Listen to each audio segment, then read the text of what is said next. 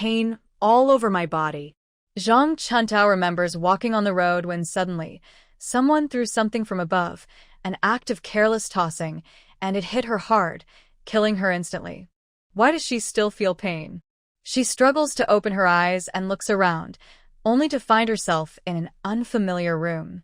The room is small and low, with walls made of thatch mixed with mud bricks.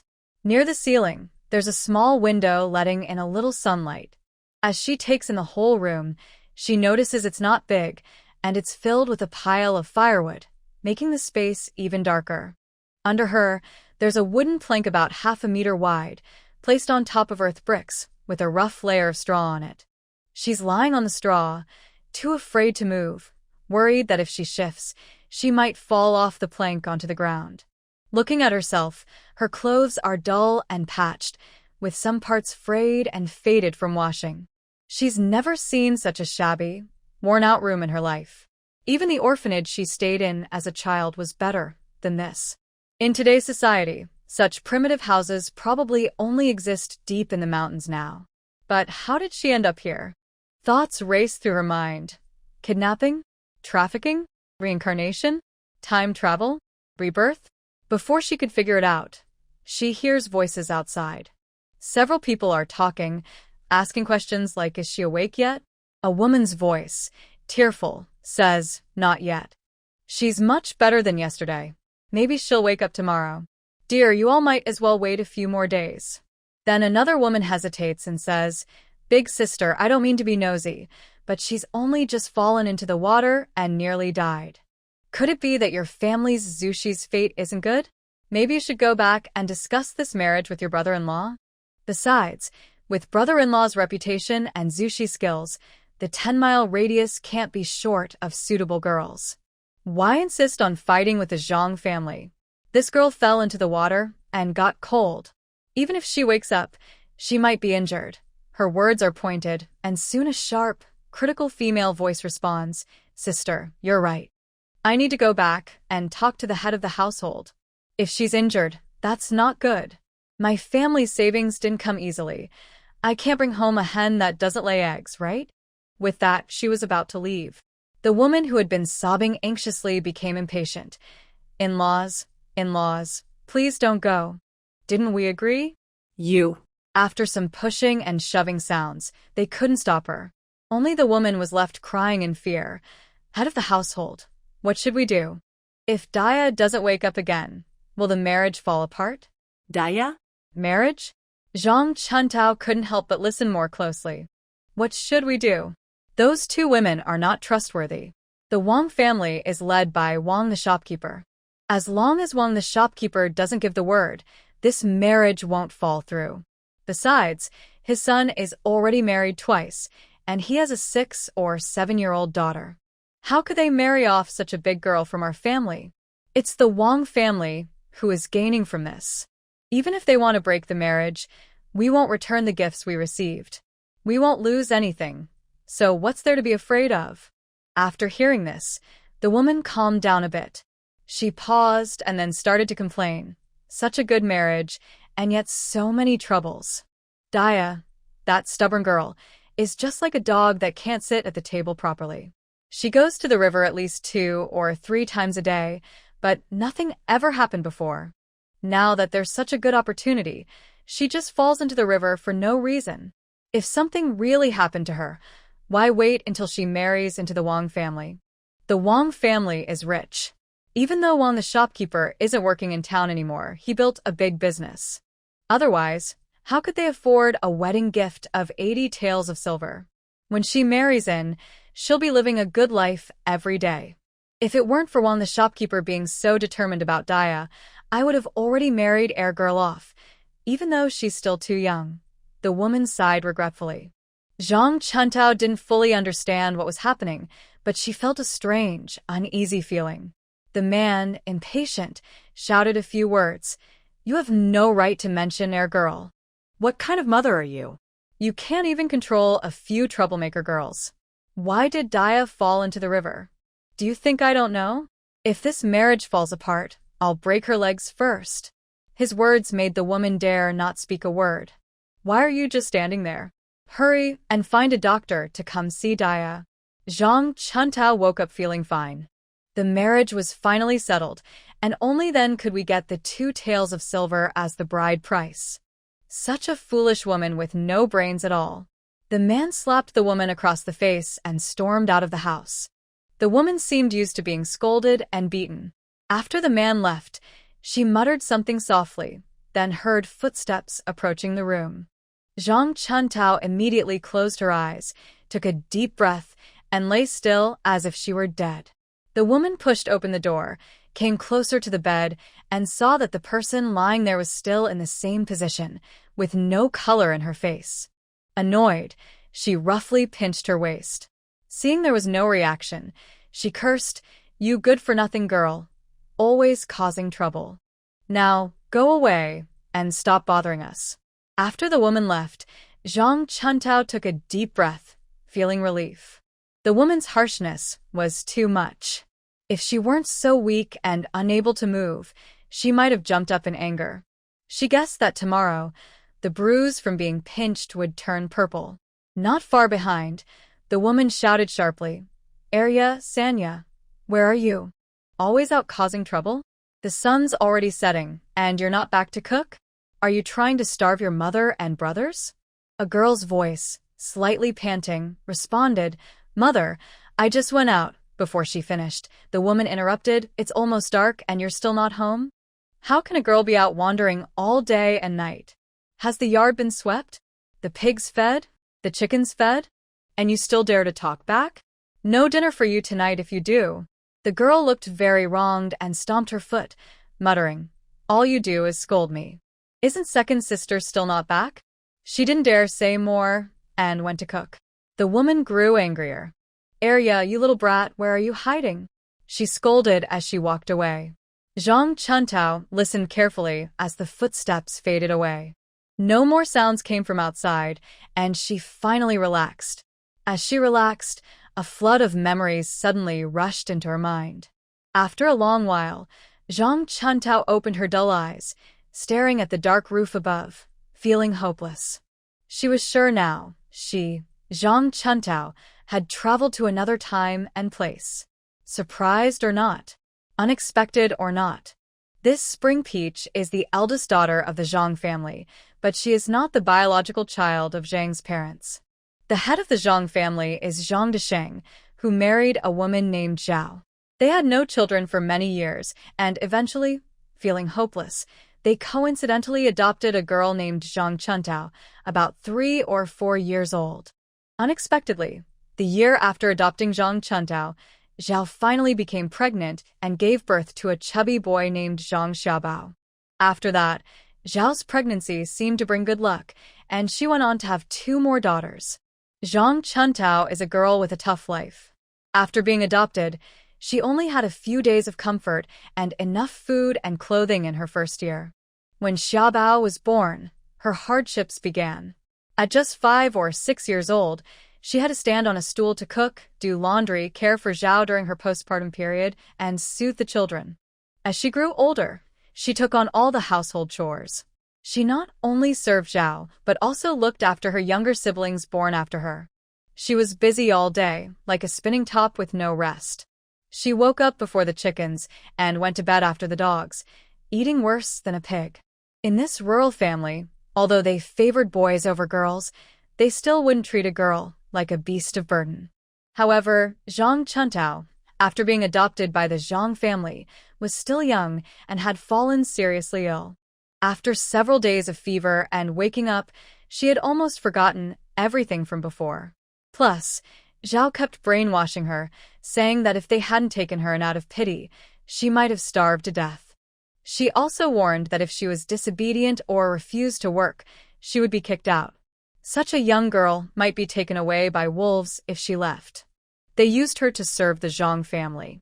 Zhang Chuntao was smart and knew she was alone, young, and couldn't leave the Zhang family.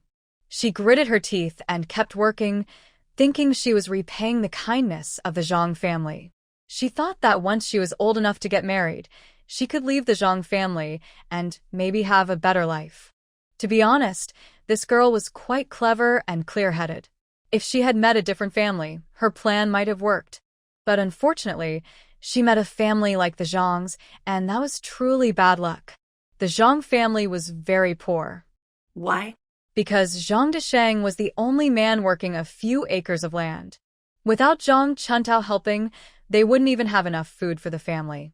Since Zhao had more children after her good fortune, she was getting older and often sick, with headaches and fevers, so she couldn't help much. Zhang Xiaobao is the little ancestor of the Zhang family. He is 12 years old. Other boys his age are usually working in the fields, doing heavy chores. But he is a precious child that his parents have waited many years for. Zhao, his mother, treasures him like her own eyes and is reluctant to let him work in the fields. So, he is spoiled and still climbs trees and explores bird nests with other children in the village every day, not doing serious work, just a mischievous kid. The second daughter, Qiujuan, and the youngest daughter, Dongmei, are girls with limited abilities. They are the Zhang family's own daughters. Although they are not as capable as their brother, they are still better than Zhang Chuntao. They are allowed to do some house chores and help out around the house. Only Zhang Chuntao is diligent and capable, able to handle both household chores and outside work. After finishing chores at home and outside, she often goes up the mountain to gather goods to support the family. Because of her, the Zhang family relies heavily on her inside and outside the house. Now, at 17, many families have come to ask for her hand in marriage, but they can't afford the high bride price the Zhang couple demands. So far, she hasn't found a suitable family. A few days ago, a matchmaker came to propose a marriage. She mentioned a family from Chilidun village nearby, the Wang family. Their son was married before but lost his wife last year, leaving a 6 or 7-year-old girl. Now they want to remarry and continue the Wang family line. Usually, families marry off their daughters to be the main wife, not as a second wife. If the first wife has children, the second wife might find it hard to get along. In rural families, second marriages are often for widows or women who have been sent back home after a divorce. Everyone lives together peacefully. But the Wang family wants to marry a young girl and is willing to pay a bride price of 8 taels of silver. They approach the Zhang family because of this. Many parents would be reluctant to marry their daughter to someone willing to pay such a high bride price. But when Zhang Desheng and his wife heard about the 8 taels of silver and saw the 4 gifts the Wang family brought, they thought it was a huge blessing from heaven. They quickly agreed, without hesitation. Zhang Chuntao is smart, but still young and inexperienced, and she has no one to teach her the seriousness of these matters. The matchmaker spoke grandly, saying that although the head of the Wang family, Wang Zhonggui, was an honest man and their home was well off, marrying into their family would mean daily food and new clothes all year round. In winter, she could even make a cotton jacket to stay warm. Honestly, such good conditions were rare in the 10-mile radius. Even though Wang Zhonggui's wife, Lin, was a bit difficult, wasn't that common for mothers-in-law?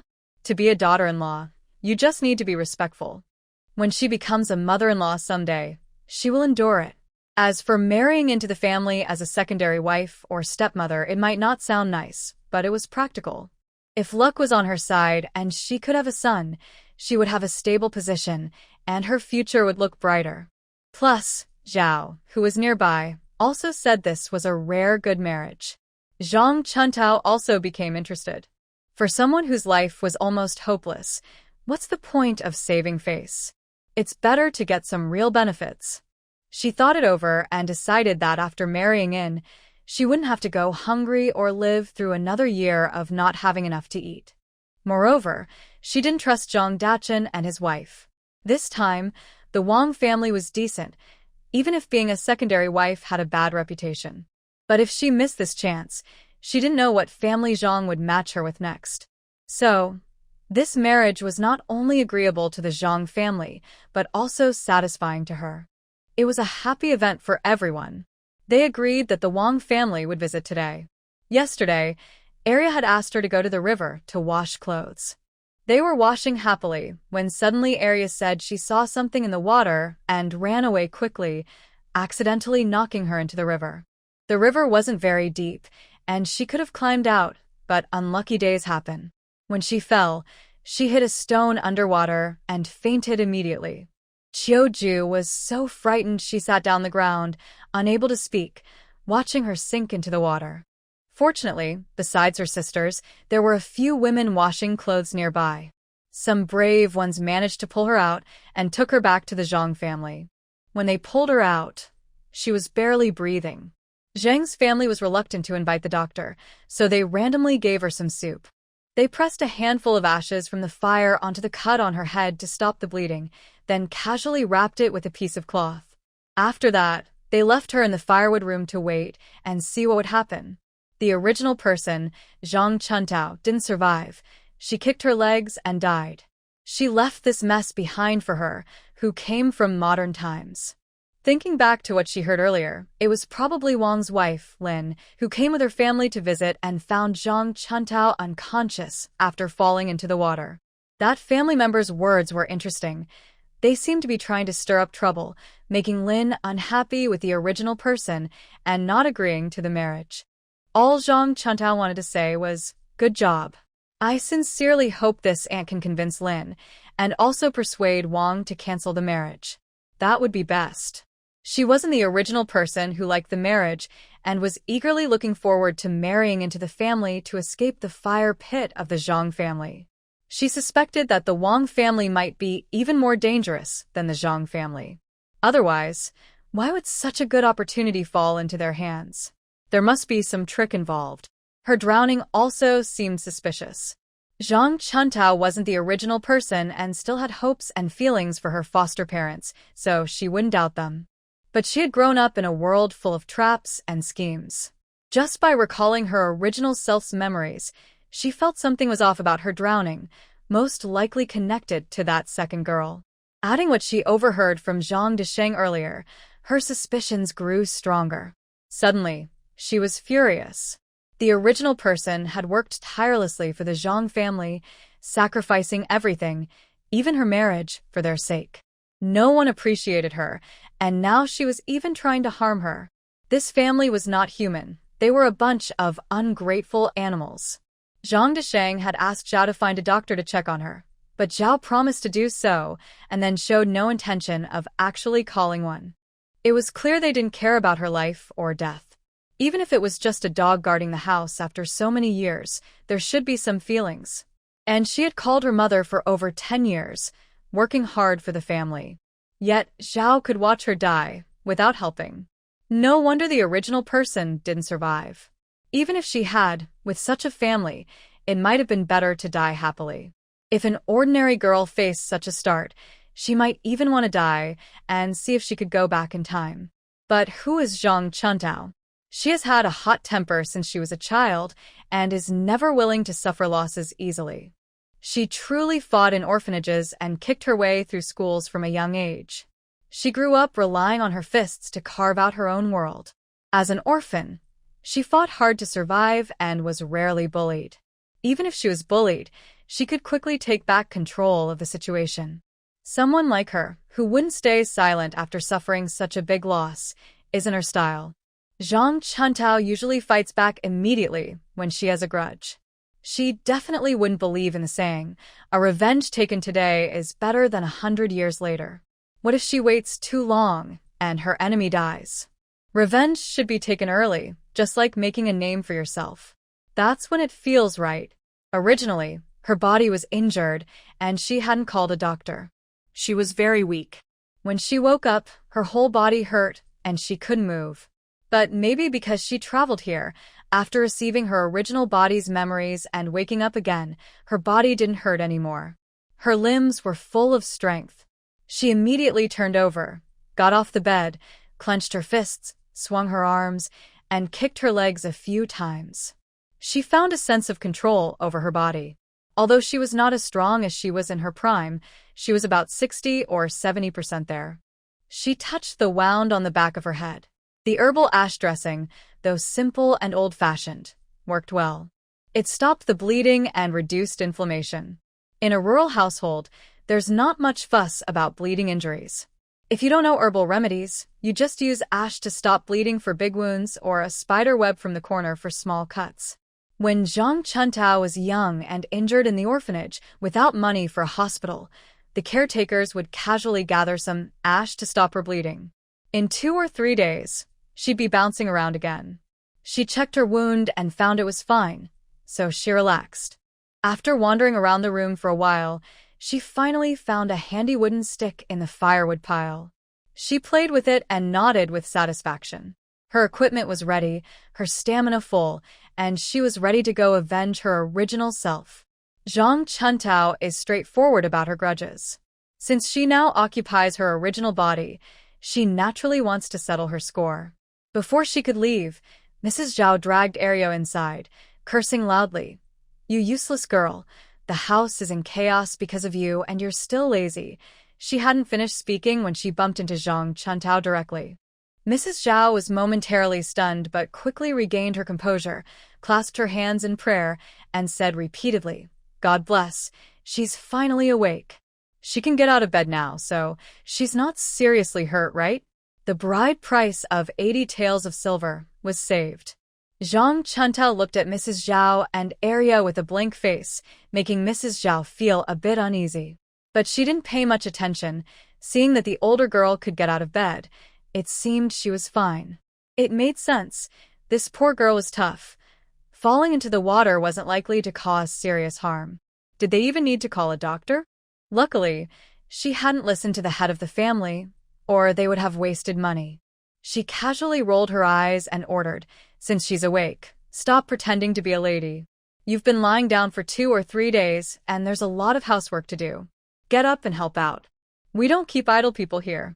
Aria stood behind Mrs. Zhao, initially worried, but on the way back, she heard her mother say that if the older girl didn't wake up soon, her father might get angry with her. Aria was most afraid of Zhang Desheng. She felt anxious all the way, but now that she saw Zhang Chuntao was fine, she finally relaxed. Hearing Mrs. Zhao's words, she couldn't help but smile with a bit of schadenfreude. Zhang Chuntao ignored Mrs. Zhao and looked at Aria coldly, asking, "Did you push me into the water?" Aria's face flickered with panic. She denied quickly, "Big sister, are you confused from falling into the water? It was clearly your own slip and you fell into the river. Why are you blaming me? You can't accuse me just because you fell into the water and didn't see the Wang family people." Smack! Before she finished, a loud slap echoed inside the shed. Aria and Mrs. Zhao screamed in unison. "How dare you hit me?" Zhang Chuntao sneered coldly. "You've already been hit. Do you think I wouldn't dare? If you had the guts to push me into the water, you should also have the guts to admit it. I just fell into the water, and I don't have amnesia. Whether I pushed or not, I don't know." Second sister's face changed color, and she covered her face, crying softly, Mother, I didn't mean to do it. I was just scared and accidentally bumped into the eldest sister. I didn't know she wouldn't stand steady and would fall into the water. I didn't do it on purpose. Besides, isn't the eldest sister okay? Why are you still hitting me?" Mrs. Zhao listened and quickly defended second sister. "Second sister is right. We are all family sisters. You're the older sister, and second sister didn't mean to do it. Why are you still arguing with her? Moreover, it was just a small matter. Since you're fine, what's the point of holding on? And you even hit someone? Your younger sister is still small and you could do that? You're spoiled. Today you dared to hit your younger sister, and tomorrow, will you also hit me and your father?" At this moment, disrespecting parents is considered rebellion, not to mention hitting them. Rebellion is a very serious crime. If a child is branded as rebellious, they will be looked down upon. Especially for girls, having that reputation means they can't lift their head for a lifetime. In the past, Mrs. Zhao would only use this weapon to make Zhang Chuntao silently endure her dissatisfaction. But this Zhang Chuntao is not the same person. Reputation is worthless. If you care about it, it can control you. If you don't care, it means nothing. She completely ignored Mrs. Zhao. She reached out, grabbed second sister's hair, and pulled her in front of her. With a sharp slap, she slapped her 2 ears. "All day long, I hear you babbling. It seems you just have a mouth and can talk, right? Are you intentional or unintentional? Don't you know what's in your heart? I've been taking care of the family sisters. raising you with my own sweat and blood. And now, I end up with an ungrateful traitor. Isn't being a good older sister enough? I do all the heavy and tiring chores at home. I work myself to exhaustion every day, and I haven't even caught my breath when I get home. You beg me to do your chores, and I never refuse. Even when you fell into the water, it was obviously your turn to wash the clothes, but you lazily said you couldn't finish and insisted I help. Who would have thought you could be so cruel? To hurt your own older sister like this? Tell me, what did I do wrong to you? Why do you hate me so much that you wish I were dead? Could it be that you have your eyes on my marriage? Want to push me into the river and drown me, so that the marriage with the Wang family becomes yours? This is probably a question that the original person would never want to face, so Zhang Chuntao asked it on her behalf. The last sentence was just Zhang Chuntao's guess, spoken casually. It was a careless remark, but unexpectedly, Arya's face changed drastically when she heard it. Her eyes flickered with fear, and she dared not look at Zhang Chuntao. She stammered in her defense, You're talking nonsense. I didn't. Seeing Arya's expression, Zhang Chuntao was also startled. Could it be that her guess was right? That Arya really pushed the original person into trouble because of this marriage? That sounds too unbelievable. The Wang family is well respected, and they wouldn't do something so shameful. It's obvious they chose the original person because she was older and still a maiden, so marrying her could continue the family line. Even if the original person had done something wrong, it wouldn't be Arya's place to be involved. She's only 11 years old, just a few years older than the little girl left by the previous wife of the Wang family. Is she being married off as a daughter-in-law, or just as a girl? The head of the Wang family is a respectable person, capable of doing things that others criticize? You could guess that's impossible just by thinking about it. But since Arya was so panicked, it must be related to this marriage. Without hesitation, Zhang Chuntao kicked Arya hard at her knee. Arya fell to her knees with a thud, crying and sniffling, begging for her mother's help. Zhao wanted to rush forward and teach Zhang Chuntao a lesson, to punish this rebellious girl. But Zhang Chuntao held a wooden stick, skillfully turned it and pressed it gently against Zhao's shoulder, stopping her from moving forward. Just a glance from Zhang Chuntao made Zhao's raised hand lower naturally, afraid to make a sound. Having dealt with Zhao, Zhang Chuntao turned to grab Arya's chin, lifted her head, and sneered, I'm talking nonsense? You don't have to? Then swear it. After thinking for a moment, she said seriously, swear that if you really push me into trouble because of this marriage, then you will have boils on your head, moles and warts on your face, lose all your hair, and spend your life married to an ugly, short, poor man who likes to hit his wife. Arya and Zhao stared in shock at Zhang Chuntao. What kind of oath was that? Usually, when people swear, they say something like, if I did this or that, then this or that will happen. This represents things like being struck by lightning, wishing someone a bad death, having intestines burst, or not being human in the next life. These are all serious curses. Of course, most of the time, whether or not you have done something wrong, true punishment is rare. But these detailed curses, like having sores on your head or making vows about who you will marry in the future, are things that neither second sister nor the Zhao family have ever heard of. Everyone was stunned. Zhang Chuntao ignored Zhao and focused on second sister. Didn't you say you didn't do it? In front of me and your mother. In broad daylight. Swear. Heaven will hear you. Second sister clenched her teeth and raised one hand. I swear, if I pushed big sister into trouble because of the Wang family's marriage, then let me have sores on my head. On my face. Oh. Before she finished her vow, she couldn't say more. It was too cruel. Truly too cruel.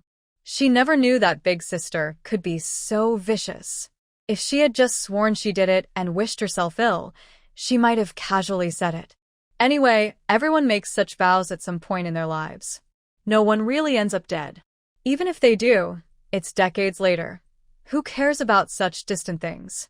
But to truly wish herself to have sores on her head, moles and warts on her face, and hair falling out, that would be worse than dying for second sister, who saw herself as the village's beauty. Especially since she was cursed to marry an old, ugly, Short, poor man who liked to hit his wife. That would ruin her life forever. So, her mouth kept moving, trying to say the vow, but she couldn't bring herself to say it. She was genuinely afraid of ending up like that.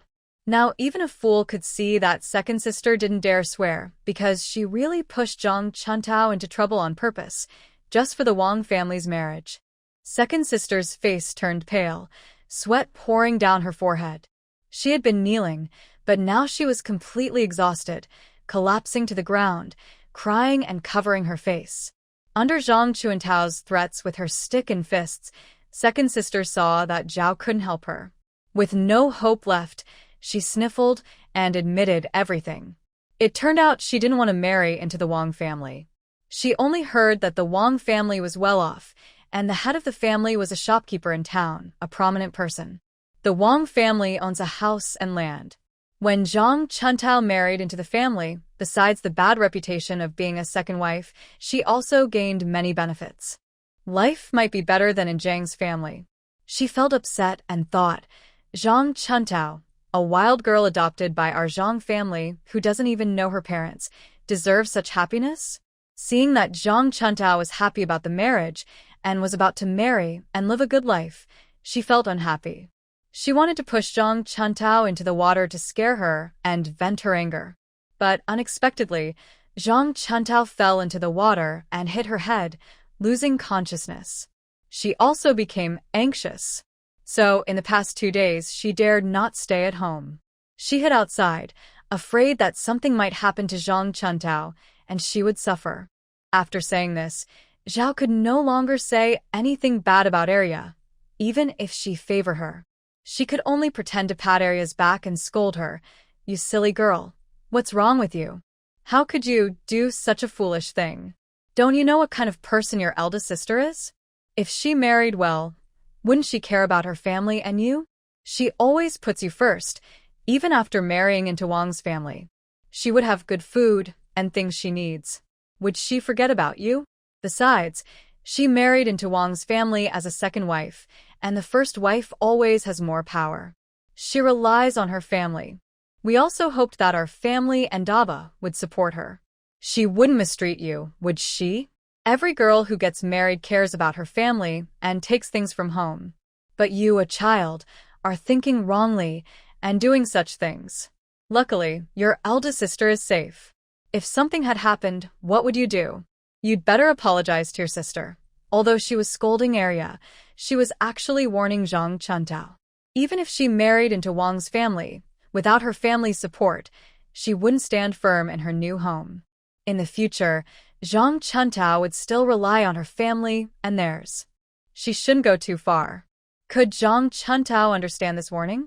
Of course not.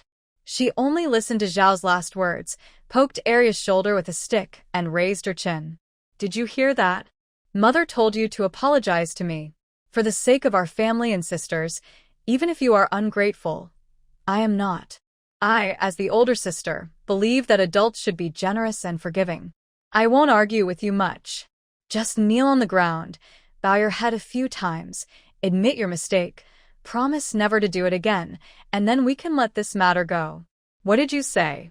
Second sister and Mrs. Zhao thought they heard wrong. They looked at each other, and then at Zhang Chuntao. Zhang Chuntao held a stick in her right hand and gently tapped her palm with her left hand. She looked calmly and said, What? You don't want to apologize? That's okay. I don't mind stretching my muscles a bit. Let second sister feel how much your big sister loves you. Although second sister didn't quite understand her words, she clearly understood Zhang Chuantao's threat. If she didn't kowtow, she would be beaten. What should I do? Second sister looked at Mrs. Zhao for help. Mrs. Zhao felt that this big sister, who just woke up from drowning, looked so strange and frightening that she couldn't bring herself to act like a caring mother. Seeing second sister begging her, she thought, she's her own flesh and blood. If she makes this adopted girl kowtow, she wouldn't be risking her own life, right? The angry words she was about to shout were swallowed back when she saw Zhang Chuntao casually hit the bedboard with her stick, breaking it in half. The broken wood scattered dust everywhere, and she slapped second sister all over her face. Second sister's scream was cut off. Even though she was choked by the dust and felt itchy in her throat, she didn't dare to sneeze. She only trembled and stepped back. When did Big Sister become so strong? If she had been hit like that, she might have lost half her life. Second Sister's fear reached its peak the moment Zhang Chuntao looked at her with a stick in her hand. All her worries about shame and losing face were thrown aside. Before she could react, she started kowtowing on the ground, banging her head repeatedly. As she kowtowed, she cried out, "Big Sister, it's all my fault. I was wrong. Please forgive me. I won't dare do it again. Whatever you ask me to do in the future, I will do it. Big Sister, don't hit me. I really know I was wrong. Please spare me this time." Second Sister was truly scared. She didn't dare to pretend. She knocked her head so hard with each strike that she was afraid it wouldn't be enough and she would get hit again. It was more sincere than offering sacrifices to ancestors. In just a few moments, her forehead was bleeding, but she didn't stop. Zhang Chuntao counted her 9 strikes and called for a stop. Arya only stopped after tremblingly looking at her. Zhang Chuntao didn't feel embarrassed about being scolded by such a young girl.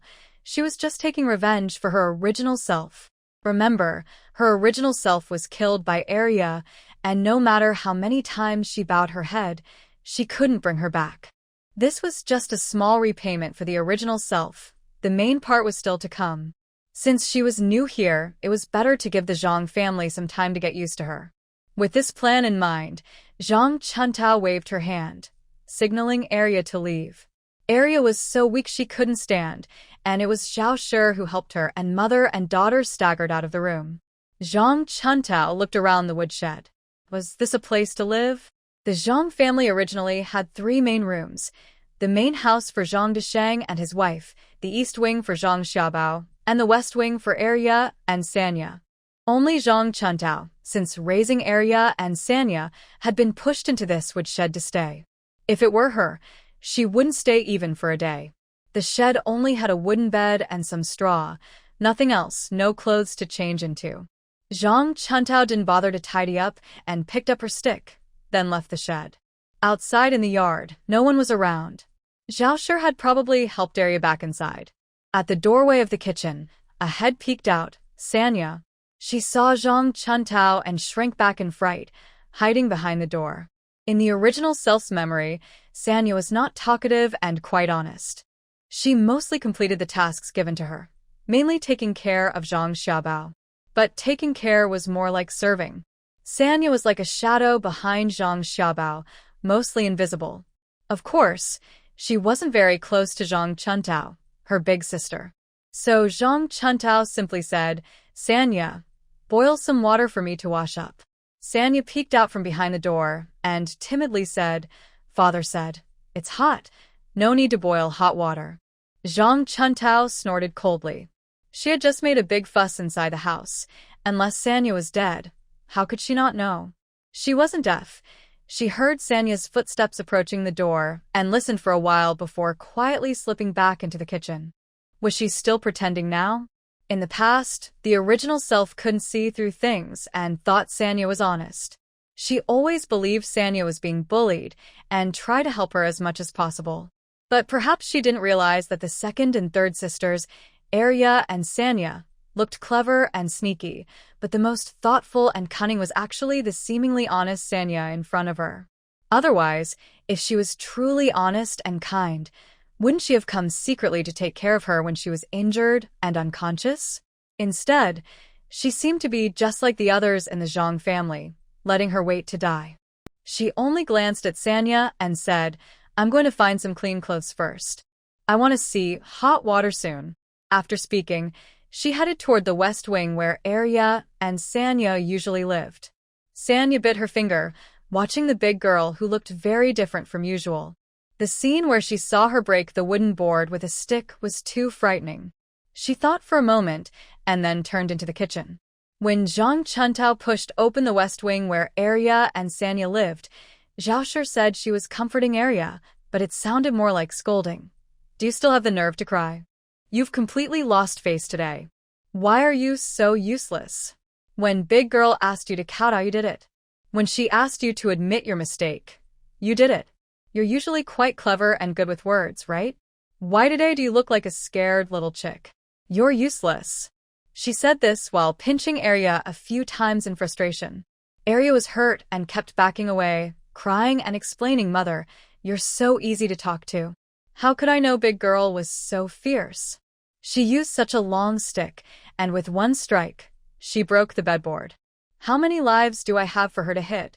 Mother's scolding me now, but why didn't she stand up earlier? Wasn't she just as scared as I was, too afraid to speak up? You little brat, what nonsense are you talking? Can I be scared by that mean girl? You, Zhao Shi, exposed and angry, reached out to hit Arya. Just then, Zhang Chuntao pushed the door open. Instantly, her fist retracted, and she forced a small smile. Big girl, what are you going to do? She said she wasn't scared, but her voice was trembling. Arya, trembling herself, couldn't help but think sarcastically inside. Zhang Chuntao looked around the west wing. The room was small, with a brick bed built against the window. In the corner of the bed, there were 2 wooden boxes. Next to the bed, there was a wooden cabinet without a door, with a few clothes stuffed inside randomly. There was also a crooked table, barely steady with a stone block, and 2 wooden stools serving as chairs. Although it looks very simple, it is much better than the conditions in the woodshed. At least it doesn't leak wind or rain. In her original memory, the 2 willow wood trunks held all her and her sister's clothes for the whole year. As farm girls, they only had these, nothing else. If nothing unexpected happens, these trunks are probably their dowries for when they get married. Just pick up the clothes inside, and they can leave home. In the wooden cabinet without a door, the clothes inside are haphazardly stuffed. They belong to Zhang Chuntao. She steps forward, takes out all the clothes, and shakes them onto the bed. They are all patched and worn, made from old clothes that Zhang Dachin no longer wanted. They are all dull and gray. Still, there is one set for spring, summer, and fall, and a winter cotton padded jacket. The cotton inside is clumped together, making it thin and hard, and it doesn't keep warm. When she opens the thinner set, it is covered with dust and water stains, with tears and holes. Someone unfamiliar might think it is a rag. Zhang Chuntao frowns. Seeing this, Arya feels guilty and quickly steps back. Why? Because these clothes were originally washed clean and folded in the cabinet. But sometimes, Arya, being lazy, doesn't bother to clean the dust on the bed or the table with a cloth when they get dirty or wet. She would just grab Daya's clothes to wipe the bed and table and then haphazardly stuff them back. She had done this many times before. Usually, if caught, she would act cute and say a few nice words. Daya would then quietly wash the clothes again, and everything would be fine. But today, after experiencing Daya's strict discipline with sticks and slaps, Arya felt timid. Zhang Chuntao also remembered this part. She raised an eyebrow at Arya and threw the dirty clothes in front of her, saying, "Go wash this clean." Then she turned around and dragged over the willow wood trunks of Arya and Sonya on the bed, opening them with a clatter. Each trunk only contained 1 or 2 sets of clothes, but the clothes looked better in color and fabric, with at most 2 or 3 patches. The winter cotton padded jacket looked old, but when touched, the cotton inside was still soft and fluffy. Compared to Zhang Chuntao's jacket, it looked much warmer. Zhang Chuntao casually rummaged through her clothes twice, having a rough idea in her mind. She then turned her head and snorted at Zhao with a cold look. Second sister heard Zhang snort and felt her legs tremble. She lowered her head and obediently took the clothes, daring not to make a sound, and went out to wash clothes. Zhao didn't know why, but she felt a bit guilty. She forced herself to act tough, crossed her arms, and said, "What are you looking at me for? I'm the mother, so I have to take care of my younger brothers and sisters. Besides, isn't this how most girls grow up? I feed and clothe you, keep you from freezing or starving. What more do you want? Do you want me to spoil you?" Zhang Chuntao was tired of arguing with Zhao. Her body, after being pulled out of the water and returned to Zhang's family, hadn't been given a clean set of clothes. She had to wear her damp clothes for several days until she woke up. Fortunately, the weather was hot, and her body was relatively healthy.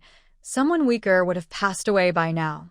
Because of her fever, her body was sticky when she woke up, so her clothes naturally needed changing. But the only spare clothes had been dirted by second sister and taken to wash. Second and third sisters, being much younger and smaller, couldn't wear those clothes either. The only person in the family close to her size was Zhao. So Zhang Chuntao turned and headed toward the main room. Zhao followed behind, trying to stop her, but Zhang gently pushed her aside, causing her to fall on her backside. Zhao didn't bother to complain about the pain and quickly got up, following her inside. The main room was larger than the east and west wing rooms and was divided into two parts.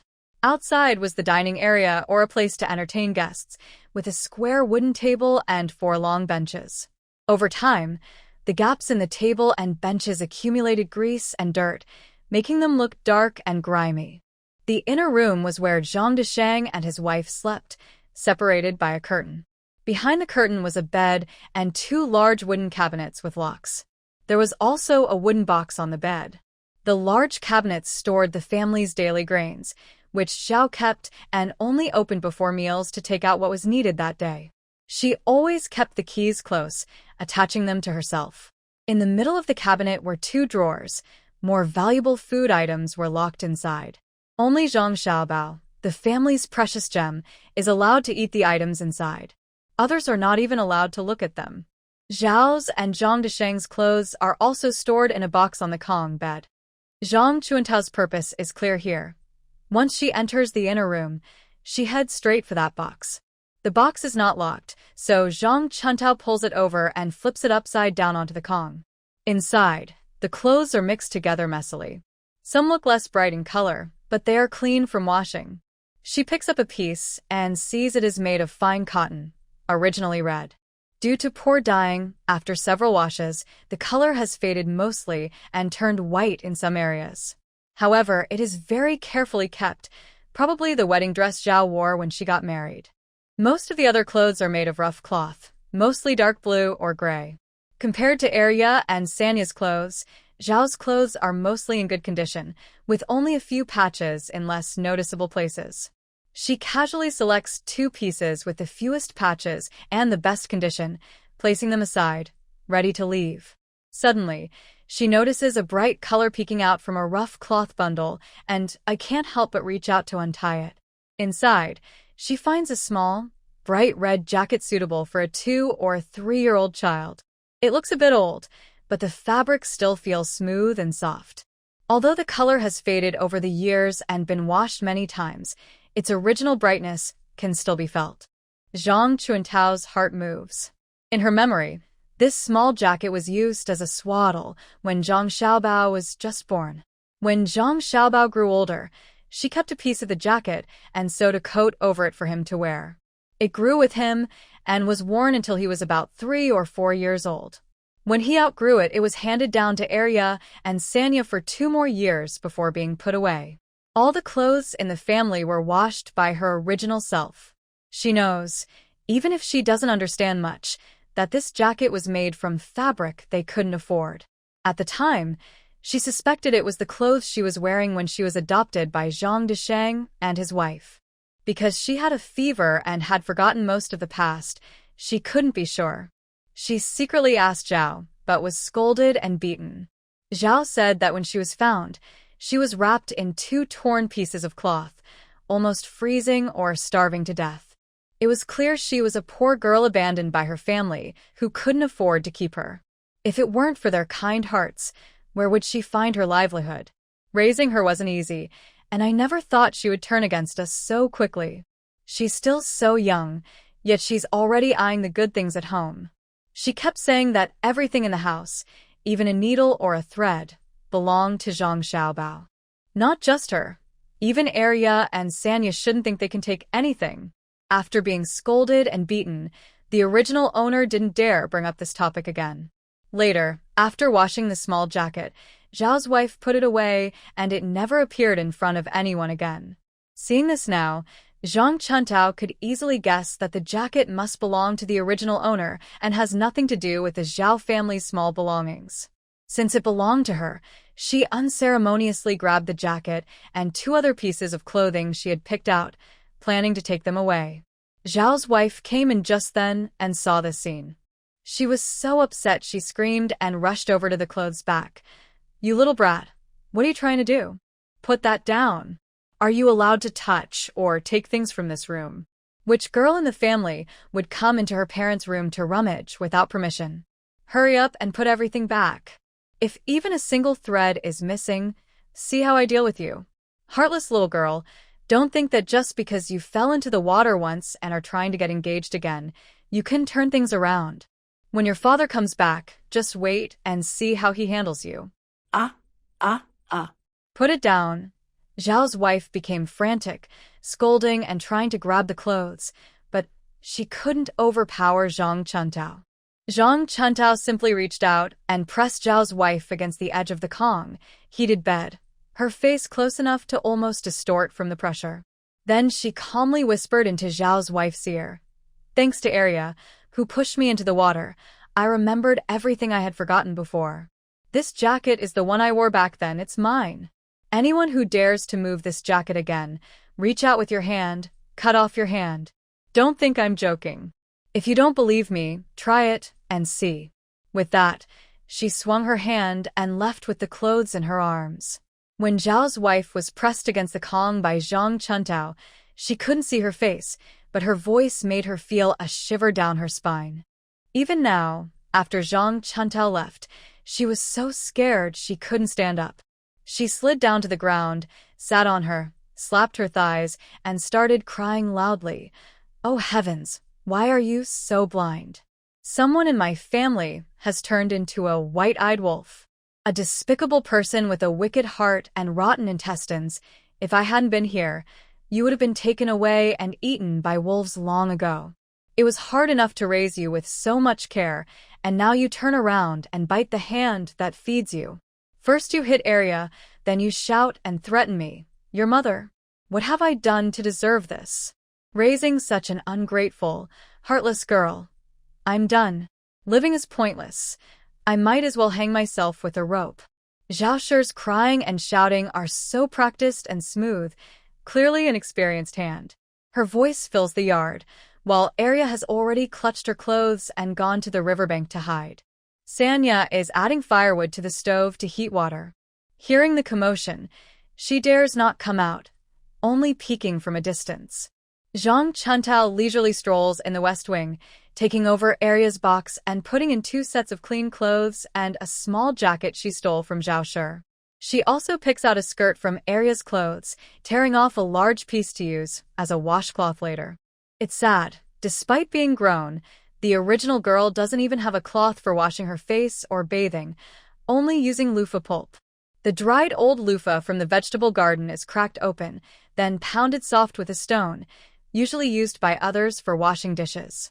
Although the original girl was from a farming family, she also liked to keep clean. In the Zhang family, during summer, it was acceptable. The men would go to the river, wash, and come back. But in winter, the whole family used one cloth towel. Men washed first, then women. The towel was used from head to toe, water turning black as they cleaned. So, the original girl never used Zhang's towel. When it was her turn, she would boil water and wipe herself with loofah pulp. Zhao Shi scolded her for being delicate, saying she wasn't a lady from a wealthy family.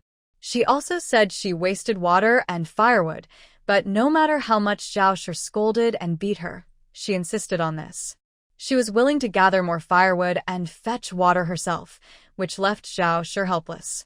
Now that Zhang Chuntao has come, she naturally wants everything to be new and nice, not to wear Zhao Shi's used clothes or torn cloth towels from Arya's skirts. But the Zhang family's current situation means that even if she were strong enough to beat Zhao Shi into a dazed state, she couldn't produce new clothes or towels. She can only endure it. She ignores Zhao Shi's crying and shouting in the main house, pretending not to hear. Over at Sanya's place, the hot water was ready. She was afraid Zhang Dachin would blame her for using too much water, and also afraid Zhang Chuntao would hit her with a stick. So she obediently boiled half a pot of hot water. Zhang Chuntao looked around the house and only found a wooden basin, which was usually used for washing clothes and bathing. Even if Zhang Chuntao didn't want to, she had no choice but to put some grass ash into the hot water, scrub the basin several times, then carry the hot water and basin into the west room. She used a stick to block the door, quickly cleaned herself up, changed into clean clothes, and felt much fresher without the sticky feeling. However, her scalp wound hadn't healed yet, so she dared not get it wet and had to endure for now. After washing, she poured the water into the drain behind the house. By then, Zhao was crying loudly in the yard after coming out of the inner room. Perhaps because she was making a fuss for a long time, Zhang Chuntao didn't move to stop her, probably out of fear, and decided to make a bigger scene. She hoped everyone in the neighborhood and the villagers would hear about it, so they could see whether the stubborn girl would soften. In this world, parents are like heaven, and children, especially daughters, are like the earth's mud. Daughters are supposed to obediently work and listen. They shouldn't try to rebel and take over their parents' authority. If they do, even heaven won't forgive them. Zhao was planning carefully. At this moment, the men and women working in the fields were returning home for breakfast. Farmers and their wives in the countryside work hard every day with little entertainment. If the master lost a chicken or the wife scolded her husband, people would talk about it for days. From afar, the crying and shouting of Zhao could be heard. Whether nearby or far away, people couldn't help but gather outside the Zhang family's yard and listen carefully.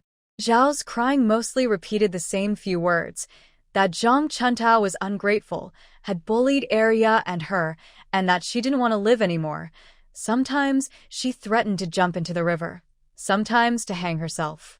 Everyone in Bajiao village knew what kind of people Zhang Dachin and his wife were. Did they know about the trouble in Zhang's family? If Zhang's eldest daughter was truly ungrateful, then most people in the village would be even worse than ungrateful. She was only 16 or 17, a young girl who helped with farm work and was good at it. During busy seasons, she worked hard in the fields, and in her free time, she went to the mountains to pick wild herbs to help the family. Most of the Zhang family's livelihood depended on this girl. Zhang Dachin was just an average farmer, but if it weren't for Zhang Chuntao helping out, their harvests throughout the year wouldn't have been enough to keep the family from starving. None of the other members of the Zhang family, from Zhaoshi to Sanya, are truly useful. Even though Zhang's eldest daughter was adopted, villagers say she looks like she's blessed and can bring prosperity to the family. Was it because Zhaoshi couldn't have children that they adopted her, and only then did her younger siblings come along? Based on this, the Zhang family should treat her well. But everyone can see how the Zhang family treats her. Even the daughter of the landlord's family has a better life than her. And as for the marriage proposal she mentioned, everyone knows what Zhang family really wants. They just want to sell their daughter for 80 taels of silver to be a concubine. Otherwise, with Zhang's personality and hardworking nature, besides being an adopted daughter, who wouldn't want such a capable daughter-in-law? Moreover, on the day she fell into the water, it wasn't unnoticed. Arya pushed her in. She had a big head wound and was unconscious for days. Who knows if she's still alive now? Why call her ungrateful? Why accuse Arya and Zhaoshi of bullying her? Could someone unconscious really bully two living people? They're talking nonsense, treating everyone like fools. Some quick-tempered women, who dislike Zhaoshi, spat at the Zhang family's yard and muttered that Zhaoshi was no good, then dragged their men away. Others, watching the scene, couldn't stand it anymore. When Zhang Decheng returned, they couldn't help but gather around and say, "Decheng, your wife is really out of line. Everyone in the village knows what kind of girl your big sister is." Honestly, among girls of this generation, how many are as filial, caring, and capable as your sister? Even if she's not your biological daughter, she's been raised for over 10 years. Even a dog gets used to its owner, right? She suffered so much and is still lying unconscious. At least treat her a little better, exactly. Besides not looking at other things, at least consider the wedding gift of 80 taels of silver. Otherwise, if she's ruined, where can you find another girl to sell for 80 taels? This was said with jealousy over Zhang Decheng selling his daughter for 80 taels and disdain for her. This caused a burst of laughter among the onlookers. In this rural household, valuing boys over girls is common. A son can continue the family line, while a daughter is usually someone else's. Favoring sons is normal. Everyone still cares about their reputation. Unlike the Zhang family, who, for money, have lost all sense of honor and dignity, selling a good young girl to be a concubine. There are also those who want to sell their daughters, but unfortunately, the Wang family didn't want her, and they secretly resent the Zhang family. They all use this opportunity to pretend to comfort, but in reality, they are mocking the Zhang family. Zhang Desheng is a man who cares about his reputation. Hearing these words, his face turned pale like a shop selling soy sauce, half white, half black, and he was so embarrassed he wished he could hide in the ground. He forced out a small smile and said, "This afternoon I went out fine. Maybe there was some misunderstanding." Someone winked and smiled at Zhang Desheng. "Brother Desheng, it's not a misunderstanding. Just listen to yourself. As the saying goes, sometimes it's good to keep a little conscience, leave some room. Don't take everything for yourself. If you take everything, even heaven might not look kindly on you." Zhang Desheng clenched his teeth, unable to hold back his anger. His face darkened as he clenched his fists, kicked open the courtyard door, and saw Zhao sitting under the eaves, still acting desperate. Hearing the noise, she looked up and saw Zhang Desheng returning. She quickly scrambled up and rushed toward him, shouting, "Master, you're finally back. Our family has a traitor. That eldest girl is about to cause trouble. I'm almost driven to death by her." This was Zhao's usual way of acting. She married Zhang Desheng, and after many years without giving birth, she was not abandoned. She had her own tricks. Usually, she would flatter Zhang Desheng, crying and whining. It was this tactic that once successfully made Zhang Desheng turn against his parents and split from the family. Zhang Desheng truly fell for her tricks. Although he would beat Zhao when drunk, he never held back. But normally, as long as Zhao cried and made a fuss, he would listen to her most of the time. Today, Zhang Desheng first habitually supported Zhao, intending to comfort her, but then he heard the laughter of some men and boys outside, teasing and making fun. He suddenly realized that the courtyard gate was still open and others were watching outside. His face darkened instantly. He lowered his voice and shouted, "Shut up! Are you still not embarrassed enough?" He pushed Zhao aside and turned to close the courtyard gate. This was clearly a family matter for the Zhang family now. Besides the older girl, a young boy was peeking through the door, watching inside. The other men and women also gradually left. They had been working in the field since early morning and were too hungry to care about others' affairs. Mrs. Zhao was pushed by Zhang Desheng, causing her to wince. Her crying suddenly stopped as she looked at him in disbelief. Zhang Desheng closed the door, turned around and saw Mrs. Zhao's tearful yet stubborn expression, which annoyed him. He impatiently placed his farming tools in the corner, sat down under a tree, and said irritably, "When I left, I told you to call a doctor to see the eldest girl. Did you do that? You didn't call anyone, so what are you fussing about? A husband knows his wife well." Zhang Desheng understood Zhao's feelings, especially about their daughters. He was particularly fond of the eldest girl. Hiring a doctor to check on her would cost 4 or 5 silver coins, even if no medicine was needed. She definitely didn't want to spend that money. Sure enough, Zhao rolled her eyes and said, "That's easy for you to say. We're not a wealthy family. Just a little girl, a fragile life. Do we really need to call a doctor? We don't have that much silver to spare. Isn't it just a child who fell into the water? She'll be fine after a few days resting at home. Why is she so precious? Besides, she's about to be married and leave home soon. She'll belong to someone else eventually. Why should we spend our money on her?" Zhang Desheng took out a pipe from his waist. As a farmer, after a long day, he liked to smoke a couple of puffs, and he was no different. He tapped the pipe against his shoe sole and frowned. "Then why are you making a fuss?" Mrs. Zhao, hearing this, was so angry she pounded her chest. "Head of the family, you don't understand. The moment you left, that stubborn girl woke up. I was trying to be kind and took second sister to see her. who knew she woke up and started hitting second sister and forcing her to kowtow and apologize. Hearing this, Zhang Desheng's face darkened. Did the eldest girl find out that second sister pushed her into the water? Mrs. Zhao, who had been talking nonstop, suddenly fell silent as if her tongue had been cut. After a moment's pause, she gathered her courage and said, "Second sister didn't do it on purpose. Besides, the eldest girl is fine now. Just a slap on second sister's face is enough. Why make second sister kowtow and apologize? Doesn't she see herself? Does she think she's worth it? Not afraid of losing their life?" Zhang Desheng didn't want to hear Zhao talk nonsense and interrupted directly. "Enough, since you dislike it so much. Why don't you stop her? Could it be that your big girl still dares to ignore you?" This remark stirred up trouble. Zhao, who had just stopped crying, immediately started crying again. "That girl, if I could stop her, I wouldn't be here. That girl must be possessed or crazy. She not only hit second sister, but also went into our room, rummaged through our boxes, and stole my clothes along with that small jacket." Zhang Desheng's first reaction was suspicion as he looked at Zhao. "What nonsense are you talking? How could Big Girl do such a thing?" In Zhang Desheng's memory, Big Girl was usually quiet, honest, hardworking, and good at earning money. She did most of the chores at home, but her clothes and food were the worst. Over the years, he hadn't seen her say much, so how could she do such a thing? His wife was often exaggerated in her stories, so he naturally asked more questions.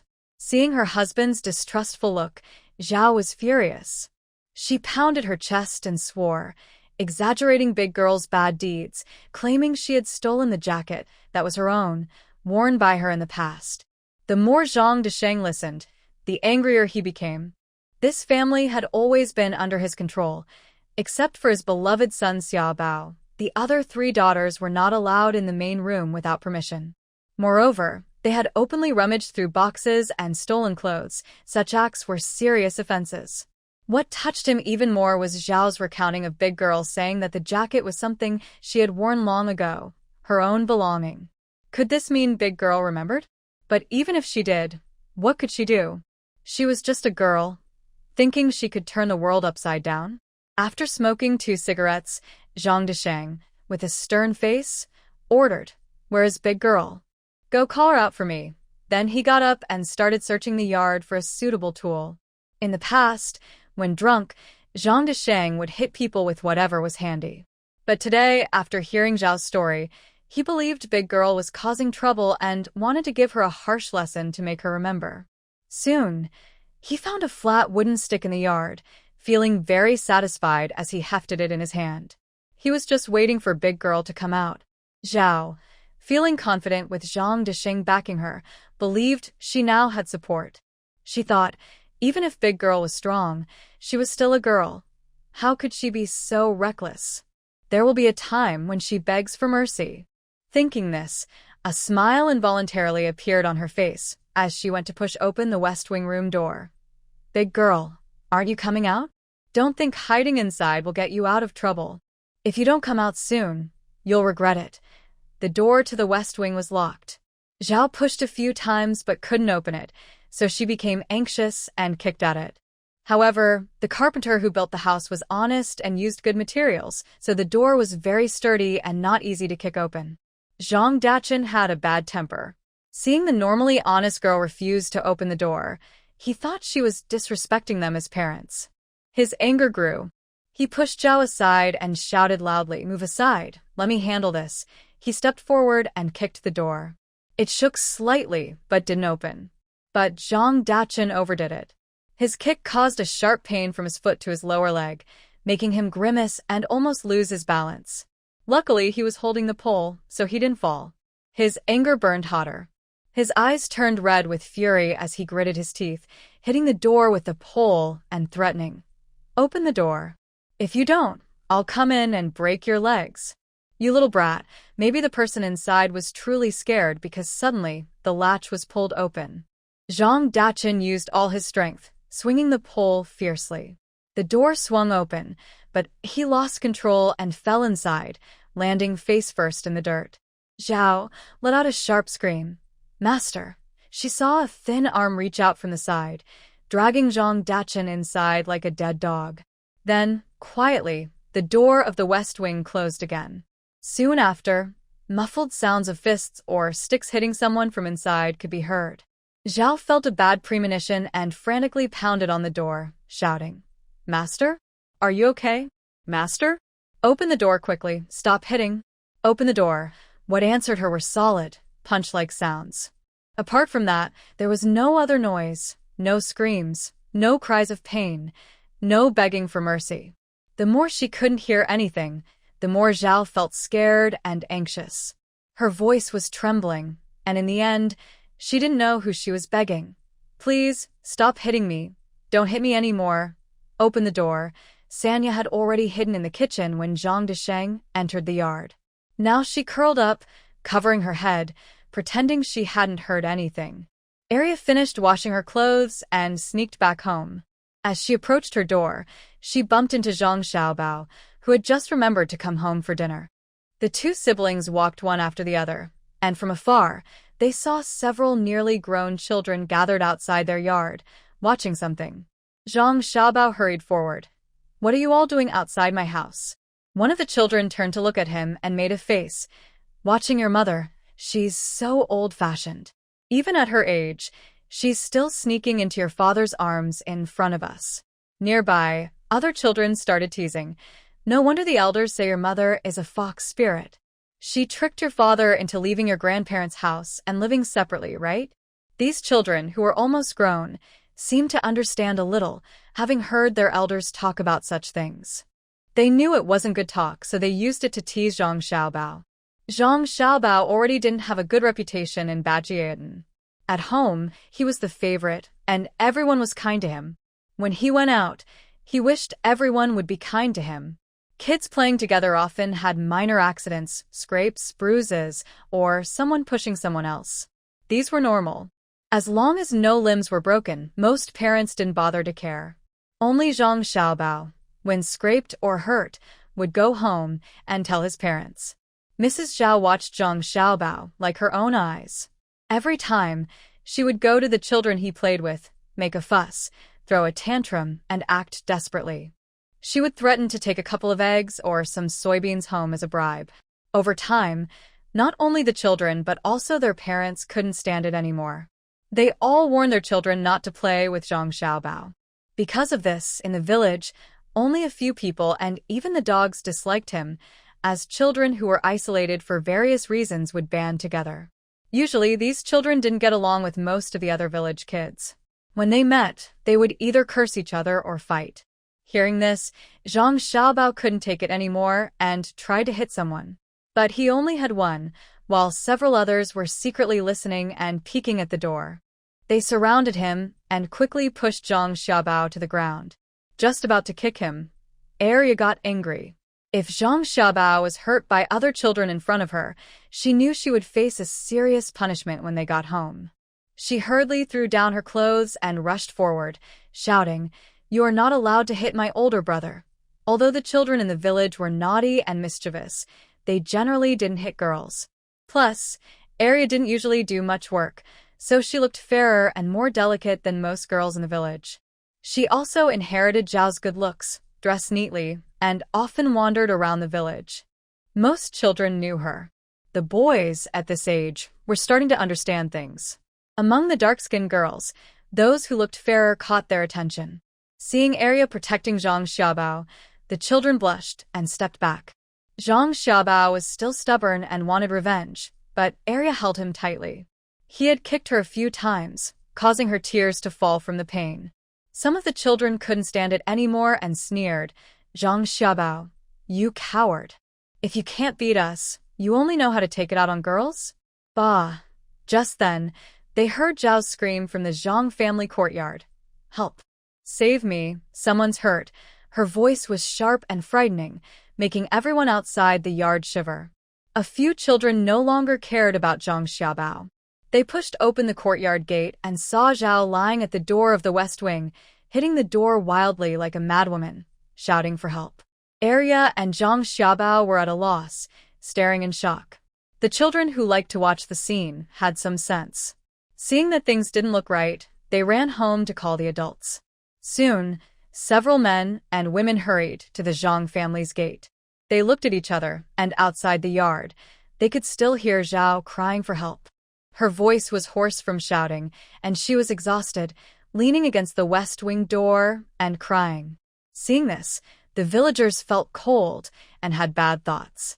Could it be that Zhang Desheng, after listening to Zhao's accusations, accidentally hurt Dia and caused her death? Thinking about how honest, hard-working Dia was, they wondered if she was really gone. It was such a cruel fate. The kind-hearted wife couldn't help but tear up. I couldn't help but mutter, "This is truly a tragedy." But since I didn't see it with my own eyes, everyone still held on to a little hope, guessing and gathering courage as they stepped into Zhang's yard.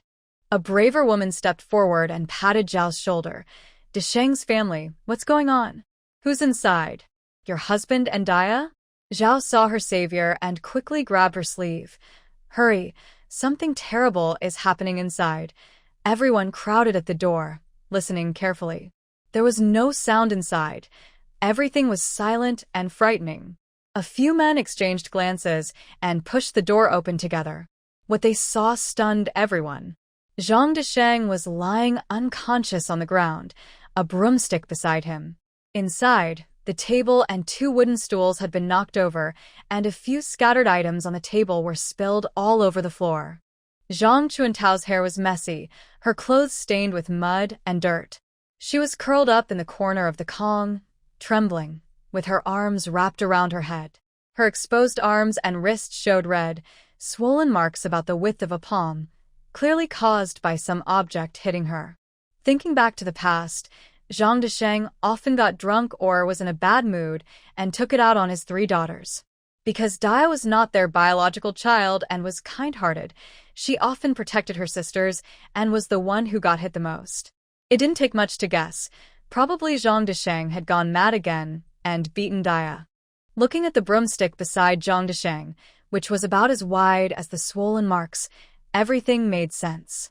Seeing Dia trembling and covering her head, the kind-hearted woman's eyes filled with tears. She quickly stepped forward. "Dia? Dia? Are you okay?" Zhang Chuntao hugged herself tighter, lowering her head even more, desperately trying to squeeze into the corner. She seemed to have no way out but kept shrinking back, as if she wanted to hide inside the wall. She mumbled softly, "Dad, don't hit me. Dad, please don't hit me. Please spare me." The woman, who had wanted to reach out and pull Zhang Chuntao away, was moved to tears. She glared fiercely at Zhang Desheng still lying on the ground and said harshly, "Even a fierce tiger wouldn't eat its own cubs. Dia is such a good girl, suffering so much for this family. How could you do this?" While scolding Zhang Desheng, she reached out to touch Zhang Chuntao. "I haven't encountered this situation yet." Zhang Chuntao was trembling like chaff in the wind, looking very pitiful. She quickly looked up in fear, then lowered her head again. Don't hit me. It was all my fault. It's all my fault. Mother, I will go cook right away. Tomorrow I will go up the mountain to find some game." This speech was very moving and made people tear up. Even the toughest man in the village felt a bit sorry. Looking at Zhang Desheng and his wife, their eyes were full of contempt and disgust.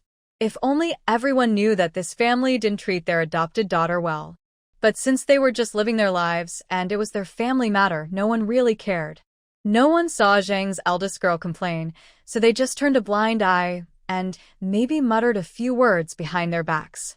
Now, seeing this scene, anyone with a conscience would feel pity. But Zhao sure didn't have time to care.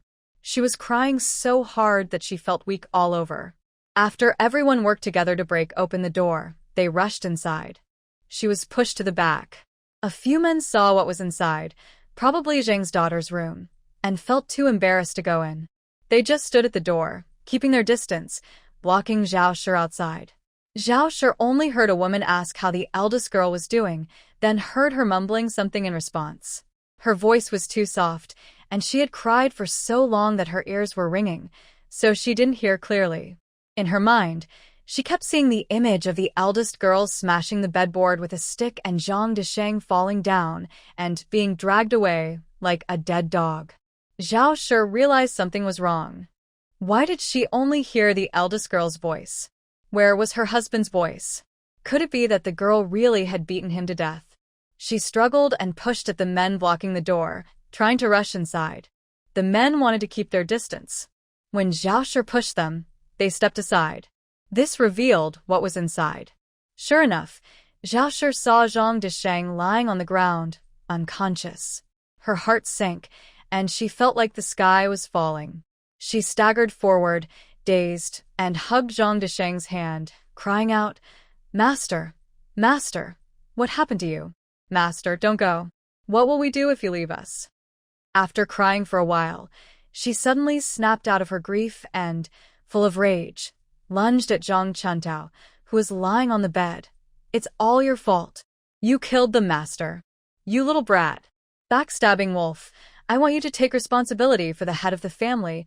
Before I could rush forward, a woman who had been watching nearby grabbed me impatiently and rolled her eyes. "Hey, Dachin's family, are you out of your mind? Saying such things? Do you think we're all dead? It was clearly your husband who beat Daya so badly. Why are you blaming Daya now? Look at her, she's so thin. She looks like firewood. A gust of wind cut her away. How could she have the strength to hit your husband? We even thought you finally had some conscience, hearing that your husband was about to kill Daya, and you called for help.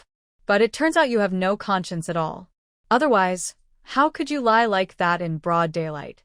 Several women nearby nodded in agreement. At the door, a man couldn't help but say, "Sister-in-law, Dachin's brother isn't dead. Why are you crying so much? It's bad luck. Not dead?" Zhao Shi exclaimed. "Then why is my head of the family lying on the ground?" Everyone looked at each other in confusion. When they entered, they saw Zhang Dachin lying on the ground. Who knew what had happened? They all looked at Zhang Chuntao at the same time. The woman who had rushed in first and was comforting Zhang Chuntao was now soothing her, so she stopped trembling and was willing to hold her hand. That woman slowed her voice and asked, "Daya, tell Auntie, what's going on? Why is your father lying on the ground?" After a long pause, Zhang Chuantao's sobs could be heard. "Father heard mother's words and rushed into the room to hit me. I was in so much pain. I begged him to stop, but he didn't listen." She sniffled softly again. The woman, feeling sorry for her, wanted to pat her on the back but hesitated, worried she might hurt some injury somewhere. She only brushed her hair gently. She let out a gasp and said, "What's wrong with your face?" Everyone looked over. After the woman tidied her hair, her face was revealed. Half of it was swollen badly, her left eye was black and blue. Not to mention, she had only used her hand to brush her hair, but it had pulled out a handful of broken hair. Everyone present understood, and looked on with pity. Only then did Zhang Chuntao manage to explain, in broken words, that Zhang Dachin came in without asking questions, beat her after she begged for mercy, and when she heard Zhao Shi calling for help outside, she tried to open the door. But she slipped on water at her feet, hit her head on the bedpost, and fainted. Everyone showed a look of realization, and that made sense. Zhang Disheng was probably too exhausted from fighting and didn't notice his footing, which caused him to fall. Serves him right. A few women couldn't help but mutter in their hearts. Over there, Zhao was truly confused. Seeing how miserable Zhang Chuntao looked, it was clear she had been badly beaten. Then she looked at her own husband lying on the ground. He didn't seem hurt at all. Could it really be as the older girl said? Yes, it makes sense. After all, men are stronger. No matter how capable the young girl is, she is still just a girl, and probably not as strong as her own husband. Thinking this, Zhao felt relieved.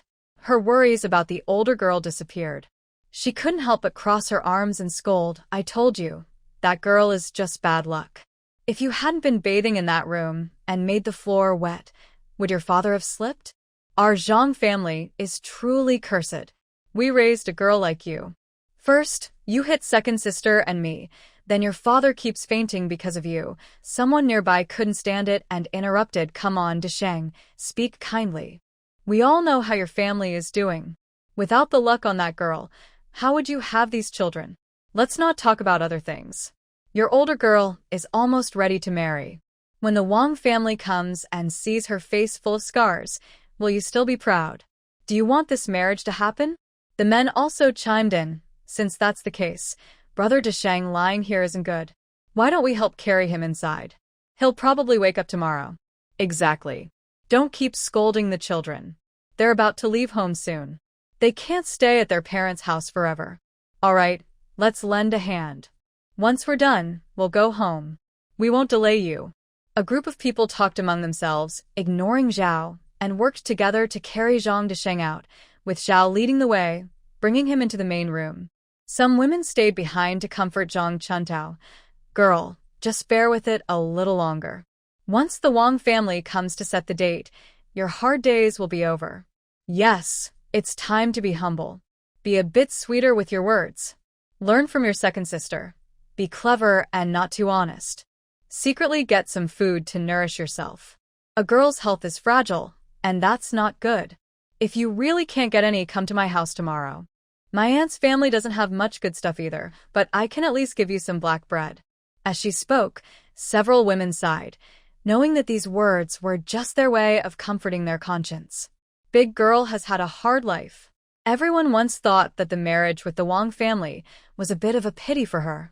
Now it seems that the Wang family is a good place to go, and even if it's difficult, it's still better than her own family's life.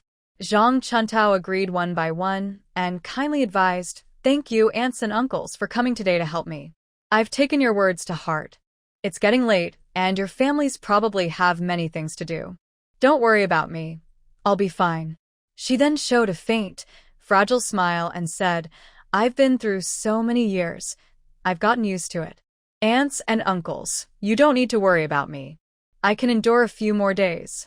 In the future, if you hear any more trouble from our family, please don't come over. I am the one who is getting married and won't stay at home for long. I just want to do my duty to my parents before I leave. Aunts and uncles, you will be living here with my parents for a long time. Don't let my situation cause trouble between you all. That would be my fault, wouldn't it?" These words made the women feel sad, and one of them even started to cry. "Let me tell you something from the bottom of my heart. Today, you and the uncles and aunts spoke for me. When my father wakes up, I'm afraid that tomorrow—" Zhang Chuntao hesitated, unable to finish her sentence. But no one present was foolish. They immediately understood what the big girl from Zhang's family hadn't finished saying. They supported her, and today, seeing them all there, Zhang Desheng and his wife didn't say anything. But once they left, they feared that the anger Zhang Desheng and his wife were holding back would be directed at the big girl. She might suffer even more. There was nothing they could do. This was just how things were now. Parents, even if they beat their own children to death, as long as no one reports it, no official will get involved. People might gossip behind their backs, but that's just family matters. How can outsiders interfere? The women had no more words and only felt sorry for the big girl, who was too sensible. They shook their heads and left the house, calling their men to go home. After leaving Zhang's courtyard, they still talked about Zhang Chuantao's words. Several men also knew that this Zhang Desheng, although having separated from his family to live on his own, was disliked because he and his wife didn't know how to behave, which offended the relatives of the family. But that was the family's own matter, and if anything serious happened, the Zhang family might step in. They were just neighbors, and offending the Zhang family over a girl was not worth it, especially since outsiders weren't in the right either. So everyone thought it was best this way, avoiding future trouble where the Zhang family might cause chaos, which would be awkward for everyone. The man made up his mind but was worried that his wife might be too soft and emotional, so he specifically told her not to interfere if the Zhang family caused trouble again. Although the women felt sorry for Zhang's eldest daughter, compared to their own families, their sympathy was small and insignificant. They didn't speak but all agreed silently. The group each went back to their own homes in silence. Somehow, someone spread the news about today's chaos at the Zhang family and Zhang Chuantao's words. This gossip sparked a lot of talk in the village and even reached nearby villages. Especially the Zhang family, who were secretly talked about many times. As a result, the Zhang family felt ashamed, and even their children's marriage prospects were affected. Later, The troublemaker Zhang Desheng's family was called by the village head and elders for a stern warning. That is a story for later. Once the villagers left, it was almost dark. Zhang Xiaobao and Arya were still standing in the yard, looking at each other with blank faces. They overheard part of the conversation and understood that their father had beaten the eldest daughter, and in the process, he slipped and fainted. Inside, Zhao was still crying over Zhang Desheng, and everything else was forgotten. Zhang Xiaobao, who had played all day, was hungry and stomach-aching, and hearing Zhao's crying made him even more impatient. After waiting a while, he saw that the eldest daughter hadn't come out of the west room, and Arya was just staring blankly at him, while the third daughter was hiding somewhere.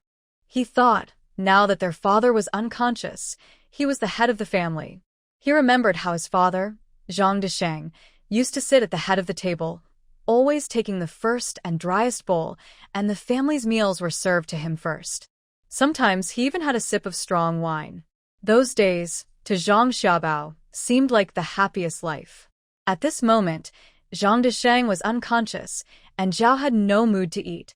Zhang Xiaobao then put on airs and ordered Arya, go inside and light the lamp. She also called out, Sanya, is the food ready? Hurry and serve the meal. We're all starving. Her way of speaking and acting was learned from Zhang Desheng. Sanya was hiding in the kitchen and didn't dare come out despite the lively scene outside. After hearing Zhang Xiaobao, she finally peeked out and replied, the food is ready. We can eat soon. Thinking for a moment, she asked, where's the food? Where are Dad and Mom? Zhang Xiaobao pointed to the main room and told her to bring the food over. Arya had already gone inside to light the oil lamp. It was the only lamp in the Zhang family, rarely lit on normal days. Now lit, it cast only a small, faint glow, barely enough to see clearly.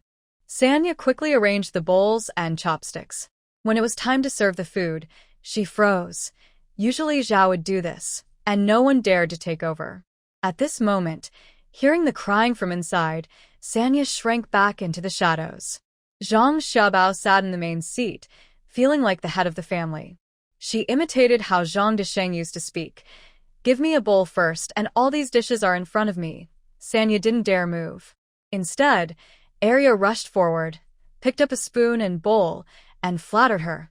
Big brother, don't worry. I'll serve you the best, no rice water included. She scooped a spoonful of rice from the bottom of the wooden basin, carefully drained the water, and filled a bowl for Zhang Xiaobao, pressing down with the spoon. Then she handed it to her, saying, Big brother, eat first. With a smile, she thought that today, Dad probably couldn't eat dinner, and Mom had no appetite either. The family now had only Big brother. She could serve a bowl for him, and she could still scoop half a bowl of plain rice with some rice soup to fill her stomach. Thanks to her cleverness, she took on the task of serving the food, unlike Sanya, who was clumsy and didn't dare to take the food when it was in front of her, so she deserved to drink the thin porridge. Just as Zhang Xiaobao reached out to take the bowl, suddenly a hand reached out from the side and gently took the bowl of plain rice away. They both turned to look and were startled, especially Arya, who dropped her spoon into the rice basin. The owner of that hand was none other than Zhang Chuntao. Zhang Chuntao picked up her rice bowl and casually grabbed her chopsticks. She took a bite and frowned. The dry rice she scooped out of the porridge was really unpleasant to eat. For better taste, it would be best to cook it longer until it turns into a porridge-like consistency, making it easier to eat and share. But in Zheng's family, Zhang Desheng always eats his porridge with the rice scooped out, so what they cook isn't really porridge but just thin rice. The broth and rice are clearly separated, which makes it convenient for Zhang Desheng to eat. Honestly, although it's natural food with the fresh aroma of rice, it's not very good. The rice wasn't cooked until it melts in your mouth, nor was it soaked long enough in water, so it lost its sweet flavor. Zhang Chuntao frowned. She hadn't eaten such bad rice in many years. But at this moment, she didn't need to be so picky. Since she had just woken up from her crossing, she had lost a lot of energy from several fights, and she needed to recover quickly.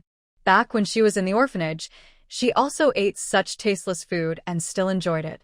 As someone who loves to eat as long as it's rice, she has to eat it. She took a few big bites, leaving half a bowl of space, then scooped half a plate of dishes from the table into her bowl. She stirred it a couple of times and started eating eagerly. Next to her, Zhang Xiaobao and Arya finally came back to their senses. Arya thought of something and quietly stepped back. Zhang Xiaobao was always the little prince of the family, spoiled and temperamental. He was a bit afraid of Zhang Desheng, but normally, he wasn't afraid of anyone else. Seeing that his own bowl of rice was snatched away by Dia, he was unwilling.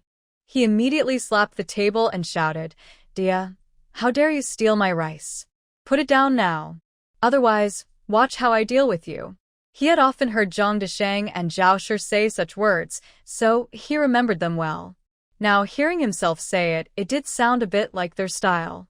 Zhang Chuntao took another bite of rice, then reluctantly looked at Zhang Xiaobao. She said impatiently, "Stop talking nonsense. If you want to eat, eat. If not, get out of the way and don't disturb me."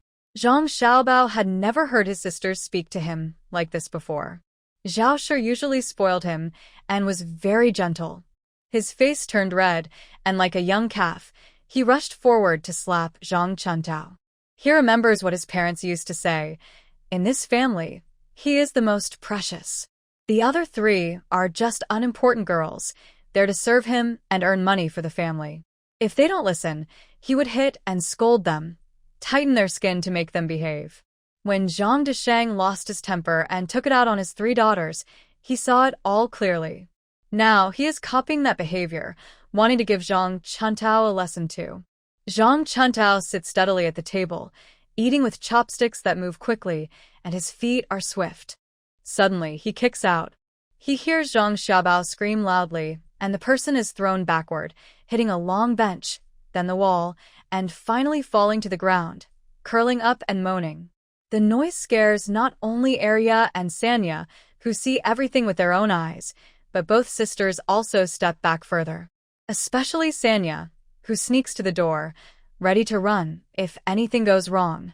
Inside, Zhao Shi, who is crying over Zhang Desheng, hears her precious son scream outside.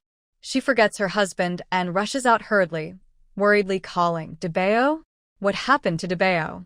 When she sees her beloved son lying on the ground, she is terrified. "My son Debao, what happened to you?" She instinctively scolds. "Are you all dead? Debao is lying on the ground, and you don't help him up? Are your wings all grown? It's been 3 days without a beating, and now you're feeling brave." She trembles as she tries to help Zhang Xiaobao. Xiaobao is in pain, embarrassed, angry, and a little scared. Seeing Zhao Shi come out, he cries out loud and starts to complain. "Mom, the older sister kicked me. It hurts so much. Mom, punish her. Break her leg, and let me vent my anger. Mom." Zhao Shi's heart almost breaks. She strokes Zhang Xiaobao, checking where he's hurt, and feels distressed. "My son, where does it hurt? Tell Mom quickly, I'll rub it for you. Don't be afraid, I'm here. I'll help you vent your anger soon."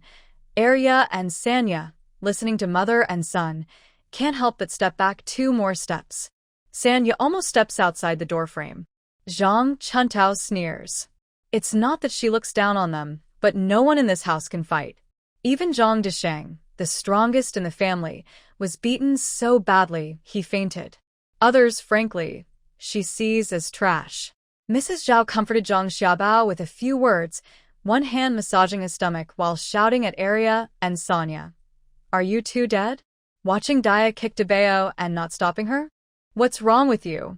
Why are you just standing there? Hurry up and stop Dia. Dia?" The last 2 words, Mrs. Zhao seemed to be choked by something, her scream caught in her throat. Suddenly, she realized a problem. If Dia really had been beaten by the head of the family, based on her understanding of her husband, Dia would definitely be on the ground right now. But now, Dia not only got up, but was also happily kicking Debao. When she looked again, Dia was sitting steadily at the table eating. She had just finished a bowl and reached out to get a second one. Hearing Mrs. Zhao's last 2 words, she tilted her head and looked over. "Why are you calling me? Do you think I didn't fight hard enough? Please wait a moment. I'll finish eating, then I'll give him another lesson. No need to rush. She couldn't help but shake her head with a sigh. Mainly, it took quite some effort to scold your husband today. I didn't expect him to be bad at fighting, but he's pretty good at taking a beating. While eating, she looked up and down at Zhang Xiaobao. I think your son must have inherited your traits. Look at his face, sly and sneaky, just asking to be scolded. He didn't fight hard enough. He'll get another lesson after he's full. He looks like he deserves a scolding. Zhang Xiaobao was so angry he almost fainted. But Mrs. Zhao only understood one thing. Her husband was not the one she knocked out, but Dia had beaten him unconscious. How is that possible? Mrs. Zhao couldn't accept it at first. She looked at Zhang Chuantao's face under the dim light, with a slightly sinister look, and everything went black in front of her eyes. She didn't know anything. When she woke up, it was already the next morning, bright and early. She opened her eyes and looked around. The room was quiet, no one was there, but in the yard, she heard a familiar voice talking. Hearing that voice, Mrs. Zhao couldn't help but tremble. Wasn't that Dia's voice? She couldn't help but listen carefully. Outside in the yard, Zhang Chuntao was lazily sitting under the shade of a tree, fanning herself slowly with a palm leaf. She was giving orders. Sonia, go make breakfast. Arya, sweep the yard. Debeo, go feed the pigs in the back. Arya and Sonia didn't dare to make a sound. One went to get a broom, and the other headed straight to the kitchen. There's only one Zhang Xiaobao left. After sleeping all night and waking up, he felt sharp pain whenever he moved, especially in his stomach. He didn't want to get up, but was dragged down by Big Sister. Now, his whole body hurt, and he didn't want to work, especially feeding pigs, which he had never done before. He was afraid to argue, worried he might get hit again. His eyes darted around anxiously. Then he saw Second Sister and brightened his eyes. My stomach hurts. Let Second Sister feed the pigs. Second Sister clenched her broom tightly. She didn't dare disobey Big Sister's orders because Big Sister was very fierce, even capable of knocking out their father. She couldn't handle that. But she also didn't dare ignore Zhang Xiaobao. For over 10 years, Zhang Dachun and his wife had brainwashed them so they wouldn't let Zhang Xiaobao do any chores. If Zhang Xiaobao did any work, Big Sister might hit him, and if their parents found out, they wouldn't let her go either. Suddenly, life felt very hard. Zhang Xiaobao knew Second Sister wouldn't dare oppose him, so he casually ordered, "Did you hear? Finish sweeping the yard, then feed the pigs." Second Sister gritted her teeth, about to speak, but saw Third Sister come out of the kitchen, seeming to have something to say, so she quickly stepped aside. Third Sister carefully approached Zhang Chuntao. Big Sister, what are we having for breakfast? The grains are all in Mother's room. If possible, she wished she could hide in the kitchen forever, but no matter how capable she was, she couldn't conjure up food out of thin air to cook. Zhang Chuntao then remembered that all the family's grains were locked in a cabinet inside the room by Zhao. She impatiently clicked her tongue and got up to go inside and fetch the grains. Third Sister thought for a moment, then followed her inside.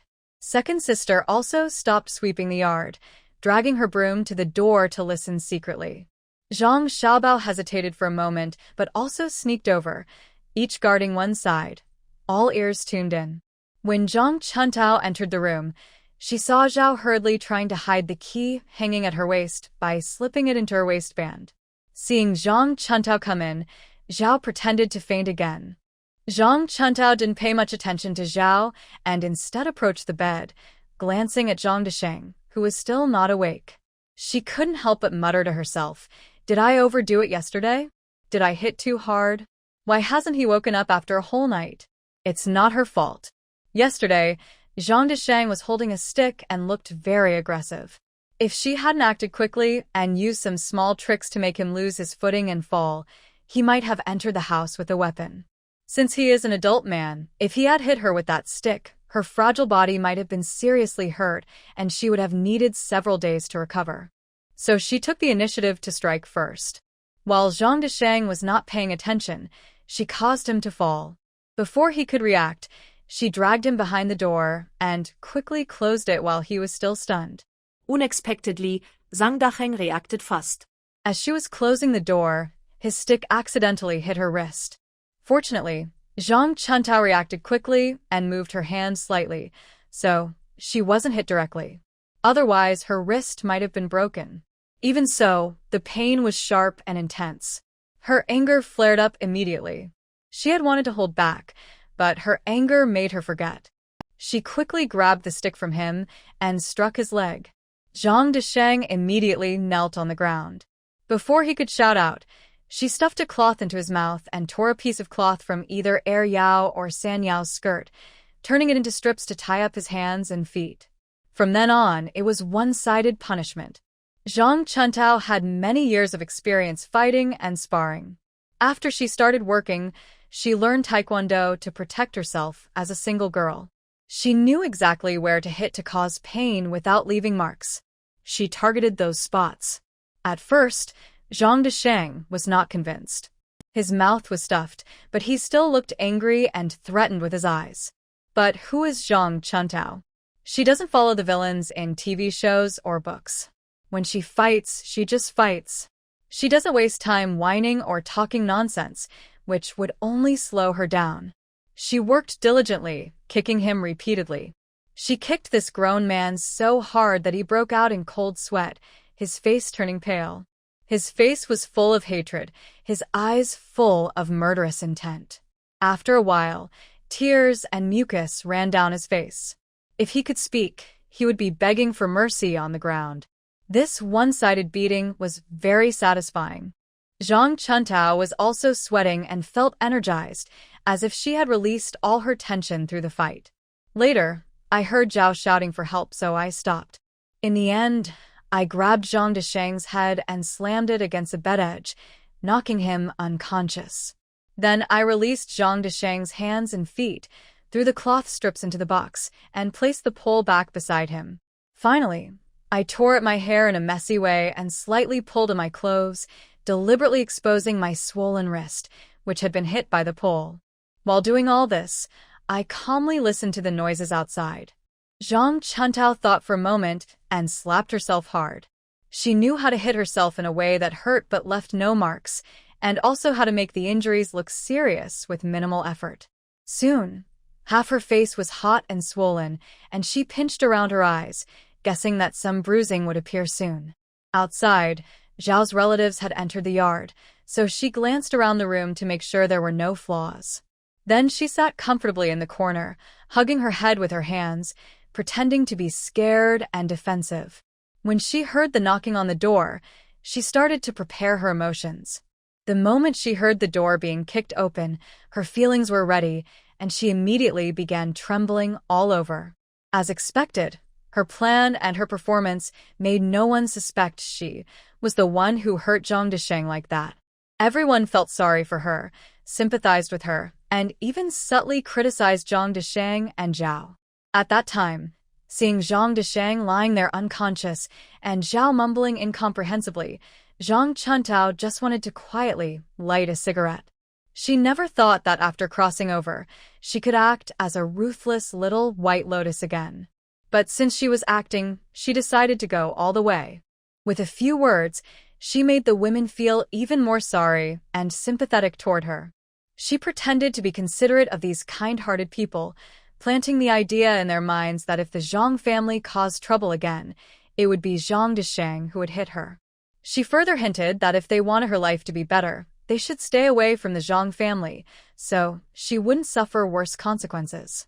This display of weakness, humility, and understanding, combined with her filial piety, made it impossible for anyone to refuse her pleas. She thought that in the future, as long as she closed the door to the Zhang family yard, no matter who she hit, others would only see her being beaten and feel sorry for her, rather than questioning her. Thinking about it, I really do have the taste of a naive girl and a gentle lady. Zhang Chuntao couldn't help but laugh. In modern society, women who work hard at their jobs after being influenced by their surroundings naturally learn some tea talk and polite words. As long as it works, that's enough. At this moment, seeing that Zhang Desheng was still not awake, it saved some trouble. Looking at Zhao's refusal to give up the key, Zhang Chuntao was too lazy to argue with her. Anything that can be done by hand, she would never complain about. She immediately stepped forward, first tugging at the lock, but it didn't budge. With a stronger pull, there was a clattering sound, and the cabinet door was pulled off, revealing several cloth bags filled with grain inside. Hearing the noise, Zhao, who was pretending to be unconscious, looked up and immediately let out a heartbreaking cry. My cabinet. This was something she had used countless tricks to steal from her family before marrying into the Zhang family. She had Zhang Disheng secretly take silver and money from her home, break the cabinet, and then use it as her dowry to bring to the Zhang family. Back then, it was a unique treasure in the village. Everyone admired and envied her. It was also her bragging capital, you know? For over 20 years, she had guarded it like her own eyes, never letting anyone touch it. Now, having the 2 doors torn off felt even more painful than losing 2 pieces of flesh. She let out a wail and rushed forward. Zhang Chuntao felt a bit awkward. Seeing Zhao rush over, she quickly shoved the 2 cabinet doors into her arms. Here, I give them back to you. Stop crying already. At this moment, Zhao was heartbroken and crying her heart out, clutching the 2 doors tightly. Zhang Chuntao touched her nose, seeing the cabinet doors were open, so she decided to take out all the grain bags inside and check them. The Zhang family's stored grain was not much left. Only half a bag of sorghum and wheat flour, half a bag of brown rice, and more than half a bag of dark flour. In several small cloth bags, some contained a handful of soybeans, others green beans, and some peas. At the bottom, there was also half a bag of sweet potatoes. These sweet potatoes did not seem like the modern, improved red varieties. They were large, thin-skinned, and sweet and sticky inside. They were the unmodified kind, small in size, with white flesh and lots of pulp and fibrous strands inside. All these were everyday food supplies. There were also some unground wheat, rice grains, and a few bags of semi-dried sweet potatoes stored in a rough shell in a special small shed. Zhang Chuntao quickly took everything to the West Wing room. She was not like Zhao, who carefully counted rice grains before cooking. Except for Zhang Dachun and Zhang Xiaobao, no one in the family was full. She estimated the meal and scooped out twice the usual amount of noodles, 2 heaping scoops, and gave it to Sanya. Sanya was afraid to accept it, nervously saying, "Big sister, this is too much." Zhang Chuntao glanced lightly, and Sanya immediately snatched the bowl of noodles and ran quickly to the kitchen. Soon, smoke rose from the roof of the Zhang family's kitchen. Arya had already obediently returned to sweep the yard, but Zhang Xiaobao seemed to have disappeared without a trace, hiding somewhere. Zhang Chuntao ignored her. If she didn't want to feed the pigs, that was fine. There would be tougher work waiting for her later. Don't think that hiding now means everything is fine, unless she refuses to come back for dinner. Seeing that Zhang Chuntao didn't ask about Zhang Xiaobao's whereabouts, Arya also relaxed. She finished sweeping the yard quickly and went to the kitchen to fetch a basket of pig grass. She rinsed it with water and sat in the yard, chopping the pig grass with a crunching sound. In this rural family, pigs weren't fed with other grains. Usually, the wife or daughter would go to the fields or mountains in the morning or late afternoon to gather pig grass. They chopped it into small pieces, mixed it with rice bran, and fed it to the pigs. Most families couldn't afford to raise pigs, but the Zhang family could, thanks to the original owner, who helped families in the village with sows. They bought a small, skinny piglet at a very low price, thinking it wouldn't live long. With careful feeding from the original owner, the piglet survived. Now, after half a year, it hadn't grown much meat, but that was common for pigs raised this way. Without enough feed and leftover water, how could the pigs grow fat? Even though the pig was still very slim, every family treated it as a treasure. When it reached about 100 jin, it was considered fat enough to slaughter. At the end of the year, they could sell the meat and have a hearty, oily new year. Gathering pig grass was a simple, easy task, so Arya took it over. She went out in the morning, carried half a basket of pig grass home, then went out again in the afternoon, carrying another half basket. She pretended to be very tired and exhausted. The original owner didn't bother to argue with her. Sanya couldn't compete with her, and Arya was always very proud. At this moment, She was crouching down to cut pigweed when she saw Zhang Chuntao, who usually went to work in the fields, sitting leisurely and waiting for dinner. She felt both angry and scared, so she chopped the vegetables loudly on the cutting board. In the inner room, Mrs. Zhao whispered to Zhang Xiaobao, "Dabao, tell me, what did Daya do after I fainted yesterday?" Zhang Xiaobao usually spoke loudly and laughed freely, but now he lowered his voice, feeling very wronged. This is his family, yet he had to speak as if sneaking. However, with that big sister like a mountain outside, daring to make noise was out of the question. He could only whisper and tell Mrs. Zhao what happened. It turned out that after Mrs. Zhao fainted, Zhang Xiaobao didn't dare to act tough anymore. He was as quiet as a chicken with its neck squeezed, not daring to make a sound. Not to mention Daya and Sonia. The three siblings watched helplessly as Zhang Chuntao cleaned up most of the dinner, then put down their chopsticks and went back to the west room to rest. At first, the three siblings didn't dare move. Only when they heard no sound from the west room did they step forward. There was only half a bowl of porridge left in the basin. Zhang Xiaobao was starving and grabbed a bowl first. Daya and Sonia didn't dare compete with him. After he finished eating, the two sisters shared the remaining bit of food. Zhang Xiaobao, full, said he had a stomach ache, then covered his stomach and went to lie down in the east room. Left with Daya and Sonia with no choice, they carried Mrs. Zhao onto the bed in the inner room and then cleaned up the dishes. Then they realized the two sisters had nowhere to sleep. The west room was occupied by Zhang Chuntao. Although she didn't say they couldn't go, they didn't dare to try. They were afraid that if she turned over too much during the night or got up to go to the bathroom and disturb her, she would beat them. Thinking about it, the two sisters went to ask Zhang Xiaobao if they could share a night with him. But Zhang Xiaobao was someone who only cared about himself, with no regard for others. He didn't even open the door and scolded Daya and Sonia, calling them cheap and troublesome, thinking he was some noble young master. The west room couldn't be slept in, and the barn or kitchen was not suitable either.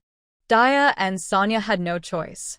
It was already very late, and they dared not light a lamp.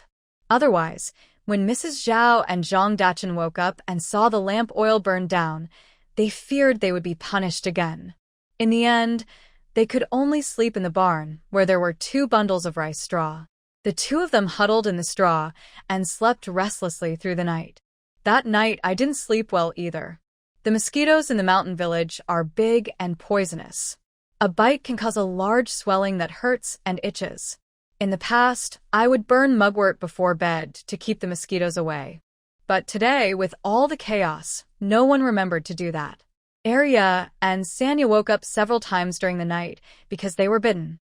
In the morning, they had swollen spots on their faces and bodies. Luckily, there are 2 herbs planted in the corner of Zhang's yard, originally grown by Zhang Chuntao, which help reduce mosquito bites and itching. The girls picked the leaves, chewed them, and applied the juice, which eased their discomfort a bit. When Zhao heard this, she couldn't help but feel deeply sad. She sniffled and said, "Heaven is unfair. Why did our family have to attract such trouble? It's like they want to ruin us all." Her crying grew uncontrollable, and Zhang Chuntao, in the yard, heard her clearly. She couldn't help but sneer. Zhao's hopes of getting sympathy were quite naive. Their family had mistreated the original person so badly that she had to take revenge for her. She wanted to die, but it wasn't so easy. Over the years, they used her as a beast of burden, squeezing her sweat and blood to support the family. If she didn't vent her pain and suffering, how could she let them feel what she had endured? This was just the beginning. Could they really handle it? So, she responded slowly through the window to Zhao. As the saying goes, good people don't live long, and trouble lasts for generations. I used to be too kind, letting you all bully me until I almost lost my life. That nearly killed me once, and I realized that being a villain is more comfortable than being honest. Don't worry, I'm not here to ruin your family. I want to join you in doing evil. From now on, we'll be villains together. We should get along well, and I promise to treat you kindly." Hearing this, Zhao fainted on the spot. The others in the Zhang family felt their hearts turn cold. They feared their future days would be very hard. Arya and Sanya looked at each other. If they weren't worried about Zhang Chuntao still being in the yard, they might have hugged and cried. Especially Arya, who was full of regret. If she had known that after the big sister woke up from drowning and changed so much, she would have pushed her into the water herself. The old big sister used to be so good, which made the current big sister's cruelty even more shocking. From that day on, the villagers in Bajiao Township noticed that the Zhang family's gate was often kept tightly closed. Zhang Desheng probably fell quite hard that day and didn't leave the house for several days. He was likely hiding at home out of shame. Zhang Xiaobao also stopped going out to play, not to mention the women in Zhang's family. Because initially, when Zhang Desheng wanted to split off and live separately, Zhao had her own plans and encouraged him to build the new house far away. The nearest neighbors were also dozens of meters away. So, few people came to their house. Occasionally, someone passing by would see the gate closed and just walk on. Sometimes, faint screams could be heard from the yard, but they were unclear and they sounded like women. After hearing the gossip from the women and men visiting Zhang's house that day, everyone knew that Zhang Desheng was probably taking his anger out on his daughter again. Besides feeling disgusted inside, no one would easily provoke Zhang Desheng, who is not a brave man. Moreover, it was likely that the day Zhang Desheng hit his eldest daughter, he ended up fainting himself. His anger was just vented on her. If others interfered, who knew what would happen? Zhang Desheng might get angry again and hit her even more. Wouldn't that make them the ones at fault? Because of this, people kept talking about it but didn't go to investigate. Those with the same thoughts deliberately avoided Zhang's house. They figured that once Zhang Desheng calmed down, everything would be fine. Even Zhang Desheng's parents and brothers, after hearing the news, didn't bother to pay attention. Other relatives of Zhang's family also wouldn't get involved in this trivial matter. For a while, Zhang's house became a forbidden zone for the villagers of Bajiao Township. Even the mischievous boys from nearby families were ordered by their parents not to go there, or they would face a good beating. As a result, Zhang Chuntao started her daily routine. Every morning, she waited to eat breakfast, then arranged her family to work. Sanya was responsible for cooking, washing clothes, and cleaning the yard. Arya, besides collecting pig feed, also had to feed the pigs and chickens. After Zhao woke up, she was assigned to tend the vegetable garden, but she tried to pretend to be sick, sometimes complaining of a headache, sometimes of chest pain. Zhang Chuntao, following her usual method of teaching her daughters, took a bamboo stick and gave her a good beating. Immediately, her head and back pain disappeared, and she could dig 2 plots of vegetables every day without trouble. Zhang Xiaobao was assigned to fetch water and the fields. He had never done such work before and couldn't pretend to be sick. After thinking it over, he ordered Arya and Sanya to help him. Arya and Sanya are busy every day. After finishing their assigned chores, Zhang Chuntao also sends them up the mountain to gather mountain goods. At first, they said they didn't know how, but Zhang Chuntao sneered and told them to ask if they didn't know. She reminded them that she also didn't know at first but learned through many struggles over the years. If they truly didn't recognize the plants, they should remember the mountain goods she collected each year. They could just follow her example. She also set a rule: they must bring back at least half a basket of mountain goods each day, or they wouldn't get food. This was based on what her original self had experienced before. Back then, she also didn't know how, but she was forced by Zhang Dachun and Zhao Shi to go up the mountain to gather goods to help the family. She wanted Zhao Shi to teach her, but Zhao Shi told her to ask if she didn't know. There were many people in the village, so she followed others to learn. She copied what others collected. They also had a daily quota. If they didn't meet it, they wouldn't get food. Her original self was shy but determined. She remembered every mistake she made while gathering. Once she made a mistake, she never repeated it. Over time, when Zhao Shi and Zhang Dachun made small mistakes, the villagers noticed the injuries on her. Everyone knew what kind of people Zhang Dachun and his wife were. Zhang's eldest daughter was a poor girl, but she knew her limits and didn't bother others with her troubles, instead quietly following and learning. Some villagers felt sympathetic and deliberately slowed down or spoke louder to secretly teach her what to gather, what was good, and where to find it. Her original self was clever. Once these villagers told her something, she remembered it well. She didn't just follow them to pick up easy gains but took risks and went deeper into the mountains. The village of Bajiaotun and nearby mountain villages were similar. The villages sat at the foot of the mountains, with a winding river flowing out, supporting the surrounding 10 or 20 miles of villages. Bajiaotun was backed by big mountains. Its terrain was relatively flat compared to nearby villages. Along the riverbank, villagers had cultivated many rice fields for generations. In slightly higher areas near the mountain foot, they turned the land into dry fields. The villagers rely on these fields for their livelihood. During good years, with favorable weather, the harvest is plentiful and families can enjoy a full meal, even having meat at the end of the year. In bad years, when floods or droughts reduce the harvest, they can still find some wild mountain goods to eat, thanks to the nearby mountains, so they won't go hungry. In normal years, during spring, all the plants in the mountains bloom, and in autumn, when fruits are ripe, the women and children from the village go up the mountain to pick wild goods to help with household expenses. They don't dare go into the deeper forests because there are wolves and dangerous wild animals. If they encounter these, they might not come out again.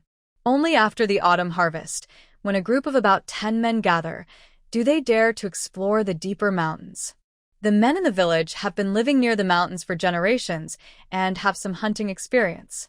However, since they also farm, they are not professional hunters, so their skills are limited.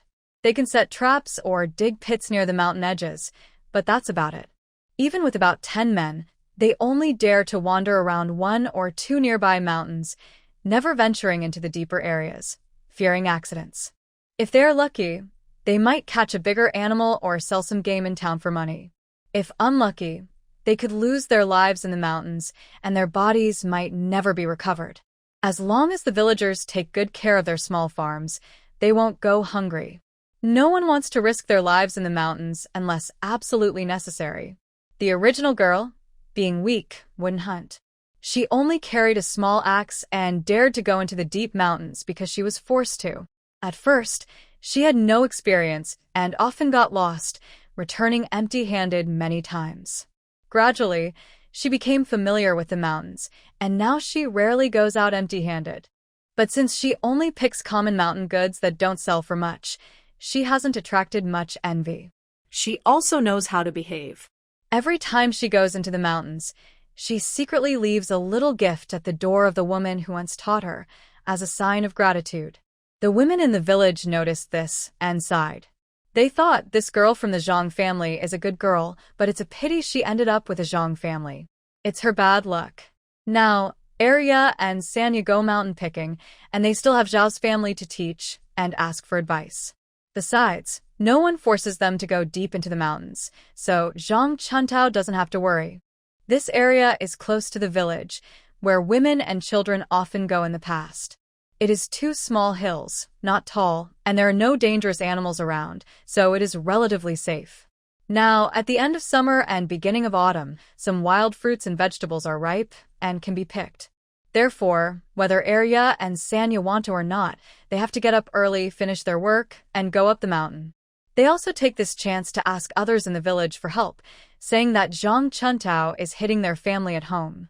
Even Zhang Desheng was beaten so badly he could only lie on the kong, a traditional bed. Everyone in their family was injured by Zhang Chuntao. They begged everyone to help their family, or they feared their whole family might be beaten to death. But no matter how they explained, no one in the village believed them. Who would believe that a small, honest girl could beat a strong man so badly he couldn't get out of bed? It sounded like a joke. The 2 sisters desperately tried to prove themselves, pulling open their clothes to show their injuries. But even though they revealed their arms and legs, there were no wounds at all. Not only did the villagers not believe them, but even they started to doubt themselves. Some straightforward people directly asked if they really wanted to kill the sisters, why would they let them go out? The sisters could only say that Zhang Chuntao forced them to go up the mountain to pick mountain produce, which was a form of abuse. Others spat at them, saying, "Which girl doesn't go up the mountain to pick produce? It's usually Zhang Chuntao doing it." Didn't Zhang Desheng beat her so badly she couldn't come down? Maybe Zhao Shi forced them to go up the mountain, and they're just blaming Zhang Chuntao?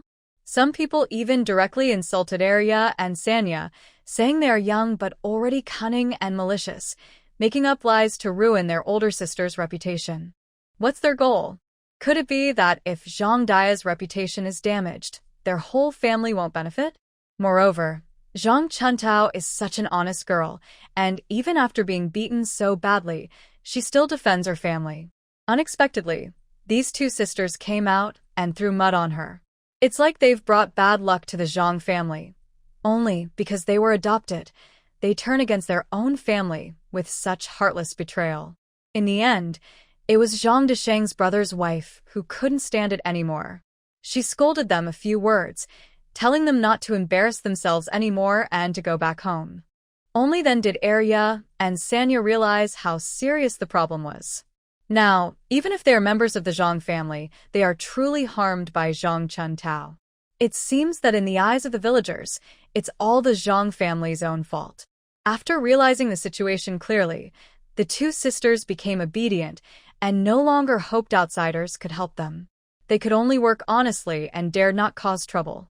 They worked hard every day, exhausted, while Zhang Xiaobao kept shifting her problems onto them. At first, it was just a day or two, but over time, Arya and Sanya couldn't bear it anymore. Initially, Arya and Sanya hoped that their parents would stand up and teach Zhang Chuntao a lesson, suppress her, and take back control of the household. A day or two, a few times, that was fine. They still had hope and could wait. But every day, Zhang Decheng would take advantage of Zhang Chuntao's unpreparedness to attack her with various tricks, throwing chairs, hitting with sticks, and eventually even using sickles and hoes. Not only Zhang Decheng, but Zhao Shi and Zhang Xiaobao also teamed up to target Zhang Chuntao. However, not only did they fail to hurt Zhang Chuntao, but she also fought back effectively. Depending on the severity of the situation, each of them received some punishment. For example, Zhang Decheng was clearly the main culprit. Every time, Zhang Chuntao would drag him into the house, lock the door, and give him a good beating. And it wasn't just beating. Zhang Chuntao would often open the window, shout for help, and beg for mercy, saying things like, "Save me. Spare me, Dad. I won't dare do it again." God knows, the one being beaten was the real father, right? After each beating, Zhang Decheng would be dragged out like a beaten dog and have to lie on the kong, a traditional heated bed, for several days. Zhang Xiaobao was even more timid. After being beaten twice by Zhang Chuntao and witnessing how she beat Zhang Decheng once, he became very scared of her. But then, in front of Arya and Sanya, he would act even more bossy, forcing them to do chores for him. When things didn't go his way, he would kick them, venting all his frustration from Zhang Chuntao onto his sisters. Not to mention Zhao Shi. After being scolded twice by Zhang Chuntao, she dared not speak in front of her. She would also take out her anger on Arya and Sanya behind Zhang Chuntao's back, pinching their sides and arms with her nails. Now, the two sisters are the most pitiful people in the Zhang family. Their West Wing room has been taken over by Zhang Chuntao, and they can only sleep on the straw pile in the firewood shed. She secretly begged the Zhao family to let Zhang Xiaobao live with Zhang Desheng, so the three women could stay together in the East Wing room. However, Zhao scolded her immediately, saying they were dreaming and that the big room was not for them. She then called her sisters useless, saying they were good-for-nothings who couldn't even guard their own room, and blamed them for being unfilial, not helping her or Debeo with chores. Arya and Sanya suffered greatly, unable to find help outside, and no one at home cared for them. Now they realized how hard life was without Zhang Chuntao, their eldest sister, who used to protect them. It was truly tough. Unfortunately, it was too late to regret now. They could only swallow their bitterness. On the bright side, Zhang Chuntao ate well and exercised enough, so her body slowly gained some weight and looked less thin than before. Because of her reckless spending, Zhang family's grain supplies were running low. The remaining wheat and rice were not enough to last until after the harvest, which made it very difficult. If Zhang Chuntao didn't want to go hungry, she had to find a way to earn some money, at least enough to buy her own food. Besides, staying at Zhang's house every day and fighting was too boring. She had traveled here and hadn't yet properly explored or understood this world. Once she was done venting her frustration and left Zhang's house, she needed to think of a backup plan. After pondering all night, early the next morning, Zhang Chuntao announced she was going up the mountain. The Zhang family was surprised. The fierce woman who always fought at home, making up excuses to hit people, like claiming she hurt her foot stepping out, or that someone was eating loudly, or that she sneezed without covering her mouth, was going to the mountain. The most ridiculous excuse was that Zhang Xiaobao's hair was not to her liking in the morning, which affected her mood. They were used to her being aggressive and fighting daily, so when she suddenly said she was going up the mountain, their first thought was not relief but suspicion. What new excuse for fighting could this be? They only realized it was true when they saw Zhang Chuntao leaving with a small axe and a basket. Their faces lit up with joy. With her gone, the family could finally relax a little and talk privately. Maybe they could even come up with a plan to escape her control. Zhang Chuntao watched her family's reactions and just smiled before heading out. Once Zhang Chuntao left, second sister and third sister quickly closed the courtyard gate. The whole family sat inside the main room, worried about how to send away this fierce troublemaker. Now, they no longer wanted to resist, because every attempt to fight back only led to harsher punishment. None of them were made of steel, and they couldn't take much more.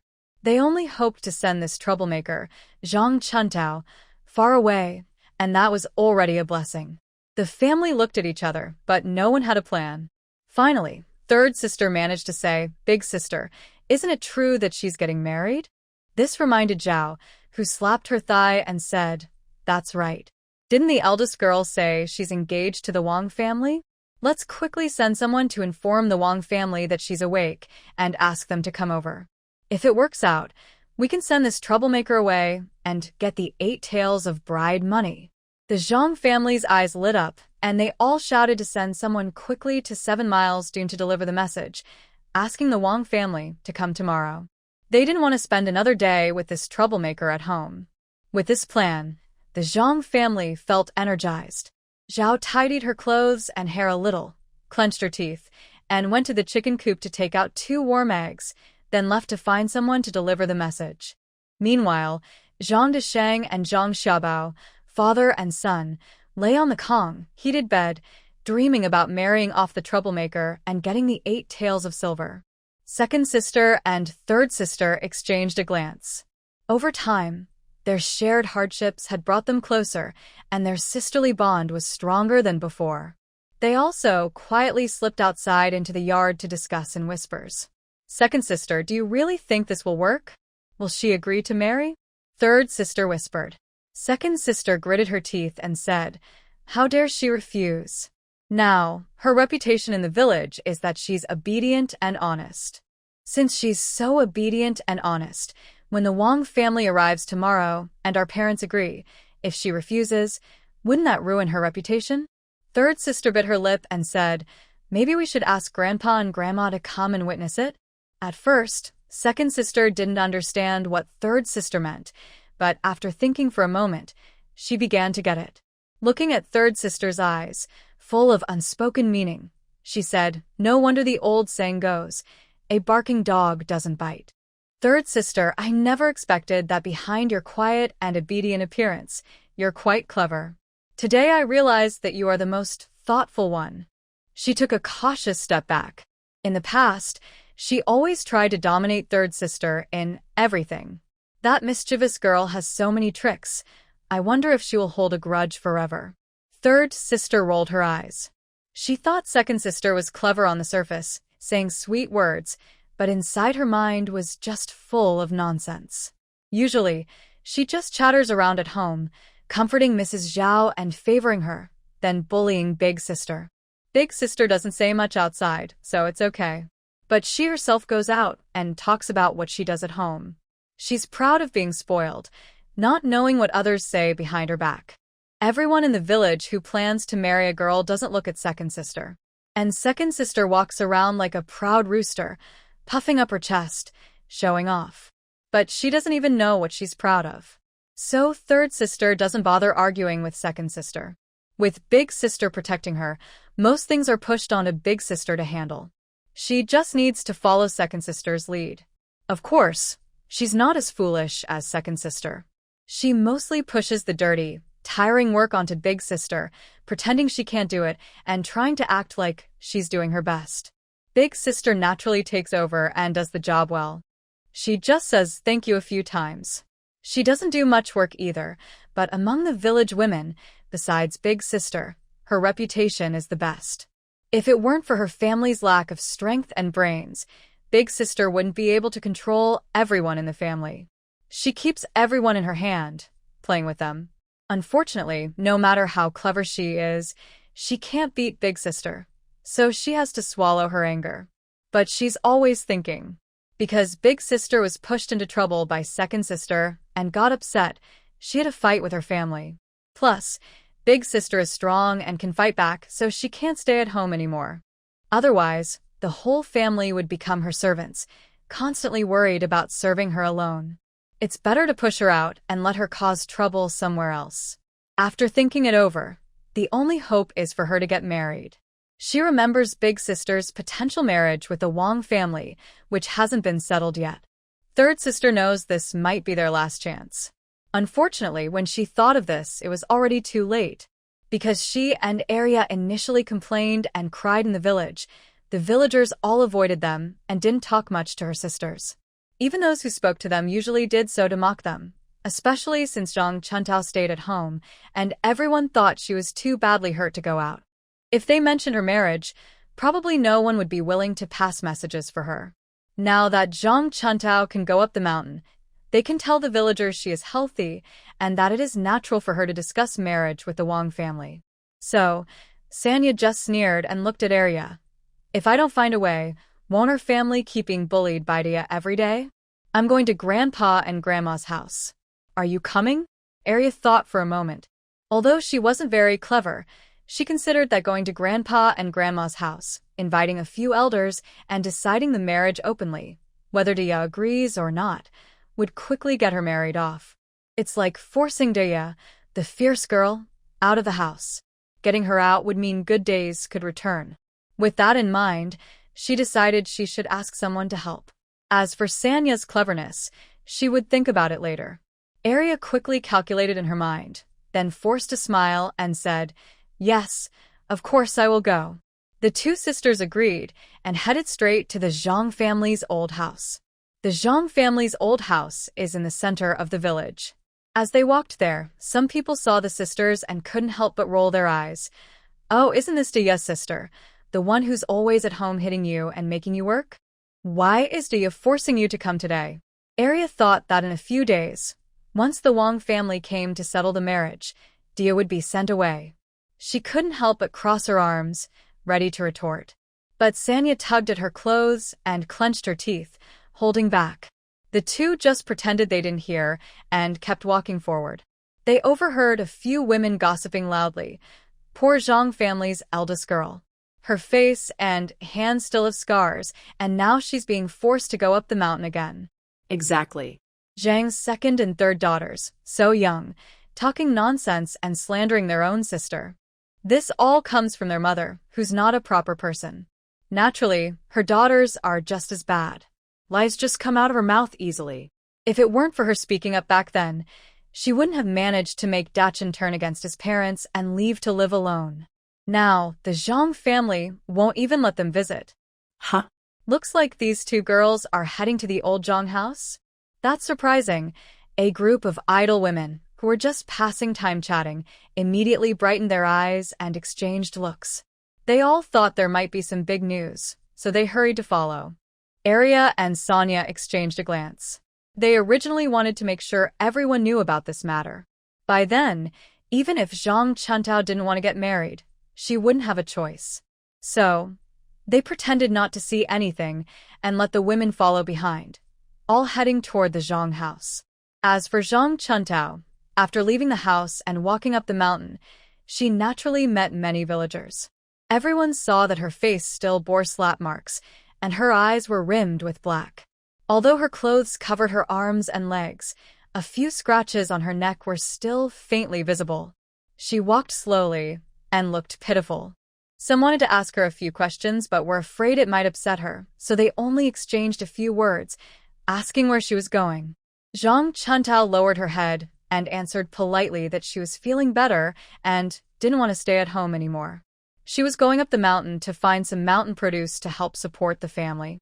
Anyone hearing this sighed and secretly cursed Zhang Desheng and his wife for being unkind. They could only remind her to be careful on the mountain, not to go too deep, just walk around the edge, since her health was more important. Zhang Chuntao agreed and thanked everyone's kindness. Then, under their watchful eyes, she picked up a stick she found along the way and slowly headed up the mountain. Zhang Chuntao's reason for going up the mountain was natural. In the past few days, she had been scolding the Zhang family members and resting her body, while also sorting through her memories. She realized that her original self wasn't completely foolish. The Zhang family was the hardest on her.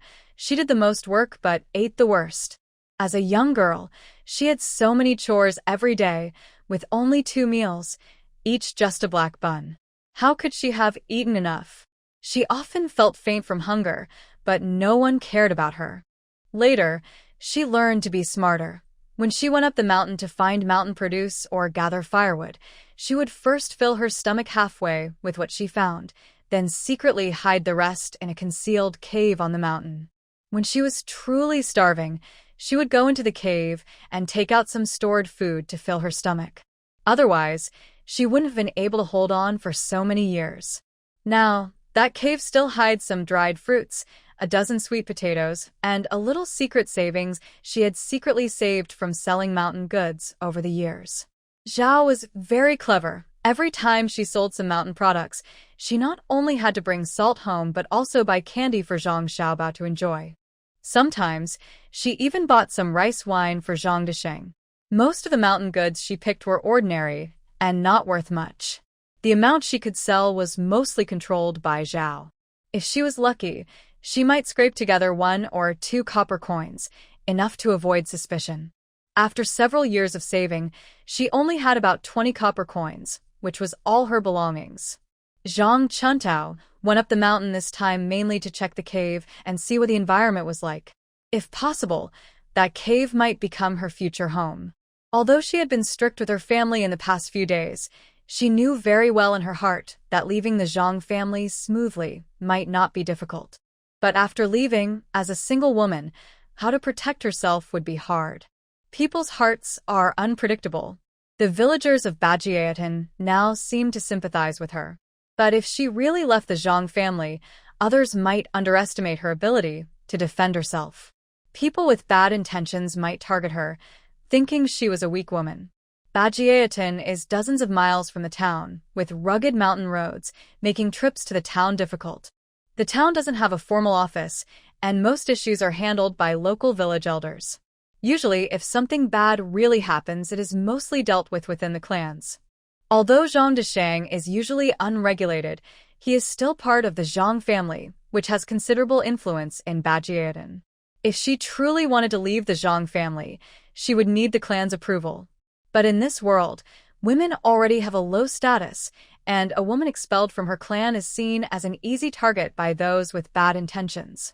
Even if the local customs are simple and honest, human nature is complex. Someone might take advantage of her. A weak woman without clan protection, without household registration, and without a clear route out could disappear quietly if she left her home. So, once she left the Zhang family, it would be safer to hide deep in the remote mountains. This is a deep mountain area where few people dare to enter. Additionally, if the place is hidden, most people cannot find it, making it safer. She only needs to stay in the cave temporarily. After earning some money, she plans to secretly sneak into the town, get a guide, and leave this mountain valley. Thinking this, Zhang Chuntao saw no one nearby. She casually broke a few branches, made a hat to wear on her head, and also to shield herself from the sun. She walked to the end of the village, took a small path up the mountain, and reached a slightly higher spot. She looked back at the village. She has good eyesight and quickly saw Zhao and the 2 sisters, Air and San, coming out of the Zhang family yard, each heading to different parts of the village. She couldn't help but raise her eyebrows. She knew that the Zhang family had been beaten for many days. They seemed honest now, but inside, they were still planning something. It looked like they were trying to find a way out, right? But she wasn't in a hurry.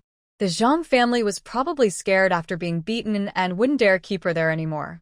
Now, they must be thinking of ways to make her leave the Zhang family. For an unmarried girl, leaving the Zhang family usually means getting married, or some other good reason. So, are they trying to arrange a marriage for her? Thinking back, she remembered she had been talking about marriage with the Wang family. It seemed likely that the Wang family might send someone. Just before leaving the Zhang family, she planned to settle this so-called marriage proposal. While pondering how to handle this marriage issue, she entered the forest. Suddenly, she felt much cooler, and even the cicadas' calls decreased significantly. Zhang Chuntao now had all the memories and skills of her original self. With just a quick glance, she knew her way around and headed toward the back mountain. The mountain path was rugged. Near the village, it was easier because women and older children often entered the mountain. The grass wasn't too thick, and many small paths were worn by people walking. Walking wasn't too difficult. The deeper she went, the thicker the grass, and the fewer clear paths remained. Only a few winding trails hidden behind bushes and grass. Only someone very familiar with the back mountains terrain wouldn't get lost. Zhang Chuntao was familiar with this area. She wouldn't get lost even if she closed her eyes, and she knew more than most men in the village. The mountain path was rough, full of rocks and bushes. There were also many poisonous insects in the trees, along with mountain mosquitoes that swarmed toward anyone with the smell of blood. Zhang Chuntao was well prepared. She first tightened her sleeve cuffs and pant legs to prevent insects from crawling inside and biting her, causing pain, itching, and swelling that could last for days or even months. Then, she skillfully found some insect repellent herbs nearby, crushed them to extract juice, and applied it to her exposed skin. Although the smell was unpleasant and made her feel dizzy and lightheaded, it kept the mosquitoes away. Having everything ready, she continued walking into the quiet mountains. Aside from the occasional bird calls and the sound of wind through the leaves, there was almost no other noise.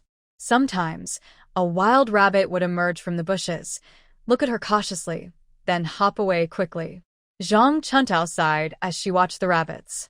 If only she had learned hunting skills before crossing over, she wouldn't have to just stand there helpless now. She thought about how in other stories, the heroine finds rabbits willingly running into her or wild chickens flying into her basket, things she could never expect to happen here. She wiped the sweat from her forehead and decided to focus on walking. Her food stash was hidden in a mountain cave not far away, carefully chosen by her. Staying too close to the deep mountains was dangerous, so she couldn't go there often. But going too close to the outer forest risked being discovered by others. She had explored the area thoroughly. Once, she accidentally slipped and fell into a valley, thinking her life was over, but luckily, dense vines saved her. On the mountain cliff, she spotted a small cave. It was just big enough for 2 or 3 people to turn around inside.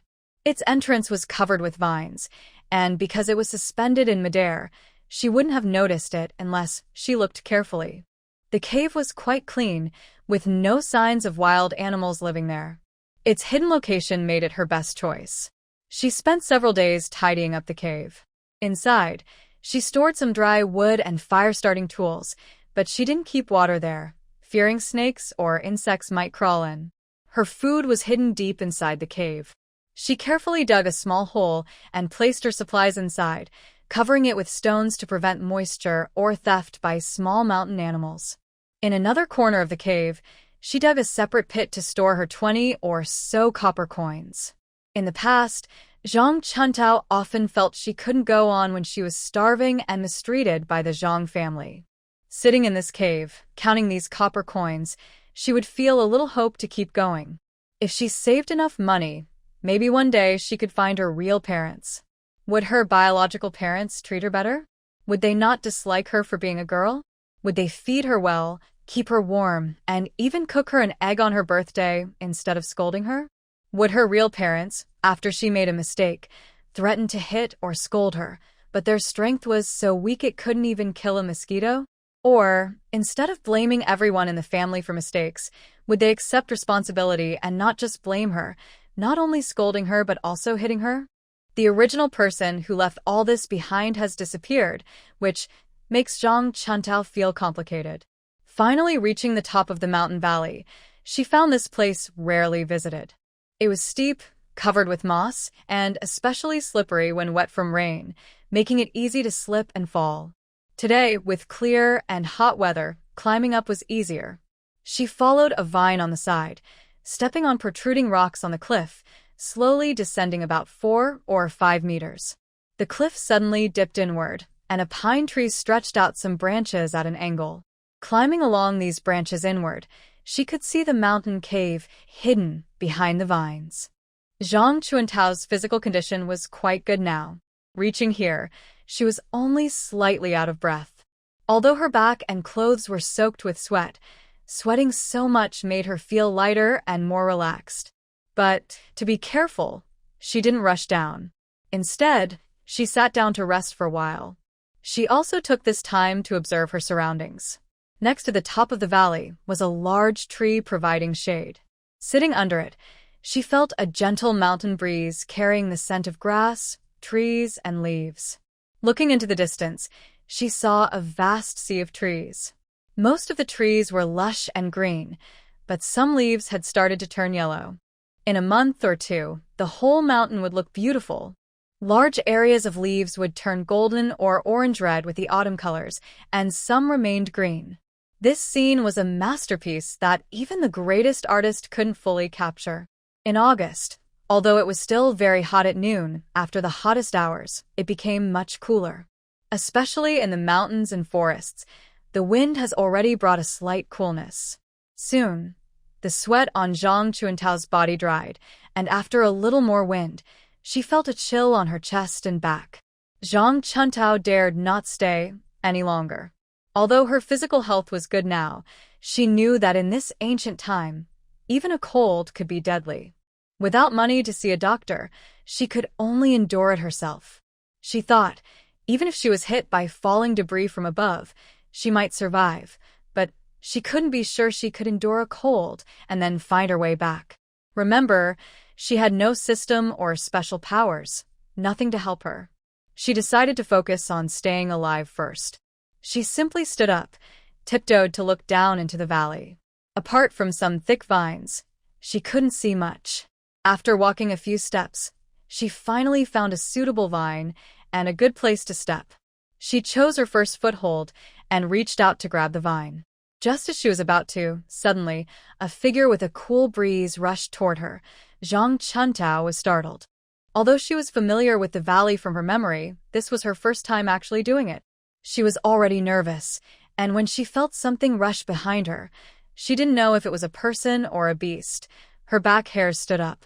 Her hand was almost touching the vine, but to avoid whatever was coming at her, she twisted her body quickly. Her hand brushed past the vine, and because she was trying to dodge, she lost her balance and tumbled down into the valley. At that moment, she heard a voice say, "Miss, don't do anything stupid. I don't want to do anything stupid." Zhang Chuntao didn't have time to see who was speaking behind her. She could only curse loudly. "Who is trying to hurt me?"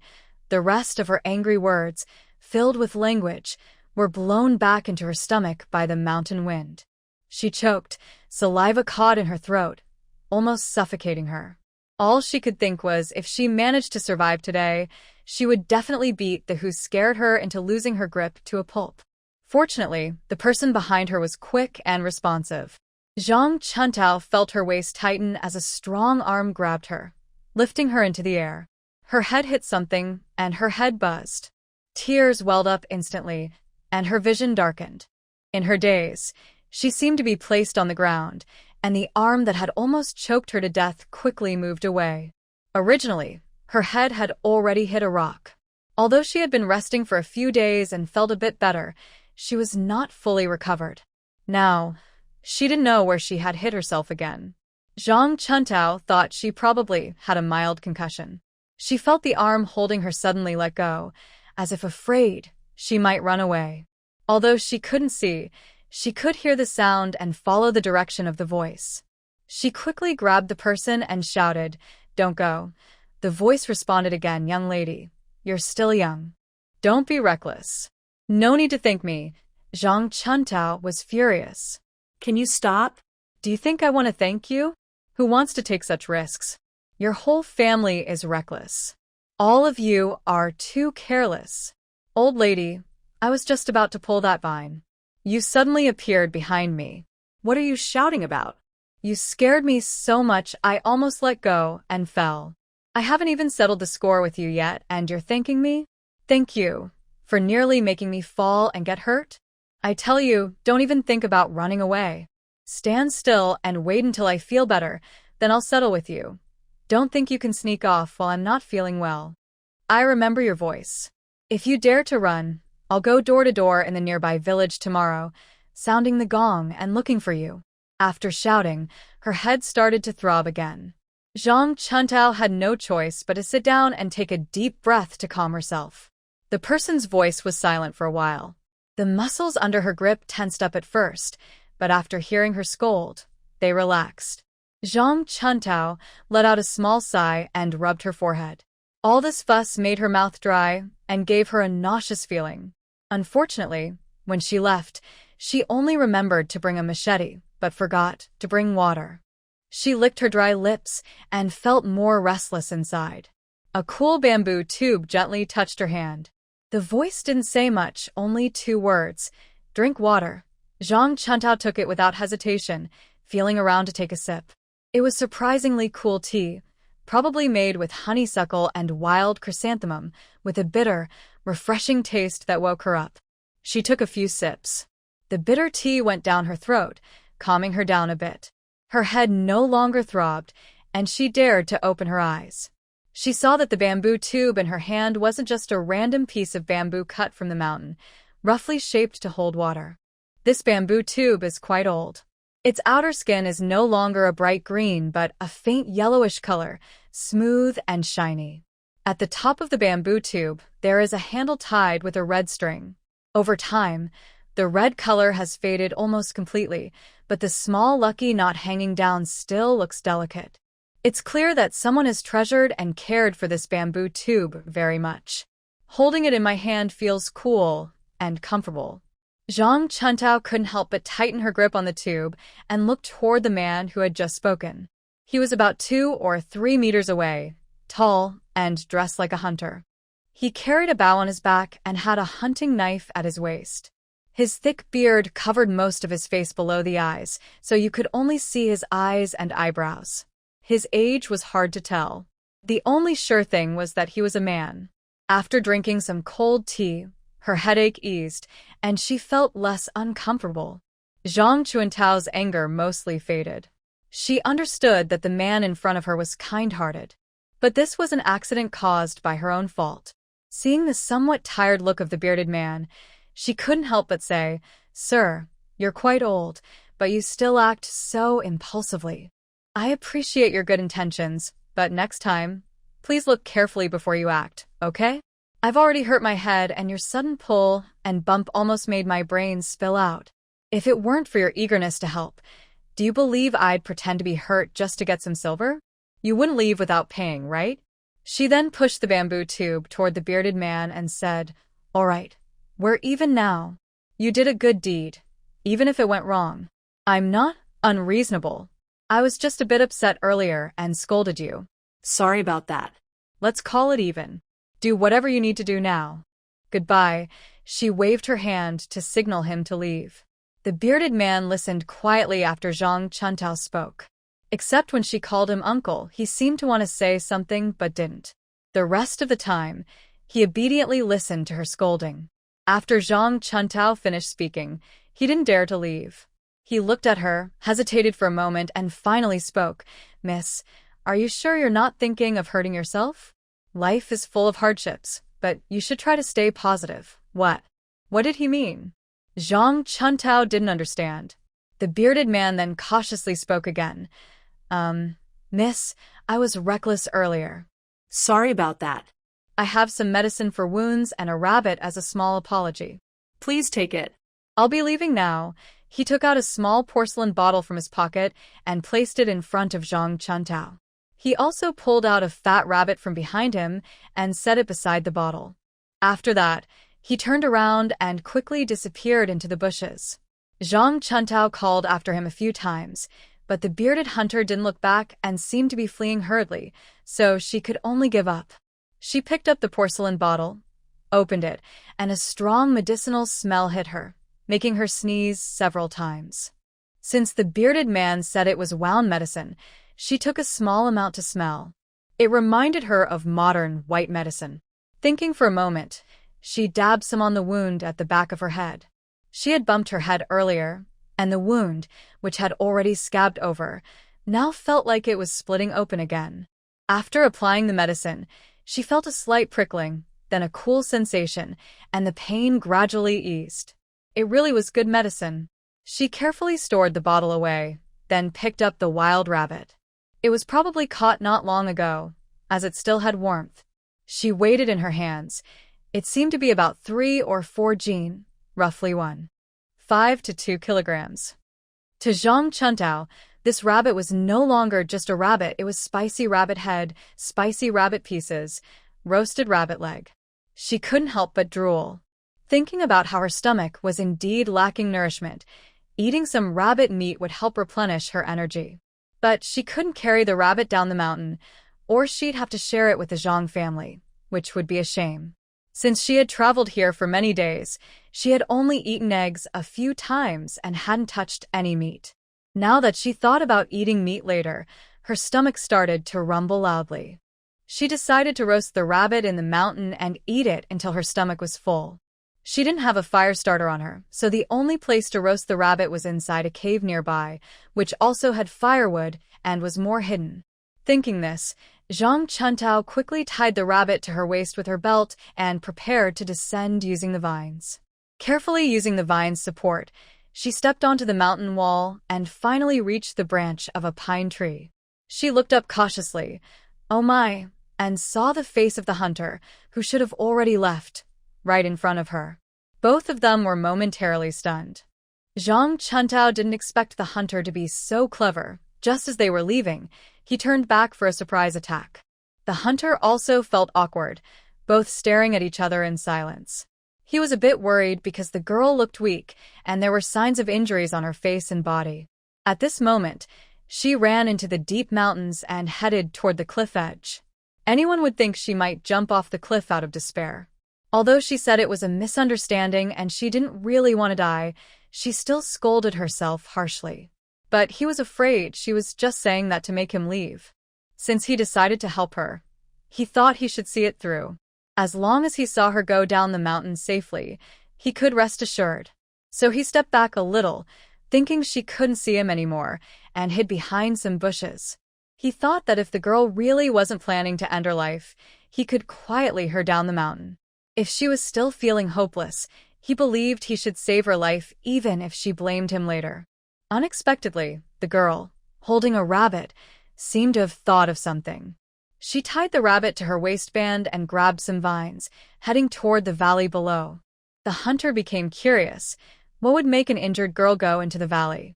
He had only heard stories of lovers ending their lives together, but never of someone holding a dead rabbit while trying to harm themselves. He had never been into the valley himself, but he had thrown stones down once and never heard them land, so he guessed the valley was very deep. If she fell, she would surely not survive. Although her actions didn't seem like she wanted to end her life, the terrain was complicated, especially for a weak girl. Even if she was holding on to vines, she could slip. He couldn't hide his concern anymore and hurried forward to check. Just as he poked his head out, he met her gaze. He was instantly embarrassed, as if he could feel a mountain cave forming at his toes. Neither of them wanted to back down or look away. They stared at each other for a long time. Finally, Zhang Chuntao spoke first. All right, since you saw me, you might as well come down. She moved aside to let him pass. In an instant, her figure disappeared over the edge of the cliff. The hunter's heart skipped a beat, but he quickly understood what she meant. After hesitating for a moment, I reached out and grabbed the vine, then slid down. My feet landed on a pine tree branch. As I lowered my head, I saw Zhang Chuntao had already climbed to the front of the cave and pushed aside the vines, revealing an opening. It had been many days since I last came here. Aside from some dust, the cave was still clean. Zhang Chuntao and the hunter entered the cave one after the other. The hunter seemed a bit cautious and stayed at the entrance without going inside. Since we had already been discovered, Zhang Chuntao decided not to hide anymore. This is a place I found before. Sometimes I rest here when I go up the mountain. These firewood are stored here by me. Don't just stand at the door. Come in and sit. I have some firewood. We can roast this rabbit and share it equally. The hunter paused silently, then stepped inside. Neither of them spoke after that, but they worked together smoothly. The hunter had a knife, so he was responsible for skinning the rabbit. Zhang Chuntao started the fire and rummaged through the storage area, pulling out 2 or 3 small sweet potatoes. There was also a handful of mountain chestnuts, which she picked last year when she saw a mountain chestnut tree. It wasn't a good harvest, so she gathered all the nuts. She brought them into the cave, roasted them with the leftover ashes from the fire, and stored them away. Today, since the hunter brought the rabbit, she didn't want to take advantage. She offered 2 sweet potatoes and a handful of chestnuts, which wasn't much. After all, she had paid for the firewood and the place herself. The hunter was quick and efficient. In a short time, he had skinned the rabbit completely, even removing the internal organs, revealing the pink, plump meat. Seeing that there was no water in the cave, the hunter paused briefly before saying, "I'll take the rabbit's insides far away and bury them. I'll also wash the meat before bringing it back." Zhang Chuntao nodded. It was good that the hunter was leaving. She could now find the large sum of money she had stored earlier. The stored grain couldn't stay here either. She needed to pack everything up. When the hunter saw that Zhang Chuntao agreed, he stuck his head out and roughly tore a few leaves from the vine. He wrapped the rabbit meat and organs, then left the cave. He pulled the vine a few times and quickly climbed up. Zhang Chuntao stood by the cave, listening to his footsteps fading away. After waiting a moment, she turned and entered the cave. Following her memory, she dug out a small bamboo tube. Inside was the secret savings she had accumulated over many years. She opened her bag and spilled the money onto her skirt. She counted about 20 coins, which she had saved over nearly 5 or 6 years. She sighed, put the coins into a bamboo tube, and then began to count her stored food. Besides the sweet potatoes and mountain chestnuts she had just taken out, there weren't many left, just 3 or 4 long sweet potatoes and over 10 green walnuts.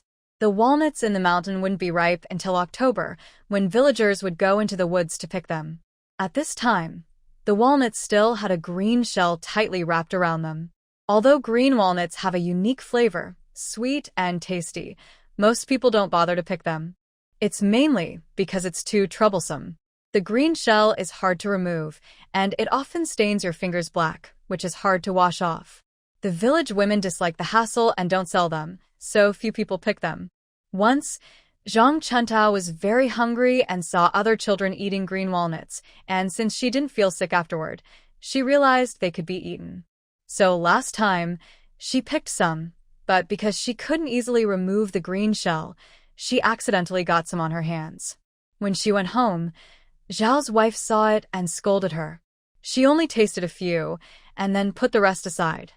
Now, after a few days of natural drying, the outer green shell had lost moisture and was easier to peel off. Since she was free, she decided to carefully remove the green shells from the walnuts, wrapping them in leaves to keep clean. She then used a stone to open the walnuts and carefully picked out the raw nut inside. She put a piece in her mouth, sweet, juicy, and fragrant. After chewing a few bites, she couldn't help eating several more. Just then, she heard some movement outside and looked up. A hunter was walking into the cave, carrying a rabbit wrapped in clean wild yam leaves in his left hand, with a bamboo tube hanging from his wrist. His other hand was tucked into his chest, holding a few wild mountain pears also wrapped in yam leaves. The pears were washed clean and still had shiny water droplets on them, making her mouth water. These mountain pears are a local specialty. They look plain when unripe, green skin, and when ripe, the skin turns a dull yellow. The best time to eat them is when the skin nearly turns orange.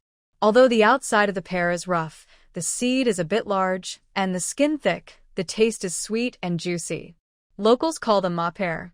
These pears are good for cough relief and soothing the lungs, so everyone in the area loves to eat them. By late July and early August, the sesame pears ripened. The nearby hills and villagers' pear trees had already been picked clean, leaving only leaves and branches. Only in the deep mountains were there still unharvested sesame pears. Unexpectedly, the hunter had only been gone for a short while. Not only did he clean the rabbit meat, but he also casually picked some pears to bring back. After returning, the hunter handed the sesame pears to Zhang Chuntao and then sat down by the fire. He took out a clean bamboo stick from behind him, skewered the rabbit, and started roasting it over the fire. Zhang Chuntao looked at the basket of sesame pears. Smelling their natural, fresh scent, she couldn't help but swallow her saliva. She wasn't a picky person, and the hunter seemed generous. He was older, probably seeing her like his own daughter, picking pears to give her as a treat, just like comforting a child. She chose the biggest pear first and handed it to the hunter, then took one for herself and took a bite. Her teeth broke the pear's skin, and sweet juice burst into her mouth, flowing down her throat. All her heat and dryness were soothed by the pear's natural sweetness. It was so delicious that tears welled up in her eyes. Purely sweet, natural, pollution-free, fully ripened pears. This was a flavor Zhang Chuntao hadn't experienced in years. She was so excited she almost cried. The hunter beside her was eating his pear quietly, glancing at Zhang Chuntao without drawing attention. Seeing her tears after just 2 bites, he couldn't help but sigh inwardly.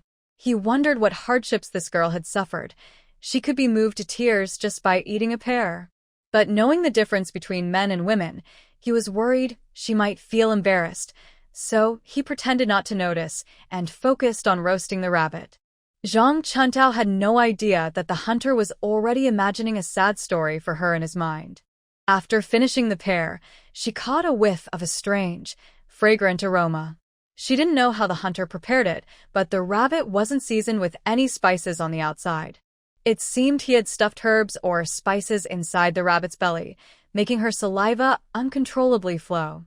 Although it didn't have the many seasonings she was used to from modern barbecue, it looked very appetizing. The smell alone was tempting. She couldn't help but look a little longer, noticing the hunter seemed a bit uneasy. Suddenly, she realized that in this time and place, such secret recipes might be considered special. Her curiosity made her glance again, but someone more sensitive might misunderstand her, thinking she was trying to learn his secret techniques. He immediately apologized with a smile at the hunter, then quickly looked away. He lowered his head and peeled some green walnuts and mountain chestnuts for the hunter, leaving a few more mali, a type of fruit, and pushed them all in front of him. "Uncle, you should try some of this later. It can't fill your stomach, but eating it after meat can help get rid of the smell," he said while using a stick to poke at the sweet potatoes buried in the ashes to make sure they heat evenly and don't burn. The cave was very quiet, only the crackling sound of the fire and the oil drops from the rabbit meat falling onto the fire, making a popping sound. Zhang Chuntao felt that not talking was a bit awkward, especially since they were strangers and there had been some misunderstandings before. Since they were just sitting together waiting to eat, not talking seemed a little impolite. So he took the initiative to start a conversation. "Uncle, I don't even know your name. Which village are you from? Or, are you a hunter in the mountains? I've never seen you before."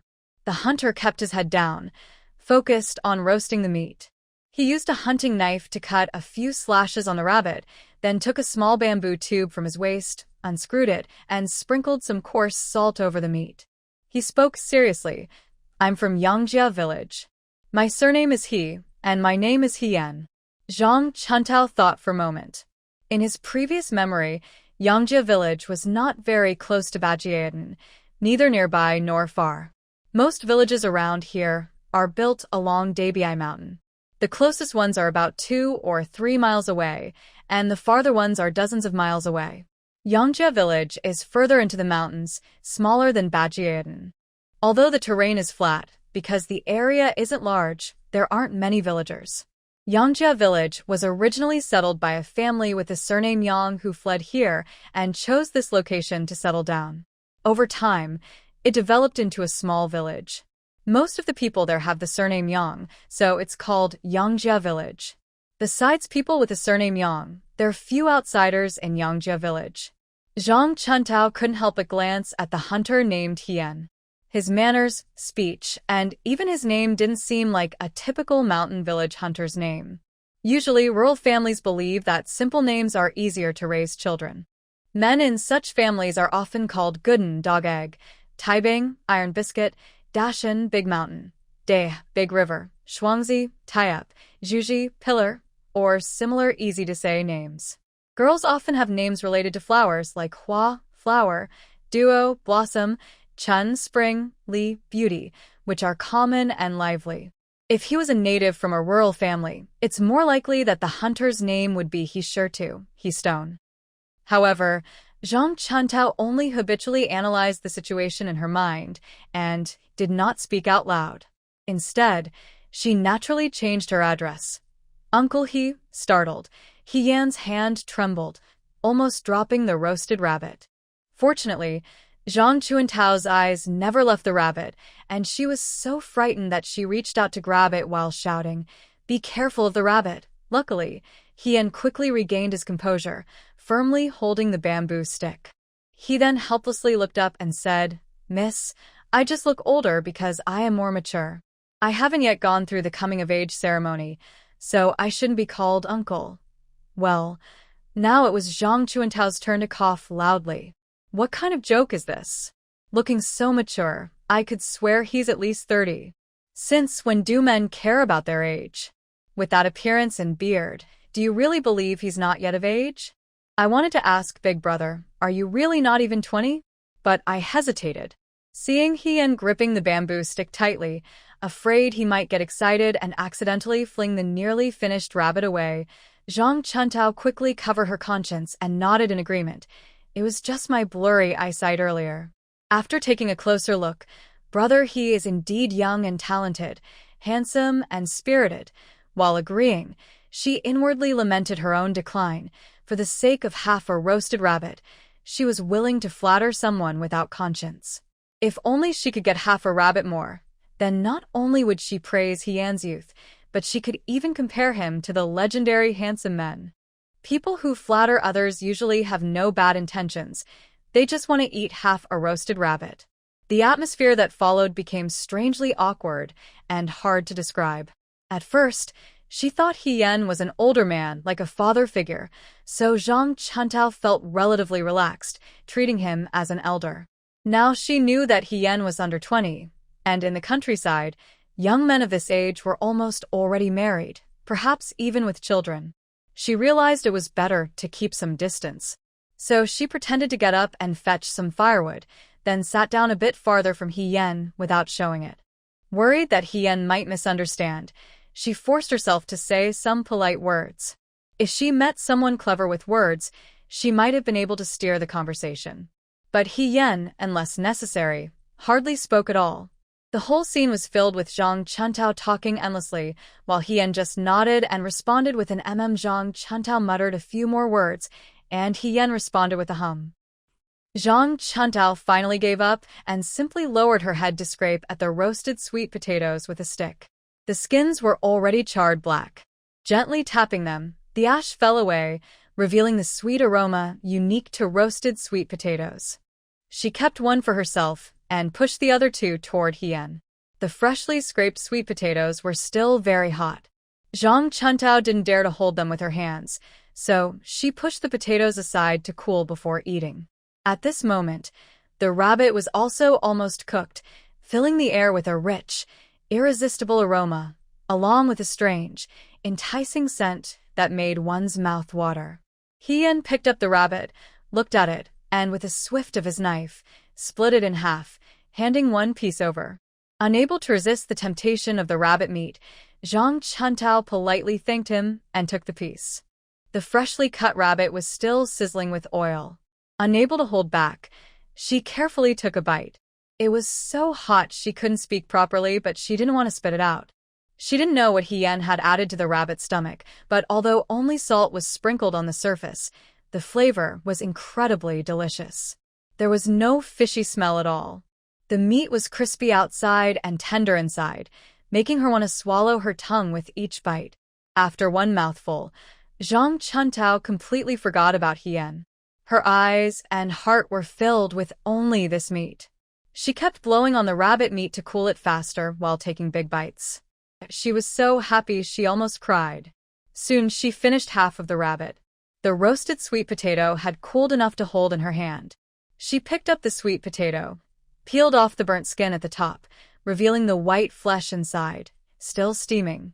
While peeling the sweet potato with both hands, she was also careful not to burn herself, making hissing sounds as the heat escaped and occasionally touching her ear to cool down. She was busy and focused. The sweet potato wasn't very big, and after peeling off the charred outer layer, she didn't leave any of the slightly burnt, yellowish, mushy-looking flesh behind. She ate it all in one go, clean and neat. The perfect mix of protein and carbohydrates finally let her enjoy a proper meal after several days of traveling. She squinted happily, almost humming with satisfaction. Seeing this scene, Hien couldn't help but smile briefly, but quickly lowered his head and finished the remaining half of the rabbit in just a few bites. He quickly peeled and ate the sweet potato like a gust of wind. After hesitating a moment, he pushed Zhang Chuntao in front of him. She also finished eating the green walnuts and mountain chestnuts he had peeled.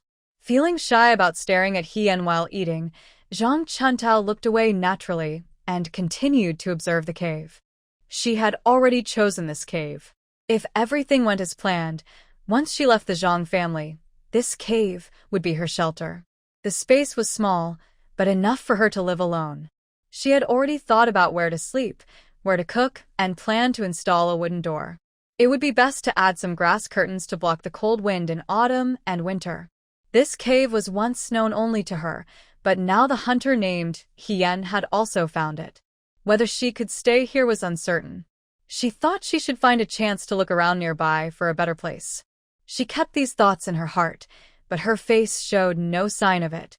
After Hien finished eating, both of them quietly cooperated to extinguish the fire, pressing the ashes with stones. They also cleaned up the bones and leftover meat-wrapped leaves and other debris, then threw everything outside. They left the cave one after the other.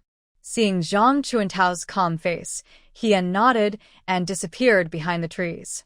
Zhang Chuntao looked at the sky, carried her basket, and slowly walked down the mountain, gathering some wild vegetables along the way and putting them into her basket. She managed to fill half a basket by the time she reached the village.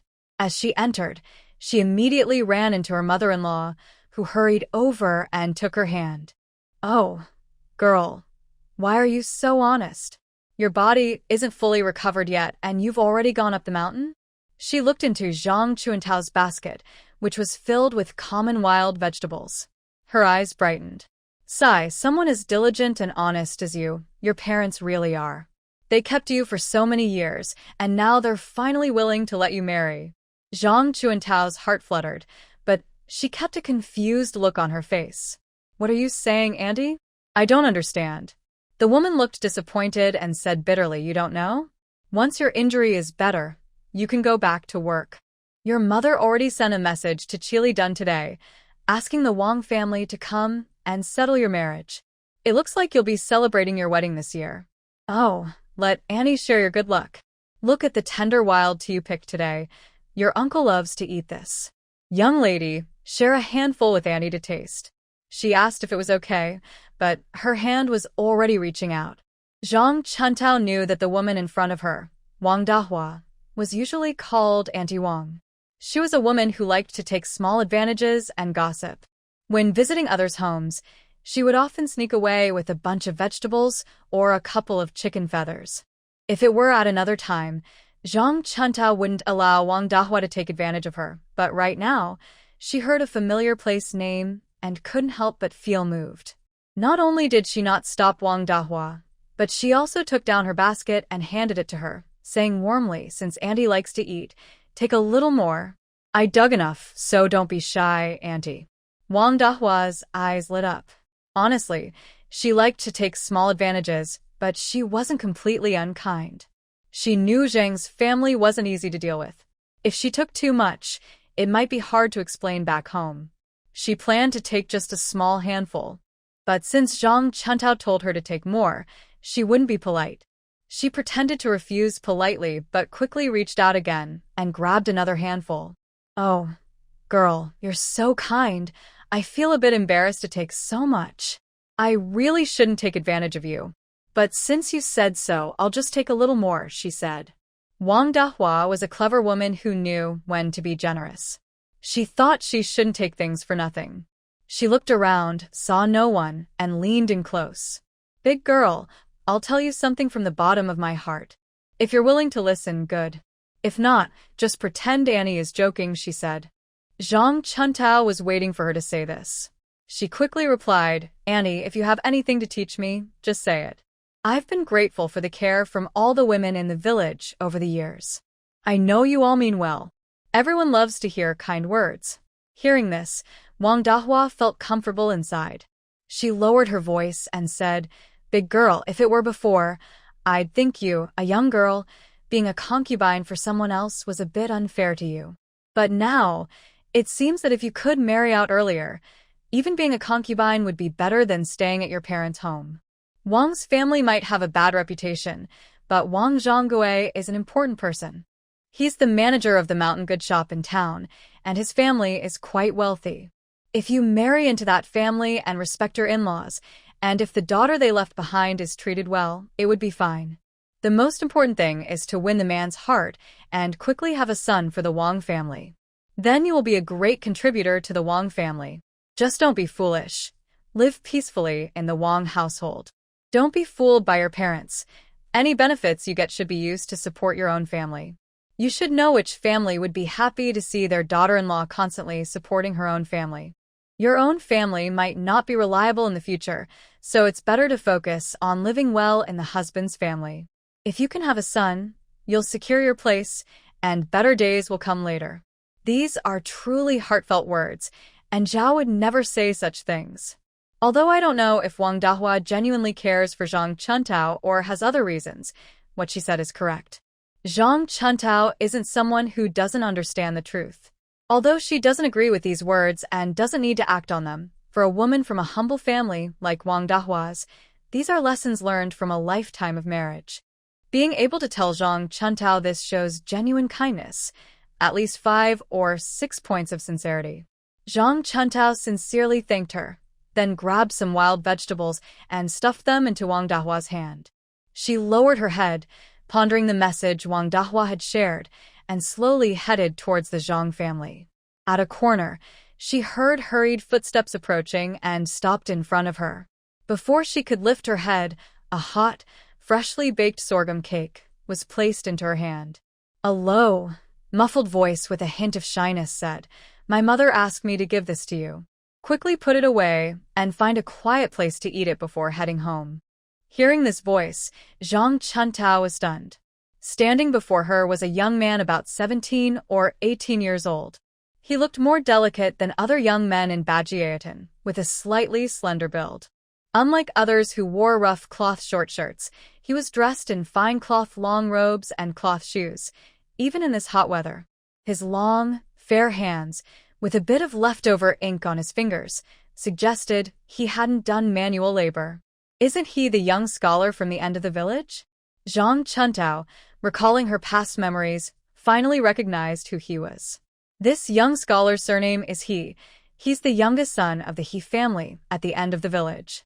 The He family is quite well off in Bajietan.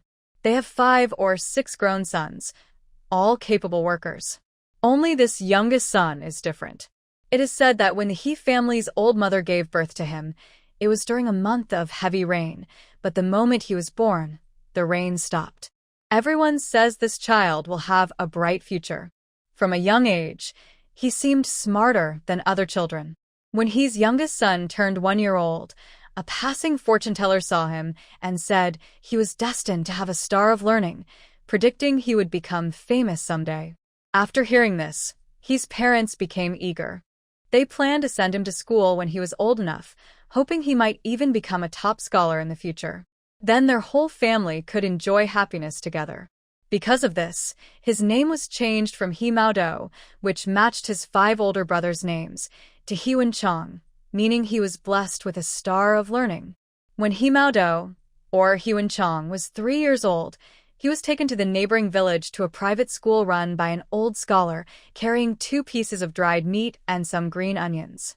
The old scholar had heard about the little boy from Jiaku village, who was said to have a star of learning. After testing him, he said the boy was quite talented and decided to take him as a student. He Wen-chong was indeed talented.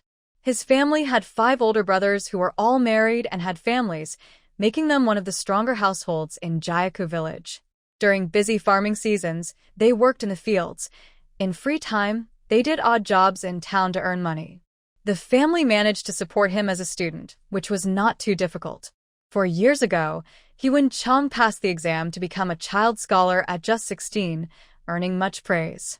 He then confidently went to take the provincial exam, hoping to become a top scholar, but he failed. Though everyone was disappointed, they remembered he was still young and it was his first try, so failure was understandable. His teacher, the old scholar, had only become a top scholar at nearly 40, so they thought if our boy didn't pass this time, it's not a big deal. He can try again. In the next 3 years, he took the exam twice more but failed both times. His failures caused some gossip in the village, and even his family's confidence wavered.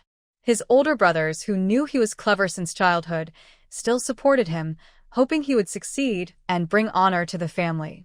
His sisters-in-law, though silent at first, started to think that if he could pass the initial exams, becoming a top scholar should be easy, like cooking a simple meal.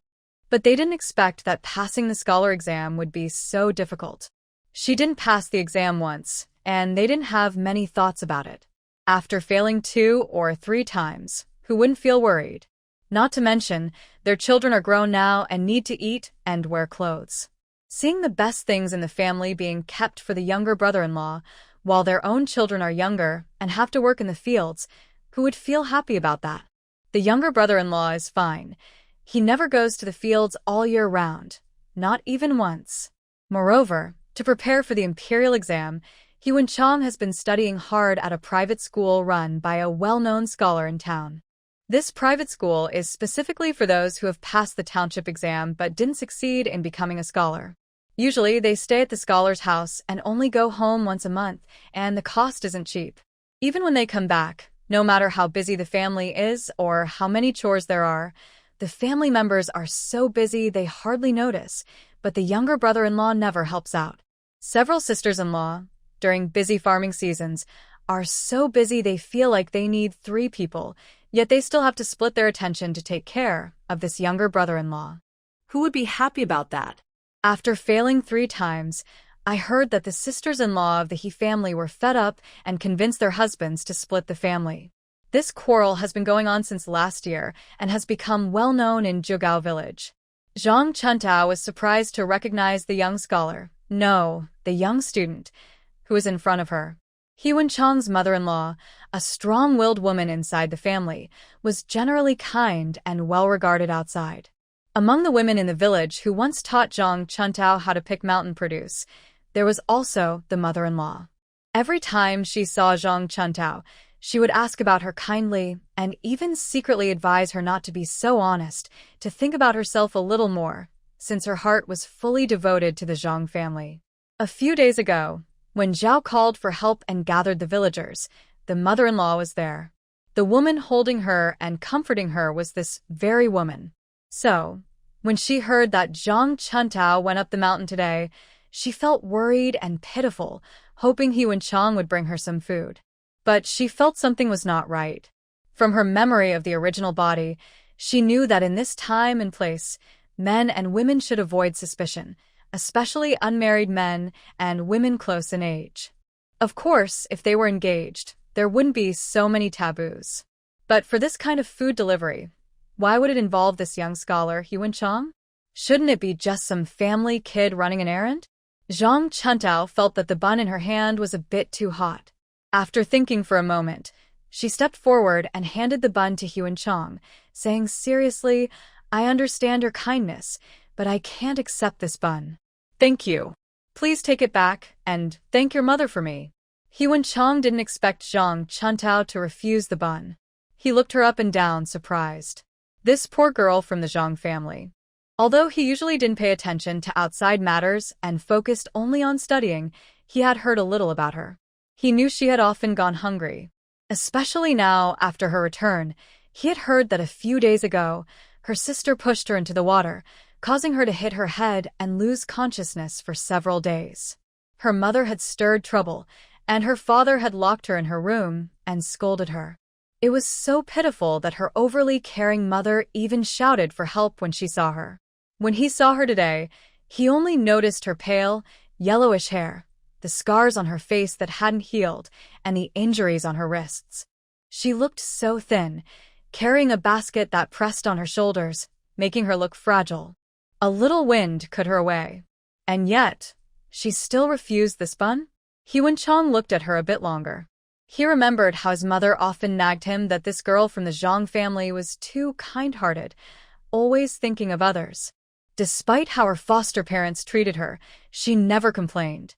Anyone who helped her in the village, she would find a way to repay. She was a girl who knew gratitude. If someone married her and treated her well, given her gentle nature, she would be a hard-working and loyal daughter-in-law. Moreover, Zhang Chuntao was diligent and capable. One woman could support a family. Without her help, could Zhang Desheng, that reckless drunkard, even support the family? He wondered which lucky person would marry her. A good life was surely ahead. His mother had told him this many times. At first, he thought she was just kind and worried about the girl.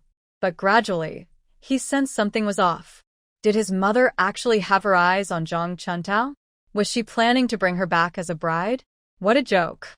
Not to mention whether Zhang Chuntao was good or bad, but Zhang Desheng's family was already a trouble he couldn't escape from.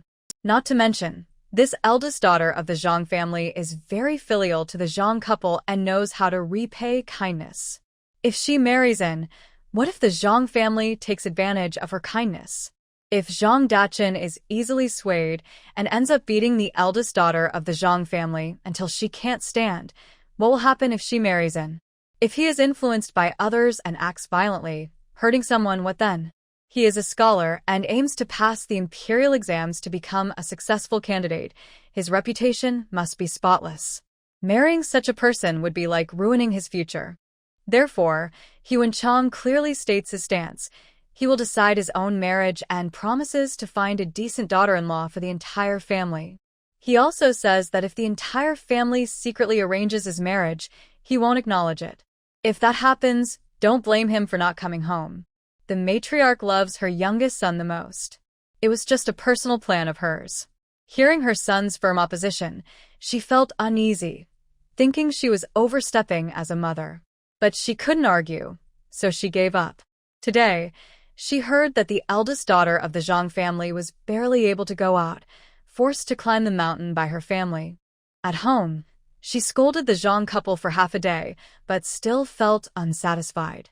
Then she heard her grandson, just back from the mountain, say that he saw the eldest daughter of the Zhang family behind them. She was walking slowly, probably still a while before she could come down. Feeling compassionate, she took a freshly steamed sorghum cake from her steamer, originally intending to give it to her other grandchildren. But then she thought about the current situation at home. Her daughters-in-law were constantly fighting, and the family was running out of food. If she still gave something to an outsider from the Wu family, it might cause trouble again. The matriarch also understood why her youngest son stayed in his room and never came out after returning home. He was just studying hard. He was holding back, hoping to pass the imperial exam in the second half of the year to bring honor to the family and to himself. The village gossip had reached her youngest son's ears, and he had heard quite a lot. Plus, the expressions on his daughters-in-law's faces were obvious to anyone who wasn't blind. Her youngest son was always clever, so he knew what was going on. Studying was tiring enough, And these past few months, because of the family division, he had become much thinner. He no longer came home to chat with the family like before. In the past, whenever the younger son was around, the grandchildren would gather close to him. Now, several daughters-in-law have caused such fuss that they no longer dare to approach. After thinking, he decided to let his newly returned younger son deliver the bread. Since he usually stays indoors after coming back, it's better to let him go out and get some fresh air. Hyun-chang didn't want to go out at first, but his wife kept crying and told him about how he once needed a special medicine when he was sick. The doctor's supply was short, and Jang's eldest daughter had gone to ask the doctor for medicine. She went deep into the mountains to gather herbs and brought them back to their home, which helped Hyun-chang recover quickly and avoid missing the county exam. Now, they wouldn't let him do anything, and he no longer cared about matchmaking. What's wrong with just delivering a bun? Hyun-chang only then realized there was such a story behind his illness. He couldn't refuse anymore, so he had to agree. He took the bun and sneaked out, looking around to make sure no one was watching before he appeared. He thought that once he delivered the bun and Zhang Chuntao ate it, his task would be done, and he could leave. But unexpectedly, Zhang Chuntao wanted to return the bun to him. This was a tricky problem. What should he do? He was waiting anxiously online. Hyun-chang was momentarily stunned. Zhang Chuntao pushed the bun back without saying much and turned to leave, bypassing Hyun-chang. She knew that even if it seemed like no one was around, there might be gossiping eyes hidden in the corners. She wanted to leave the Zhang family and cancel the marriage, so she couldn't afford to cause trouble now. Especially since she was worried about being seen with someone her age, which could cause trouble. More importantly, Hyun-chang was the most desired match for many unmarried girls in the village. If people saw them together, even if it seemed harmless, it might make her a target of gossip among the girls. She wasn't stupid. Why would she invite such trouble? Seeing Zhang Chuntao eager to leave, and then looking at the bun in his hand, Hyun-chang couldn't help but say, "Why are you so ungrateful?" His tone carried a sense of superiority and pity that even he might not fully realize. Zhang Chuntao stopped and looked back at Hyun-chang, but she was just a proud, educated girl. She probably never thought she would be refused after offering something to someone. She didn't want to bother with such a person and simply said openly, "Yes, I'm just that ungrateful. So, I'll take a thing back." After saying that, she turned and headed toward the Zhang house. Hyun-chang's face turned bright red with anger. He snorted coldly, "You're so clueless." After saying this, he flicked his sleeve and stormed off angrily. Zhang Chuntao looked at Hyun-chang's back and couldn't help but click her tongue. Men are really troublesome. She carried her basket back to the Zhang family. Besides Zhang Desheng, who was still lying on the kong, a traditional bed, everyone else had returned. They were all gathered inside, discussing something. Zhang Chuntao overheard snippets like, "When the time comes, in front of the whole village, if she doesn't agree, it means she's unfilial. Yes, yes. If she's unfilial, we have an excuse to drive her out. Look at her trying to show off. Does she really think her strength can help her survive outside? I spit. When the time comes, I'll think of a way to sell her at a high price to the people in town." Are you serious, head of the family? I heard those people have powerful backers. They buy girls like her to sell in the county brothels. Humph. That ungrateful girl, she's doing the first day of the Lunar New Year while we're doing the 15th. If she obediently married into the Wang family, she'd be lucky. If she refuses, then we won't be kind. We've raised her all these years. We can't just waste it. She should be a good wife, but if she refuses, it's her bad luck. Zhang Chuntao raised her eyebrows. She thought that after these days of practicing with the Zhang family 3 meals a day, they might feel some regret. At least, they might regret mistreating her in the past. But she never expected that this family was rotten to the core. No remorse, only full of hatred. That was good. The more she beat them, the less guilt she would feel. She didn't want to hear them plotting how to deal with her anymore. She deliberately increased her footsteps and threw the basket heavily onto the ground behind her. Hearing the noise, everyone except Zhang Desheng hurried out. Seeing Zhang Chuntao, They all looked surprised and suspicious, unsure if she had overheard their plans. Zhao Shi forced a smile and said, Big sister is back. Why so quietly? Second sister, feeling guilty, dared not look at Zhang Chuntao. She lowered her head and saw the basket on the ground, quickly saying, Big sister went up the mountain and picked these wild vegetables. Third sister, hurry and cook some for big sister try tonight. Third sister quickly agreed. The two sisters picked up their baskets and ran into the kitchen. Zhang Xiaobao has a thick skin and acts as if nothing is wrong. She asks Zhang Chuntao, Big sister, it's already the end of August. Are the wild fruits on the mountain ripe yet? Zhang Chuntao snorts coldly. If you want to know, go see for yourself. Don't bother me. I've been tired all day. Go inside, rest for a while, and call me when the food is ready. She then goes into the house. After Zhang Chuntao enters, Zhao and Zhang Xiaobao exchange a look. They think, did she not hear? That's good. They pat their chests, finally feeling relieved. At dinner time, Zhao hesitates for a long time before speaking hesitantly. Big girl, I need to tell you something. Remember when you fell into the water, I mentioned a marriage proposal? Do you remember? Zhang Chuntao knows this is the main topic. She nods casually. Zhao looks at Zhang Chuntao's face and sees she doesn't seem angry, so she gathers her courage and says, Last time you fell into the water, they didn't come to see you. Now I hear you're better, and someone from the Wang family sent word that they will come to see you in the next few days. She watches Zhang Chuntao's expression carefully, as if she might stop talking if she gets angry. Zhang Chuntao eats a bit of rice, waits a while, and when Zhao stops speaking, she finally asks, Is that all? Anything else? Zhao relaxes a little, thinking that Zhang Chuntao still cares about the marriage proposal from the Wang family. It's good to think about it. When the Wang family comes, they will see her, and after accepting the betrothal gift, she will become part of the Wang family. If she causes trouble, she can do so in the Wang family. Anyway, once a daughter is married out, the family won't interfere anymore. Although they can't count on her helping the family in the future, with how she is now, it's better for her to marry far away. They worry she might come back home upset and start fighting again. Their family has enough strength to handle her. So, they look a little happy and say, That's good if you have no objections. You shouldn't go up the mountain these days. Rest at home and recover. When the Wang family comes, dress up nicely. Before they finish, Zhang Chuntao glances at Zhao, who wisely shuts her mouth. Second and third sisters, along with Zhang Xiaobao, dare not make a sound, especially second sister, who wishes she could disappear right then, afraid Zhang Chuntao will remember old grudges. They finish dinner peacefully, everyone thinking everything is fine, and they breathe a sigh of relief. But unexpectedly, Zhang Chuntao suddenly lost control. After Zhao and Zhang Xiaobao entered the main room and reported the good news that Zhang Desheng agreed, she also went in, locked the door from inside, and trapped the three inside. She took turns hitting them hard.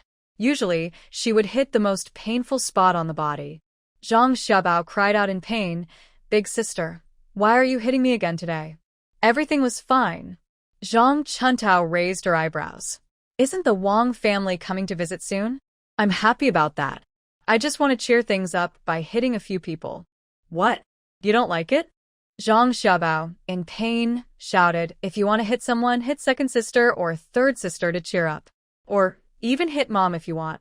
Why are you hitting me alone? Zhang Chuntao smiled and applied a little more force. It's because you look like you deserve it.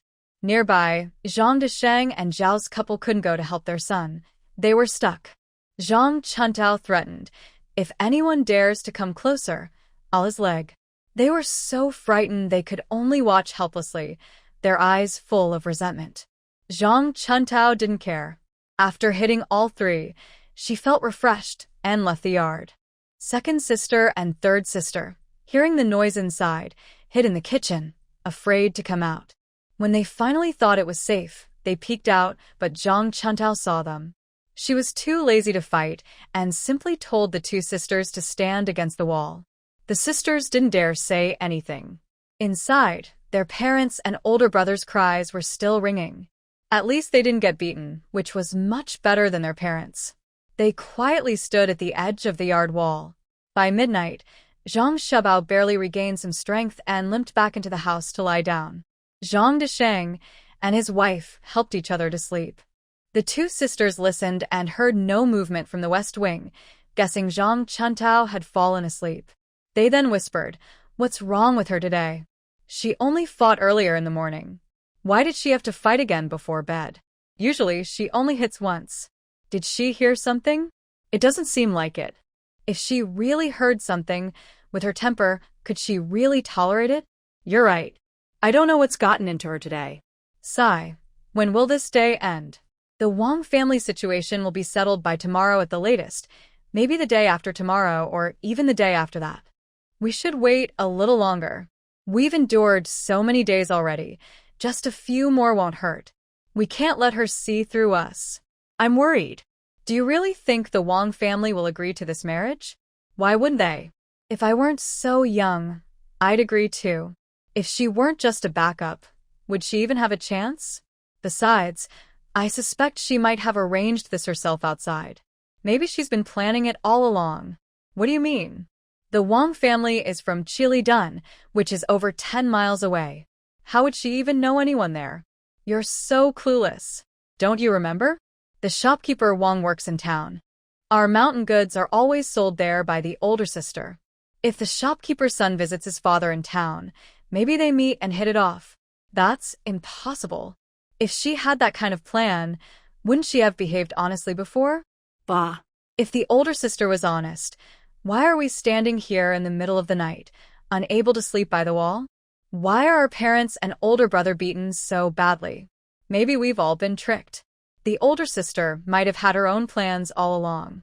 Otherwise, how could she have been so obedient before and then suddenly change after you pushed her into trouble, as if she's a different person? Maybe she finally managed to get close to the Wang family and set the marriage, so she's been holding back. But you ruined her plans, and that's why they fell silent for a moment. Then Air Sister's voice lowered even more. So, the marriage with the Wang family is really what she wanted? After a while, San's sister spoke. Tomorrow morning, let's talk to our parents. We can't let her have everything. She probably just wants to marry into the Wang family to enjoy a good life. Even if we can't ruin the marriage completely, we can at least make things difficult for her, right? Excited, Air Sister's voice grew a little louder. San's sister, what do you think we should do? I saw it that day. The Wang family's Lin woman isn't someone to mess with. Since ancient times, mother-in-law and daughter-in-law are like enemies. We should find a chance. Her voice trailed off almost inaudibly. After breakfast the next day, someone came to knock on Zhang's door.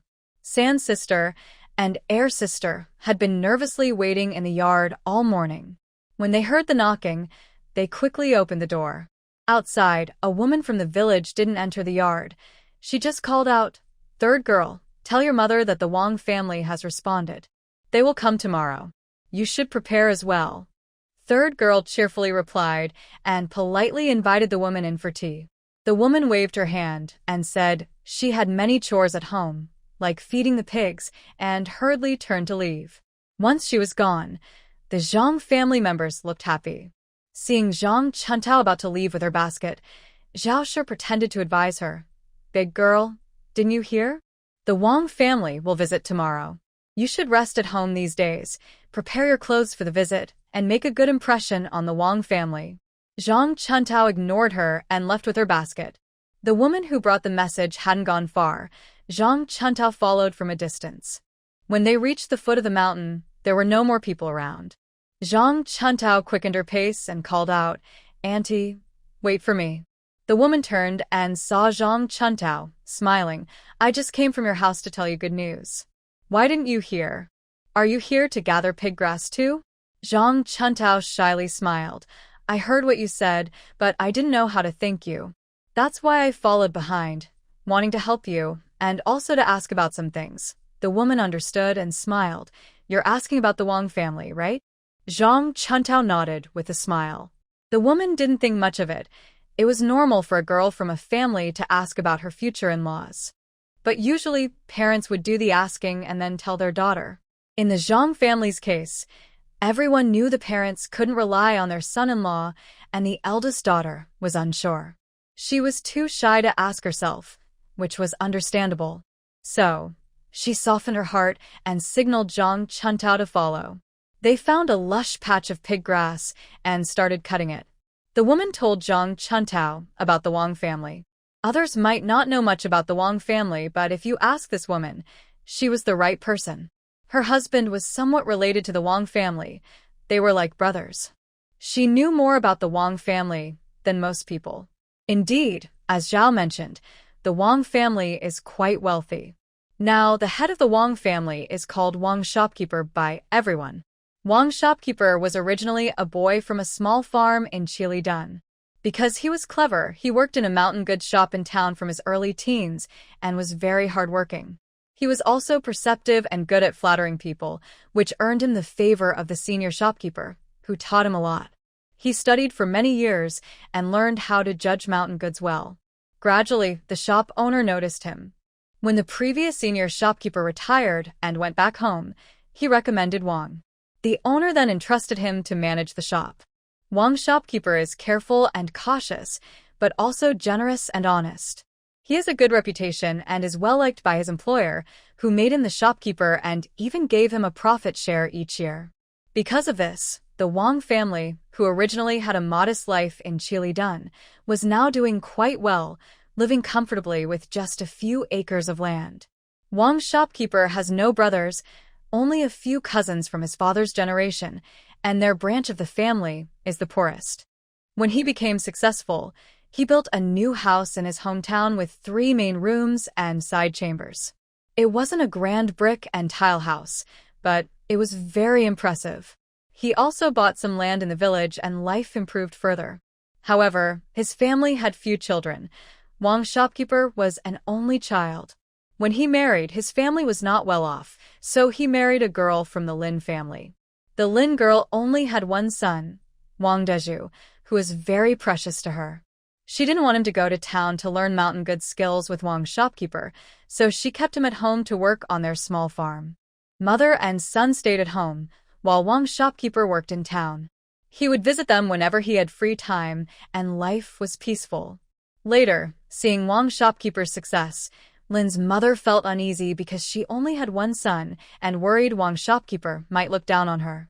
So she kept Wang Deju close and, wanting her son to obey her forever, she arranged for him to marry a girl from a distant relative of her family. Wang Shopkeeper, being broad-minded and worldly, didn't think much of the girl. Since he spent little time at home, Lin's mother, seeing his disapproval, boldly encouraged her son to marry her, and they supposedly had a good start. Now, Wang Shopkeeper had no choice but to agree, or else the girl would have no other options. He was a kind-hearted man and accepted it. After marrying into the Wang family, this girl developed a very close relationship with Wang Deju, so much so that they couldn't be apart day or night. According to shopkeeper Wang, their son has gotten married and is now an adult. He plans to take him to the town to sell mountain goods, which means being away from home for several months at a time. The previous wife cried and refused to go, and Wang Deju, who was fond of her, refused to leave her alone at home. He stayed to farm the land and take care of his wife. Shopkeeper Wang was disappointed and thought his son lacked spirit. Before marriage, his mother controlled him. After marriage, his wife also controlled him. He seemed to have no manly strength at all. But he only had this one son, so he had no choice. He thought about letting his son, daughter-in-law, and Granny Lin go to the town together. That should be fine, right? However, Granny Lin disagreed, saying she was reluctant to leave her house and land, which she considered her foundation. She cried and went to her relatives for support. The daughter-in-law also caused trouble, sometimes claiming she was pregnant, sometimes saying her health was poor, and sometimes insisting on protecting the baby. She caused a lot of fuss for a while. Shopkeeper Wang also needed to take care of the shop, so he didn't have much time or energy to deal with all this. In the end, the matter was left unresolved. Shopkeeper Wang couldn't do anything. As the saying goes, even a scabby son is still your son. No matter how much he disliked him, he had to accept and consider him. After thinking for a long time, he decided that his son should learn a craft. The old saying goes, having many skills never hurts. He didn't want to pass down his skill of identifying mountain goods to others. When he got older, he would have to return to Chilidan. But his son couldn't just do farming, he needed to learn a trade. Otherwise, when he left, their household income would decrease. So, he put a lot of effort into having Wang Dezhu learn carpentry from an old carpenter in a nearby village. During busy farming seasons, he could help in the fields. During free time, he could take on some jobs. That would be good. He was truly thoughtful and caring. The old carpenter's house was not far from Chilidan, just next door in another village.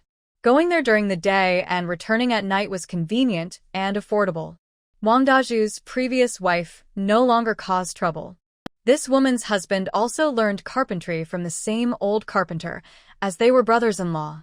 Because they were brothers-in-law, they studied carpentry together every day. Wang Dezhu only occasionally said a few words, so he learned about their family situation. He heard that the former wife was very good at acting cute and pretending to be weak, which made Wang Dezhu treat her like a treasure. They had been married many years and only had one daughter. Wang Dezhu didn't allow anyone to criticize her, and even the daughter's name was different from the other girls in the village. Most girls in the village are called flowers, grass, red, bright, spring, or fragrant, or simply called Sister Zhai or Sister Lai. Only Wang Dezhu's daughter is said to be very delicate and precious. Her name was chosen by an old scholar, following the Wang family's tradition of naming the next generation with the character Yong. Her name is Wang Yongzhen, meaning treasure. Did the previous wife have good luck with her fortune? But she was unlucky and couldn't handle such good fortune. She had a daughter and then became ill, unable to do anything and confined to bed. If other families had a wife like that, they would have stopped her medicine early and let her struggle to die, making room for a new wife. Shopkeeper Wang is a kind man, and Dezhu genuinely liked his wife. The medicine was never stopped, thanks to the Wang family's wealth. Otherwise, who could afford such endless expenses? Even so, the wife passed away last year after the New Year and was buried. It is said that Dezhu was so sad he almost wanted to follow her. Shopkeeper Wang slapped him awake. After the wife was buried, he fell ill and got sick. Now a year has passed, and Shopkeeper Wang can't just watch his son continue like this. The Wang family still has no successor. The family business can't just end like this, right? They must find a new daughter-in-law to continue the family line. Lin's mother, from her family, wanted to marry off a girl. Originally, they missed this good match because her daughter was too young, and it was a good deal for relatives. Now that the opportunity has finally come, they don't want to miss it. So, they persuaded Lin's mother. Lin's mother also wanted to strengthen the family ties by marrying her niece into the Wang family. That way, the relationship between mother-in-law and daughter-in-law would be good, and she wouldn't have to worry about supporting her family. She only mentioned this to Shopkeeper Wang. As a kind man, he reportedly lost his temper and said that if Lin's mother interfered again, he would send her back to her family.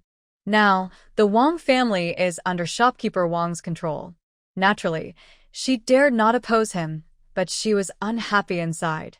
They have already made it clear that if the new wife doesn't meet their expectations, they will set some rules.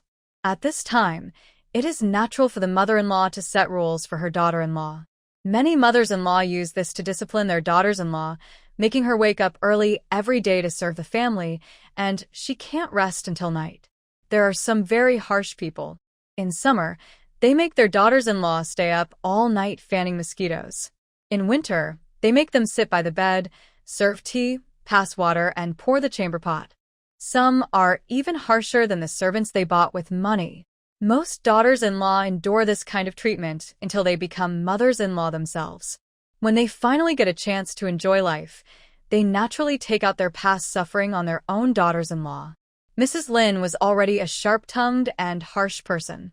Her son remarried without her control, and with her family stirring trouble behind her, She couldn't possibly like the daughter-in-law that manager Wang favored. It's easy to imagine that if Zhang Chuntao really married into the Wang family, her life would be even harder than in the Zhang family. That woman genuinely cared for Zhang Chuntao, so she told her these things to prepare her mentally. When Zhang Chuntao heard this, her face turned pale, and she looked like she might faint. All she could do was pat her shoulder and tell her to sit down and rest. After all, this was a family matter of the Zhangs. As the saying goes, marriage is decided by parents and matchmakers. It's the parents who set the marriage, and children have little say in opposing it. It all depended on whether the Zhang family's eldest daughter had good luck and could endure it.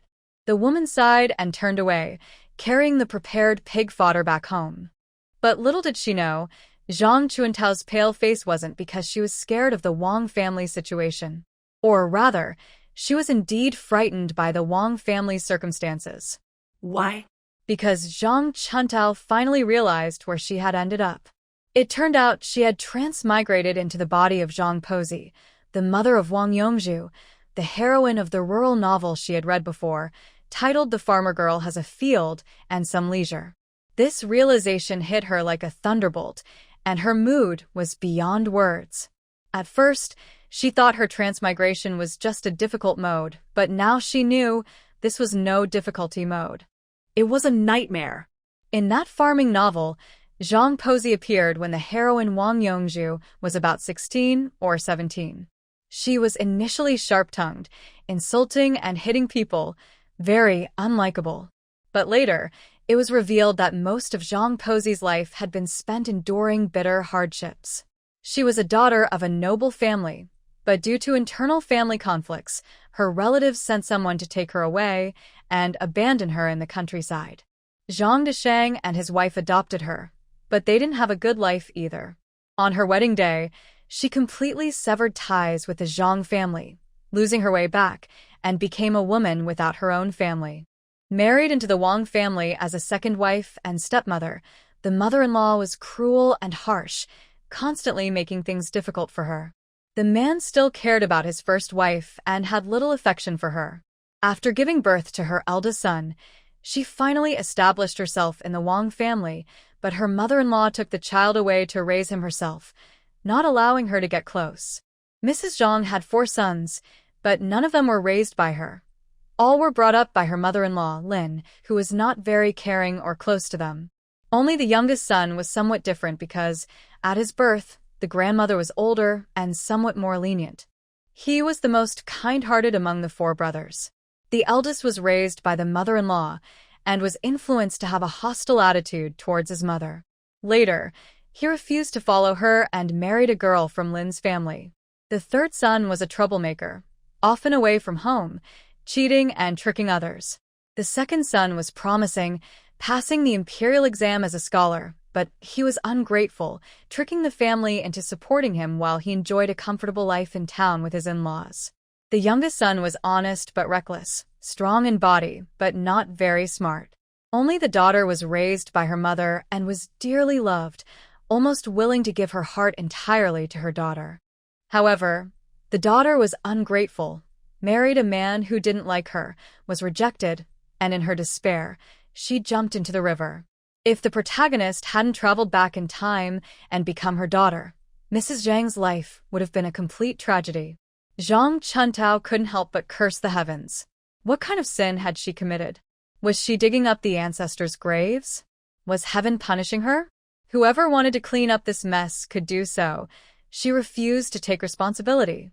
Just as she had this thought, her vision went black, and she lost consciousness. Then, she seemed to observe as an outsider, witnessing a completely different ending from the original farming story. No one traveled back to be Mrs. Zhang's daughter, Wang Yongzhu. Wang Yongzhu initially wanted to scare someone into jumping into the river, but it turned real, and she actually died. Mrs. Zhang was heartbroken and nearly followed her daughter. Finally, she recovered, but her eldest son, Wang Yongfu, couldn't escape the fate of being injured by stones on the mountain, similar to her youngest son, Wang Yongping. This time, no one traveled back to find the truth. Everyone just thought he was unlucky. Because the eldest daughter-in-law, Ling, panicked and delayed, Wang Yongfu was left with only his head moving, becoming half dead. The eldest daughter-in-law, Lin, couldn't bear this life anymore. With her brothers and sisters-in-law encouraging her, she took the family heirloom silver bracelet and ran away secretly. Wang Dezhu, who was old, was called Wang Laozhu. He wrote a letter to his second son, Wang Yong'an. When Wang Yong'an returned, he not only stole the house deed, but also took the last bit of silver.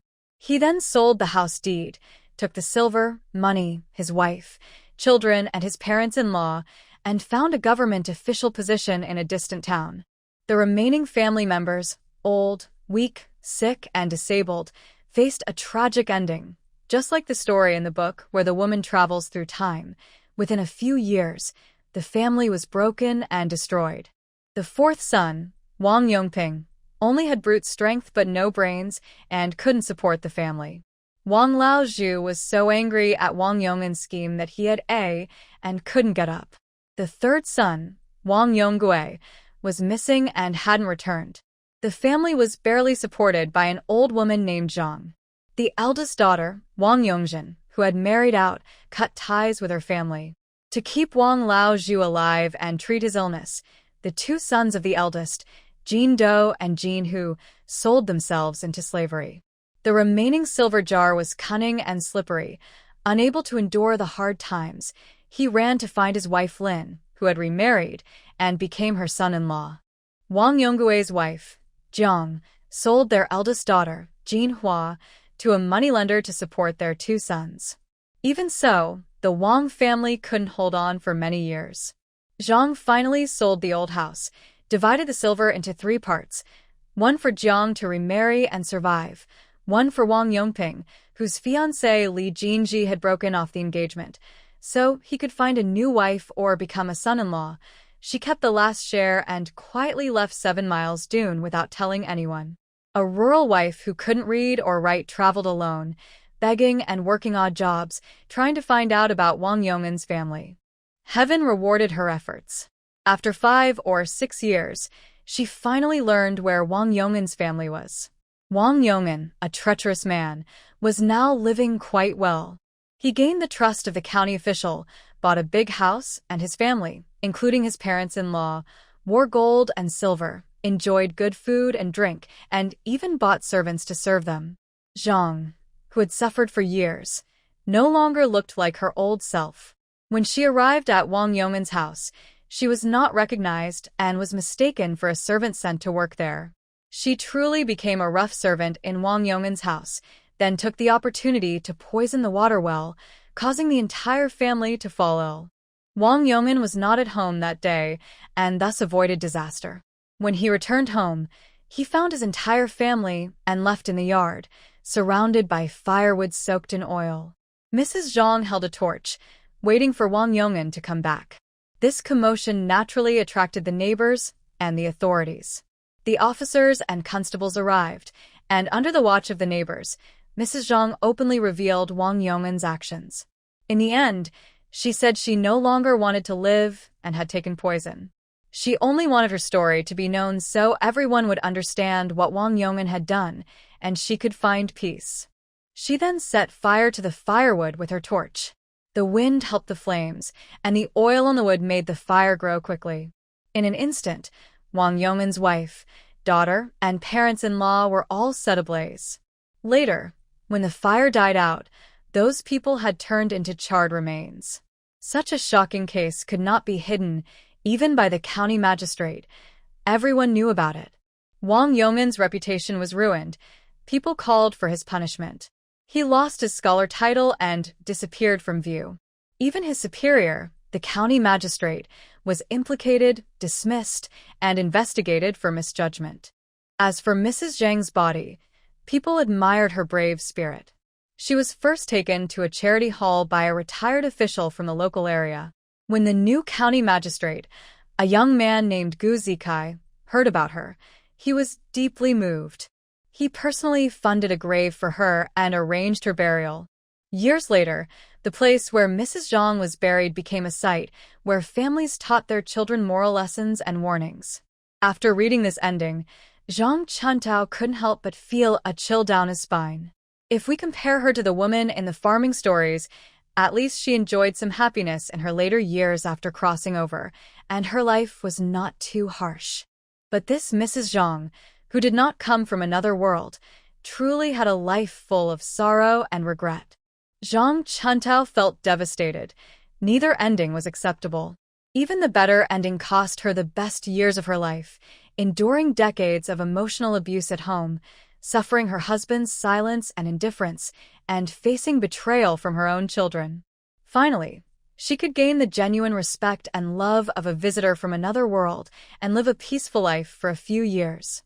Even so, the few sons and daughters-in-law remaining in Chile-dun often caused her trouble.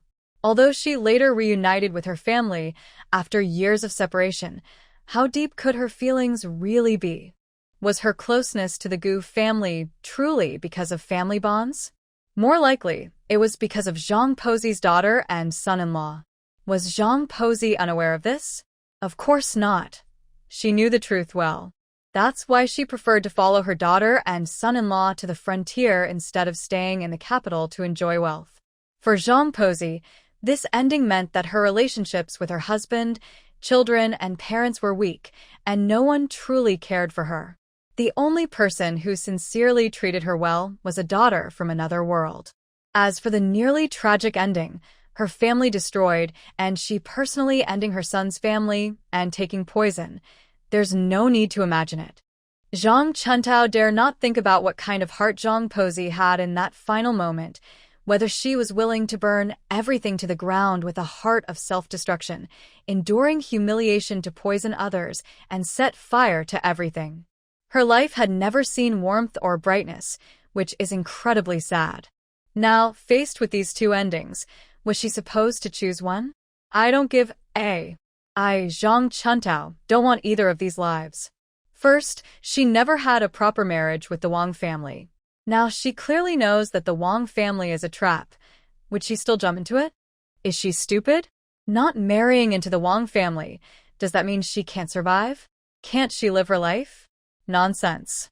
In her world, such things don't exist. She has no hobby of becoming a second wife or stepmother. In her previous life, she read some novels where the heroine either traveled or was reborn, rushing to become a second wife or stepmother, raising the children left by the original wife as her own. She couldn't stand it. What's so good about finding a man and having a child to love and raise? What's wrong with that? Anyway, she can't be as saintly or generous as to treat other people's children as her own, or even more important than her own. Sorry, she's a selfish person who only cares for her own children. Zhang Chuntao is an orphan. She never received her parents' love when she was young. As she grew up, she vowed that if she ever had children, she would give all her love to them and not share even a little with others. Therefore, she doesn't understand the thoughts of those who eagerly want to be stepmothers, nor does she plan to understand. If others want to do it, let them. She would never do it herself. Moreover, in this era, mothers-in-law and husbands are like gods. Women who marry out have no status, and those who remarry are even lower. According to old customs, even after death, women aren't allowed to be buried with their husbands. They must be buried in the same grave as their original spouses. In the countryside, things are a bit better. As long as a woman has a son and establishes herself, she doesn't have to worry. Bold women who can control their husbands can even gain some advantages. In wealthy families, even remarried women are supposed to follow the etiquette of concubines in front of the original wife. What's a concubine? A woman who stands while others sit. She sits while others stand, eats while others watch, and is treated like a servant. In front of the children left by the original wife, she can't even straighten her back. All are legally married wives, so why are some considered lower? Even the children born from her are regarded as lower than the original wife's children. Bah. This isn't just about uncles being patient. Even aunts can't tolerate it anymore. As for not marrying, what about the 4 brothers of the Wang family and Wang Yongzhu, who are supposed to be born? None of her business. Love whoever you want. Anyway, she won't have children. After understanding the reasons and the background, Zhang Chuntao, with a clear mind, slowly woke up, feeling much lighter from inside out. Now that she knew who she had become, she definitely wouldn't repeat any of the original characters' choices. But some things could still be used as references. For example, that small crimson jacket was indeed the one the original wore when she was carried back by Zhang Deshang and his wife. According to the book, inside the jacket, there should be some silver notes and gold leaves sewn in, left by the heartless eldest uncle to ease her pain. The silver notes were probably already ruined after washing several times. The gold leaves should still be inside, undiscovered. In the story, after the second daughter-in-law married a peddler, she found the gold leaves, sold them, and used the money to start her business. She built a big house and hired maids and nannies. Now, the Zhang family members better not think about touching that small jacket again. She originally thought that after leaving the Zhang family, she would have no money. Now, with this gold leaf, she was no longer worried. However, she knew she had to be careful. As a fragile woman carrying the gold leaf, if someone targeted her, the consequences would be terrible. There was also her younger brother, Yang Zongbao, who was taken away at birth. If nothing unexpected happened, he should be in Yang village. Yang Zongbao was also a tragic figure. Although he was the son of an official family, he became a farmer's child. His adoptive parents loved him very much, almost to the point of risking their lives. They had some family savings, and when they moved back to their hometown from the county seat, he enjoyed over 10 years of loving care and a carefree life. The later tragedy was that he trusted his friends too much and was betrayed. If it weren't for the crossing woman he met, he might have died from a serious illness in Jing County. He was later recognized by his family, married, and had children, living a peaceful old age. In the original story, she was very kind to her younger brother. It was because Yang Zongbao saved her life when they didn't know each other. Later, she planned everything for him. Because of his good deed, Yang Zongbao's fate was changed for the better. If it were her, she wouldn't just want to recognize kinship, she would try to help him avoid that tragic fate if possible. Taking a deep breath, Zhang Chuntao casually gathered some pig grass and then slowly headed back. In the next 2 days, the Wang family would come.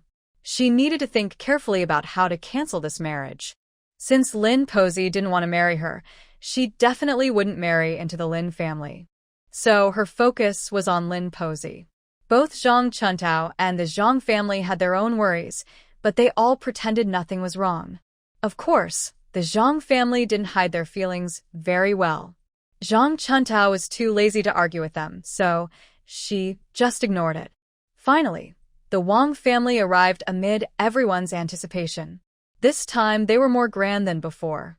Besides Wang Zongguan, Lin Posey, and the matchmaker, Wang Dazhu and Wang Yongjin also came. In the Zhang yard these days, Arya and Sanya had been cleaning very carefully. Usually, chickens roamed freely, and it was easy to step in chicken droppings. Lately, the chickens had been kept in cages, and even when let out, they only went through the back door. Zhang Dachin got up early, barely, and sat in the yard. Zhao's wife sent Arya to the village entrance to buy a fish and cut a large piece of tofu, planning to entertain the guests. She also hurriedly sent Zhang Xiaobao to the old house to invite Zhang Dachin's parents and older brother. This big commotion naturally alerted the other villagers. Recently, the rice fields had been properly fertilized and watered, so people only needed to check on them daily. Most villagers were quite free, and upon hearing the news and recalling how chaotic the Zhang family had been a few days ago, they thought there was nothing to worry about. They were simply curious and decided to go see the excitement at Zhang's house. Never before had so many people gathered in Zhang's yard. They had already moved out the long bench from the main house and filled the space with people sitting comfortably. Usually, for such meetings where future relatives meet, the host would serve sweet sugar water to guests. If they had better conditions, they might even cook 2 boiled eggs for each guest and add some brown sugar. But Zhao's family couldn't afford that. Since Zhang Chuntao had taken all the brown sugar that day, they simply served plain water in each bowl. Old Lady Lin looked down on Zhang's family anyway. Seeing them serve water, and noticing that even the bowls were chipped and broken, she looked even more disdainful, her eyes almost rolling out of her head.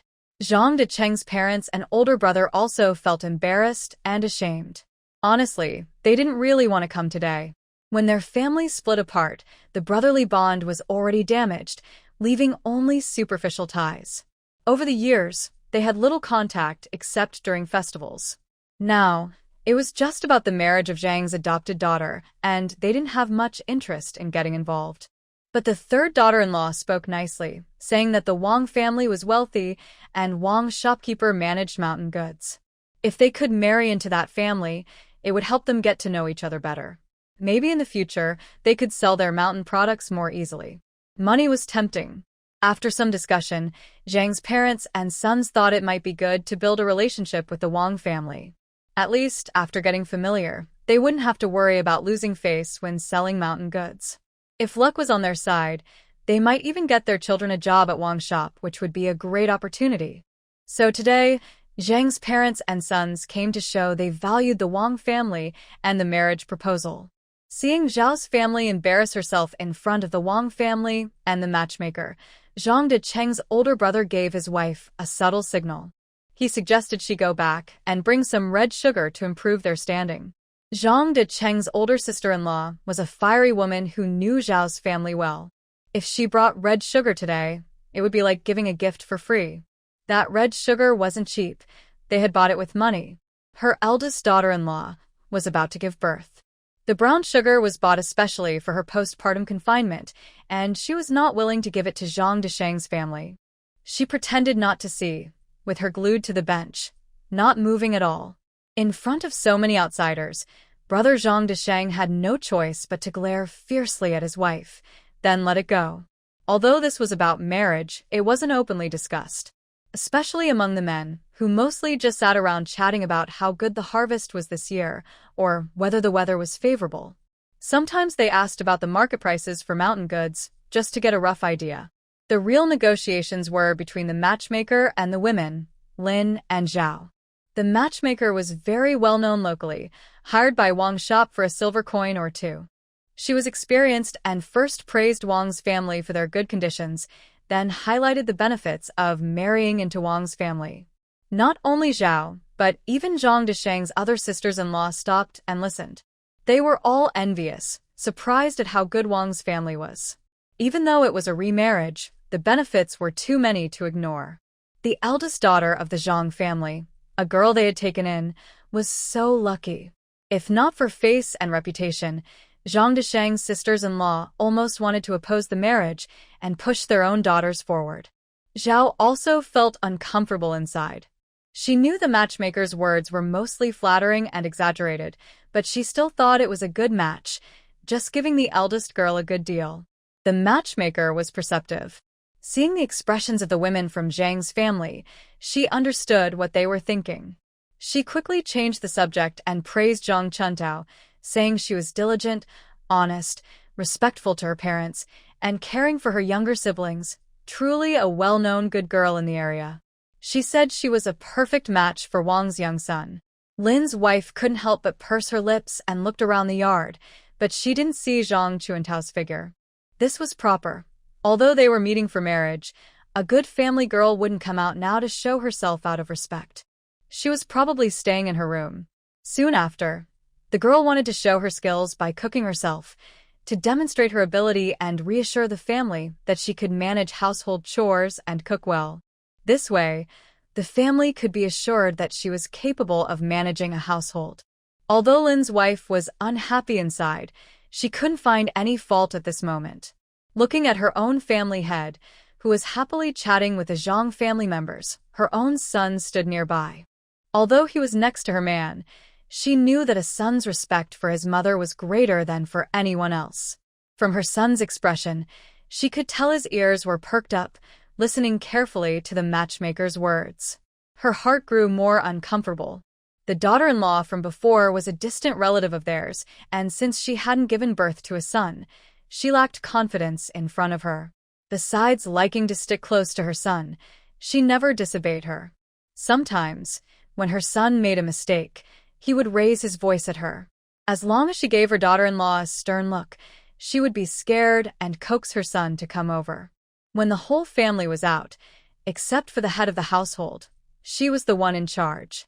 In any mother's mind, her son, even if he were a poor beggar, was worthy of a princess from the royal family. Grandma Lin didn't think it was wrong for her son to remarry. She believed that since their family was wealthy and her son was handsome, when he didn't marry the previous daughter-in-law, many girls in the village had approached him willingly. Marrying a daughter adopted into the Zhang family, a poor household, felt like a hardship for her son. She had seen the Zhang girl when she fell into the water last time, thin, small, with no waist or hips, clearly unable to have children. She was not as good as her own niece from her maiden family. Her son, who usually listened to her, suddenly seemed to change his mind after hearing what the head of the household said. He was not happy at first, but then he relaxed. Today, he even came along listening carefully. Was he interested in the Zhang girl? Grandma Lin grew angrier the more she looked. Her eyes shifted to her granddaughter, Wang Yongjin. Normally, Wang Yongjin shouldn't have been brought along today, but her son was worried to leave her alone at home. Wang Yongjin had heard they were going to meet her future stepmother and, crying and fussing, insisted on coming to see. Grandma Lin had her own plans and agreed. She even dressed Wang Yongjin up nicely, wearing clothes she usually wore for visiting, a simple girl of about 7 or 8 years old, with her hair styled in 2 buns and a bright red ribbon. Rare for a country girl. Not only was she unique among rural girls, but even among town girls, few dressed as neatly. Her second and third sisters didn't need to avoid suspicion. They stayed outside to help serve tea and water. From the moment they saw Wang Yongjin, their eyes couldn't leave her. Wang Yongjin wore brand new clothes, with a beautiful hair bun and a bright red headband, which made the girls' eyes shine with longing and envy. Seizing the chance, they carefully moved closer to Wang Yongjin, wanting to talk or touch her dress and headband. But as they approached, the 2 sisters felt shy and couldn't speak. Their clothes were already the best, with the fewest patches. They were originally quite happy, but standing next to Wang Yongjin, they felt embarrassed without anyone telling them. Wang Yongjin kept a serious face. Although she was only 7 or 8 years old, she was already quite mature for her age. Not to mention, her mother had passed away, so children without mothers tend to grow up faster. Her grandmother kept reminding her that losing her mother meant her future would be hard. Having a stepmother also meant having a stepfather. When the stepmother had her own children, the family might have less space for her. From now on, her only rely on would be her father and grandmother. Her grandmother said that originally, her aunt from her mother's family was chosen to be the stepmother because they were relatives and knew each other well, so she would treat her well in the future. But her grandfather disagreed and insisted on choosing the eldest girl from the Zhang family. Wang Yongjin felt resentful toward her grandfather. She knew that because her family had no sons, her father would definitely marry a stepmother to have a younger brother. In the future, her father wouldn't just be her father anymore. He would also be the father of her stepmother's children. But her father secretly told her not to be afraid. Even if he married a stepmother and had more brothers and sisters, she was still his favorite. He also said that if she truly didn't like the new stepmother, he wouldn't marry her. So today, Wang Yongjin had been thinking about how to see her future stepmother, to find out what she looked like, whether she was kind, and if she would treat her well. When she entered the Zhang family's yard, Wang Yongjin frowned. The yard was small and run down compared to her own home. There weren't enough benches for sitting, and several people sat on the ground. The 2 girls from the Zhang family looked at her in a way that made her very uncomfortable, as if they wanted to tear her clothes or her headband away. When Arya and Sanya moved closer, Wang Yongjin wanted to hide. But Granny Lin seemed to have an idea. Seeing that the matchmaker, Zhao, and some women from the Zhang family were chatting happily, she bent down and whispered a few words into Wang Yongjin's ear. Wang Yongjin's eyes lit up, and she nodded. Then she turned around and smiled at Arya and Sanya, saying, "Elder sisters, I need to use the toilet." Zhao, overhearing nearby, smiled and said, "Arya, Sanya, take your niece and go. Maybe take her out to play too." Arya and Sanya quickly nodded and led Wang Yongjin towards the back. Meanwhile, the women's small scene was unnoticed by the men. Wang Dezhu had no interest in paying attention to his daughter at this moment. The Zhang brothers were asking him questions, so he was distracted. But he wasn't worried. Since they were at the Zhang house, and his own mother was watching over, he didn't fear any trouble. Wang Yongjin followed behind Arya and Sanya to the toilet, finished her business, and came out. Arya then leaned in, reached out to touch Wang Yongjin's clothes, and said enviously, "Your Wang family is really rich. Your clothes must be worth a lot, right? And your hair ribbon, the color is so pretty. I've never seen anyone wear a ribbon like that. Did you buy it in town?" Wang Yongjin proudly lifted her chin. "Yes, I did. These are made of fine cotton. My dad bought them for me in town. And this hair ribbon, someone brought it back from the county. There are only 2 like it in the whole town. It's quite valuable. Just these 2 ribbons cost a lot." "Wow, so expensive?" Arya and Sanya exclaimed in surprise. A little girl from the Wang family with such an expensive hair ribbon. Her clothes must be even more costly. They exchanged a knowing look, silently sharing their thoughts. Then they started asking Wang Yongjin more about her future stepmother. With Lady Lin's advice, Wang Yongjin wanted to learn what kind of person her future stepmother would be from Arya and Sanya. They quickly agreed. Since talking about this in front of the toilet might be inappropriate, they decided to say they were taking her to the vegetable garden in the backyard instead, and the 3 of them headed towards the backyard. Outside, both sides were chatting happily, especially the Zhang family. Why? Because the Wang family's visit was very sincere. They brought 8 kinds of gifts: a small jar of wine, a bag of sugar, a bag of tea leaves, a bag of snacks, a bag of tobacco leaves, a handful of noodles, a piece of meat, and a 1-foot-long green fish. For a rural family, this was already a very decent gift for proposing marriage. Not only Zhang Desheng but everyone else was impressed by Wang family's generosity and couldn't help but marvel. Looking at Zhang Desheng's family, everyone was full of envy. They didn't know how they got so lucky to marry into such a wealthy family. Mrs. Zhao was already smiling happily, worried that someone might take the gift away, so she quickly hid it in the inner room. Zhang Chuntao was hiding in the West Wing room, wearing Mrs. Zhao's clothes, as she had been told to dress properly. Listening carefully to the sounds outside, she heard a knock on the door, followed by a soft voice from third sister. "Big sister, can you come out for a moment?" Zhang Chuntao frowned, thinking they couldn't wait any longer after waiting all this time. She gently opened the doorway and third sister peeked in, looking anxious and whispering, "Big sister, it's almost time for you to cook. I saw that there are many guests today, and I worry that the food prepared by mother might not be enough. What should we do?" Zhang Chuntao smiled and said, "I don't care about that today. Ask mother. Since we've accepted their gift, there's meat and fish. Isn't that enough?" Third sister bit her lip and said, "Big sister, we should at least have 7 or 8 dishes to look proper. Even with fish and meat, plus eggs and tofu, that's only 4 dishes. Why don't you go to the vegetable garden and see if you can find something to add?" Zhang Chuntao looked at third sister and asked, "Why are you so eager? It's not your marriage, is it?" Third sister clenched her teeth and said, I just hope big sister gets married today so that our parents won't have to be beaten anymore." Zhang Chuntao smiled and looked steadily at third sister, making her sweat and want to run away. Then she said, "All right, since you're so honest, I'll go with you to the vegetable garden to see what you want to do." She wanted to see what trick third sister was planning. She gently opened the door of the West Wing room. Although the noise was not loud, Lin Posey and Wang Daju's mother and son immediately looked over. Zhang Chuntao turned her back to them and closed the door. They only saw a slender figure dressed in a blue cloth shirt, with her hair neatly tied into a braid and secured with a matching cloth, revealing a pointed chin. She looked clean and tidy. Lin Posey was surprised. The last time she saw this Zhang girl, she was lying weakly on the bed. She hadn't looked closely then, just glanced from the doorway, and thought she was about to die because her face was pale and looked very sick. But after 10 days apart, seeing her again, she was still thin but standing straight, looking healthier and more pleasing to the eye. Zhang Chuntao turned around and met the eyes of Granny Lin and Wang Dazhu. She was not at all nervous.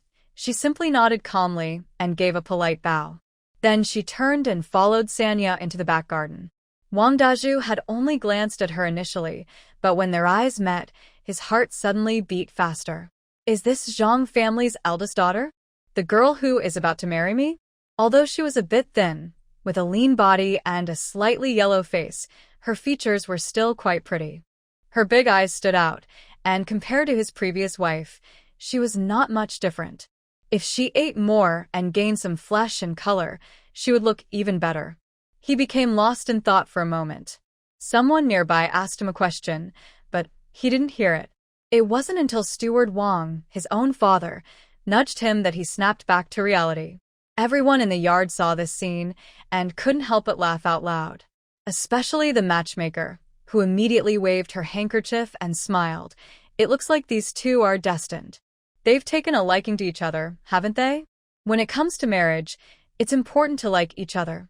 Steward Wang nodded happily, worried that his son might complain about not liking her. But from the looks of it, he did like her, so there was no problem. He had also seen the girl from the Zhang family earlier. She had clear eyes, a calm posture, and an elegant demeanor that was quite different from the typical village girl.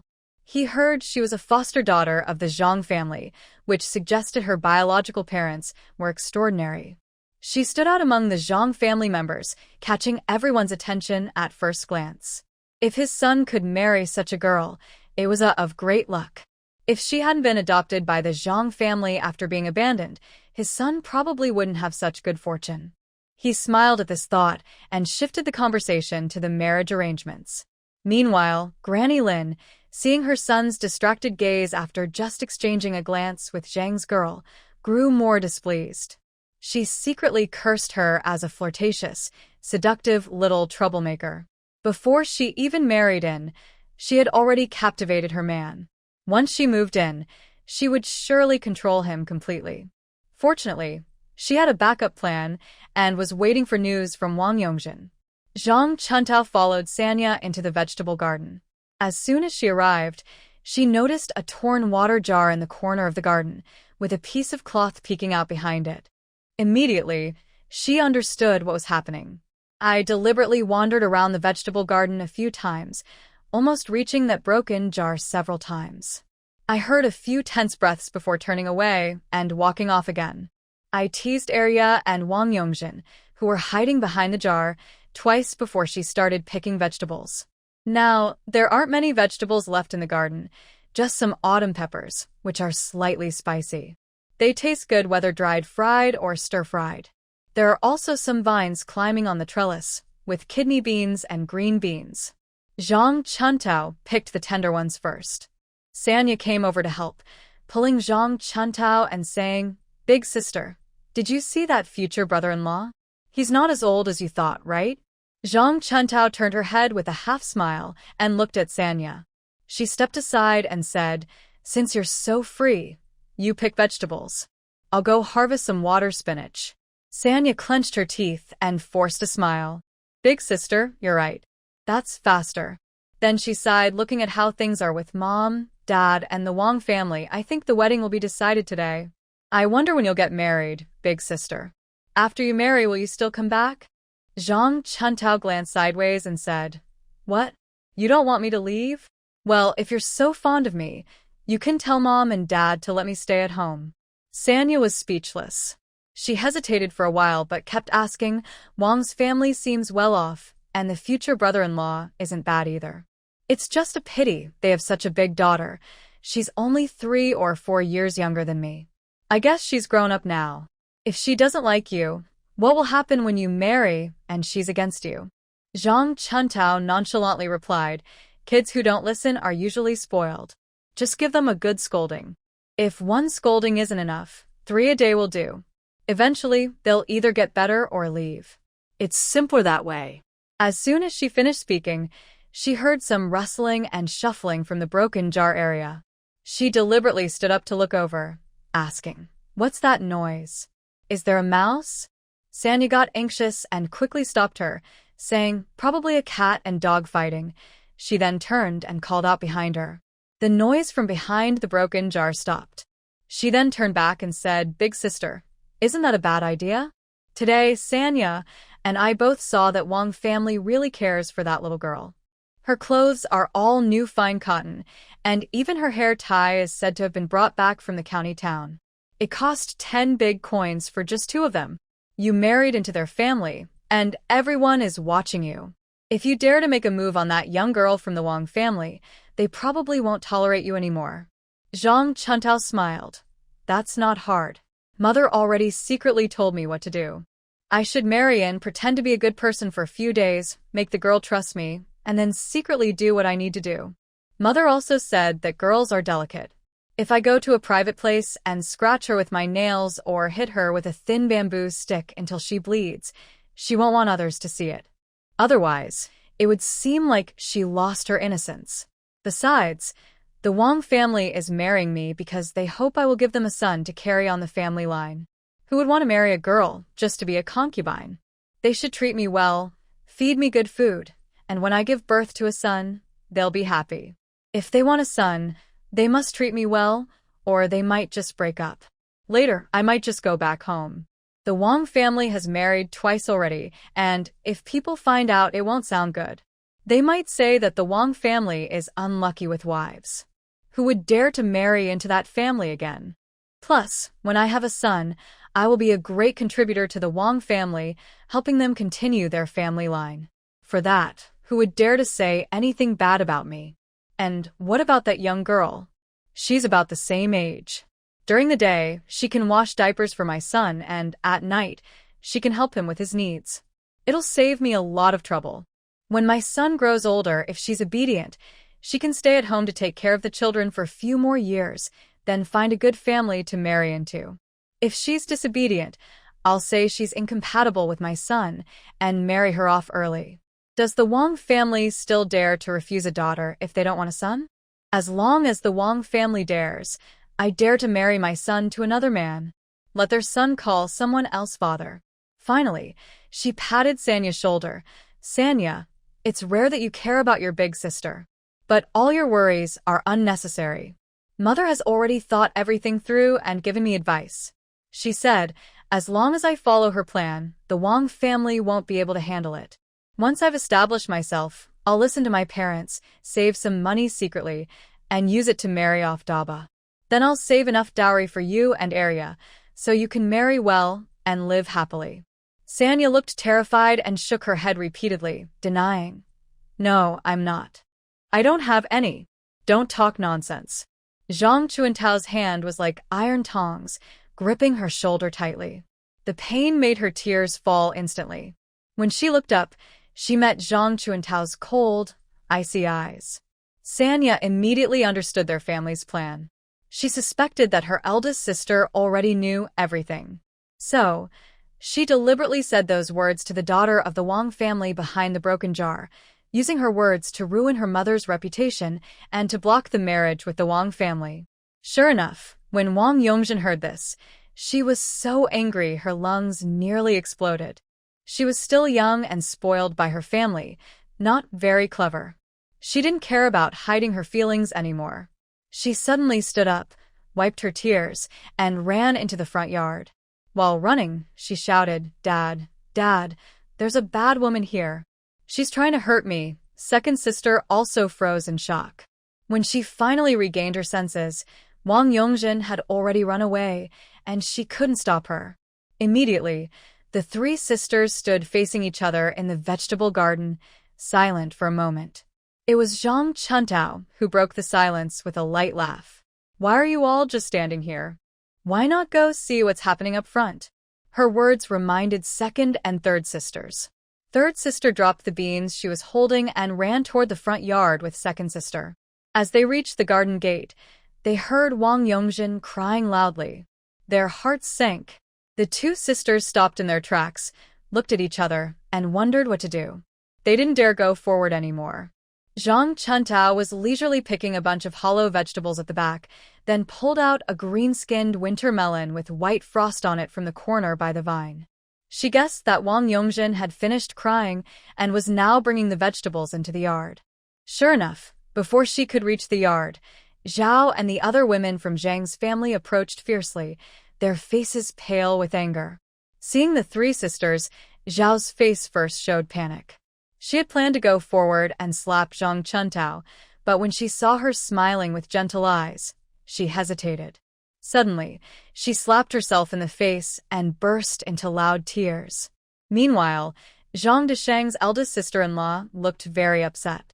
The little girl from the Wang family had run crying into the yard, attracting everyone around. Even villagers at the gate heard her crying. She kept saying that a bad woman was trying to hurt her. She and her sisters-in-law saw the situation was bad and wanted to stop her with words. But the girl's father, seeing her crying, was so worried he kept asking what happened. Is she feeling wronged? Turning her head, she questioned Zhang's family about how they treated her daughter. Was she scared because they took her somewhere private? She also asked what Zhang's family meant. Are they not interested in marriage? This made Zhang's family very angry. Who is this rude person? Is this how they discuss marriage proposals? Zhang's family is not as wealthy as the Wang family, but they should still care about their reputation. In front of the villagers, they haven't even finalized anything yet, and they are already showing disrespect. How can they expect respect in the future? Immediately, the two elders of Zhang's family and some of their sons looked upset. The matchmaker quickly spoke up, saying maybe there was a misunderstanding. Kids sometimes say things they don't mean. Then, the shopkeeper Wang, smiling politely, apologized for his son's rudeness and scolded Wang Dazhu a few words. He then asked Wang Yongjin what really happened. Don't be afraid, just tell the truth honestly. Wang Yongjin, sniffling and crying, told everything about Zhang Chuantao's words. She said her mother had already thought about her, and she listened to her parents, without missing a word. Everyone in the courtyard heard it clearly. From the start, Zhang's family looked angry and turned to look at Zhao, especially Zhang's sisters-in-law, who seemed ready to tear Zhao apart right then and there. But no one doubted because it sounded like something Zhang Desheng and his wife would say. Everyone just wondered why Zhang Chuntao didn't keep her words to herself, especially in front of the Wang girl. The matchmaker's smile froze. She didn't expect things to turn out like this. Everything was supposed to be settled after dinner, discussing the marriage date and everything. Suddenly, it all fell apart. She felt helpless and couldn't speak up to fix it. The matchmaker was completely overwhelmed. Zhang's eldest sister-in-law remained calm and thought something was strange. Although their families didn't interact much, she had seen the girl before. She was honest and straightforward, not a talkative or a scheming child. Even if she were naive, she wouldn't say she wanted to marry Wang's daughter just to mistreat her or control Wang's family. So she stepped forward and forced a smile, saying, "Wang's girl, did my daughter really say that to you? I don't boast about my daughter, but everyone in the village knows she's honest and kind, with no bad intentions. She was just talking normally. Why would she say such things to you? Does she want to ruin her reputation? Not willing to marry into the Wang family anymore? Is there some misunderstanding here?" As soon as this was said, the Zhang family members and the onlookers from Bajietan nodded repeatedly. No one is foolish. Everyone knows what kind of person the eldest daughter of the Zhang family is. How could she say such a thing openly? Young Wang Yongjin was asked directly in front of everyone, and her first reaction was to look at Granny Lin. The eldest sister-in-law of the Zhang family had been watching Wang Yongjin closely, so her suspicion was immediately raised. She then looked at Granny Lin and said, "I say, dear mother-in-law, what do you mean? Our family's eldest daughter was the one who was approached by your Wang family to get married. It wasn't us who came knocking on your door. If you don't like our daughter, just say so. If the marriage can't happen, it's not a big deal, right? Why do you have to do something so low and dirty in front of so many people today, using a young girl to do such shameful things? This will ruin our Zhang family girl's reputation." "What do you mean? How does ruining her reputation benefit your Wang family? Be clear today, right here, in front of everyone. Otherwise, our Zhang family isn't a place you can come and go as you please." The eldest sister-in-law of the Zhang family was truly furious. She felt that the Wang family was too bullying. If this scandal got out, The Zhang girl's reputation would be ruined, and how could they ever arrange a marriage again? Granny Lin was also flustered. She only asked Yongjin to find out about the Zhang family's other two girls and their characters. Although she was old, her eyes were sharp. When she last visited the Zhang family, she noticed that the other two girls didn't think highly of the eldest daughter. Her plan was to have Yongjin say a few unfavorable words about the Zhang girl to the two sisters, then when she returned home, tell her husband and son about it. She wanted them to hold a grudge against the future daughter-in-law, so that when she moved into the family, no one would protect her, making it easier to control her. But she never expected to hear such explosive news. She was stunned and furious. Now that she realized what was happening, she felt something was wrong. Even a naive girl wouldn't say such things, right? Besides, if a girl's reputation is bad, her sisters will also be affected. For the sake of their own reputation, everyone keeps their troubles hidden inside their sleeves. Family shame shouldn't be made public. Why is this Zhang family acting so irrational? Is it still that girl Yongjin who has her own ideas, so she deliberately exaggerated? The suspicious look was directed at Wang Yongjin, who tried to keep a serious face and said, "What are you looking at me for? Did you hear wrong? Or are you talking nonsense?" Wang Yongjin had never been treated unfairly like this before, so she immediately burst into tears. "I didn't lie. I didn't hear wrong. Grandma, it was clearly you who told me to find their second and third sisters and coax them into talking badly about that mean woman." Oh! All the eyes in the yard suddenly looked at Granny Lin. It turned out someone was giving orders. Not to mention the feelings of the Zhang family and the Wang family. Even outsiders watching the scene thought today was quite a spectacle. It was the biggest joke of the year. The two families aren't even engaged yet, and the future mother-in-law is already teaching her daughter to scheme against her future in-laws. And the mother-in-law isn't kind either, coaxing her daughter to plan against her future daughter-in-law. Neither side is losing out. Manager Wang's face darkened immediately. Even though he had been outside for many years and was skilled in social skills, he didn't know what to say in this situation. Not to mention Wang Dazhu, who looked at Granny Lin in surprise, as if he didn't expect his own mother to be behind this. If his own mother didn't like the girl from the Zhang family, she could just tell him directly. Why use a young girl like Yongjin? If this gets out, even if the Zhang girl's reputation is damaged, what good would Yongjin's reputation be? Village women often gossip about nothing, and if they talk enough, everyone in 10 miles and 8 towns will know that Yongjin deliberately set a trap to prevent her stepmother from entering the house, making others say bad things about her. With this reputation, how can Yongjin speak well of others in the future? Dazhu stomped his foot in frustration, unable to say anything, and secretly felt some resentment toward Granny Lin. The women from the Zhang family quickly realized what was happening, sighed in relief, and hurriedly shifted the blame onto Granny Lin. After a while of fussing, it was Wang manager who finally spoke, calling for Zhang Chuntao and the second and third sisters to be brought in for a face-to-face confrontation. At this point, the marriage was unlikely to happen, and even if it did, it would only create enemies.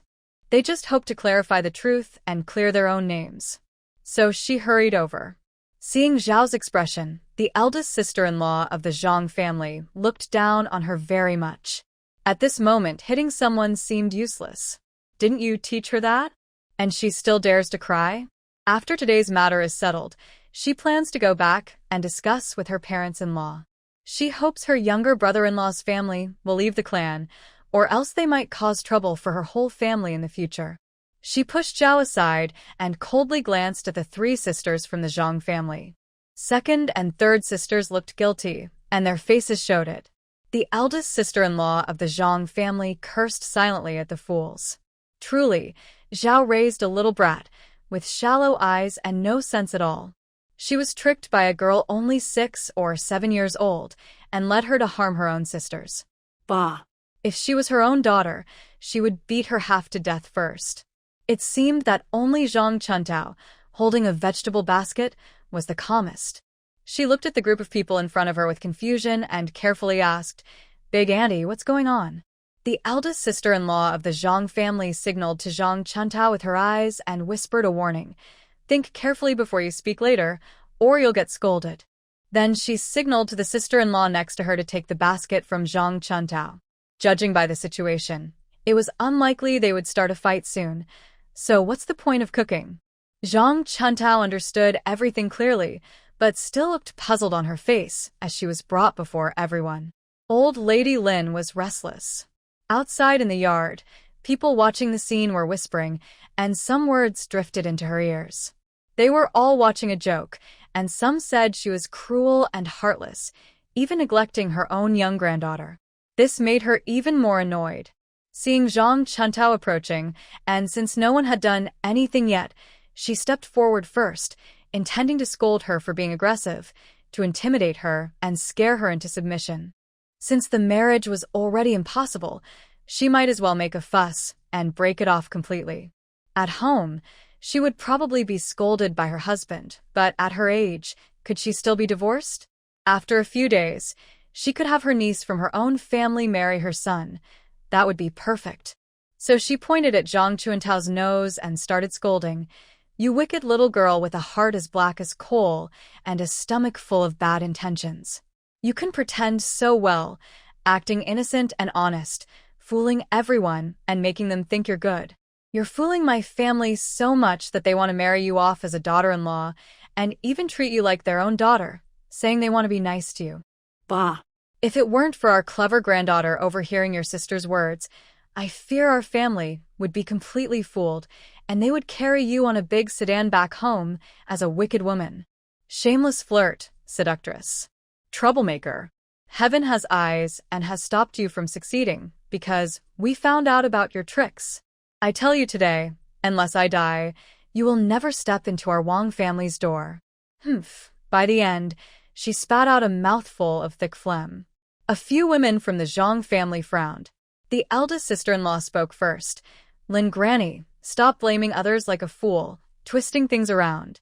Today, we're speaking openly in front of everyone, clear and honest." She then turned to ask Zhang Chuntao, "Young girl, the eldest, aunt has a question for you. Be honest now. I ask one thing, you answer one thing. Do you hear me?"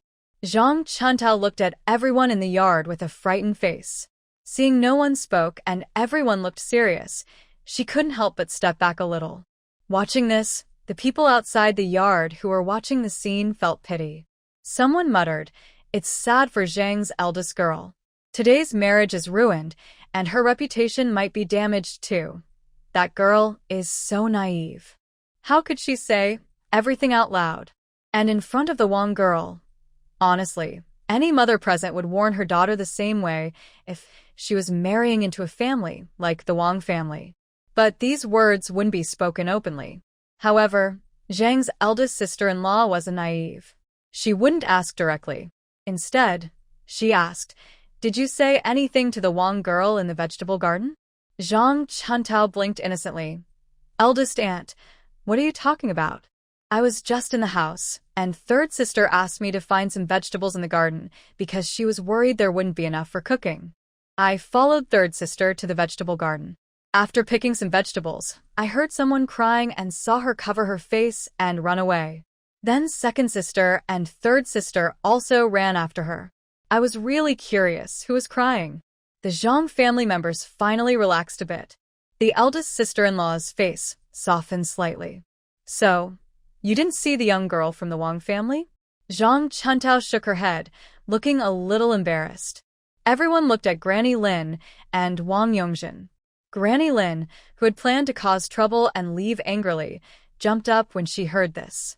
"Even if my granddaughter eavesdropped and said something, isn't what she said true?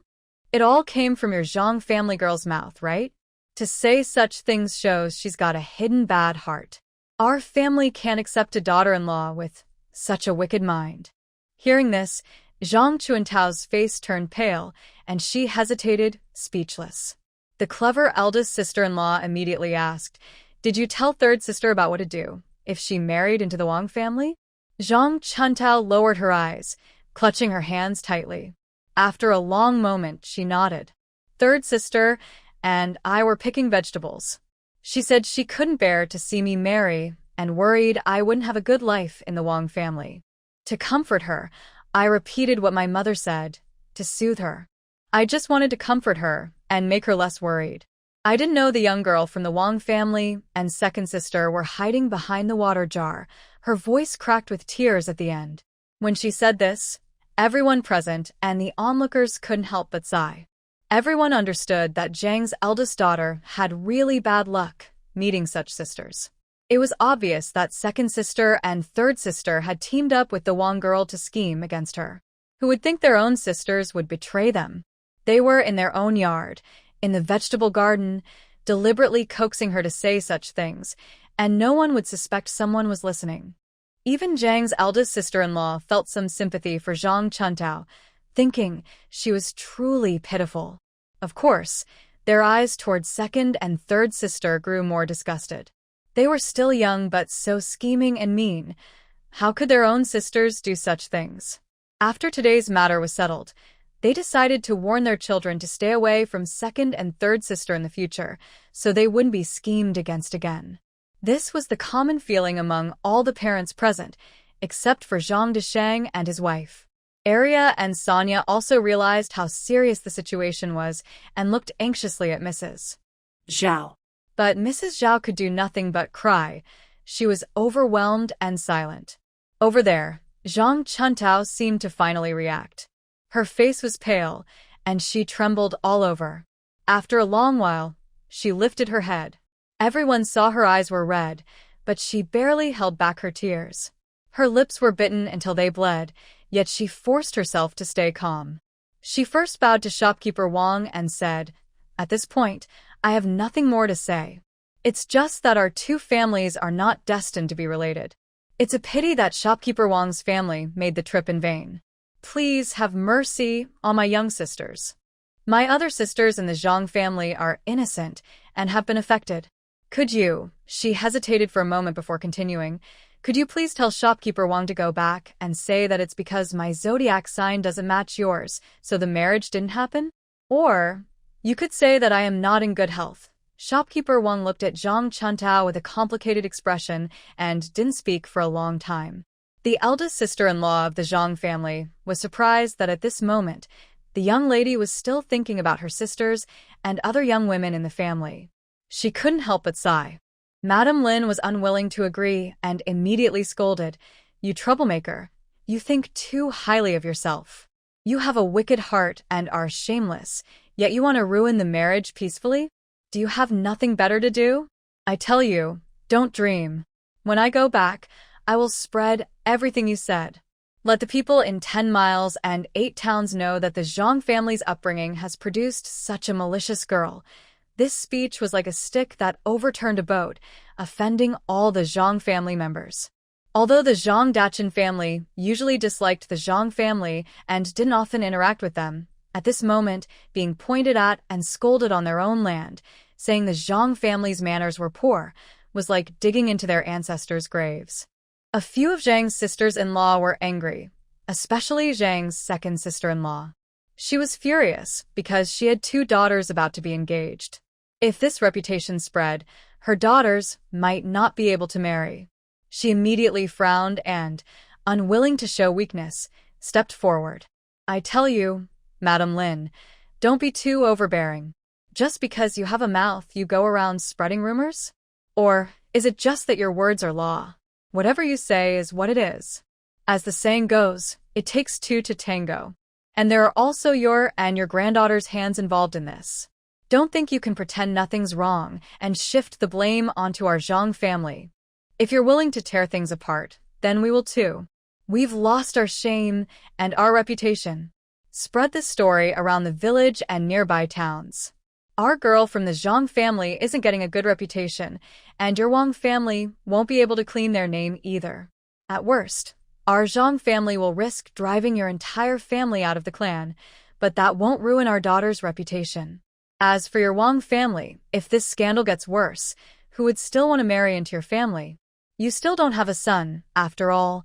When Granny Lin heard that the Zhang woman dared to threaten her, she lost her temper and blurted out, "I'm not afraid of that.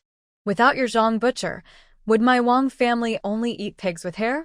I've already chosen a niece from my own family to marry into yours.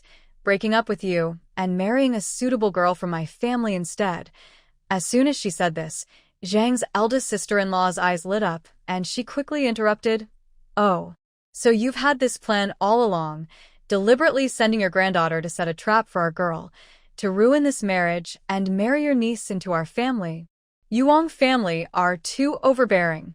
If you don't want to marry our Zhang girl, just say so.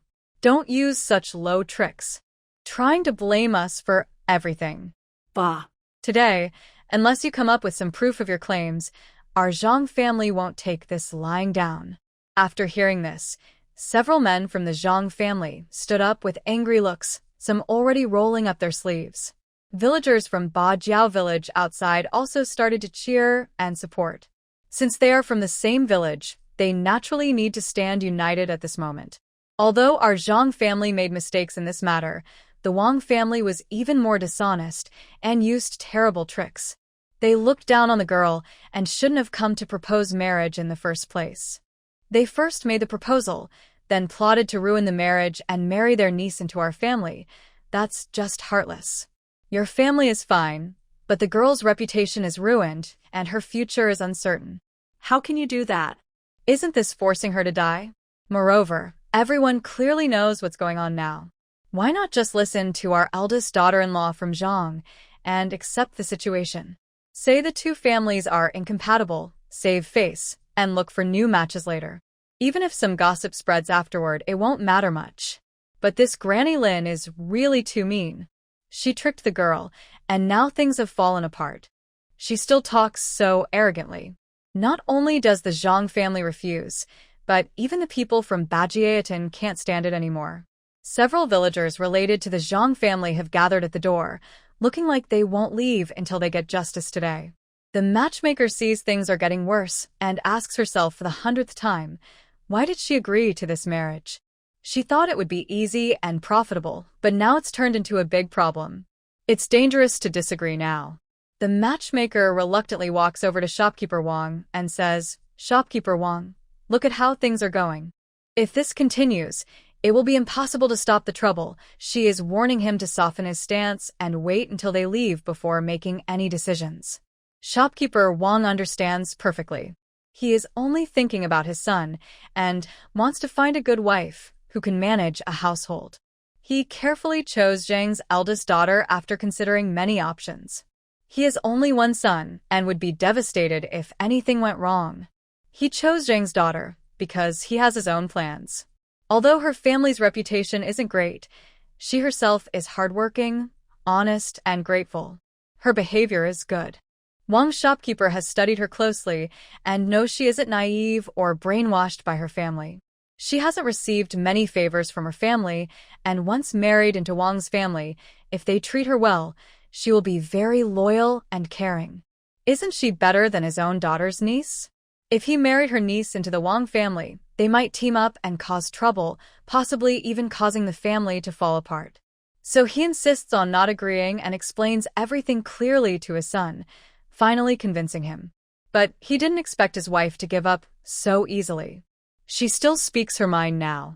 He had thought that, even if things got complicated, he knew Zhang Desheng well. If he offered a little more bride price, the marriage might still happen. Most of Zhang's family would probably agree too, since hiding a scandal is impossible forever. Better to settle everything with a big cover-up, marry the families and keep quiet, then no one can point fingers, and outsiders won't find fault. So he kept silent, thinking that if his wife caused a fuss and made the Zhang family feel guilty and anxious, he could then speak up and the matter would be settled. Unexpectedly, when his wife said those words, it angered the other members of the Zhang family. If anyone said the wrong thing now, they might even start fighting.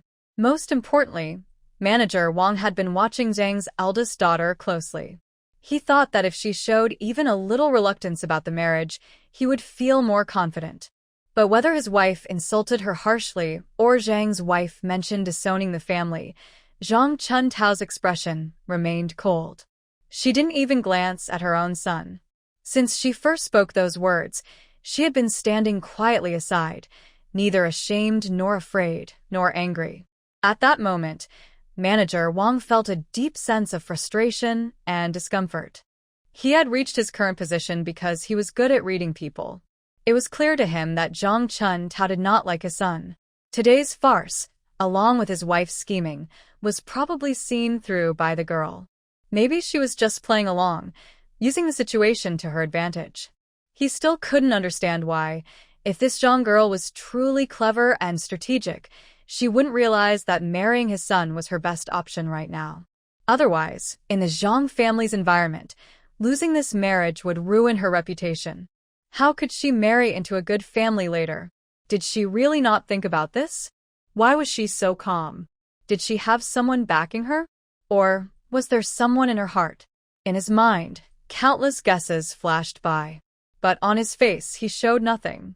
When he heard the matchmaker's words, he looked at Zhang Chuntao. She felt someone was watching her. She looked up and met Manager Wang's curious gaze, then calmly looked away and lowered her eyes. Manager Wang felt a strange regret. Forget it. Since this Zhang girl didn't like his son and caused such a fuss, even if he managed to bring them together, both sides would harbor resentment. Their future days wouldn't be peaceful. Moreover, if Zhang's daughter wasn't willing to marry into the Wang family, he was more worried that if she developed bad intentions after marriage, his wife and son wouldn't be able to control her. Forget it. There's no need to create more trouble. It's better to settle this matter quickly and straightforwardly. After some time, I will find an honest and decent girl, just that simple. Having made up my mind, shopkeeper Wang used his cleverness to first pretend to be humble and apologize, then happily agreed to end the marriage arrangement. He also kept half of the gifts as compensation for the Zhang family. He promised that they would never speak a word about today's events to anyone in their family. Shopkeeper Wang's gentle attitude made the Zhang family feel they were in the wrong. They had been loud and aggressive earlier, but did they really have no worries? But when arguing with someone, you can't lose your momentum. They just held on stubbornly. So, even though Zhang Desheng and his wife wanted to say more, the elders of the Zhang family and his brothers and sisters-in-law quickly suppressed them. They didn't even give them a chance to speak and decided the matter right away. Both sides spread the word that the children's zodiac signs didn't match, and the matter was covered up. As for the matchmaker, she wasn't foolish. She kept promising she wouldn't speak carelessly, because if she did, her reputation as a matchmaker would be ruined. Outside in the yard, the onlookers were mostly villagers. Although they didn't get along with Zhang Desheng, they also had ties through his brothers and relatives, so they naturally helped keep the secret. If the news spread, rumors would grow, and who knew what would happen? Soon, it wouldn't just affect Zhang's daughter. Perhaps even the girls in Bagua village would suffer damage to their reputation. Everyone understood the importance of this matter and agreed to keep it quiet. The plan was settled. Zhang Desheng and Zhao's family still didn't want to part with the 8 gifts from the Wang family. Zhao's wife kept crying and refused to go inside to take the gifts out. Meanwhile, Granny Lin couldn't help but roll her eyes in disdain, showing her contempt openly. The Zhang family was both ashamed and angry. The eldest sister-in-law of Zhang's family glared at Zhao's wife, feeling that their family's reputation was completely lost today. It was Zhang Chuntao who took the initiative to go inside and bring out the 4 valuable items, wine, tea leaves, tobacco, and pastries, and returned them to the Wang family. Although it was almost noon, and everyone was hungry, no one felt like eating. They just wanted to go home quickly. Shopkeeper Wang walked to the gate of the yard, then couldn't help but look back at Zhang Chuntao. He spoke softly, saying, "Zhang's eldest daughter, you are a good girl. It's just a pity that you and my son are not destined to be together. Sorry to have caused you trouble. In the future, if you face any difficulties, don't hesitate to tell me, this old man. I believe I still have some dignity, and people in the 10-mile radius still show me some respect. I may not be able to help much, but if the girl doesn't mind, I could help arrange a marriage for her." These words made not only the Zhang family, but also Zhang Chuntao pause for a moment. Was Wang's shopkeeper trying to talk about a marriage alliance for Zhang Chuntao? Forget everything else. Offering help without expecting anything in return usually hides some ulterior motive. Moreover, today's quarrel between the Zhang and Wang families shows they are now enemies. They only pretend to be friendly for appearance's sake. Honestly, if someone with a small temper were in his place, he might seek revenge on the Zhang family after returning home.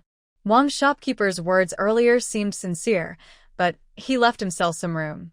He only promised not to speak about today's events from his family's side, but didn't guarantee he wouldn't tell others.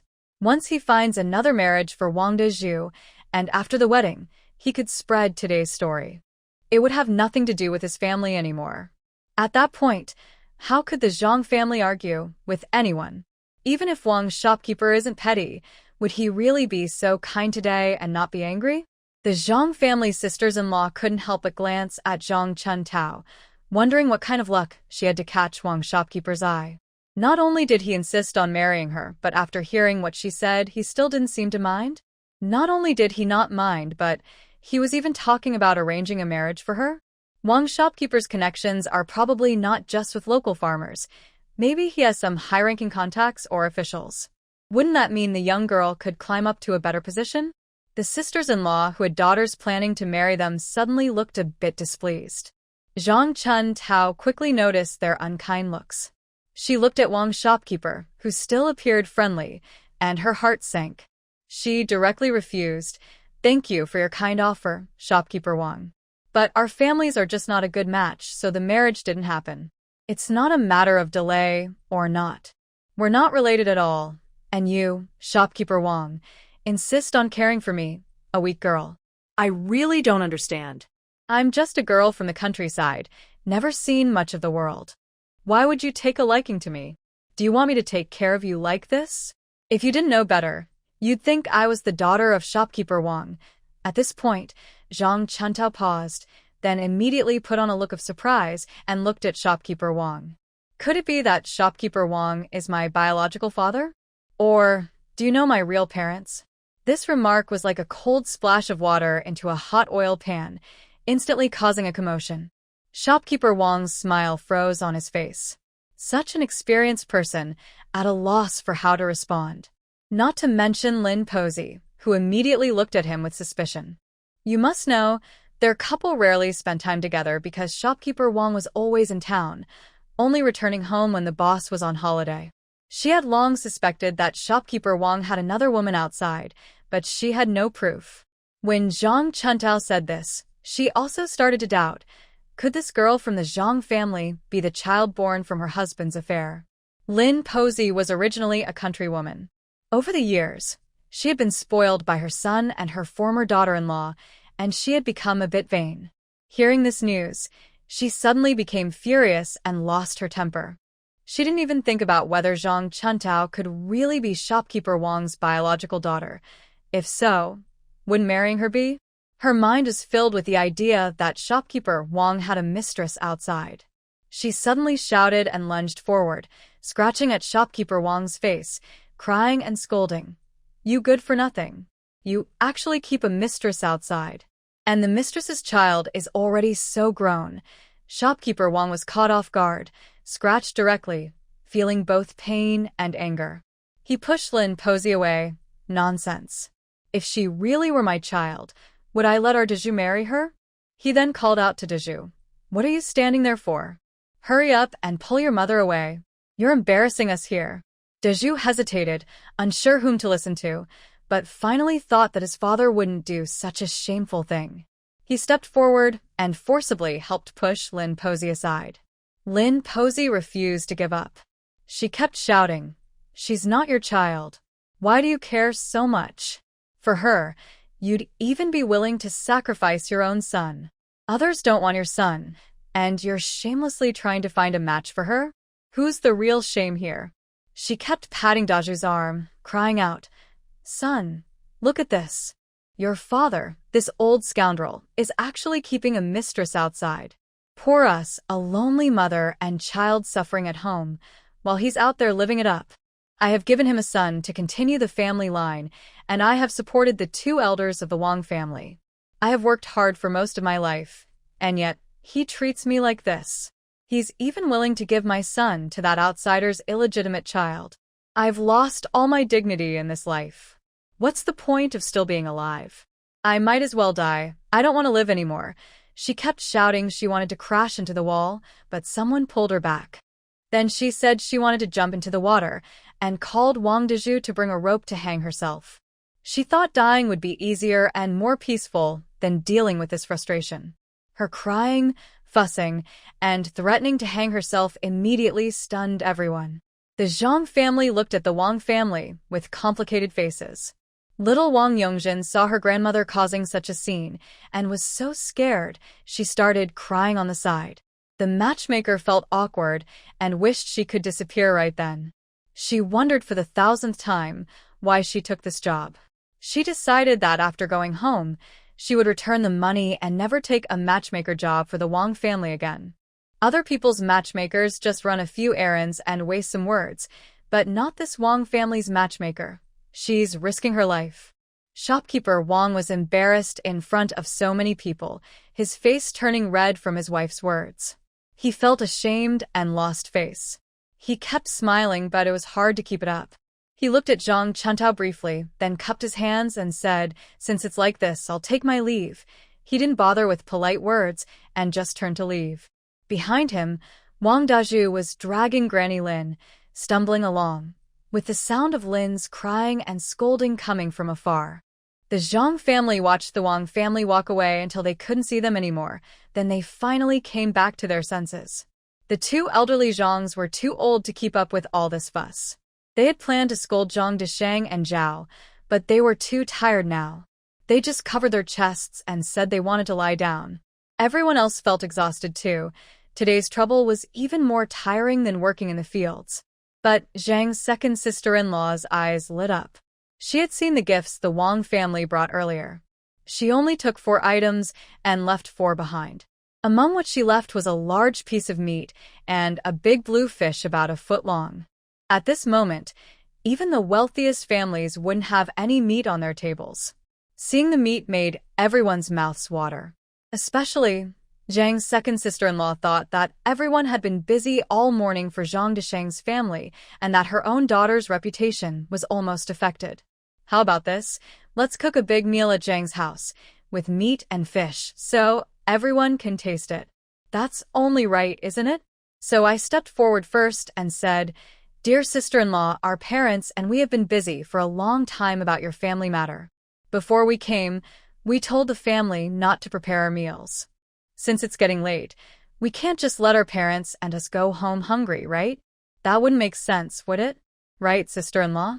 Mrs. Zhao hesitated. Of course, she knew there was still meat and fish left. Who would see such good food in their home? She naturally wanted to keep the good stuff for herself. The thick slice of meat was about 3 or 4 jin, a Chinese weight measure. She planned to salt it and store it carefully so they could eat it for months. If they kept all this food for themselves, it would be gone after 1 meal. She definitely didn't want to part with it. She vaguely said, if the marriage goes through, it's right to invite parents and brothers-in-law to eat a few more meals. But since the marriage isn't settled yet, how can we still be in the mood to cook? Second sister-in-law Zhang sneered coldly. Fine, if you're in a bad mood, just stay aside. We, the other sisters-in-law, will help you cook. She was about to go inside to take out the meat and fish. Mrs. Zhao hurriedly followed, calling out to stop second sister-in-law Zhang. The other sisters-in-law were already upset. They didn't want to come today, and now they almost got blamed for it. After working all morning, they weren't even offered a meal. Too much. And besides, the fish and meat were thanks to them. It was the Wang family who left it behind, right? Otherwise, with their 2 families, they wouldn't even have a single pig hair left. They might have to give some away, too. Zhang Daqin and Zhang Xiaobao wanted to stop them, but the other brothers-in-law were also angry and wanted to enjoy the day. With their help, Zhang Daqin and his son stayed on the bench the whole time. No matter how unwilling Mrs. Zhao was, with several Zhang sisters-in-law helping, they quickly took out the meat and fish. The women, experienced in such work, prepared the meals, picked vegetables, and slaughtered the fish. The meat was sliced into pieces. After a while, the yard was filled with all kinds of delicious smells. The 3 or 4 jin of meat were mostly fat, with fat enough to be as thick as 3 fingers. It was typical of rural families. Big sister-in-law Zhang sliced all the meat into pieces, then fried them in oil over high heat until they looked like small, semi-transparent chunks, making everyone's mouth water. They fried almost half a wok of oil, and amidst Zhao's crying and shouting, they managed to scoop out half of it into a jar. Next, they added green beans, stir-fried until shiny and bright green. Finally, they added water and simmered everything together, meat slices with the beans. The fish was cut into large pieces. The head and the flesh were fried until golden brown, then a ladle of water was poured in to cook until white. Small pieces of tofu were added, brought to a boil, then poured into a clay pot, placed by the stove, and simmered over charcoal. These two big dishes were more luxurious than what ordinary families usually had even during the New Year. They also stir-fried water spinach and cooked winter melon soup, completing the meal. While cooking, the Zhang sisters-in-law quickly ran back to call their children. Now there were more people, filling the small yard completely. The children, smelling the meat, crowded at the door of the kitchen, refusing to leave. Because there were so many, they set up 2 tables, one for men, one for women and children. Large pieces of meat and fish were placed on the men's table, while the women and children had mostly green beans in their bowls, with only a few small pieces of meat. The fish only had the head and tail here, along with a few pieces of tofu. Despite this, because the meat was coated in oil, it looked greasy and very tempting.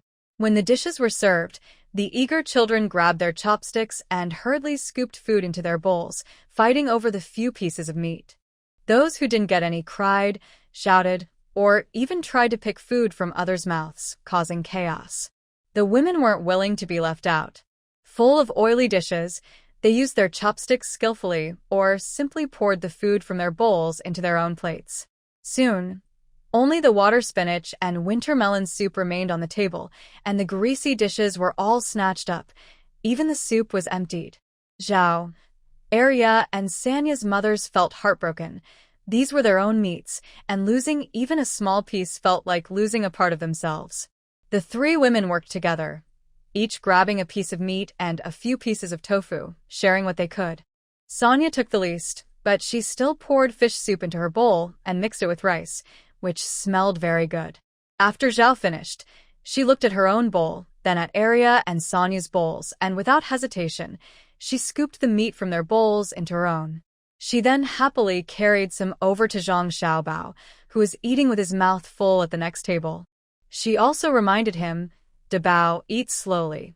Mama gave you all this." Zhang Xiaobao had only eaten a piece of meat during the New Year. Now that he saw the meat, he was completely crazy about it.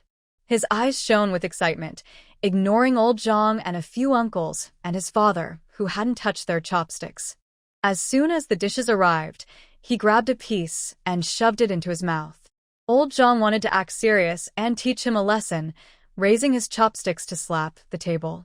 Meanwhile, other boys around Zhang Xiaobao, who were about his age, were initially afraid to eat.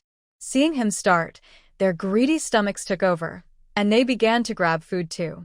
As the saying goes, young boys can exhaust their father. Once they started, if they hesitated even a little longer, there wouldn't be any soup or leftovers left. The adults couldn't hold back either. They stopped caring about manners. Old Zhang put down his chopsticks and turned to grab some meat. Soon, the table was a mess. Dishes and plates were everywhere, as if locusts had passed through, leaving nothing behind. 2 children, seeing the adults put down their bowls and chopsticks, each grabbed a basin and ran to lick the contents. Their parents held their ears, scolding them, but they refused to put down the basins, crying out in pain. Zhang Chuntao didn't join the others in grabbing food. Seeing how they ate, with juice spilling all over the table and floor, some dripping onto their clothes or running down their chins, they just wiped it away with their arms and kept eating. The juice spilled on the ground, where barefoot children stepped on it, then onto chairs and clothes. The fish bones were cleaned completely, with no meat or broth left. In the end, several children shared the fish bones, biting them apart and carefully out the marrow inside. When they couldn't bite anymore, they gave up and casually threw the bones onto the ground and table, leaving a mess everywhere. Zhang Chuntao felt a wave of nausea watching all this. He endured it, took a bowl of coarse rice, and ran to the kitchen. He scooped out a lump of pig fat from half a jar and mixed it into the rice. He also found the red sugar sent by the Wang family, opened it with a spoon, and mixed a spoonful with the rice and pig fat. Taking a bite, the familiar taste made Zhang Chuntao squint her eyes with pleasure. You should know that Zhang Chuntao is an orphan. As a child, the most delicious thing she remembers was a bowl of steaming white rice, mixed with a spoonful of pork fat and a spoonful of sugar, so tasty it almost made her tongue melt. She could only have such a meal once a year on her birthday. Now, in this time and place, there's no sugar, only brown sugar at best. Arya and Sanya fought hard to get some meat, but Zhao's family took it away again to feed Zhang Xiaobao. They didn't dare to fight back. Luckily, the remaining green beans and tofu, flavored with fish, were also rare treats for them. After finishing their own food, the sisters saw Zhang Chuntao happily eating a bowl of rice nearby, smelling the pork fat and sugar, and couldn't help but swallow hard with envy. They just wished they could secretly enjoy a bowl of rice mixed with pork fat and brown sugar someday. Over there, the Zhang family finished eating. Several sister-in-laws tidied up their bowls and chopsticks, ignoring the messy table and kitchen floor, and called their men and children to go home. Zhao's family and Zhang Desheng refused to leave. Today, the Zhang family had come to eat, mainly because they had prepared new rice for entertaining the Wang family earlier. They had a big bag of rice. After serving the guests, they could still eat for 10 days. But the Zhang family's careless eating had finished it all. They were full and ready to leave, but their own household would run out of food tonight. The couple blocked the door, and Zhao lay down on the ground, slapped her thigh, and started crying loudly. "You've finished all our food. Do you think you can just walk away? No way. Everyone come see. Look at the good manners of your Zhang family. Even though we've split up, you still have the nerve to come here and freeload. Our whole family talks big, but now that they're taking advantage, everyone's in on it. The old and the young. All of them came to my house? Shameless. Wang's family gave us meat and fish to apologize, but you guys are so thick-skinned, grabbing and eating it all. You even took a month's worth of food from my family. This life is unbearable. There is still more than a month before the harvest. Our family's grain has all been wasted by you. Are you trying to force us to die? As parents and elders, you are so heartless. Do you think we, the heads of the family, are not your parents? Isn't our son, Xiaobao, from the Zhang family? Are you trying to starve us to death so you can take our land? Heaven and earth, please open your eyes. Our family has no way to survive anymore. The two elders of the Zhang family look worried and start to feel a headache again. This youngest son married Zhao. He has no special skills, only the talent for crying and causing trouble. Before, he cried so much that his own son valued her, but because of Zhao, they had a big fight and separated. He cried so much that his son and brothers lost trust in him. The family members live in the same village, but barely see each other. Only during festivals do they meet. Now he's crying again like this. If we don't stop him, he might cause a fuss and attract others to watch. Today, the issue with the Wang family isn't settled yet. If there's more trouble, the Zhang family might become the village's joke. Old Zhang is thinking carefully, still considering what to do. The Zhang sisters-in-law can't stand it anymore.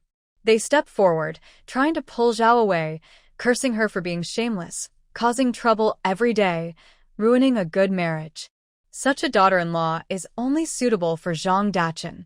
Other families would have sent her back long ago. Meanwhile, Zhang Dachin's brothers glare at him, telling him to quickly pull Zhao away and stop embarrassing the family. Zhang Dachin rolls his eyes and shamelessly says, "My wife didn't say anything wrong. You don't visit us normally because you get no benefit. Didn't we agree when we divided the land that we wouldn't have contact anymore? Today, it's because I heard our Zhang family is about to marry into the Wang family, so you're trying to take advantage. But you didn't succeed, and now you're angry and ruining our things. We had a bag of freshly harvested rice, plus plenty of meat and fish, all wasted by you. What's your plan? Just want to walk away? Today, it's not even about brothers. Even if my own parents came, it wouldn't help." As he finished speaking, Zhang Dachen's own parents nearby almost fainted. His mother, leaning on a wooden stick, kept muttering about wicked children and rebellious sons. Old Zhang's face turned pale with anger. He could hear people talking but decided quickly, enough, enough. At worst, let each family contribute some grain, and that's it. Are you not afraid that people will hear your jokes when you say these words? Zhang Desheng chuckled. Anyway, our family has already lost face today, so I'm not afraid of losing even more. Today, each of your families bring me 10 jin of rice, or else we'll just tear everything apart and let everyone see our jokes. Zhang's older brothers looked angry. They thought Zhang Desheng was shameless, but they also knew he was a tricky person. Years ago, he married Zhao without their family's approval. He stubbornly married Zhao and even turned against his family for her. He said he wanted to make the whole family lose face, and he really did it. But demanding 10 jin of rice from each family means they all have to give 30 jin. Rice is fine grain, and most families mix it with coarse grains. Only when elders or children with weak stomachs are sick do they cook pure fine rice. Thinking about today's lunch, plain rice, pure fine grain. Everyone enjoyed it at the moment, but now they regret it deeply. Taking out 10 jin now makes everyone feel pain in their hearts.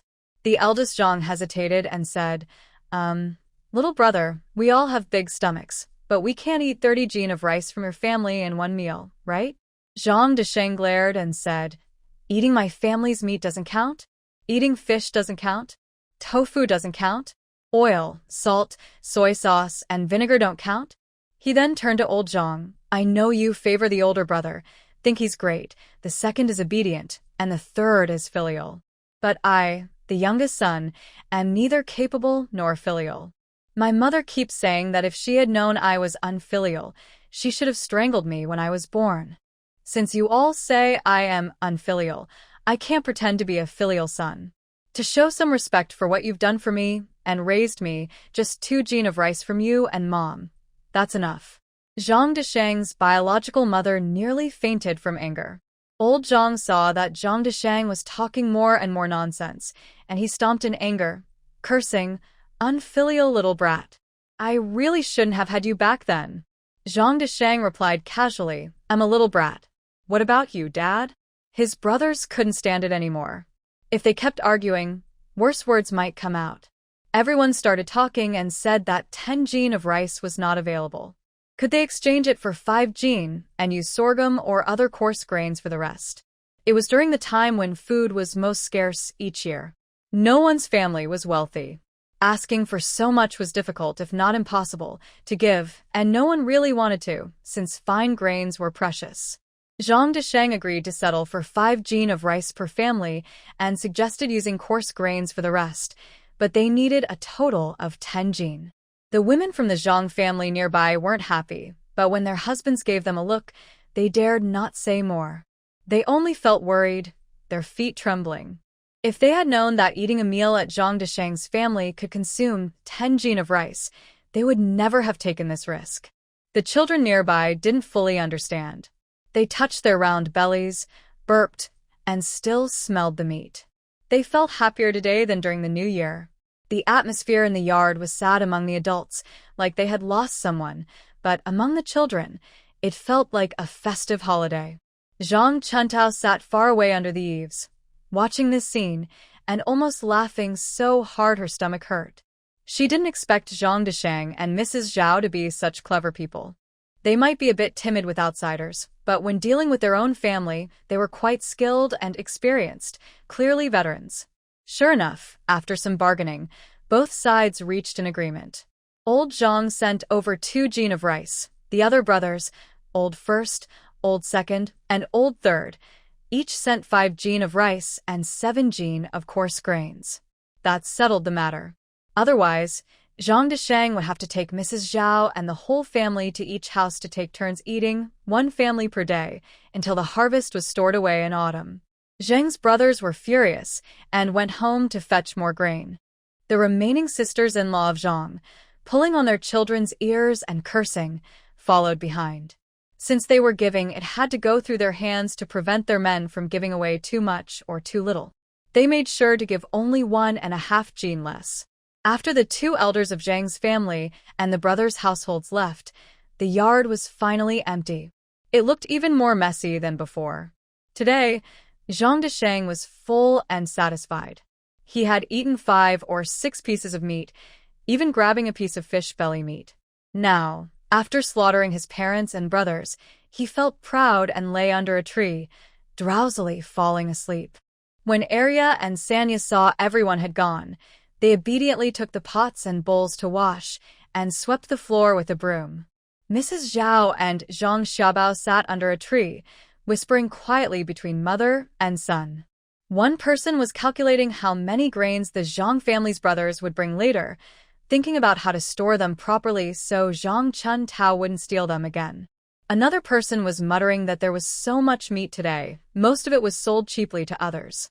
If she kept some for herself, wouldn't she just share it with her father and himself? Zhang Chun Tao knew that the Zhang family members felt guilty and afraid of being scolded. Although she caused a fuss today and canceled the marriage, in the end, it was also in line with the Zhang family's plans. At this moment, they definitely wouldn't come to bother her. And not to mention, later on, the Zhang family would send grain over. Zhao's temper would make her hide it secretly. She wasn't worried about that because she planned to eat it herself. She could just go to Zhao's room to get it. She couldn't stop her. Right now, her mind was on another issue.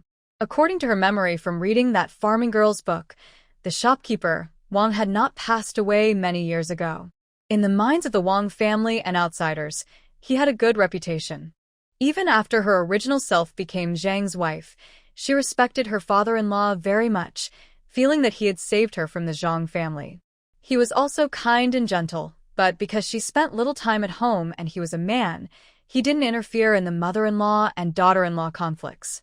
She had never heard of a father-in-law always speaking up for his daughter-in-law. If that got out in the village, it would surely cause gossip. But Wang was probably the only person in the Wang family who made her feel a little warmth after she married into the family. However, today, Zhang Chun Tao found something strange. She felt that Wang's behavior was a bit odd. Honestly, if she hadn't known her original background from the book, she might have misunderstood. Could Wang be her real father? But since she had only met him once, she couldn't really be sure about his intentions. After all, he had a good reputation in the area for many years. She decided not to waste her brain cells over this and temporarily put aside her doubts. All of this was for the future. Right now, the most important thing was to break off the engagement. Her fussing in the Zhang family had already damaged her reputation, and it would be hard for Arya and Sanya to find marriage matches later. She needed to think of a way to leave the Zhang family. She didn't know if her sisters-in-law would support her. Meanwhile, Zhang Chun Tao's plan was unknown to her sisters-in-law. They followed their own men back home, feeling heartbroken when they saw him really going to weigh the grain. They cried and lamented about their hardships, saying that since the grain was given, it was for their own consumption. Some threw tantrums, clutching the grain bag tightly, threatening that if the grain left the house, they would hang themselves.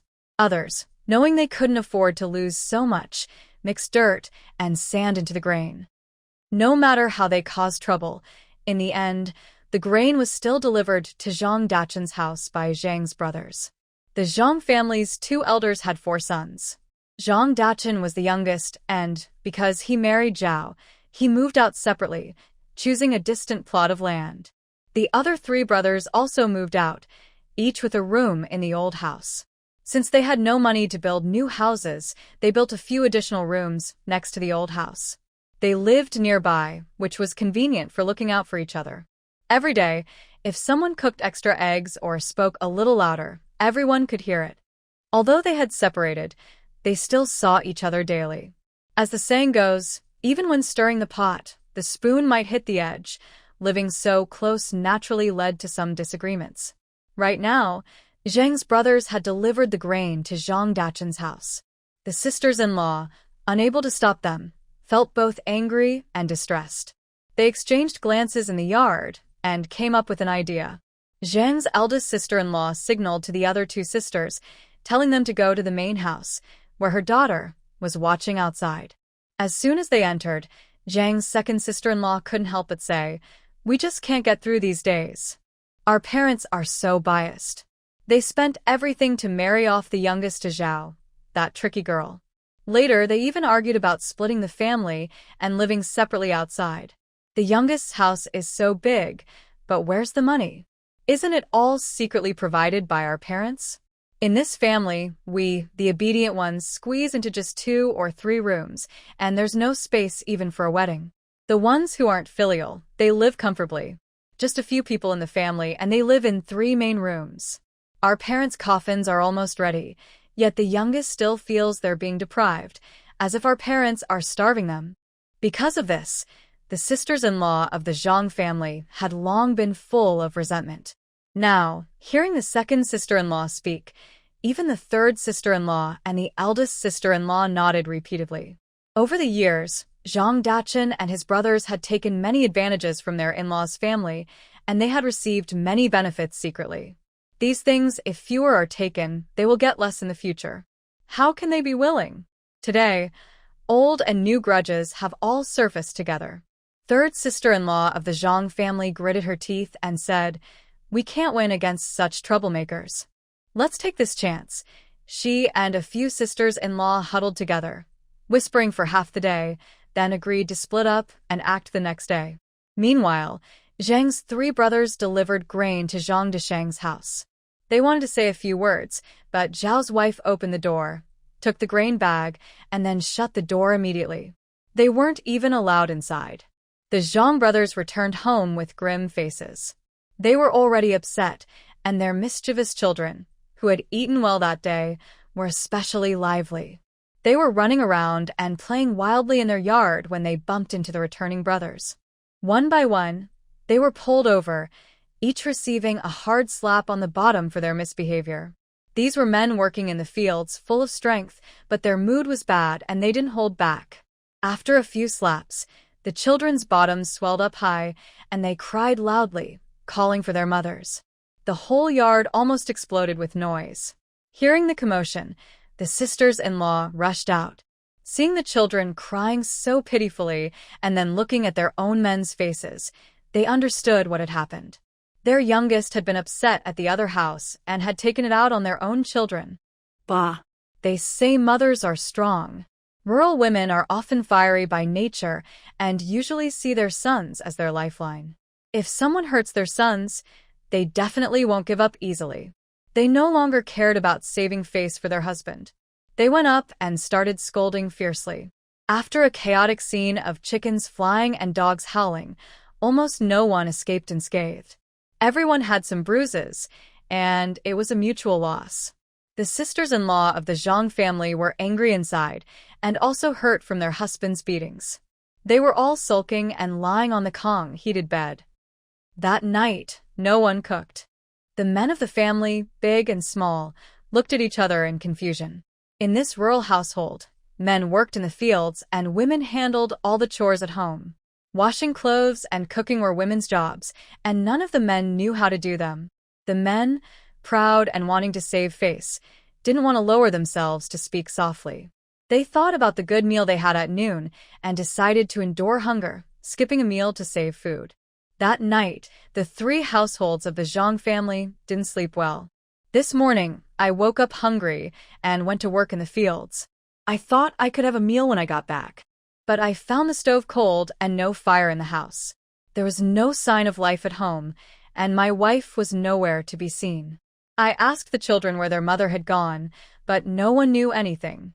Finally, someone quietly told me that early in the morning, they saw the 3 sisters-in-law from Zhang's family walking together to the family head's house. The family head of Zhang's is a cousin of old Zhang, and they usually get along well. They often visit each other.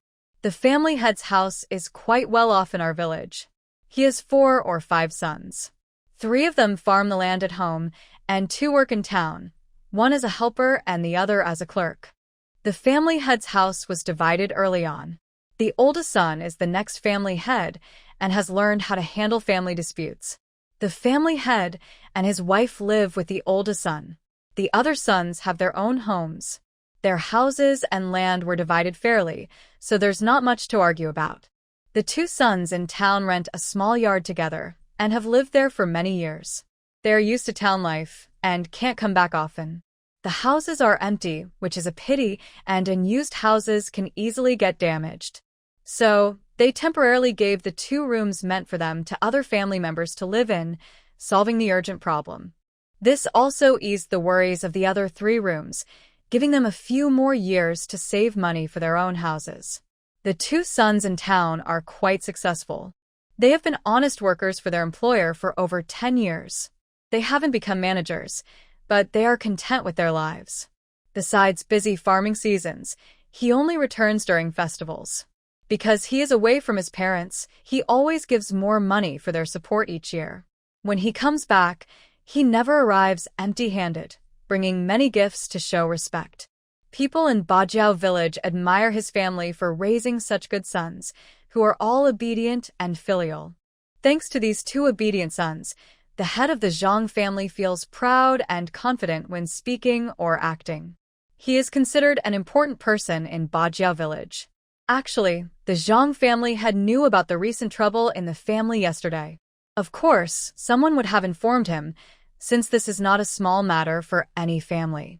It concerns the family's reputation and many young girls in the clan who are waiting to marry. This is also a matter within the clan. The Zhang family didn't sleep well last night. If the Wang family had kept their promise, it wouldn't be a problem. But if they broke their word, it would be bad for the Wang family's reputation. To protect the family's reputation, the simplest solution would be to divorce Zhang Dachen's wife and also send away Zhang's eldest daughter. That would be enough. But the family head knows Zhang Dachen is a troublemaker. He once fought with his parents over Zhao's family and moved out on his own. He probably wouldn't agree to divorce Zhao's wife. So this solution, though simple, he doesn't want to suggest unless absolutely necessary. He plans to wait and see how the Wang family reacts. If they do nothing, everyone stays happy. If the Wang family breaks their promise, then he will consider other actions. Early this morning, after returning from the fields and still thinking about this matter, he poured a cup of his son's respectful wine and took a sip. Suddenly, he heard loud banging at the door. When it opened, several nieces-in-law entered crying. Old people always hope for good signs. Seeing people crying early in the morning made the Zhang family feel unlucky. But since they are relatives, he remained calm and asked patiently. Only then did he learn that the 3 sisters-in-law wanted to disown Zhang Dachen's family. Their reason was simple. They exaggerated what happened yesterday and then cried, saying their daughter's reputation was damaged and it would be hard for her to marry. The Zhang family had looked unhappy. Usually, even in ordinary families, unless someone commits a serious crime like murder or arson, they wouldn't be disowned for causing trouble. At worst, the family might handle it internally, just giving an explanation to outsiders. Although Zhang Desheng is a bit of a troublemaker, he is still a relative by blood and hasn't done anything truly unforgivable. The family head and other family members haven't spoken yet, so why did his direct brother-in-law and sister-in-law act so quickly? Removing someone from the family means that Desheng's family would lose their roots, not to mention that the house and land might be taken back by the clan. It's not just the family head's face that would be affected. His wife and daughter-in-law also looked surprised when they heard this. Since they knew about the family, they had never expelled a family member before. They had heard about the chaos in Desheng's family, and while they were worried, they didn't think it was so extreme as to cut ties completely. The family head's wife, being of higher status and concerned about the unmarried young women in the clan who might marry in the future, naturally had a say. After hearing the complaints from the 3 sisters-in-law of the Zhang family, she frowned and said, "My niece-in-law, as the old saying goes, killing someone is just touching the ground. Leave a way out and you'll meet again someday." Even for outsiders from the Wu family, you shouldn't leave no way for them to survive. Moreover, Desheng is your husband's closest younger brother, still connected by blood. He's part of our Zhang family. Just because of this uncertain matter, you want to expel your brother-in-law's family? Aren't you intentionally trying to cut off this family's livelihood? I know Desheng is a reckless person, and maybe you've suffered some grievances in the past, but it shouldn't be to the point of cutting off all future options. Besides, Whether to expel someone from the family isn't decided by you women. If something serious happens, it should be your men and your parents who decide. The family head was unhappy and looked at his nieces-in-law with displeasure, then sternly told them, "That's enough. Go home if there's nothing else. Don't cause trouble every day." Just then, Zhang's brothers, who had gone to fetch their wives, came in. Seeing the serious expressions on the family head's family, they initially thought their wives had caused a scene yesterday after an argument and came to cause trouble to save face. Immediately, their faces darkened, and they scolded their wives, feeling they had embarrassed the family head. They tried to drag their wives back home. Yesterday, Zhang's 3 sisters-in-law decided together that if they didn't settle this matter today, they would never have another chance.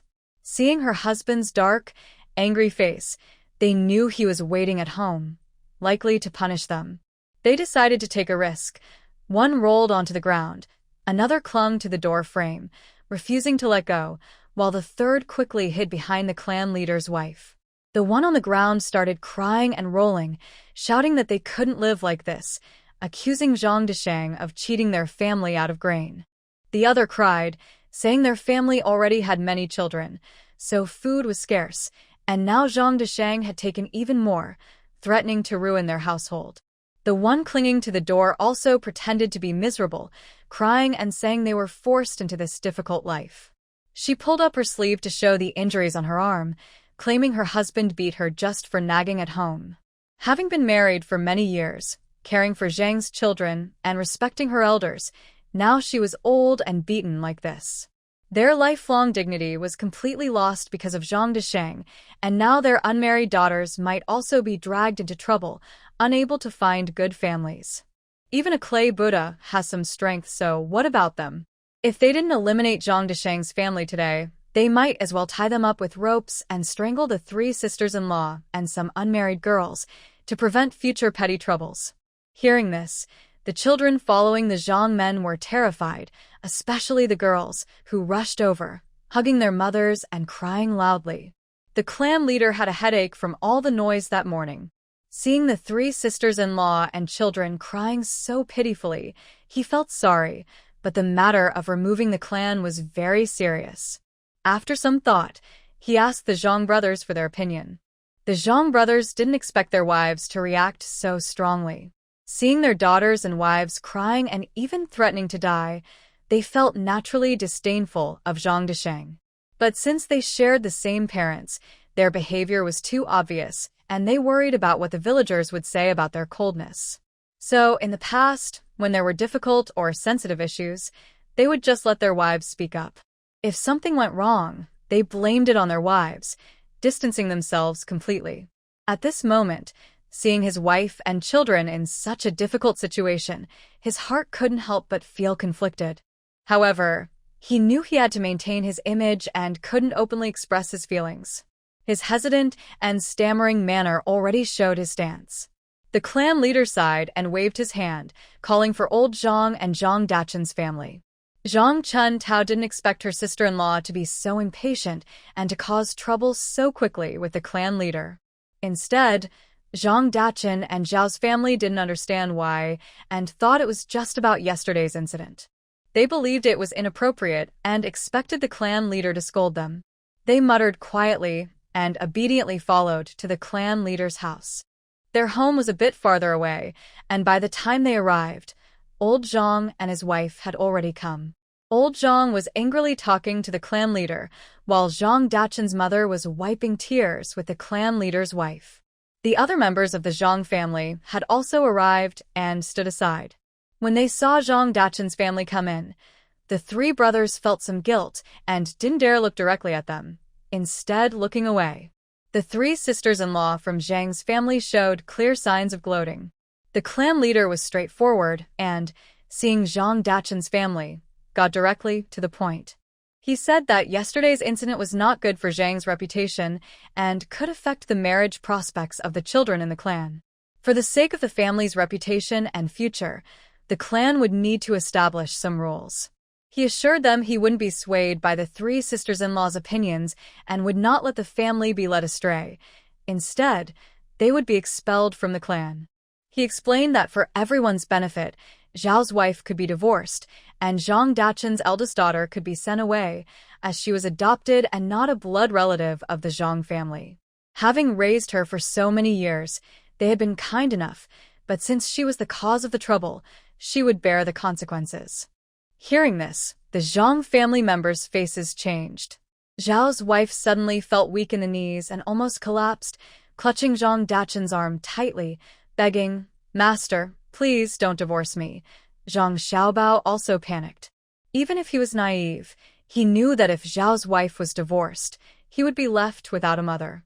If his father remarried and had a son, he wouldn't have a good life. Next to him, second sister was so frightened she could only stand aside crying, not daring to speak. However, Sanya felt both nervous and scared.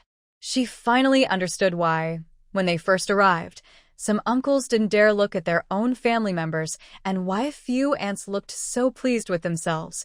What was behind their happy expressions? She clenched her teeth, certain that Zhao Shi could not be divorced. Not only because if she were, her father might not marry a new wife, but also because their 3 siblings had a mother who might be looked down upon, and her reputation would suffer.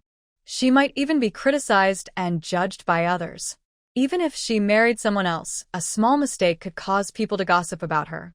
She was still young, and although she had some petty schemes and thoughts, when faced with adults, especially when the clan's elders spoke, she felt nervous and unsure. After a moment, she suddenly thought of something and quickly whispered something into Zhang Xiaobao's ear. Zhang Xiaobao's eyes lit up, and he quickly stood up. "Don't divorce my mother. The one who said the wrong words isn't my mother, it's the eldest girl. Just chase her out. If you chase her out, that's fine." Zhang Desheng wasn't stupid. Hearing the clan leader's words and seeing his brothers avoiding even looking at him, while his father only glared at him with his eyes, and his mother was crying and pulling at people, he understood clearly what was happening. If it was any other matter, when the clan leader spoke, most people wouldn't dare to oppose him. But this was about Zhao Shi and her family for decades, and Zhao Shi had given birth to his children. Over the years, she had taken care of him carefully. If he divorced her now, where could he find another wife? Could his own parents and brothers and sisters-in-law possibly find him another bride? Moreover, that eldest girl, he had been thinking about finding a chance to take her to the town and sell her to vent his anger. If he expelled her from the clan, given her cleverness, she might run away. That wouldn't do. After thinking it over, he naturally refused. He smiled and said that for the sake of the family's children, Zhao Shi couldn't be divorced.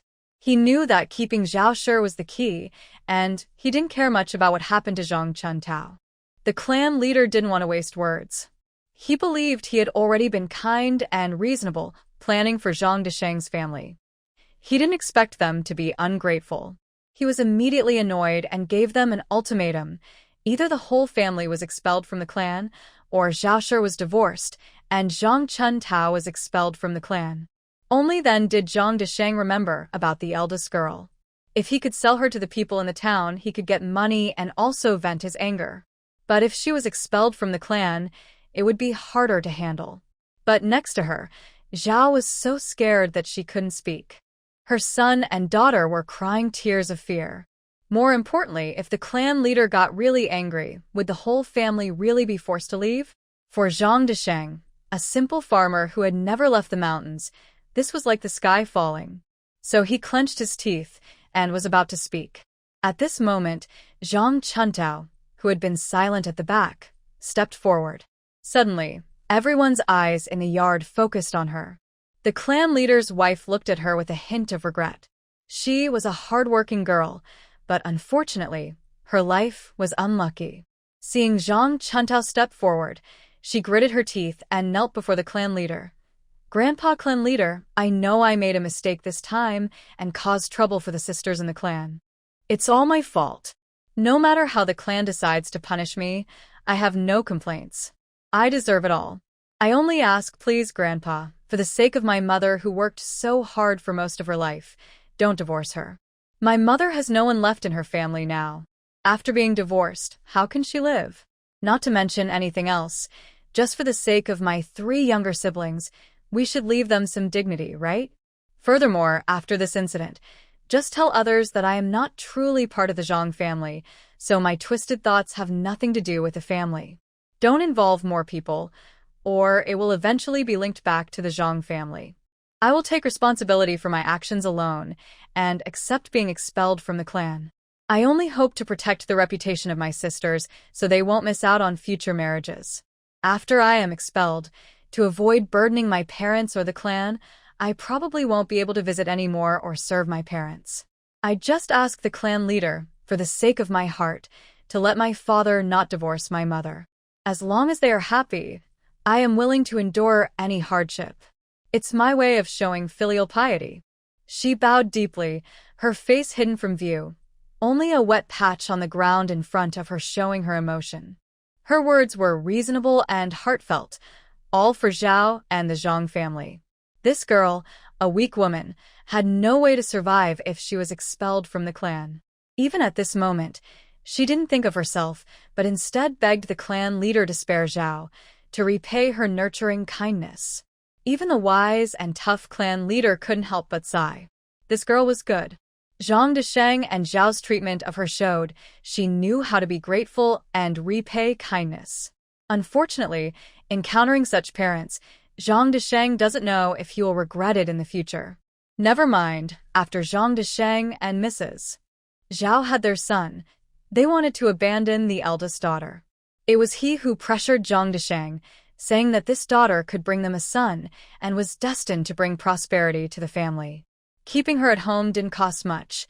As a girl, just providing food was enough to keep her from starving. When she grew older, she could help with chores, and later, they could receive bride price money when she married, which would also help support their son. After much persuasion, Zhang Desheng and his wife agreed to keep the girl. They thought they could have a good father-daughter relationship, but after more than 10 years, things still came to this point. It seems there was no fate between them. Besides, no matter how good this girl was, she wasn't blood-related to the Zhang family. The trouble started because of her. If she hadn't performed well over the years, the clan leader might have been ruthless and thrown her into the pond, and no one would dare speak up for her, no matter how unfair it was. After all, she was a human life, and she was genuinely obedient and filial. The clan leader only decided to send her away. Whether she lives or dies depends on her own fate. There's no reason to delay the family's own members for the sake of a non-blood relative. In the clan leader's mind, the Zhang family's head was the most important. Hearing Zhang Chuntao say this, he also felt relieved. With her words, he could give a proper explanation, especially since the Wang family wasn't entirely innocent either. But looking at the thin, weak girl, the clan leader felt a bit of pity. After some thought, he said, "Since that's the case, and considering your filial heart, I'll let it be. Tomorrow, we'll clarify everything in front of everyone. However, since you've been expelled from the family as a girl, you can no longer stay at the Zhang house. Otherwise, others might think we're pretending. So, go back first, pack your things, and stay at my house for one night. Then, think of a way to find a suitable place for you." Once this decision was made, at least the others present, especially Mrs. Zhao, felt relieved. She knew she wouldn't be divorced, and she finally felt alive again. She looked at Zhang Chuntao with complicated eyes, unsure what the girl was thinking. Recently, because of the incident where the second girl pushed her into the water, she had been holding a grudge. She had torn her face with her parents and dared to fight back. But at this moment, it was still this girl who protected herself. Looking at her back, she seemed to resemble her before she fell into the water. Thinking back to those past years, every detail about the big girl made Zhao feel a strange, hard-to-explain emotion. If this big girl were Dabo, she would definitely not want to let him leave the family just to keep her from being expelled from the Zhang family. But after all, the big girl is not Dabo, and she is not her own daughter.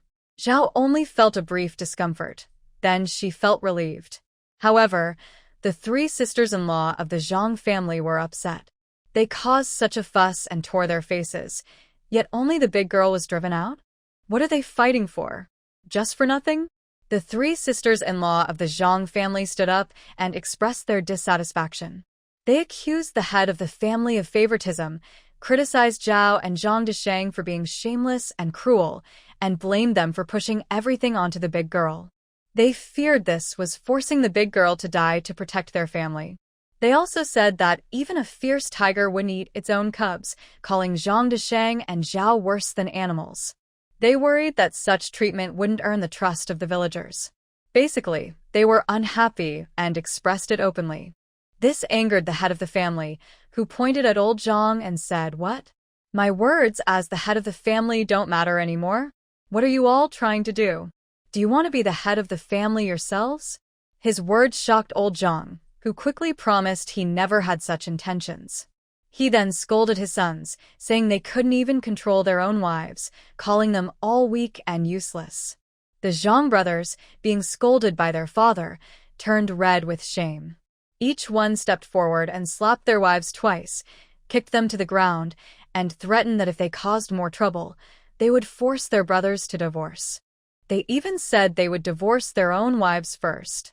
This move finally calmed the situation. The three sisters-in-law of the Zhang family no longer dared to cause trouble. They wanted Zhang Desheng to divorce Zhao, but not to the point of being expelled themselves.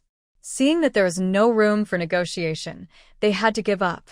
But they still felt resentful and unwilling as they were dragged home by their husbands. As for what happened after they got home, causing more trouble, that's another story. Zhang Chuntao suppressed her joy. She hadn't expected things to go so smoothly. She sincerely bowed to the head of the Zhang family and said a few words of thanks. She also used her past experience as a hardworking worker to flatter the family head, praising him generously. The clan matron was so pleased that she personally helped her up, kindly patted her hand, and told her to go back to Zhang Dachen's house to pack her belongings and move in. Zhang Chuntao knew this was the most important moment, as it determined whether she could regain her freedom. She dared not show any pride. She softly said, "I made such a mistake. I have no right to take anything. Our family isn't well off, so let those things stay for Daba, Arya, and Sanya. It's my last gift as an older sister to them. The only thing I want to take is the small jacket I was wearing when my parents found me. That is the only thing they left me, and I only need that." Her words made the clan matron's eyes turn red. She felt sorry for the poor girl. She nodded repeatedly and said, "You're such a kind girl. Yes, that was left by your real parents, so it belongs to you. I'll go with you to get it." She knew well the character of Zhang Dachen and Zhao. Since Daya was expelled from the clan, they wouldn't let her take anything. It was already generous that they didn't hurt of her clothes. But this girl had a point. That small jacket was her only keepsake from her real parents. No matter what, she couldn't let it go. Seeing Zhang Chuantao's face pale and her eyes red, yet still holding back tears, everyone felt sad and softened their hearts to help her. No one knew what would happen to her after tomorrow, once the clan's plans were over. When Zhang Dachen and Zhao heard this, their faces changed. The clan matron was right. They had thought that since Daya was expelled and no longer part of the Zhang family, she wouldn't be allowed to come back. They believed they could take back her clothes and belongings. But they didn't expect this stubborn girl to act like a bandit at home, fighting anyone who tried to take her things. She was surprisingly good at flattering and pretending, which made the clan matron speak up for her. Now, in front of the clan leader, Zhang Dachen and Zhao dared not say much. Since Zhao didn't need to be divorced, they were afraid of making the clan leader angry. They didn't want to cause trouble. They could only accept it and let her back to the house. The clan matron stayed outside in the yard and didn't go in. Zhang Chuntao went alone into the west wing. The Zhang family members were all standing in the yard. Zhao initially wanted to follow inside, worried that Zhang Chuntao might be hiding something. But the clan matron coughed softly beside her, so Zhao didn't dare to move. Instead, Arya and Sanya casually said they were going in to help their eldest sister tidy up, and they followed inside. Zhang Chuntao went into the house, headed straight for the box, took out the small jacket, hugged it close, and started to leave. She was stopped by Arya and Sanya standing in the middle of the room, blocking her way. They seemed to have something to say. Zhang Chuntao raised an eyebrow, pretending to act naturally. Even if she was disowned from the family, she still wanted to restore her reputation. At least, she wanted everyone to see that she endured humiliation and was sacrificing everything for Zhao and Zhang Desheng's family. The Zhang family shouldn't think that life would be easier once she left. Zhang Chuntao would make them understand that even if her sister was no longer there when she wanted to see them sad, they still had to be sad. She blinked and gave a heavy pat on Arya and Sanya's shoulders, making them grimace and want to shout out. But one look from Zhang Chuntao made them too frightened to make a sound. She then continued to gently pat their shoulders and said slowly, "Arya, Sanya, from now on, you two will need to take more care of this family. Our parents aren't in good health, so in the future, you'll have to work harder in the fields. And Debo, even though he's still young and doesn't understand much, he's the only son in our family. He's the reliance of our parents and of you two in the future. You must be very careful with him. If there's anything good to eat, make sure he eats first. Don't let him suffer. Do you understand? Take good care of him. When he grows up and starts his own family, he'll understand, and then you'll have hope too. I won't be able to take care of you anymore in the future.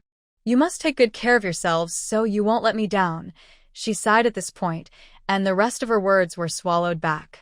Outside, the clan matron, Zhang Desheng's wife, and Zhang Xiaobao listened clearly. The clan matron couldn't help but sigh inwardly. What a good child. If she were her own daughter, she'd be heartbroken. But then she looked again. Zhang Desheng's family and Zhang Xiaobao showed no signs of reluctance or emotion. Instead, their faces were full of disgust and dislike. She couldn't help but feel sorry for Zhang Chuntao. Such a kind heart, wasted on these ungrateful people. She cared so much for their family, but no one appreciated it. This family was truly ungrateful. The clan leader's wife decided to go back and complain to her husband. She said that the Zhang family was really not in good shape, and it would be better to keep a distance in the future. As for the young girl, she was a good girl and deserved a better life. It was a kind act to help her. But neither Zhang Desheng's wife nor Zhang Xiaobao knew that Zhang Chuntao was just trying to discuss them. Would Zhang Chuntao come to take care of them? Maybe before, but now, if she stayed for a few more months, the whole family might be overwhelmed by her. They also knew that even if they complained now, no one would believe that Zhang Chuntao was not as obedient as she seemed, but rather a troublemaker who even hit her parents at home. They felt they had no choice in this matter. However, that girl was still young and unaware of how harsh the world could be. She, a young girl, was cut off from her family. Where could she go? The Zhang family no longer wanted her, and would other villagers take her in?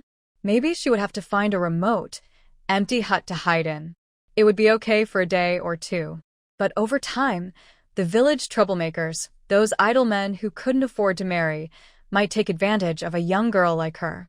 Some of these troublemakers were quite cunning, and a few widows in the village had already been taken advantage of by them, but no one dared to speak out. Even if the girl was strong, she might eventually fall into their hands. He decided to watch first and scare her with the troublemakers so she would understand how difficult life outside the Zhang family could be. Once she was frightened enough, he would step in, persuade her to sign a contract, and sell her to the people in town. They would tell everyone they found her a good place to go, to silence the villagers. Who would dare say anything then? Getting the money and venting his anger. That was satisfying. Zhang Desheng thought about this and couldn't help but show a slightly sinister smile. He didn't believe the girl could escape his grasp. The clan leader's wife, unaware of his dark plans, stood nearby. After a while of everyone quietly thinking, Zhang Chuntao finally came out. She only wore a simple outfit and carried a small quilt. She didn't bring anything else. Zhao Shi was still worried. When she saw Zhang Chuntao come out, she carefully examined her, afraid she might be hiding something. But since the weather was hot and her clothes were thin, it was hard to hide anything. Later, the second and third daughters came out with angry looks, shaking their heads at Zhao's gesture, indicating that Zhang Chuntao hadn't taken much. This made Zhao feel relieved. However, seeing the small cotton jacket in Zhang Chuntao's hand, Zhao still felt upset. She had planned to keep that jacket for Daba's future child. At worst, she thought they could sell it in town for some money someday, but that careless girl took it away. The village head's wife looked at Zhao with disdain, her eyes fixed on the small cotton jacket in Zhang Chuntao's hand. She sneered and then pulled Zhang Chuntao to leave. Outside the yard, Zhang Chuntao hesitated, turned around, and made a gesture as if to kneel, muttering, "Father, Mother, I won't be able to serve and honor you anymore. Please take care." Before she finished speaking and before kneeling down, she suddenly swayed and fell to the side. Seeing Zhang Chuntao with red eyes and that she was about to leave, the village head's wife looked back reluctantly and fainted before she could finish her words. She was so startled that she shouted, "Someone, quickly, come here." That night, news spread throughout Bajiao village that Zhang family had expelled Zhang Chuntao. The whole village was shocked. No secret could stay hidden in the village. People promised not to tell but then whispered to their relatives and neighbors. Soon, everyone knew that Zhang's eldest daughter had voluntarily left the family to protect Zhao from being dismissed. The Zhang family was ruthless. When she left, she only took her clothes and a small cotton jacket she had worn when she was adopted into the Zhang family. Poor girl, she still bowed to Zhang Desheng and Zhao before leaving but fainted from her sadness. The family didn't come out to see her. Instead, the village head's wife called someone to carry her home. It was truly a tragic event. Most people felt sympathy and pity for Zhang Chuntao. At the end of the village, the He family also heard the rumors. Not only she, but also her daughters-in-law gathered in the kitchen gossiping. As more people gathered, their voices grew louder, chattering so loudly that everyone in the yard could hear. He Wenchang was originally inside reading a book, but the noise outside grew louder and louder. Even if he didn't want to listen, the sound still seeped into his ears. Soon, he overheard enough to understand the full story. He couldn't concentrate on his book anymore, so he simply put it down. He heard some women talking outside about what would happen to Zhang Chuntao in the future. This young woman, without her family's protection and with her reputation damaged, had no way out. The village of Bajiatin was usually peaceful, but it couldn't withstand the troublemakers and some men who couldn't afford to marry. If they got the idea, they would definitely try to get Zhang Chuntao into their hands. For a moment, the women all sighed, saying that Zhang Chuntao was truly unfortunate. Her future seemed doomed. Hearing this, He Wenchang frowned. He remembered the scene when he met Zhang Chuntao that day. The stubborn look on her face was still clear in his mind. Such a girl. Would she really end up in the hands of those troublemakers? He felt a bit sorry for her. But he also knew this was Zhang's family matter, and others shouldn't interfere. Otherwise, they would make enemies with Zhang's family. Who would want to oppose Zhang's family just to help a girl? So even if everyone in Bajiatin felt sorry for Zhang Chuntao, no one dared to take her home or arrange anything for her in front of Zhang's family. For some reason, the image of that thin figure with scars and bright eyes kept bothering He Wenchang. He told himself that she was a living person. Although he only met Zhang Chuntao once, he could tell she was a fiery girl. If she really was harassed by those troublemakers, she might do something desperate. Even if he helped her secretly, because she once brought him medicine when he was sick, he didn't want her to fall into their hands. That would settle things between them. But he definitely couldn't get involved openly. If Zhang's girl was pushed to the edge and he stepped in, it could cause trouble for himself. After thinking for a moment, he went to find Granny Quan in the main house. Although Granny Quan hadn't discussed Zhang's family affairs with her daughters-in-law, she felt uneasy inside. Zhang Chuntao was a girl she liked, and she even considered telling her own son about her. How could she be expelled from the family after just a few days? She was inside the house sighing when He Wenchang came in, and he immediately knew he had heard the news. He couldn't help but sigh. Did you hear about it too? What a pity for that girl. How will she live in the future? We can't stay in this village anymore, but she's just a girl. Where can she go? It's a disaster that happens once in 1,000 years. Good people don't live long. Such a good girl was forced to have no way out. Mrs. Zhao, I wonder if she can sleep peacefully in the middle of the night? He Wenchang thought for a moment before quietly saying a few words. Grandmother's eyes brightened. Are you serious? He Wenchong nodded. Later, my mother will secretly talk to Zhang's girl, asking her to endure a few days. Tomorrow, I will go to the town to find out more. If I get reliable news, I will send someone to bring back a message. Grandmother nodded and sighed in relief. That's a way to survive. But it's sad that she became someone's servant, working for others her whole life. Isn't that? She hesitated. He Wenchong frowned and interrupted her. Mother, isn't it better for Zhang's girl to be a servant than to be harmed or worse by those people? Grandmother thought for a moment and said nothing more. No one knew what plans the He family had. Zhang Chuntao leisurely woke up in the side room of the Zhang family clan leader's house, already in the afternoon. Of course, she wasn't truly faint. She was just pretending to maintain her usual image in the village, so no one would suspect her and ruin her plan to leave the Zhang family and their clan. According to her character, or rather, to make the villagers think she had suffered great injustice and would become a very different person in the future, driven to the edge, she had to put on a brave face. It was just acting like a gentle, innocent girl. What's so difficult about that? After being carried to the clan leader's house, she couldn't wake up immediately to keep up the act. Because she was about to leave the Zhang family, she relaxed and fell asleep. Now awake, she overheard the women in the courtyard talking about her.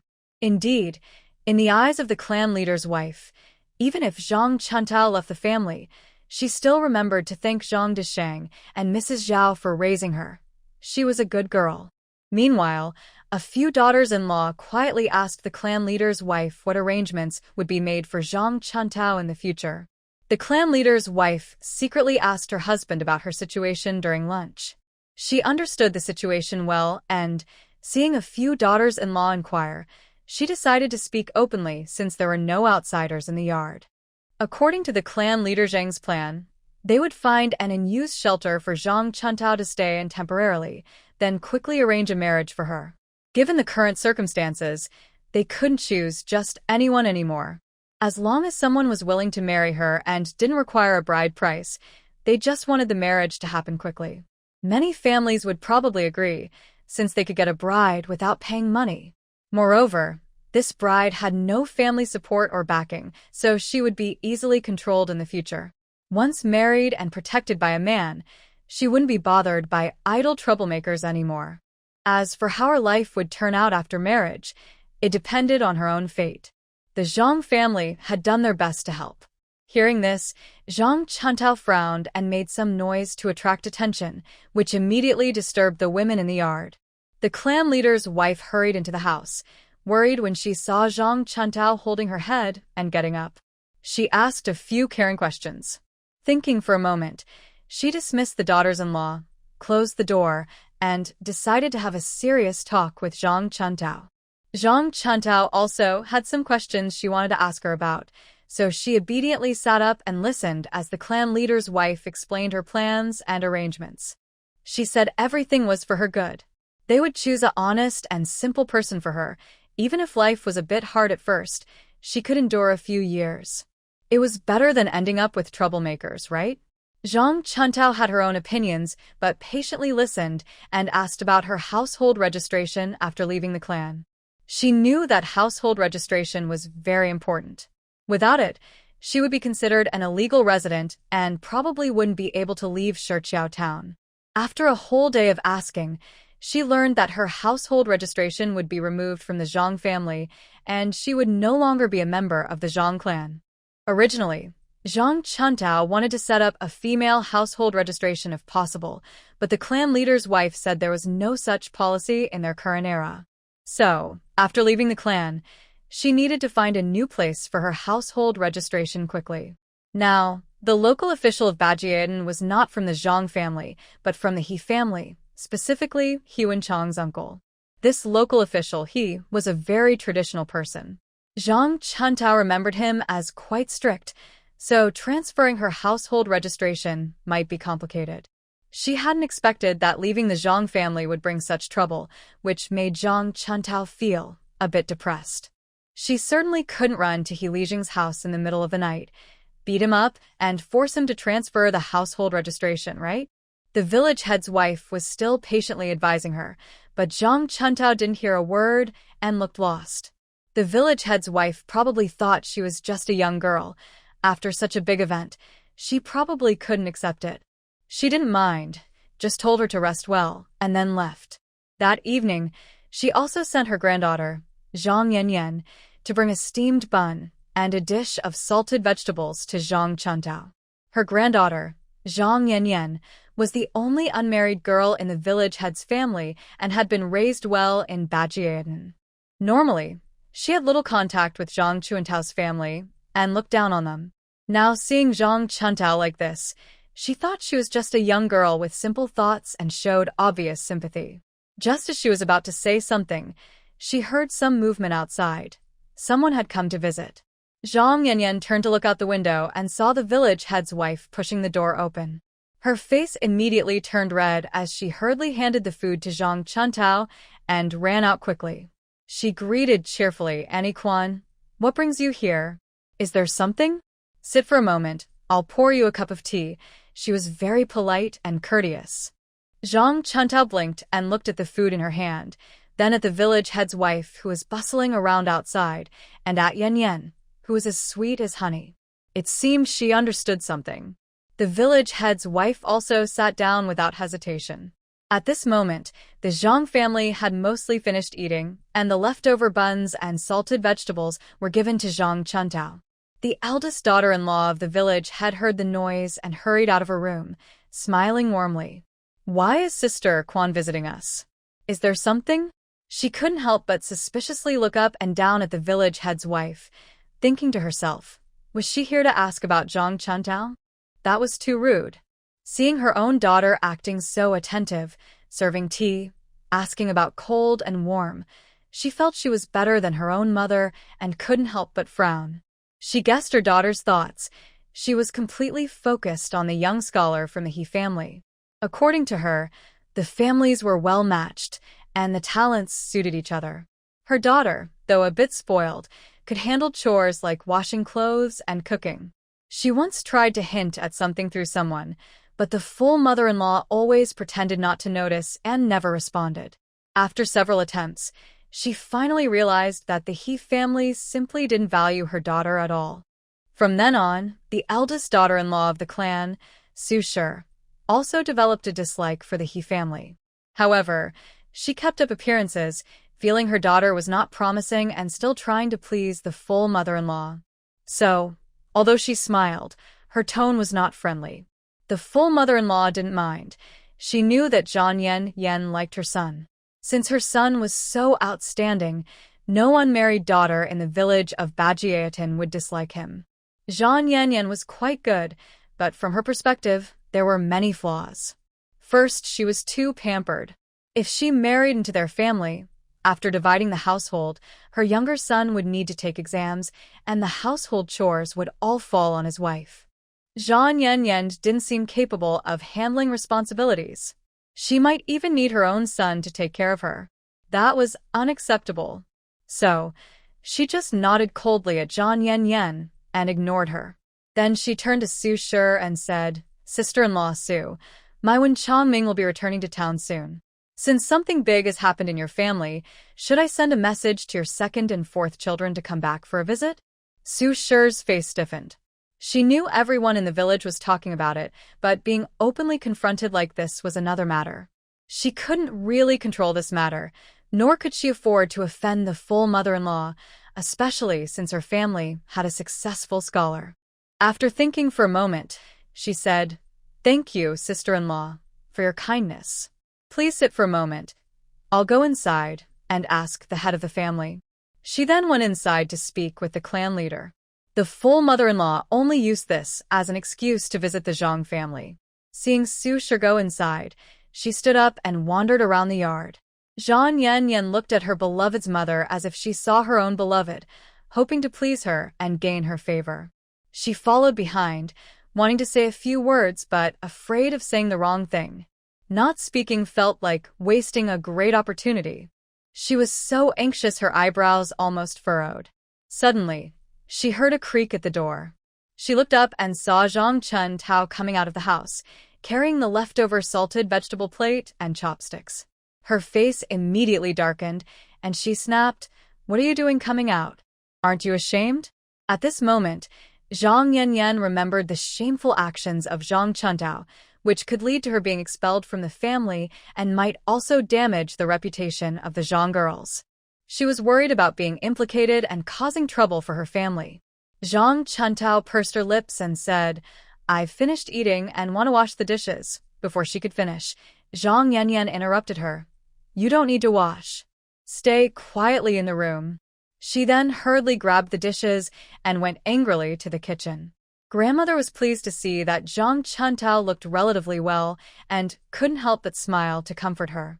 Just as she was about to speak, she saw Zhang Yanyan put down the dishes and run out. Seeing Zhang Chuntao still at the door and not having had a chance to get angry, she then noticed her own mother, Su Shi, coming out of the house. The three of them stood together, and she paused for a moment before speaking. "Thank you so much, Sister Quan. We've been worried because no one has sent a message to the town. It's a bit of trouble for Wen Chang's nephew, but I hope it won't delay his studies." Hearing the name Wen Chang, Zhang Yanyan couldn't help but blush, her cheeks turning red, which made Zhang Chuntao stare in surprise. In this ancient village, secret crushes are so innocent, just hearing a name can make someone blush. Meanwhile, grandmother and Su Shi exchanged polite words and prepared to leave. Before leaving, she looked at Zhang Chuntao again and beckoned her over. In the envy and jealousy of Zhang Yanyan, Zhang Chuntao walked over. "Auntie, you wanted to see me?" Grandmother patted her hand. "I heard you left home without even changing your clothes.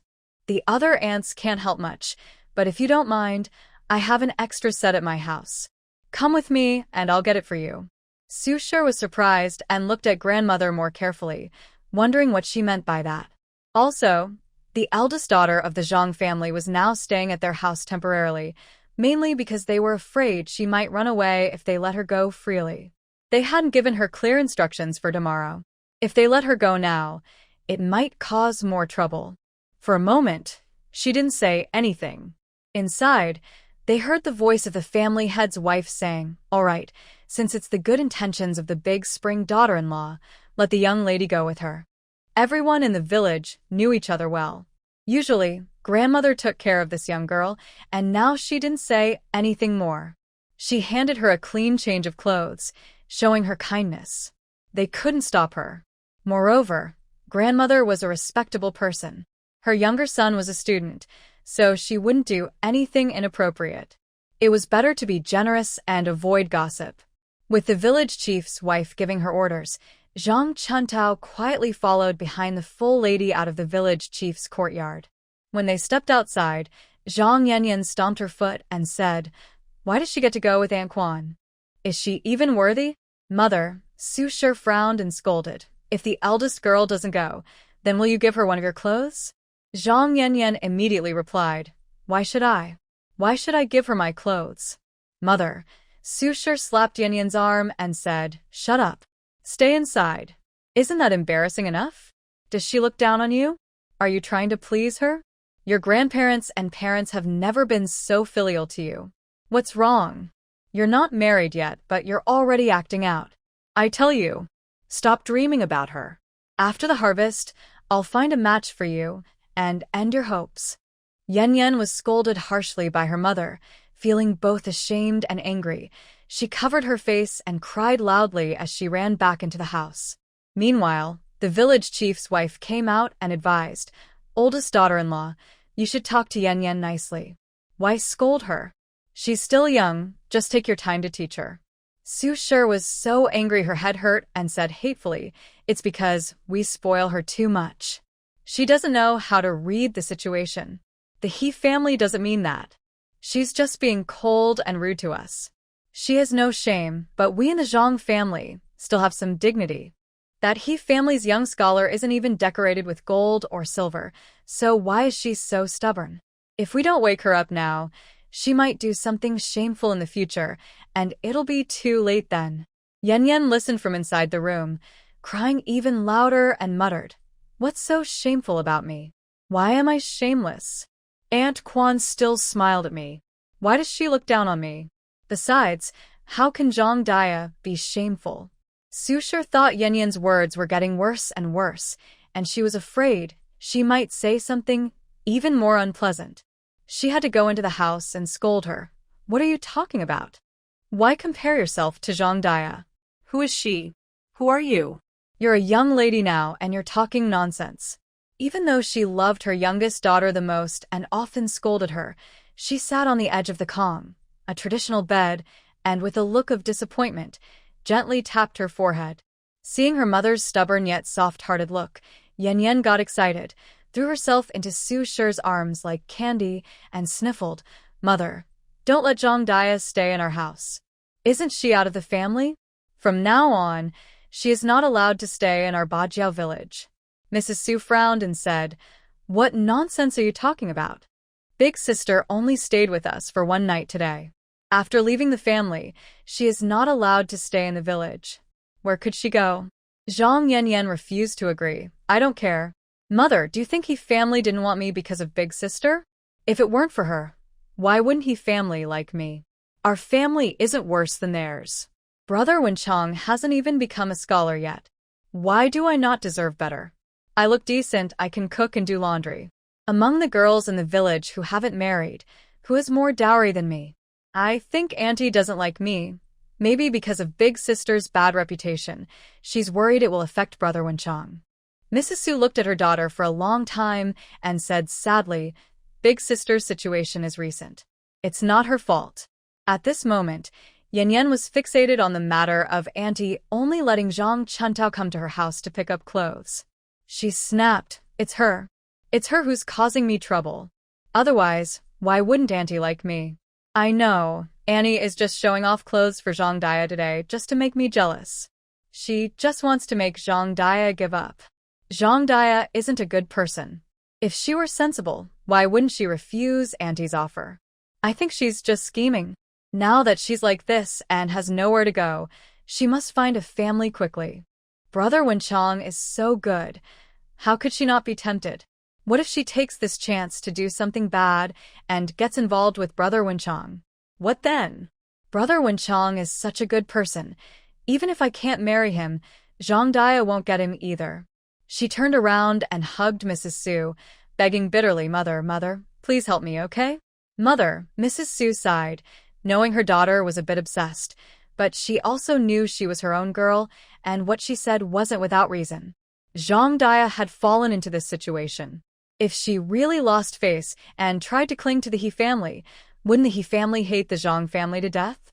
Wouldn't that make them enemies? Thinking for a moment, she patted Yan Yan's shoulder and whispered, "Mother will talk to Grandma about this, but you have to promise me one thing.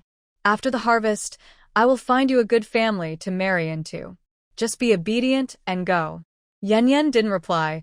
She naturally didn't want to part with Wenchang. Su Shi's attitude was very firm. She had already realized that her daughter was simple-minded, but she could easily become stubborn. Not to mention that the He family might refuse to agree, but if they did, how could her daughter compete with the other women in He Wenchang's family?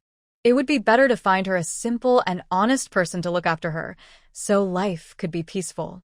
Zhang Yan saw that her mother's attitude wouldn't change, so she clenched her teeth and nodded. She thought to herself, "I'll agree for now. Later, I will find a chance to tell Brother Wenchang that I like him. If he agrees, I don't believe Auntie can oppose it." Although Su Shi sensed that Zhang Yan was just pretending to agree and might not truly be willing, she still got a definite answer. She planned to teach her daughter slowly over time to change her mind. So she didn't ask more questions and told her to wash up and go to bed early. After turning away from the room, she went to find her mother-in-law. Zhang Chuntao followed the old woman for a while and then realized she was choosing a less busy path. She guessed that her mother-in-law must have something to tell her. Sure enough, after a few more steps, the old woman looked around to make sure no one was nearby before speaking slowly. She explained that since Zhang Chuntao was disowned, staying in the village would make her life difficult. So she thought of a plan to save her life, sending her to work as a maid for a wealthy family in town or the city. Usually, wealthy families buy young maids, often girls around 5 or 6 or 7 or 8 years old, from trusted sources. Young girls are easier to train at that age. These families buy maids with a formal contract, expecting them to serve loyally. Only if the family grants special favor can the maid's family buy her back. Girls like Zhang Chuntao, who are older, are rarely bought by ordinary families because they haven't learned how to serve properly. Only slightly wealthier families, who are less strict, might buy older girls, train them a bit, and use them for chores. After all, isn't cooking, laundry, and cleaning what most women do? Such families have fewer rules, work is a bit harder, and they do more chores. Unlike big families that divide into ranks, these families do their own work and manage their own affairs. This kind of family can sell a contract of service, signing for 5 or 10 years. When they save enough money, they can buy her back and bring her home. In this situation, if she is of the right age, she could marry into a good family. As the old saying goes, it's better to marry a maid from a noble family than a girl from a small household. Girls from wealthy families who become maids usually have some savings, and their dowries are much better than those of ordinary families. If she is older and has missed her chance, she might marry a widower or serve as a second wife or helper. If she is sold under a binding contract, she might be arranged to marry a servant or a guard in the family, which means she will have food and shelter. But it's not a good situation.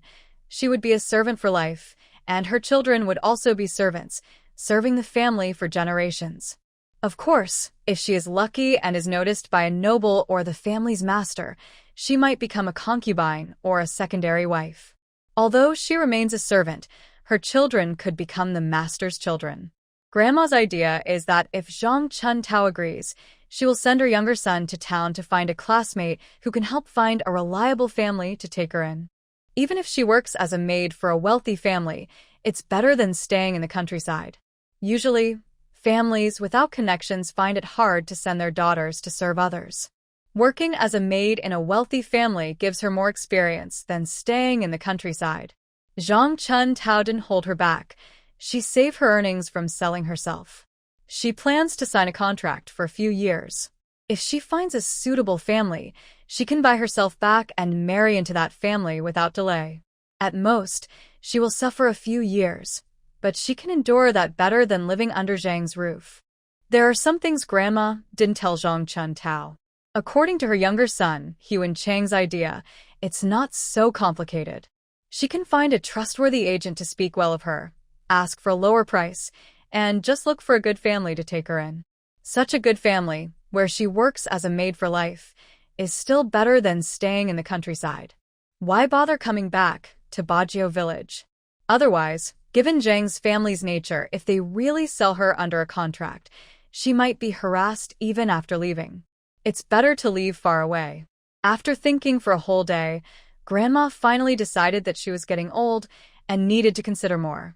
This is a matter that concerns a girl's entire life, and maybe Zhang Chuntao has other ideas.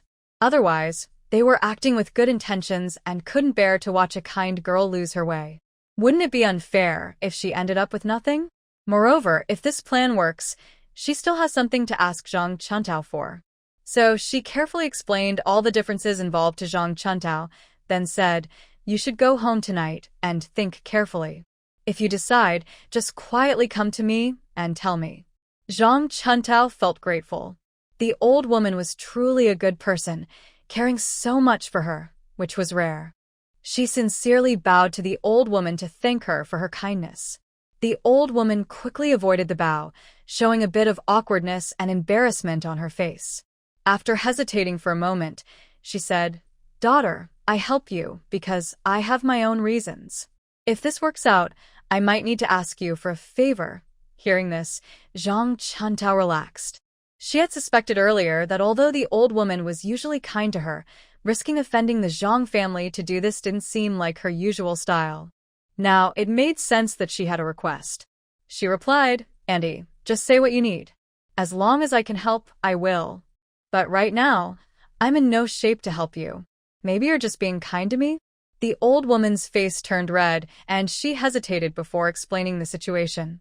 It was because Huan Chang hadn't passed the imperial exam for several years, and the He family was threatening to split up. The daughters-in-law no longer wanted Huan Chang to continue studying, each giving strong reasons. The oldest grandson was already about 14 or 15, ready to marry. But the family had used up all their money supporting Hyun Chang. There was no extra money for a bride price.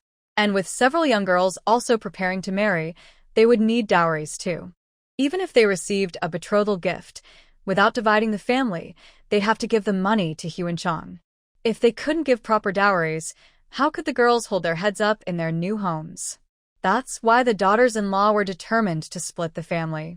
The old woman certainly didn't want this, but Hee Dae-kyeon, perhaps influenced by someone, had agreed to split after the harvest. What about the youngest son after the split? She is still studying now. Each month, besides her tuition, her expenses cost at least 1 or 2 silver coins. After the family split, her sons likely started taking care of themselves, leaving only her and the head of the household earning money, which isn't enough for her younger son's needs. After the autumn harvest, her younger son will go to the provincial capital for the exam. He needs to pay a guardian fee first. When he took the imperial exam as a child, only one guardian was needed, but now, as a scholar, he needs 2 guardians, which costs at least 1 or 2 silver coins. There are also travel expenses, and a year's income from the land isn't enough. Once he enters the exam hall, there are many other costs, like buying hot water, which costs about 500 coins, and fees for sealing the exam papers. Overall, preparing for this trip requires at least 7 or 8 taels of silver, and a more comfortable amount would be 10 taels. Right now, because her younger son is studying, the family has no savings. If they split up again, it might be even worse. Although she has some hidden savings, it's far from enough.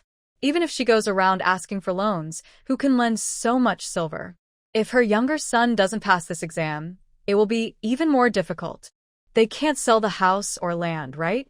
So, the full mother-in-law has been worried, hoping to delay the family split as long as possible, ideally until after this exam. But her sons and daughters-in-law are not fools. They already said they would definitely split the family before her younger son's exam. The full mother-in-law's hair has turned gray from worry, wishing for silver to fall from the sky. Since there's no other way, she was moved when her younger son suggested asking Jang's eldest daughter-in-law to sell herself into a wealthy family. She thought that since Zhang Chun-tao helped them escape danger, maybe she could temporarily lend them the money from her sale. They would write an IOU and repay it with interest later. After a few years, when Hyun Chang passes the scholar's exam and the family is better off, they will repay the money, and Zhang Chun-tao can buy her freedom, find her a good family, and give her a proper dowry. She promises that she and her son will always remember her kindness. When she's free, she can even officially adopt Zhang Chun-tao as her goddaughter. From then on, the He family will be her maternal family, and with Hyun Chang supporting her, she won't worry about her life in her in-laws' house. The full mother-in-law knows her idea might seem a bit unkind, but she thinks it's a win-win situation. Everyone benefits. She decided to suppress her shame and, taking advantage of the moment when no one was around, she told her plan. She relied on the fact that Zhang's eldest daughter was a kind and grateful person. Also, this matter didn't really matter. After all, Zhang's eldest daughter couldn't marry into a good family now, so she might as well take a chance. When Zhang Chun-tao heard this, she wasn't sure whether to praise the mother-in-law for being so daring or to think she was too shameless. She only knew about selling herself to bury her father or to support her own relatives to survive. But she had never heard of selling herself to support a young man from the same village who was taking the imperial exam. Encouraging a struggling girl to sell herself as a servant, lending her money to her son to take the exam, that was an unbelievable idea. What kind of mind would think up such a plan?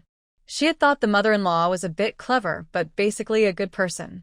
Now she realized she was too naive, blind even. She almost slapped herself.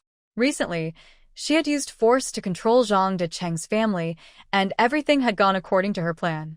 She withdrew her marriage, left Zhang's family, and felt a bit proud, thinking she had everything under control and nothing could escape her grasp. Unexpectedly, while the predator was in front, a predator was behind. Before she even fully left Zhang's family, someone was already plotting against her. It was because Zhang Chun-tao had been too kind and grateful. These people thought that because she had done a little favor for Zhang Chuntao, she should repay it with all her heart. Most people in this world are like that. If she were just an ordinary girl from a rural family, she might have been easily fooled by the mother-in-law's words. Compared to the dangerous fate of being mistreated by a scoundrel, working as a maid in a wealthy household for a few years, not worrying about food and clothing, and saving some money to buy her freedom later, this seemed better. After a few years, with some money and connections to a scholar's family, she could marry an honest man and have a good life. When she thought about it this way, most people would agree. But who was Zhang Chuntao? The mother-in-law was just taking advantage of the situation, pretending to be kind. Why didn't she sell her own children to be servants? She had a little granddaughter, only 7 or 8 years old, perfect for such a plan. In a few years, she could buy her freedom and marry a good man. But Zhang Chuntao was already about 17 or 18. If she sold herself as a servant again, even for just 4 or 5 years, she would be seen as an old girl by then. She could only be a second wife or a concubine. What do you think? Zhang Chuntao is only meant to be a second wife, not more. Moreover, being a servant, is it really as kind as the full mother-in-law says? Being bought with money to serve others, enduring beatings and scoldings, and if the master's family is bad, being mistreated without a way to complain. She, who sold herself so cheaply, has no family or relatives. If something happens at the master's house, even if she dies, it's just an extra expense for burial, and no one would stand up for her. Furthermore, does the full mother-in-law know what kind of idea she's come up with? If he Wenchang knew, would he agree? If he would, then his character isn't very good. If he doesn't know, then he's not trustworthy either. People's hearts are hard to test. She finally escaped from the Zhang family. How could she entrust her fate to others?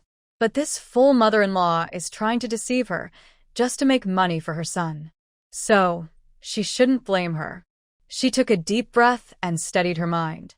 For now, she wouldn't argue with the full mother-in-law in front of everyone, and she would let her see her strength. She pretended to be stunned for a moment, and then slowly said, "Annie, I need to think about it." The full mother-in-law didn't think much and quickly nodded. "It's okay. Think it over. Come back home with me first and get your clothes." Because the He family hadn't divided the household, everyone was still in the yard chatting and relaxing. Seeing the full mother-in-law bring Zhang Chuntao inside, the He family was stunned. The yard fell silent, and everyone stared in shock. Zhang Chuntao first called out Uncle Dakian, then smiled at the others in the family as a greeting. Dakian finally snapped out of his surprise and nodded. "The eldest girl is here?" He didn't understand why his wife brought Zhang's eldest girl into the house or why she was giving him signals, but he didn't dare to ask in front of others. He just chuckled and gave a few of his sons a look, then said, "You guys talk among yourselves. While it's still daylight, let's go to the fields and take a walk." He led his sons and grandsons out quickly. "The other daughters-in-law, give me a look, I'll nudge you. I want to ask why my mother-in-law brought back a girl who was out of the family?" No one dared to be the first to stand out. Auntie Kwan looked at these troublesome daughters-in-law and felt a headache. She waved her hand and said, "What are you all standing around for? Have you washed the dishes? Fed the pigs? Put the chickens in the coop? Every day, you do nothing serious, just gossip about others. Go do what you're supposed to do and stop blocking the way." A few daughters-in-law, knowing that the family was upset about the recent split and that their mother-in-law was unhappy with them, quickly dispersed to avoid being scolded. Aunt Kwan took Zhang Chuntao into the inner room and found a set of clean clothes. Although the clothes were old-fashioned and patched up many times, they were much better than what Zhang Chuntao usually wore. Zhang Chuntao hesitated for a moment and then asked, "Andy, may I ask Brother He something?" Seeing Aunt Kwan look over, she quickly explained, "I just want to ask about the marriage contract and the household registration." Aunt Kwan finally felt at ease and smiled. "No problem, I'll call him for you." She then left the house to find someone at He Wenchang's place. Zhang Chuntao quickly reviewed her plan in her mind when she saw He Wenchang walking in behind Aunt Kwan. He looked at her from head to toe, nodded calmly, and asked, "What do you want to ask?" Zhang Chuntao nervously pinched her clothes and said, I want to ask, if I sell myself to be a maid, will my household registration stay in the village or? He Wenchong didn't expect her to ask this and looked at Aunt Quan, signaling, Did you tell her? Aunt Quan's eyes flickered. She hadn't told her younger son yet because she was worried he wouldn't agree. She was planning to wait until everything was settled, the money was in hand, and her younger son was back from the exam, then tell him. So she replied vaguely, Yes, I told Daya. She's unsure about it, so she wanted to ask you. He Wenchong didn't suspect anything and sat down again, indicating, Ask away. Early that morning, the Zhang family held a family ancestral hall ceremony. Although Zhang Chuntao was adopted by the Zhang family, it was still a major family event, so they had to inform the ancestors. All the Zhang clan members arrived and waited in the ancestral hall. Many villagers from Bajietan also gathered outside, watching the event. After all, it was a rare occasion for someone to leave the family, and everyone wanted to see what was happening. Elder Zhang sent someone early in the morning to invite the village chief to witness the event.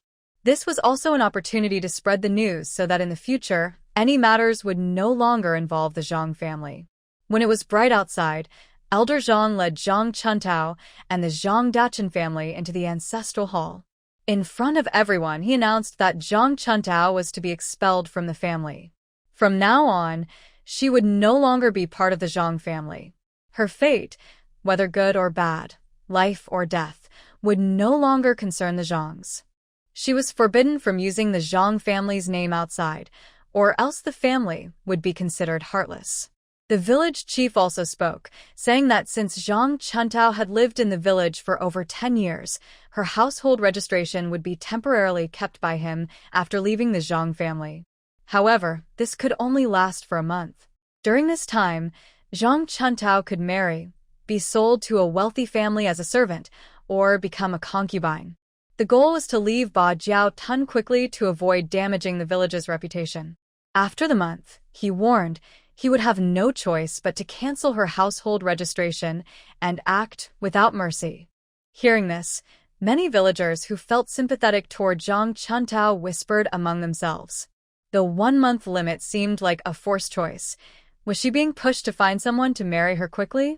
Some with suspicious eyes also showed greedy, lecherous expressions, as if planning to take advantage of her helplessness. With just a month, if they moved carefully, they could force the girl into a corner, making her cry and beg to marry someone, allowing them to do as they pleased. Zhang Chuntao didn't say much.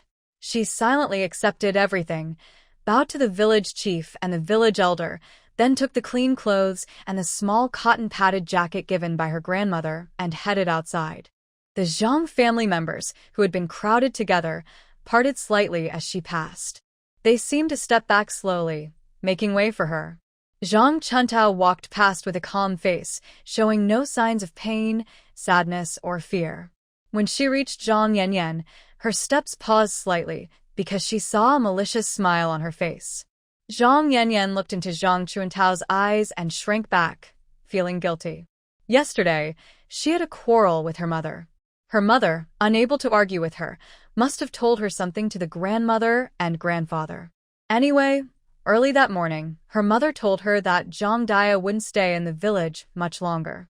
She was assured that she should not speak carelessly anymore. After the autumn harvest, she should marry quietly. So early today, she arrived as expected.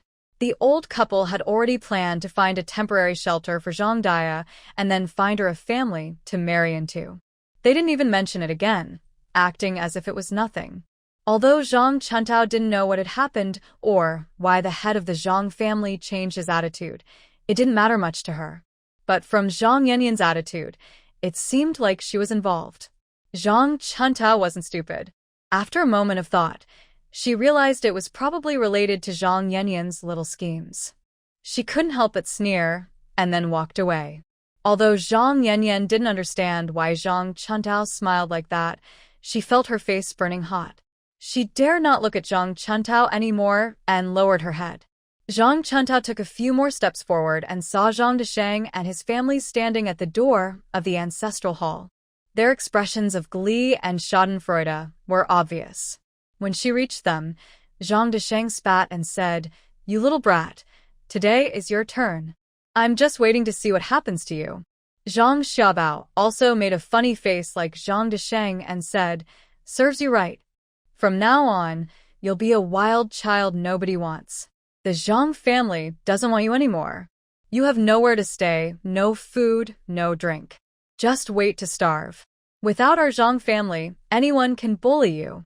Maybe one day, some second-rate guy will drag you home to be his wife." His words were cruel and harsh. Not only did the villagers outside look at them with sideways glances, but even the Zhang family members found it hard to listen to. Everyone knew how Zhang Chuntao used to treat Zhang Xiaobao, her younger brother. From birth, except for being fed by Zhao, she took care of him and raised him. Even at 5 or 6 years old, Zhang Chuntao was still carrying him while working. Wherever they went, she always took him along. Whenever there was something good to eat or play, she always prioritized Zhang Xiaobao. Over the years, at least out of some sense of conscience, she should be crying and not letting go of her big sister, who raised him. She shouldn't be insulting him like this. Does this look like a family of siblings? It's more like enemies. People who are ungrateful and forget past kindness. Who isn't afraid of such people? At least those present, whether they are family or not, now feel uneasy about Zhang Desheng's family and dare not interact much. Even Zhang Desheng's parents and brothers can't help but feel a chill down their backs. Everyone else is one thing, but they are blood relatives. Will they also be treated like this by Zhang Desheng's family someday? Zhang Chuntao has now officially been expelled from the family, and only her household registration remains. However, she is not in a hurry. The elder wife must be more anxious than she is. So, it's likely that within a few days, everything will be settled. She no longer wants to pretend to be weak. Regarding Zhang Desheng's family, they plan to act as if they are dead today. Without her needing to do anything, their lives will be difficult from now on. She simply smiled faintly and said meaningfully, "Take good care of yourselves." Then she hugged 2 pieces of clothing and headed into the mountains. Some kind-hearted elder women couldn't bear to see her leave and called out, "Dia, where are you going?" Zhang Chuntao turned back and smiled. "I've already been expelled from the family. Staying in the village isn't good anymore, to avoid burdening everyone. It's better to go into the mountains. Maybe I'll get lucky and find something to eat." After speaking, she walked up the mountain along a small path, almost under the watchful eyes of the entire village, and soon disappeared behind the trees. The villagers then dispersed, still shaking their heads and sighing. Some with malicious intentions exchanged glances and, taking advantage of the crowd's distraction, slipped toward the mountain. It wasn't that no one saw them. Perhaps they were too timid or had other thoughts. No one shouted, and everyone pretended nothing was wrong as they left. Among those who saw, there was also third sister. She watched the backs of the 3 or 4 men following Zhang Chuntao and couldn't help but curl her lips. Then she turned her head, grabbed Zhao's arm, and headed home. Zhao couldn't stand it anymore. Nearby, some villagers who usually didn't get along with her were now criticizing her openly, calling her a lowly person, a traitor, a fox spirit, or a beast. Zhao couldn't tolerate this. Since they didn't mention her by name, she couldn't say anything back. Besides, they were many and powerful. Even if she responded, she wouldn't be able to win. Just then, third sister pulled her back home quickly. She hurriedly lowered her head, pulling her husband and son along as they rushed home. Second sister and third sister followed behind, running all the way to their house. Once inside their yard, they finally felt safe. The whole family couldn't help but bring up Zhang Chuntao again, scolding her and even cursing her fiercely.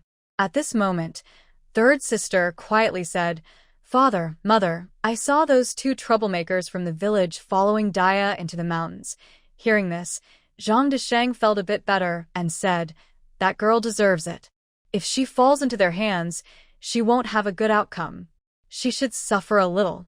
One side called out to Zhao, asking her to prepare some good food to celebrate. Zhao agreed, but couldn't help worrying. "Master, didn't you say you wanted to sell the eldest daughter? If those troublemakers take advantage and she gets hurt, How can we sell her then? Zhang Desheng spat and said, that worthless girl, if she gets hurt, we might as well sell her to the brothel.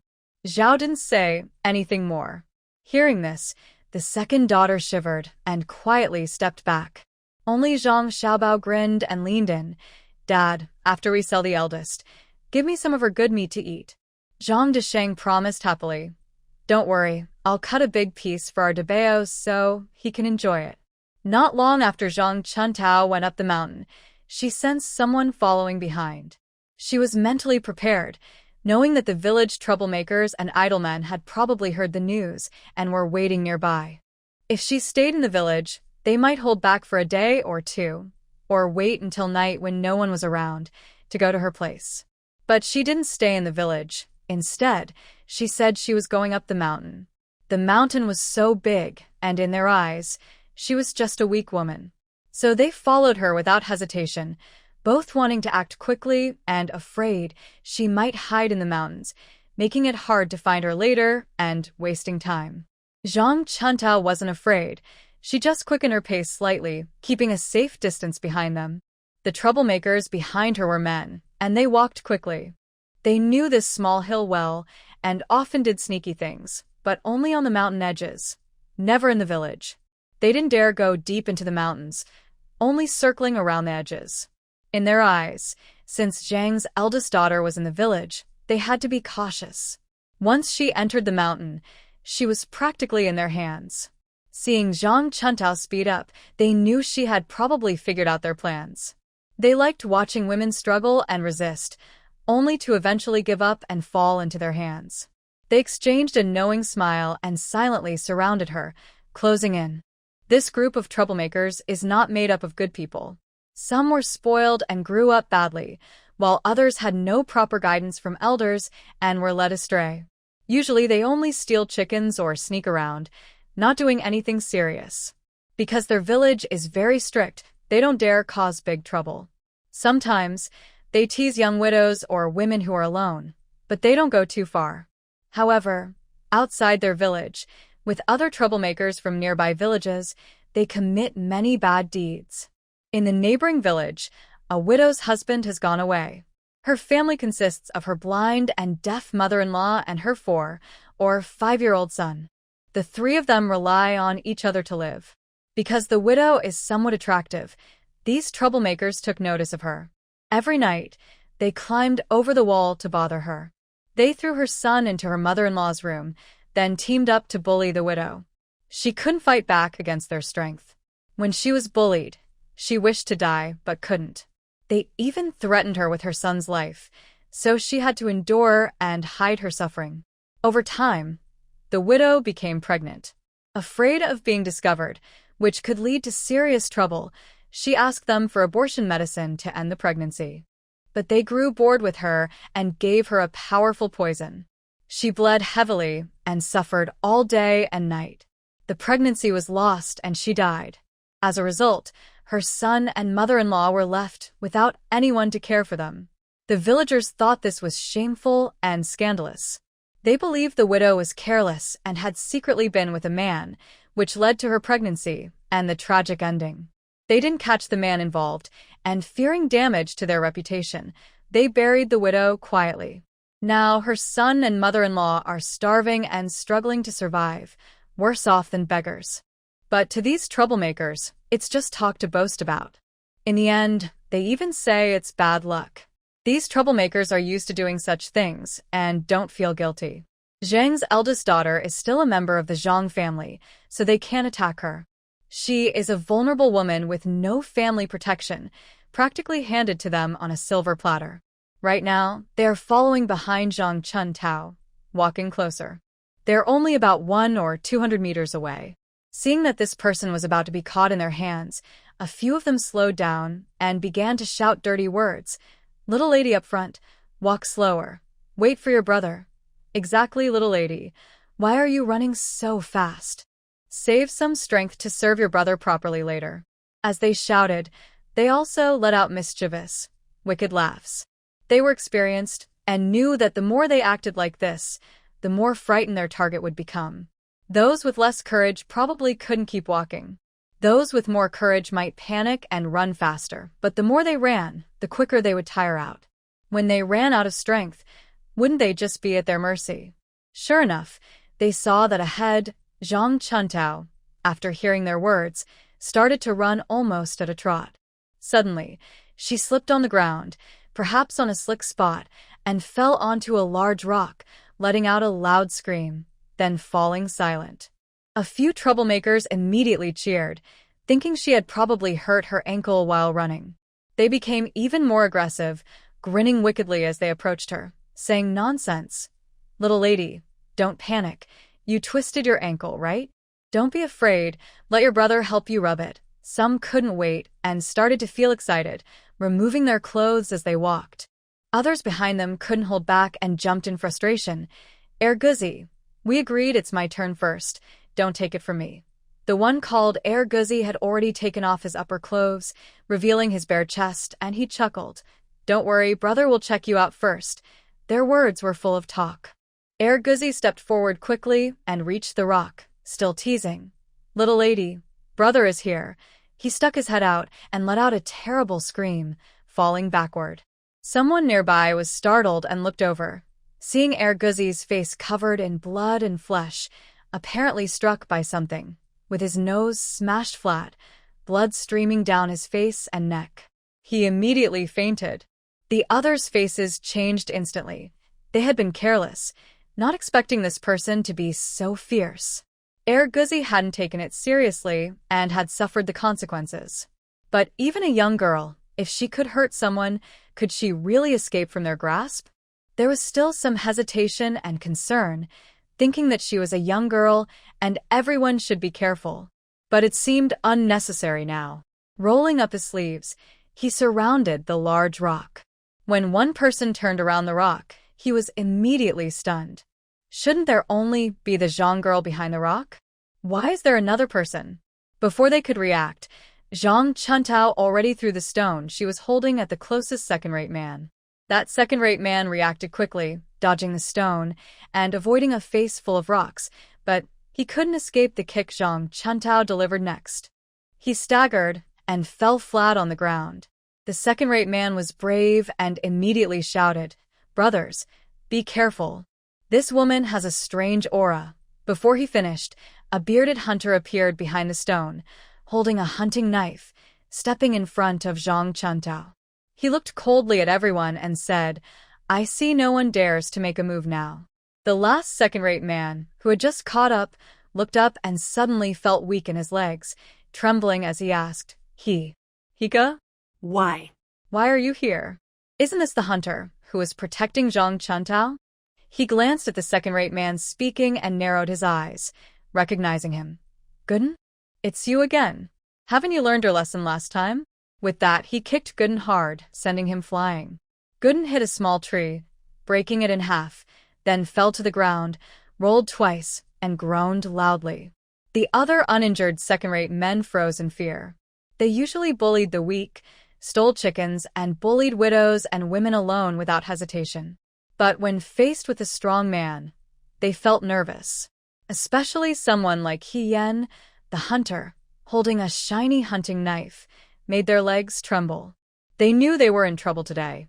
Not only was the Zhang girl a bit strange, but even He Yen himself, they wouldn't dare to fight him head-on. So they decisively knelt down and begged for mercy.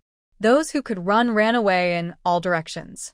They thought, since there were many of them and they split up, even if He Yen tried to chase, he wouldn't catch them. Maybe they could escape. Their hopes were high, but reality was harsh. Before taking 2 steps, I heard a whooshing sound behind my ears, then my knees or thighs suddenly hurt, and I fell flat on the ground, biting into mud and rotten leaves. I couldn't get up. Zhang Chuntao then withdrew her hand, casually threw the remaining few small stones, and walked over to the first person kneeling, kicking him.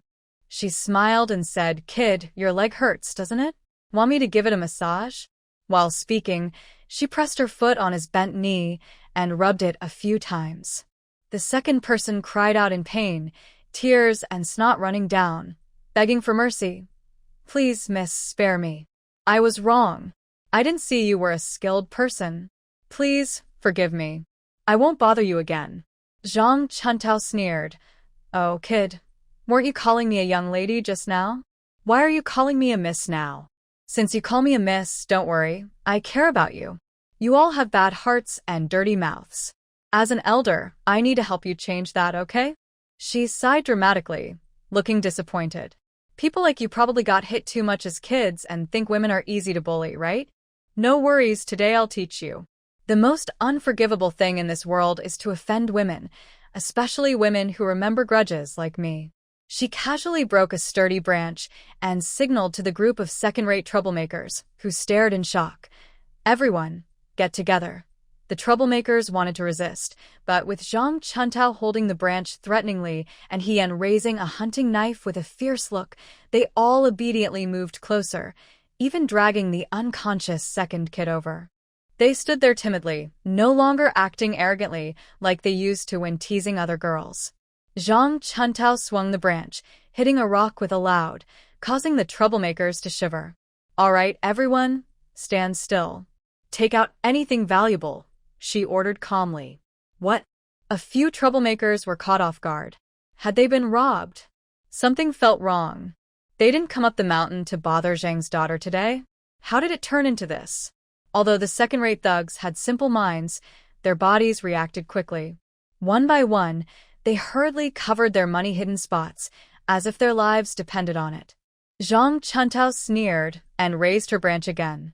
This time, she didn't swing at the stones, but directly struck the second-rate thugs. She didn't use full strength, but she still applied about 50% force. The branch, with its twigs, hit each of those thugs, causing them to cry out in pain. The who had previously been determined to protect his silver quickly knelt down and surrendered. He honestly took out all the silver and coins on him and carefully placed them on the nearby stone. Despite their tough attitude in front of women, these second-rate thugs didn't really have any real skills. Those who truly had talent had already made a name for themselves. These guys relied on sneaky tricks or acting as muscle for others to earn a living. Especially for them, they couldn't keep money in their hands. If they had money, they would cause trouble everywhere. Sometimes, when no one hired them for a long time and they couldn't steal silver, they would go hungry or eat poorly. So even though they all took out some money, the 5 or 6 of them only had less than 100 large coins. This was because they had recently helped at a gambling house and earned some wages, which they hadn't spent yet. Zhang Chuntao looked at the small pile of coins with some dissatisfaction.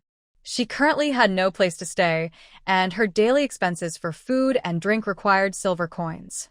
She had just been disowned, so even if she knew there was gold leaf in her small quilt, she couldn't take it out.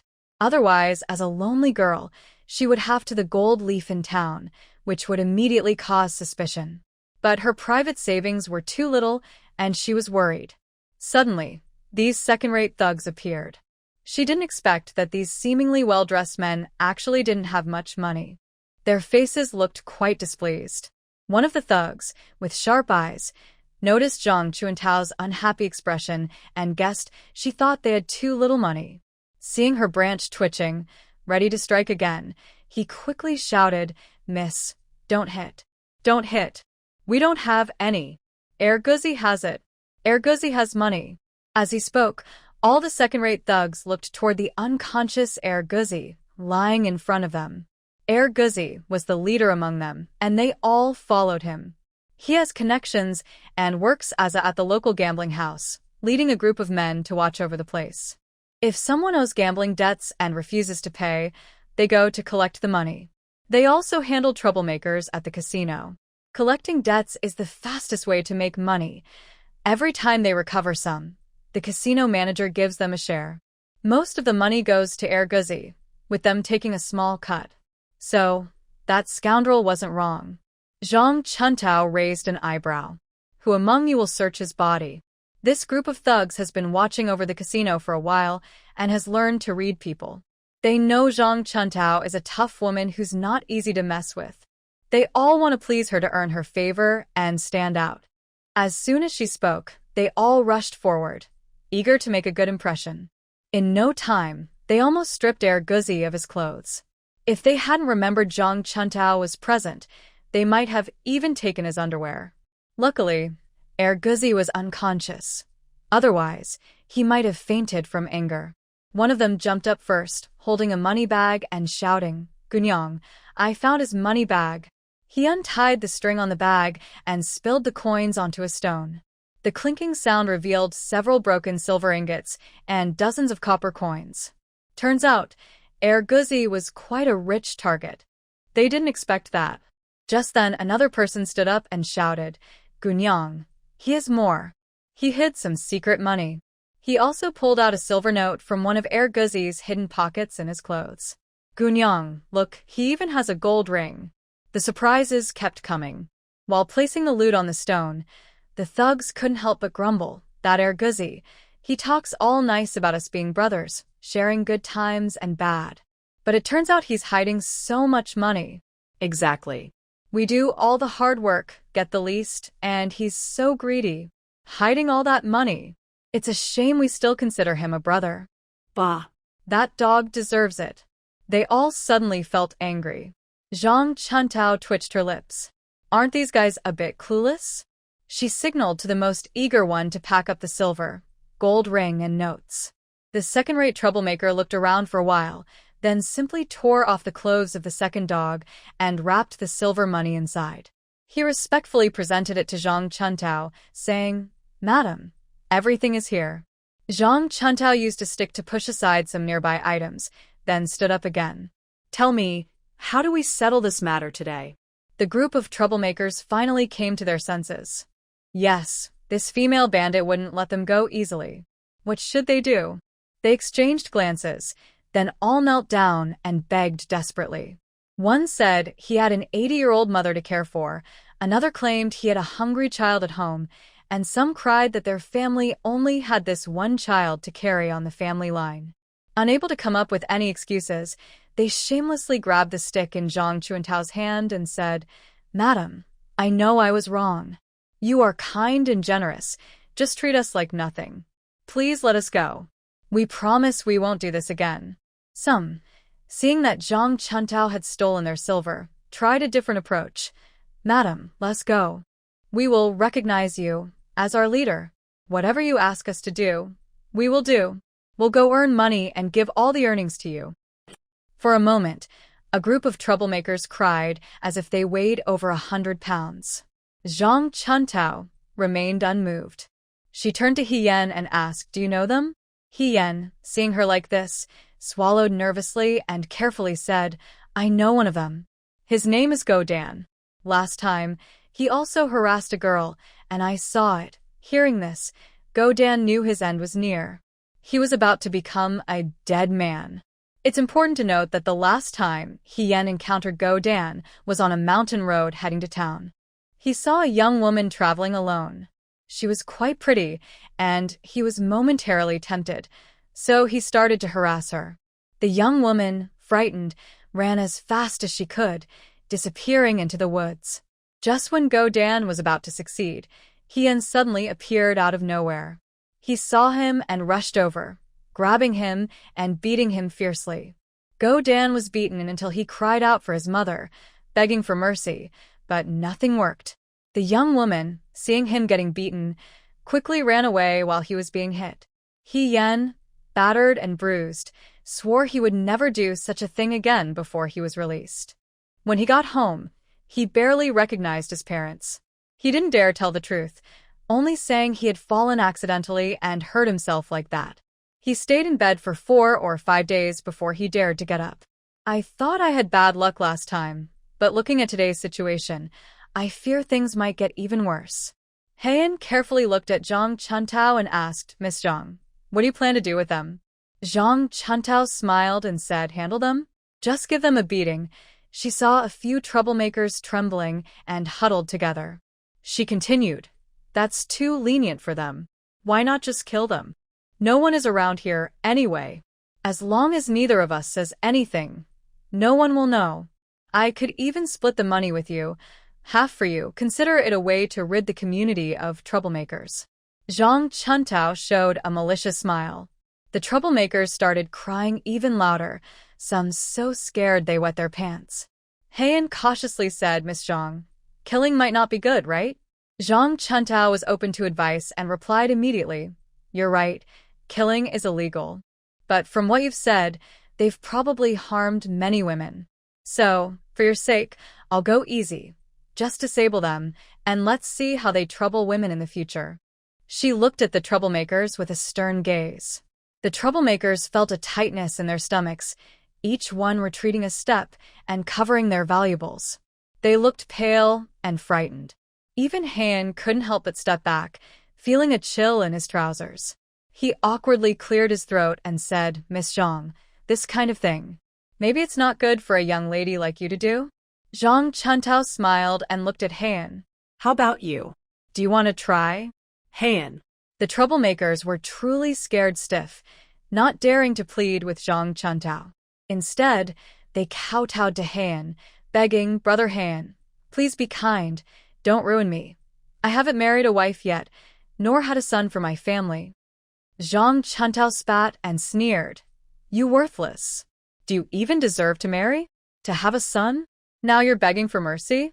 When you were hurting those women, did they beg like this? Did you let them go? You didn't give those women a way out before, and today you expect someone to save you? She looked coldly at Han and said, Since you refuse, then go away. She was about to step forward. Han quickly grabbed her arm and said, Miss Zhang, no. Zhang Chuntao looked upset. What? Do you want to protect them? Han shook his head and pulled Zhang Chuntao aside. He then explained that it was easy for Zhang Chuntao to vent his anger today, but these second-rate troublemakers, especially that Erguzi, relied on the gambling house and probably had some connections. If they were punished severely, it would be a life-or-death grudge. Erguzi might risk his life to seek revenge. Even if Zhang Chuntao was very strong, she was just one person. No matter how careful she was, she could make mistakes. She couldn't guard forever, right? But she also couldn't just kill them because of that. So it was better to leave some room for mercy, either beat them up to vent anger but spare their lives so they could still threaten them later, and if they did more bad things, they wouldn't be let off easily. Or simply send them to jail. Although there was no official government office in town, there was a local constable who managed public order and held some petty criminals. Sending them there might teach them a lesson, and perhaps the gambling house would come to pay to free them. If the gambling house didn't pay, they might stay there for a long time, doing hard labor and eating poor food. The anger in Zhang Chuantao's heart faded after hearing He Yan's explanation. She realized she had been too quick to judge. Although the law and order here weren't as strict as in modern society, and the legal system wasn't perfect, the more chaotic it was, the more careful she had to be. After understanding this, Zhang Chuntao smiled at He Yan and patted his shoulder. Thanks, brother He. Then she turned to the troublemakers, forcing them to swear vows that they would change their ways and become good people, never to retaliate against her. If they broke their promises, they wouldn't find wives and would end up alone. Although her vows were harsh, for these troublemakers, escaping death and not being punished was better than anything.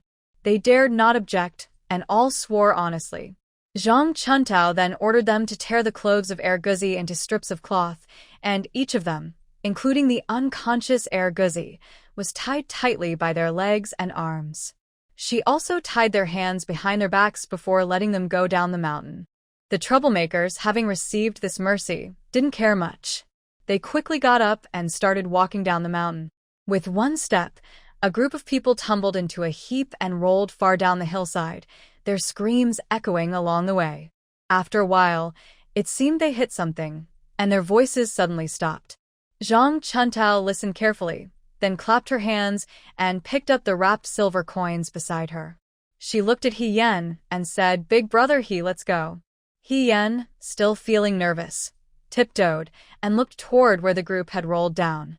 He faintly heard some cries of pain and then relaxed, glad no one was hurt. He followed behind Zhang Chuntao up the mountain. Zhang Chuntao had nowhere else to go now. She decided to stay in the mountain cave for a while. Once she sorted out her household registration and had a steady income, she planned to rent or buy a house in town. Today, she had robbed those second-rate troublemakers.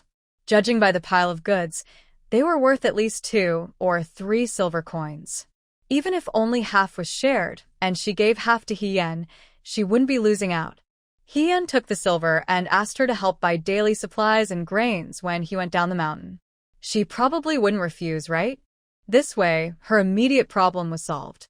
Thinking this, Zhang Chuntao quickened her pace. Hien, walking behind her, looked toward the direction she was heading and suddenly remembered something. It seemed he had forgotten to tell her something. He wanted to call out to stop her but hesitated, unsure how to start. In the end, he swallowed his words. He hesitated all the way until he finally wanted to speak, but by then, Zhang Chuntao had already climbed down the vine into the cave. Oh no!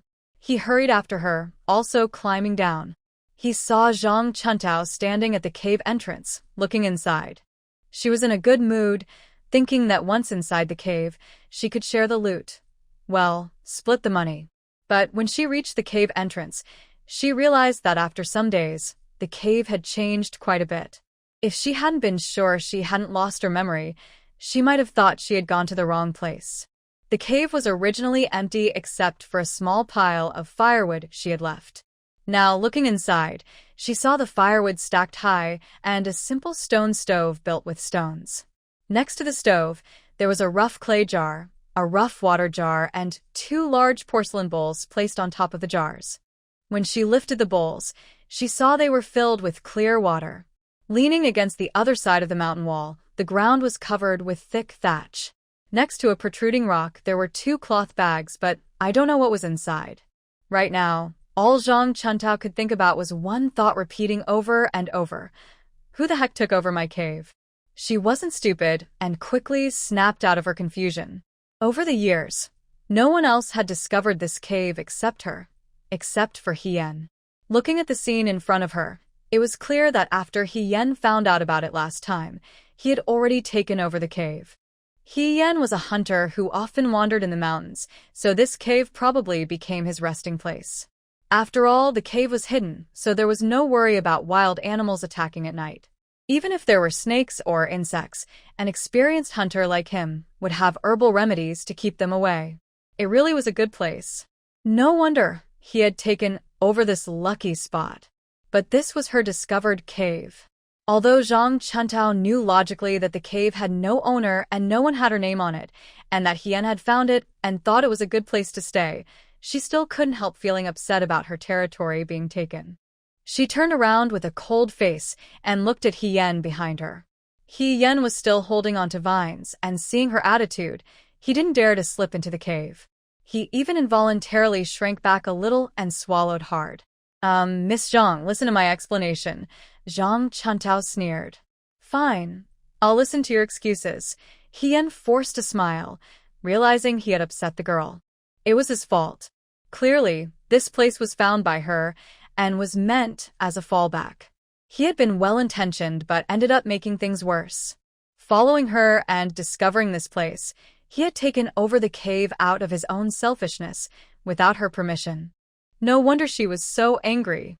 With her skills, not fighting back was already a sign of respect. He carefully explained, Miss Zhang, please don't misunderstand. I've just been hunting nearby recently, and it's not very safe at night, so I temporarily used this cave to rest. I wanted to say hello to you, but I haven't run into you on the mountain, so I took a few days to stay here. But don't worry, Miss Zhang, I'll leave tonight. The things inside, even if I entered the cave without your permission, are my way of apologizing. Please don't be offended, Miss Zhang. To show my sincerity, I will climb up. After hearing Hien's explanation, Zhang Chuantao's expression softened. Seeing Hien about to leave, she remembered she hadn't given him his share and still had something to ask him. She said, Big brother please don't go yet. I have something I need your help with. Hien paused his climbing, looked down at Zhang Chuntao, and saw she seemed to genuinely need help. He hesitated for a moment and then turned around and entered the cave. Inside the cave, feeling guilty, he quickly got busy. He started a fire, then took a half jar of sorghum from his cloth bag, scooped water from a water jar, rinsed it, and then set the jar on the fire. He instructed, Please watch the fire, Miss Zhang. I'll be back in a moment. Before Zhang Chuntao could respond, He grabbed his bow and hunting knife and left the cave, pulling himself up with vines. Zhang Chuntao had completely left the Zhang family. She climbed the mountain for half a day, fought off a couple of troublemakers, and remembered that her family hadn't prepared breakfast for her that morning. Now she was hungry and a bit tired. Seeing He Yan leave, she relaxed a little, leaned against the mountain wall, and silently watched the fire, thinking about He Yan. Earlier, she pretended to be scared and slipped, just to make those troublemakers lower their guard. She had already studied the terrain, waiting for the right moment to slip behind a large rock, thinking she could quickly grab some stones or find a stick to deal with those troublemakers. But unexpectedly, when she slipped behind the rock, she was startled herself. She saw He Yan coming down from the mountain, just arriving behind the rock. They exchanged a glance. He Yan quietly asked if she was okay. He subtly observed her, noting her clothes were neat and her complexion looked fine. Then he relaxed. When the troublemakers approached, Zhang Chuntao had no time to explain to He Yan. She just told him not to move around and ruin her plan. She was still haunted by the last time He Yan tried to help her but ended up upsetting her, which left her with a psychological shadow. Fortunately, He Yan was very perceptive and cooperative, and none of the troublemakers escaped. Otherwise, with just Zhang Chuntao alone in the forest, she might have actually let one or two of them get away. Thinking back now, He Yan was probably hunting nearby when he heard the noise and rushed over, likely intending to rescue her. If that is true, then He Yan is truly a good person. Earlier, she wanted to get rid of those troublemakers, and He Yan risked being scolded to stop her. That shows he was thinking about her. Right now, it seems He Yan has no hidden motives, so I can trust him for now. Having understood this, Zhang Chuntao poured out all the silver money wrapped in cloves from the robbed bag and counted it carefully. There are 117 copper coins, 5 or 6 small silver ingots, and a silver note worth about 5 taels. Plus, there is a gold ring, which probably makes the total worth at least 10 taels of silver, so she made a small profit. With this money, Zhang Chuntao doesn't have to worry about her expenses for a while. She was thinking about asking He Yan to help buy some things later, while watching the clay jar on the fire, where the rice porridge was about to boil over. She quickly took out a piece of firewood and turned down the heat to simmer slowly. At this moment, He Yan returned, sweaty and carrying a cleaned rabbit and a wild chicken.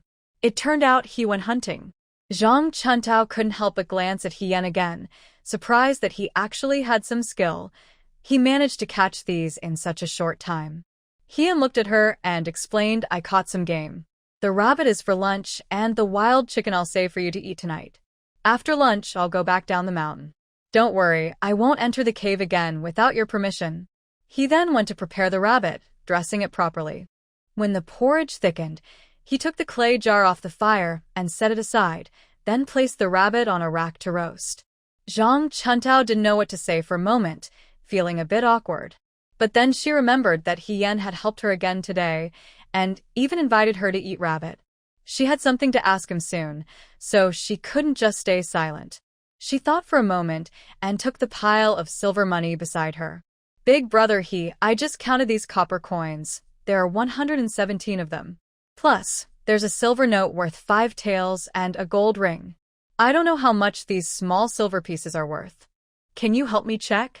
She pushed all the silver, the note, copper coins, and gold ring in front of He Yan. He Yan looked down briefly, then fiddled with something before answering, "This piece is a silver ingot cut in half. I think it weighs about 2 taels, and these other pieces are roughly 3 qian each." After speaking, he neatly withdrew his hand, not touching anything more. He didn't even glance at the gold rings or silver notes. Zhang Chuntao watched all of He Yan's movements carefully. She estimated that the small silver ingots weighed about 3 taels and 2 qian in total, adding up to approximately 8 taels and 2 qian of silver, along with 117 copper coins and a gold ring. She thought for a moment and divided the silver and money into 2 parts. One part had 60 copper coins, 2 taels of broken silver, and a gold ring, which she pushed toward He Yan. The remaining copper coins, broken silver, and silver notes she kept for herself. "Thanks to brother He's help today, I wouldn't have made this big profit otherwise. Half of it is yours. These are what you deserve. I'll keep the rest. Please accept it, brother He. He looked up at Zhang Chuntao and said softly, Miss Zhang, you should keep this money for yourself. You'll need it in the future. Besides, I didn't really help much. Without me, you'd still be safe today. She was surprised that Hien refused. She had planned to share the loot happily. Since Hien took his share, everyone would be on the same side. There's a saying about true friends, for iron bonds of brothers, share a classroom, carry guns together, go through hardships, and split the loot. The first three are impossible now, but the last one is solid. Of course, it's just a joke. Zhang Chuntao knew that the strongest bonds in this world are based on mutual interests. With shared interests, everything becomes easier. That's why she wanted to split the money with Hien, first to thank him, and second because she hoped having more friends would give her more options. As a woman alone in the future, she would face many difficulties. She didn't trust others easily, but now the only person she trusted even a little was Hien. But Hien refused. Did he not value the money? Or did he not want to be involved with her? Zhang Chuntao, pretending to be innocent and charming, managed to escape her situation. Now, in front of Hien, I no longer want to pretend. After all, her brave act of fighting those second-rate troublemakers must be deeply etched in Hien's mind. There's no point in pretending anymore. So, I decided to be honest and straightforward, asking, Big Brother He, why haven't you accepted? Surely it's not because of the amount? Do you pity what happened to me today? Or are you worried about being involved and want to stay away? Hien opened his mouth but didn't speak. Zhang Chuntao also didn't give him a chance to reply.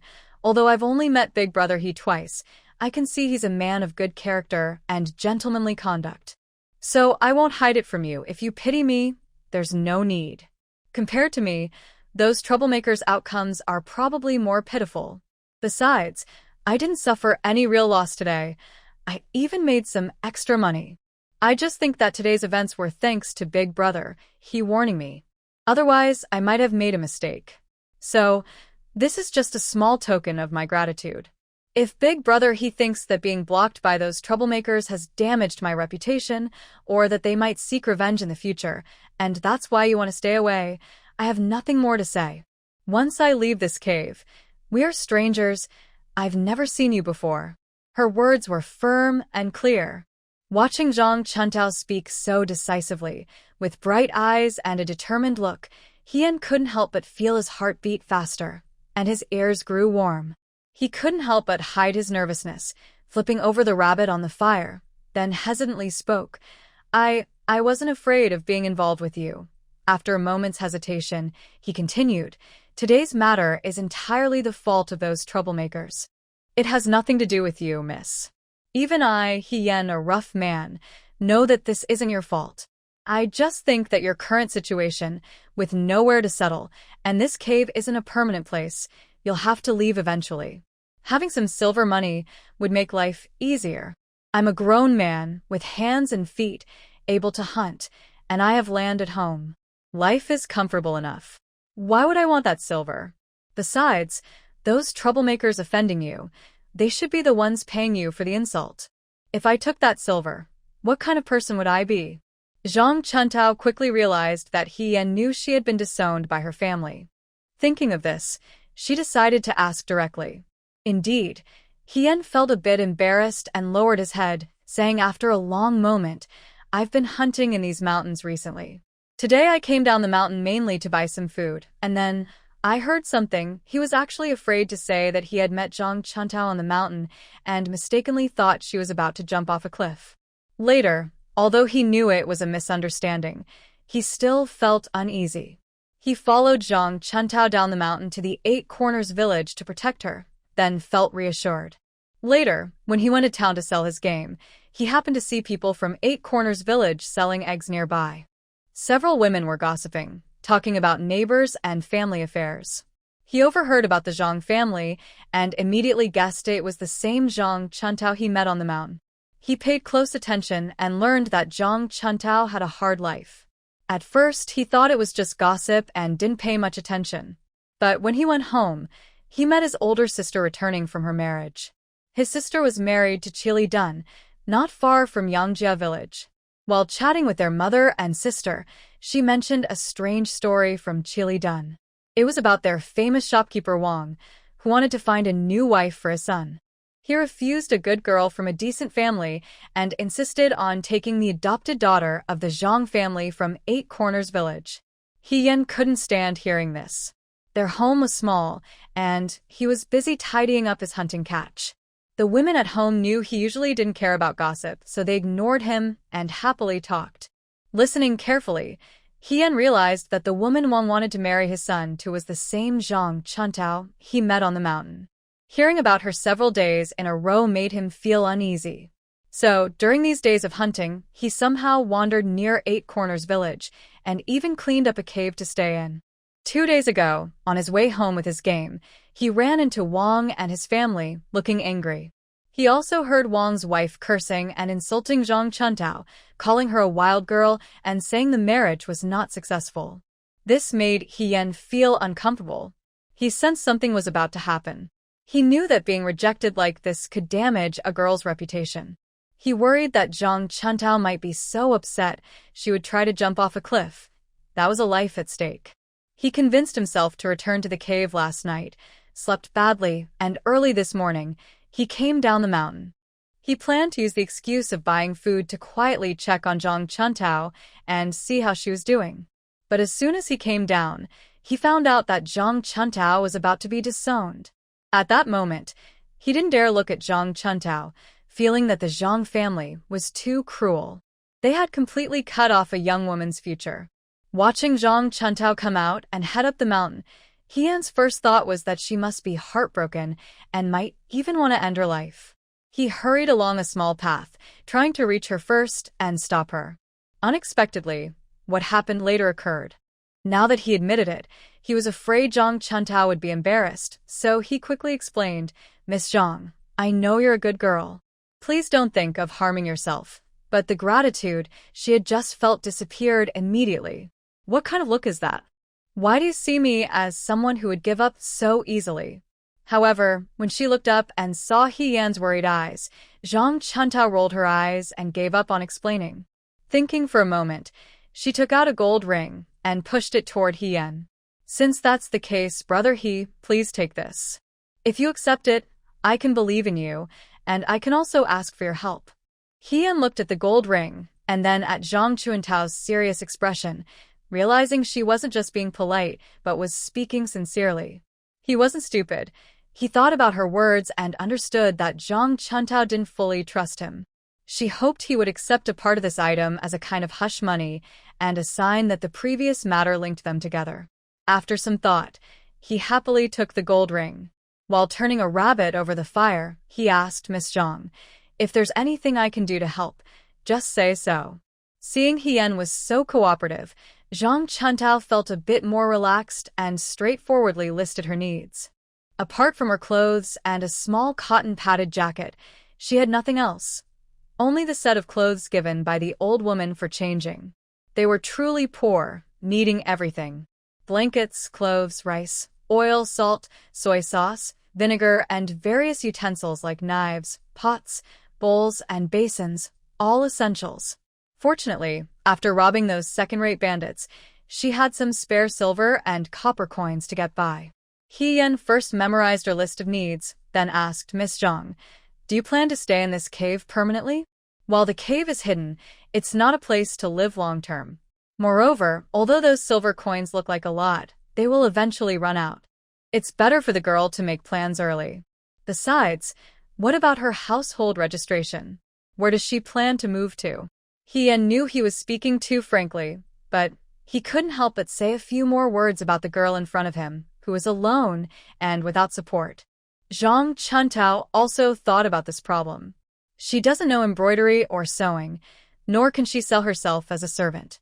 As a woman in this time, she doesn't have many skills to make a living. After thinking for a while, she realized her only strength was to do manual labor, carrying loads or helping others. But no one would want her for that.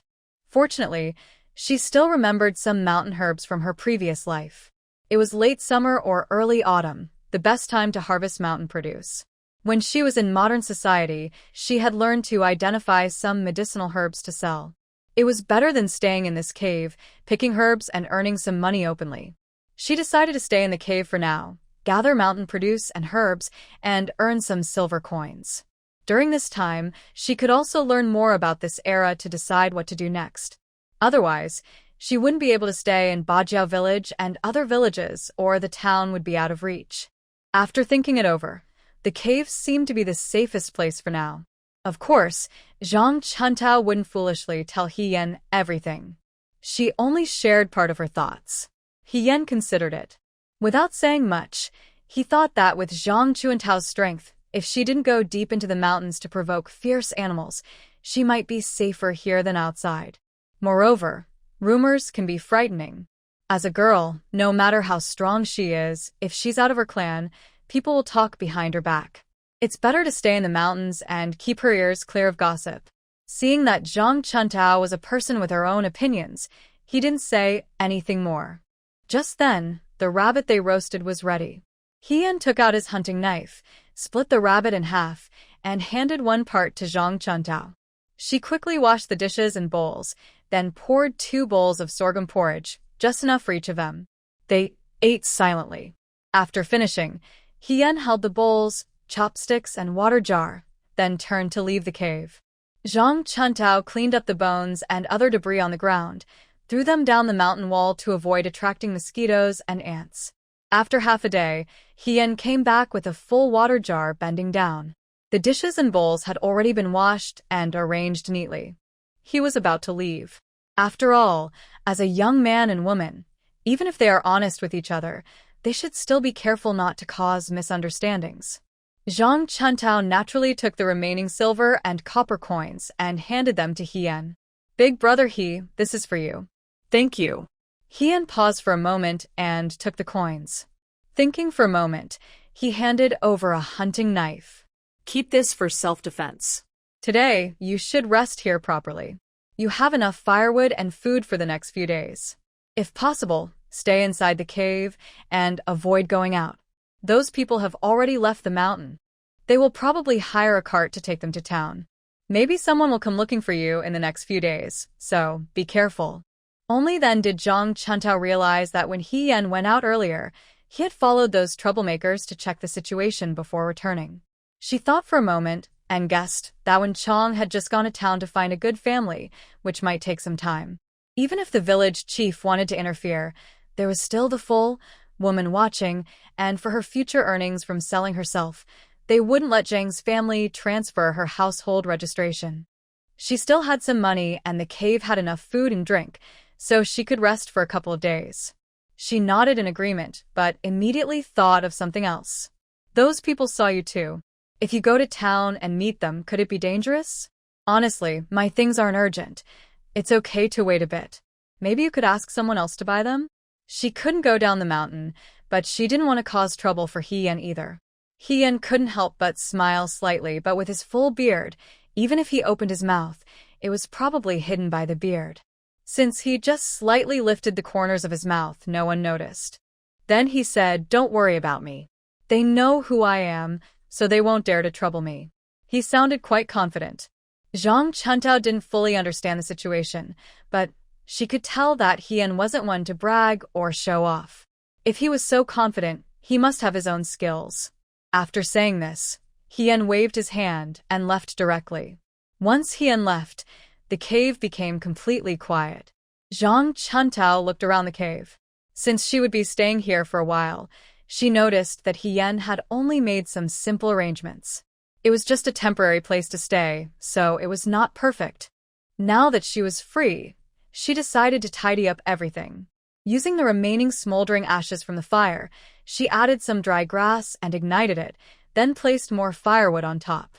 Once the fire was burning well, she set a clay pot on the stove and filled it with water to boil. At the same time, she checked and reorganized everything inside the cave. When the water boiled, she plucked the feathers from the mountain chicken left by He Yan, rubbed it with coarse salt, tied its legs with a wild grass, and hung it in a safe spot. The wind blew through all night, and by the next day, It was half-dried, which helped prevent spoilage. After finishing these tasks, the light inside the cave grew dim. Zhang Chuntao went to the entrance and saw that the sun was mostly blocked by the mountain peak opposite. There was nothing urgent, and the mountain was quiet. The wind howled through the valley, accompanied by bird calls, and faintly, distant animal sounds could be heard from the forest.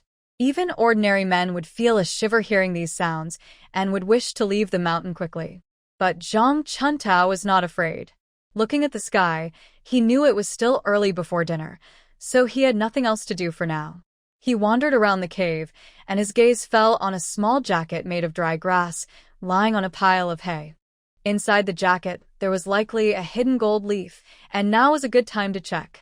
The small cotton jacket was filled with very thick cotton, and after all these years, it still felt heavy in his hand. For ordinary farmers, cotton was a precious material. Many families filled their winter jackets with reed fluff instead of cotton. It looked fluffy but was less warm. Most families could only afford one cotton jacket per person. They wore it all winter, and some poor families even wore the same jacket from winter into late spring. When it was cold, they layered up. When it warmed, they just wore the cotton jacket alone. After months of use, the jacket was very dirty. So, the women in these families came up with a method. They wore a coat over the cotton jacket.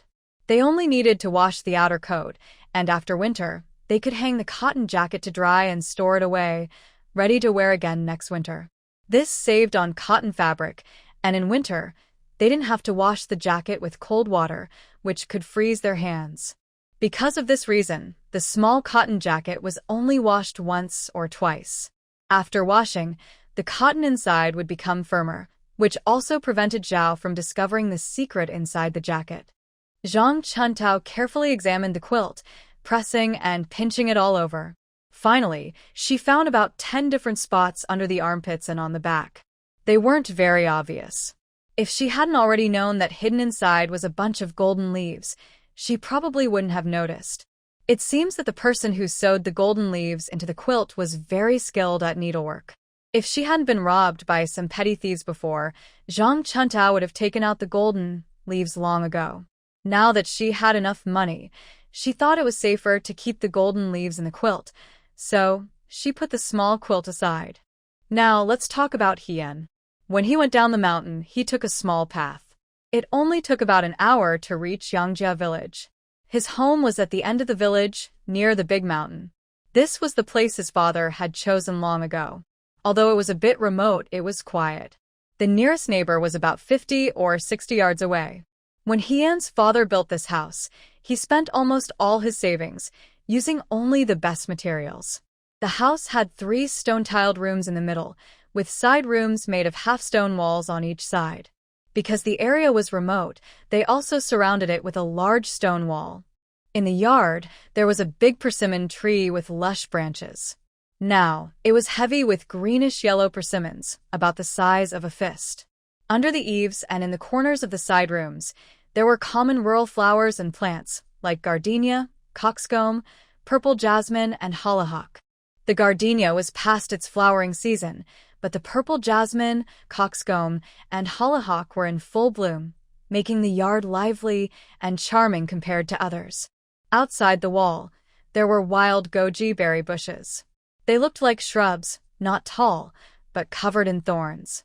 Usually, villagers would dig some from the wild and plant them around their yard to keep out rats and thieves. Inside the yard, a path was paved with large blue stones in the center, so even in the rain, there was no muddy ground underfoot. When He Yen returned home, his mother, Meng, was sitting under the persimmon tree sewing with his younger sister, Huan. She was talking about something related to Zhang Chuntao. The other day, Sister He Jiao returned to her family and mentioned that the Wang family was eager to marry the adopted daughter of the Zhang family from Bajiedan and was planning to visit for a proposal. Yesterday, there was news that the marriage between the Wang and Zhang families had fallen through. Many people are still guessing why it didn't work out.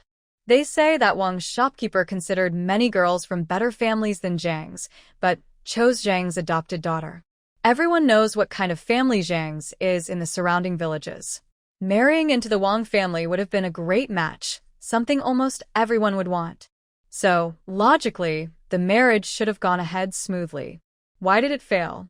Nowadays, farmers are not very busy, and the women in the village, after finishing their daily chores, often sit around chatting. When such big news comes out, everyone wants to know more. Some say it's because the girl from Zhang's didn't want to be a second wife, so she found someone she loved and caused trouble, leading to the breakup. Others suggest that Zhang's family might have done something shameful, and to avoid embarrassment, they decided to disown the girl publicly. It's rare for a family to disown a daughter, especially in this area. Usually, if someone misbehaves, the family handles it quietly, maybe by punishing her internally or keeping it hidden so their reputation isn't damaged. But Zhang's family did something strange, which confused everyone. People are guessing different reasons. Some say the girl didn't want to be a second wife and found someone she loved, which caused the scandal. Others think Zhang's family might have hidden some shameful secret and pushed the girl out as a way to cover it up. There are also rumors connected to Bajietan. Some more informed folks say that Wang's shopkeeper, who looks respectable on the surface, secretly keeps a woman in town. It's said that the Zhang girl is the child of Wang's shopkeeper and this outside woman. She was left in Zhang's family for foster care. Now that she's grown up and her marriage prospects are uncertain, Wang's shopkeeper insists that his son marry her. Some people argued that this would break moral rules. Although they are half-siblings, they are still close relatives. Where is the reason for a brother to marry his sister? Then others said that since manager Wang did this, it must mean that the child his wife gave birth to is not his own. When manager Wang was a young man working in town, he only came home a few times a year. Maybe the child was secretly born by his wife, with someone else. Looking at it this way, manager Wang's head is like a big green field. It's so sad. He might be helping some wild man raise his son. A group of women used their imagination and creativity and finally reached a conclusion. They believed that manager Wang's head was covered in green, meaning the son he raised for decades was not his own. Luckily, his wife still gave birth to a girl. They thought that manager Wang probably wanted to hide the family's shame by marrying his own daughter to his adopted son, hoping to have a grandson who was truly his own flesh and blood. But unexpectedly, something was exposed at the Zhang family, and the marriage didn't happen. They argued and broke apart. The Zhang family disliked the bad reputation of their adopted daughter and worried it might affect their own girl, so they disowned her. This reasoning made perfect sense. Soon, all the women in Yangjia village agreed with this conclusion. They sighed, realizing that even the most honest-looking men might secretly have affairs. They wondered if the Zhang family's adopted daughter was taken back, and if manager Wang's son was kicked out. Old Lady Lin's actions at her age might even lead to her being divorced. The women of Yangjia village were so anxious they wished they could move into the Wang family's house to listen to how the couple planned things. He Wan was the youngest in her family and had already been promised to someone. She was set to marry next year. Since the beginning of the year, Meng's family had kept He Wan at home, not letting her go out to work, only doing chores and sewing to keep her calm and focused on her wedding. He Wan only went out to wash clothes and heard all these stories. She was careful not to tell Meng about them. When He Yen returned home, they just greeted each other briefly and then continued talking about the shocking gossip. After all, such a big secret about the son-brother was rare and interesting. He Yen went to his room to put down his hunting tools, then washed his face. He also clearly heard all the gossip. I was momentarily stunned by what I heard. Are there really such things? It sounds quite convincing. Especially when He Yen met Wang's family members on the road, who were cursing and complaining because their marriage didn't work out. At that time, what was Granny Lin saying? Was she calling someone a wild seed? The faces of the Wang family looked unhappy, especially the expression of the matchmaker behind them, which was very strange. Thinking back now, it made He Yen feel a little uneasy. But he quickly regained his composure. Whether the story was true or not, the biggest victim was undoubtedly Zhang Chuntao. And from Zhang Chuntao's appearance, she had no intention of acknowledging the Wang family. As for the Wang family, if she was truly their blood relative, Why was there no reaction when Zhang Chuntao was disowned? There must be other reasons behind this. Because he was preoccupied, Hien ate dinner absent-mindedly, only taking a few bites. He said he needed to leave early the next morning to go to the market, and then went to rest. Although Mengshi saw this, she didn't ask much. Her son always had his own ideas. Since the head of the family passed away, he had taken charge of the household, making most decisions big and small. He would speak up only when he wanted to. When he didn't want to talk, even she, as his mother, was not allowed to pry a word from him. So, she just nodded in agreement. Turning to look at her daughter still chattering about the Zhang family, she couldn't help but feel a headache coming on. She had 3 children. Her eldest daughter was married out, leaving her with a son and a daughter. Her son was overly quiet, while her daughter talked nonstop from morning till night. Now that her daughter was about to get married next year and still behaved like this, what could she do? But her daughter was better off than her son. At least she had someone. Thinking of her son, who was almost 20 but still unmarried because of mourning, she felt even more worried. Mengshi thought about this and had a restless night, unable to sleep well. Early the next morning, Hien left with a few steamed buns. When he reached the town, the sun was just rising high. It was market day, and the town was lively. Villagers from 10 or even 20 miles around carried their goods to sell: eggs, mountain products, and other items, to exchange for oil, salt, and other supplies to bring home. Since the harvest season is coming soon, I plan to bring my farm tools to the town's blacksmith shop for repairs, so I won't have any problems during harvest time. That would save time and effort. Heian didn't buy anything today. Instead, he went straight to the only pharmacy in town, called Xinglin Hall. The shop isn't big and isn't on the busiest street, but is located in a quiet alley. The owner, Dr. Ma, comes from a family of traditional healers. His family has been practicing medicine for generations. He is especially good at treating injuries from falls and bruises and is quite well known nearby. Usually, small-town pharmacies just get by, but because Shiqiao Town has traveling mountain goods traders, they often face dangers on their long journeys. To prevent minor injuries, Xinglin Hall's ointments for cuts and bruises are quite effective, so the shop does fairly well. It was still early, and the shop had just opened. Outside, a teenage boy, about 17 or 18, was sweeping the ground. When he saw Habin, his eyes lit up with happiness. He hurried over, dropping his broom. "Big brother, why are you here?" After saying that, he looked behind Habin but didn't see what he wanted, so his expression dimmed a little. Hesitantly, he asked, "Big brother, did Wanner come with you to the market?" This boy is Ma Yuanji, who is engaged to Habin's sister Wan. Dr. Ma, the owner of Xinglin Hall, is his father. He is the youngest in the family and is currently learning how to prepare herbs, make medicine, and boil medicines alongside his father. Habin nodded but didn't respond to Ma Yuanji's question. Although they are engaged, they haven't married yet, so they can't see each other often. Ma Yuanji knew Habin's personality well, so he didn't dare ask more when he didn't get a reply. He carefully asked, "Big brother, are you here for something? Do you need me to run an errand?" Habin pulled Ma Yuanji aside and whispered, "Yesterday, were there a few people brought here with injuries?" Ma Yuanji nodded, showing a bit of disdain. "They're just some troublemakers.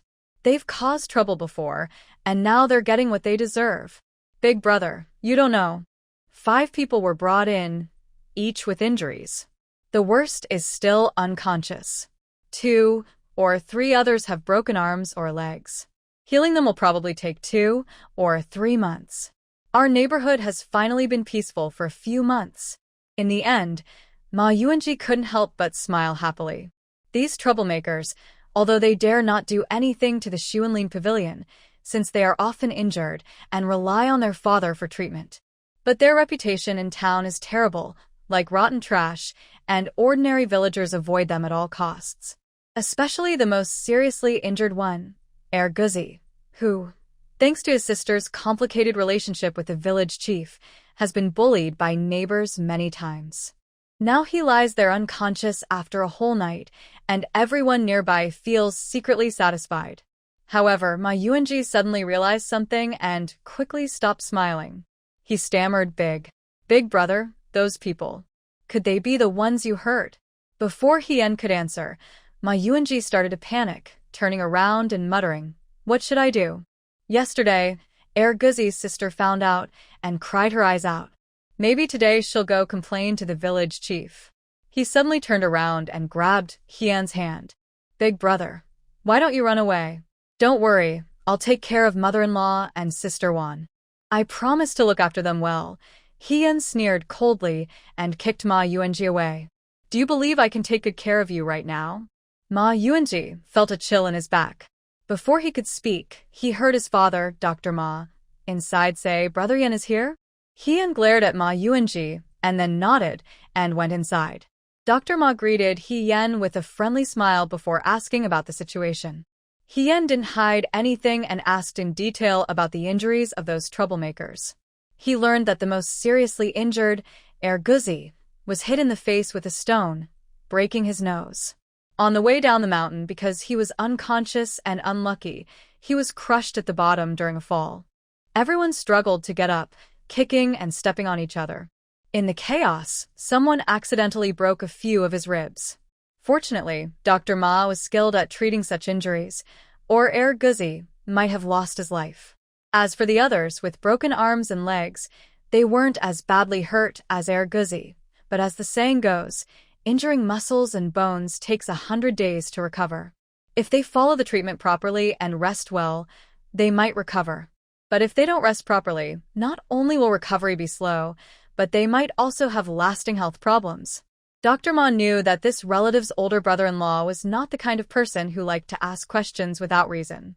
He arrived at the pharmacy so early, likely because he suspected that these troublemakers' injuries were connected to him. He looked at Hien with suspicion and curiosity, worried that Hien might make some unreasonable request. Since he was going to marry into the He family, he understood Hien's character.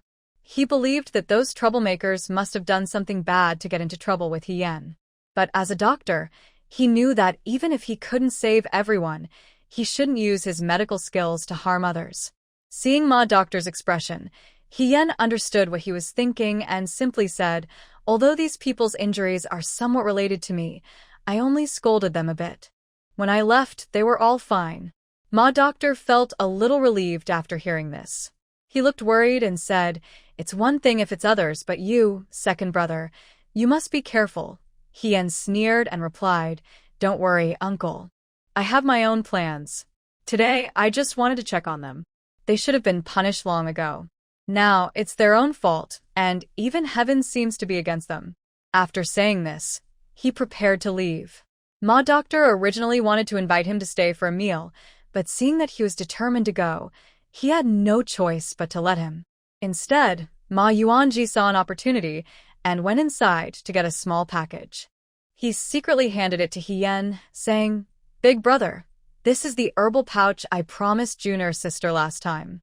Keep it in your pocket, it can repel mosquitoes and bugs. With the weather being so hot now, the insects are fierce, and the medicine I gave her last time has probably lost its effect. It's a bit of a trouble, so big brother, please take this back for Jun'er's sister. It's my small token of kindness." Hien looked at Ma Yuanji for a long time, making him nervous and twitching his legs. Finally, he took the package, weighed it in his hand, and a faint herbal scent wafted up. It was refreshing and invigorating. For some reason, he suddenly remembered Zhang Chun Tao, who lived in the mountain cave. Since it was in the mountains, there were many insects, snakes, and ants, so he probably needed this. He then spoke, "I'll be going into the mountains often recently. I don't have much of this insect-repelling powder left. Please pack some more for me." He handed over some silver coins. Ma Yuanji refused to accept it. Since his brother-in-law rarely asked for anything, he was willing to give him not only some insect-repelling powder, but even ginseng if he wanted. He hurried into the pharmacy, packed another bundle, which contained not only insect-repelling powder, but also medicine for injuries and bruises, all carefully labeled. Hien nodded, took the small package, counted out 200 coins, and then walked away quickly. Ma Yuanji was reluctant to accept it and tried to refuse. By the time he finished collecting the money and hurried out, Hien's figure was already gone. Dr. Ma watched this scene and understood that although the He family was related by marriage, they were always fair and did not take advantage. The gift Ma Yuanji gave his fiancé, He Wan, was his sincere thought, so that was fine. As for the things He Yan needed, he knew the price as well. The money given was more than enough, never too little, and probably not meant to cause gossip. This was one reason why the Ma family was still willing to marry into the He family, even though they were from the countryside. The He family took the proper gifts generously, paid what was owed without a penny short, and was very clear and fair. Who wouldn't be happy to have such a sensible in-law? Because of this satisfaction, Dr. Ma couldn't help but squint his eyes when he heard that the group of second-rate troublemakers, who had been staying in the side yard of the pharmacy after being sent there yesterday, started crying and shouting again. As a doctor, he couldn't ignore those in need, but he also didn't have much good feeling for these troublemakers. He had helped them when necessary, but let them suffer a bit, which was probably for their own good, right? He made up his mind and quickly adjusted the prescription. He added more Huang Lian coptis root and replaced the slow-acting medicine with faster ones, removing the painkillers. He was determined to make these troublemakers realize how harsh the world could be. After his adjustment, the injured troublemakers struggled day and night in the dark medicinal baths, suffering so much that they began to doubt life. Their pain from the injuries also came in waves, making them restless and uneasy. They begged Dr. Ma to prescribe medicine, but he looked troubled and said that the painkillers contained a rare and expensive ingredient, which was in short supply in a small pharmacy. It was all used up now. To get more, they would have to go to the county town and pre-order, and the price was very high, about 1 or 2 silver coins per dose. He advised them to endure a little longer. The pain would pass in a few days. If they sent someone to buy it in the county, it would take at least 5 or 6 days to return, and by then the pain would be gone. When they heard how expensive the medicine was, most of them hesitated and gave up. Only Erguzi's sister felt sorry for her brother and wanted to buy the medicine. When she heard it would take 5 or 6 days to get it, and the pain might have passed by then, she gave up. She just comforted her brother to endure a few more days. He was in so much pain that he couldn't sleep well, and every day he was given bitter medicine. After 3 or 4 days, this group of second-rate men looked very pale and exhausted. They had already been badly injured from falling down the mountain, and now, being so thin, they looked even more miserable. Apart from Erguzi, who was still staying at the medicine shop, the others had been taken home to rest and recover. Once Erguzi had endured the pain of his wound and started to recover a little, his sister finally asked him about his injury. Erguzi fainted immediately after seeing Zhang Chuantao's face, so he didn't know what happened afterward. The other second-rate men remembered Zhang Chuantao talking about killing and ruining their lives, and their hearts felt cold and scared. They dared not mention her again, because she was too dangerous. If they angered her, she could easily harm Erguzi and ruin them all. To protect their own lives and safety, they all hesitated and couldn't explain clearly what really happened. After falling several times, they realized that tying up their legs and feet wouldn't let them go down the mountain. It was a trick that Guzi had thought of. He found a sharp stone, used it to cut the cloth binding his hands, then freed his feet. Finally, he dragged me and I supported him as we staggered down the mountain. Several of us fainted on the way down. The people of Bajiao village were so frightened that they had to use a single ox cart to carry us, neatly arranging us on the cart and taking us to the town. Now, when Erguzi's sister asked him about it, he only remembered being beaten by Zhang's girl. But if he said that, it would be embarrassing and unbelievable. How could a grown man be beaten so badly by a little girl? If this story got out, how could he still be respected? Thinking it over, he remembered that when he met Zhang's girl, she seemed to be followed by a man, dressed like a hunter, with a big beard. So, he just blamed the hunter for all the suffering he endured. The other second-rate men saw that Erguzi had already decided who his enemies were, and were eager to agree. They said the hunter was very skilled, able to fight 10 men at once. Especially since the hunter had a knife and bow and arrow. If they hadn't run fast, and if they hadn't been brave enough to drag the unconscious Erguzi away, they might have been killed by the arrows. Erguzi doesn't know if he was hit on the head by that stone from Zhang Chuntao, or if he simply didn't notice the flaws in his brother's words. Instead, he realized that all his silver money had been stolen. He was truly angry now. He had saved that money for a long time, especially the gold ring, which was very valuable. He had secretly hidden it when collecting debts, planning to keep it as a family heirloom. Now it was stolen? When he asked Go Dan and the others, they all said in unison that Hien had taken it, firmly blaming him. Erguzi was furious and gritted his teeth, forcing his sister to go find the village chief's brother-in-law to help him vent his anger. Erguzi's sister is named Ma Dani. She married Wu Sanzhong, the first village guard, early on. Because she was quite pretty, Wu Fugui took notice of her. Wu Fugui was generous and good at flattering people. Ma Dani was somewhat naive, with loose trousers, and after a while of flirting, she and Wu Fugui secretly got together when Wu Sanzhong was away. After Ma Dani married Wu Fugui, she kept her relationship hidden, but her husband could tell from her clothes and expenses. Most men wouldn't tolerate such a situation. But Wu Sanzhong was not an ordinary man. He was unprincipled and proud, even proud that his wife and his boss were unfaithful to him. He only wanted his wife to speak well of Wu Fugui to get some benefits or subsidies from him. At first, Wu Fugui and Ma Dani kept their affair secret, but when Wu Sanzhong saw that Wu Fugui was aware and not bothered, they became bolder.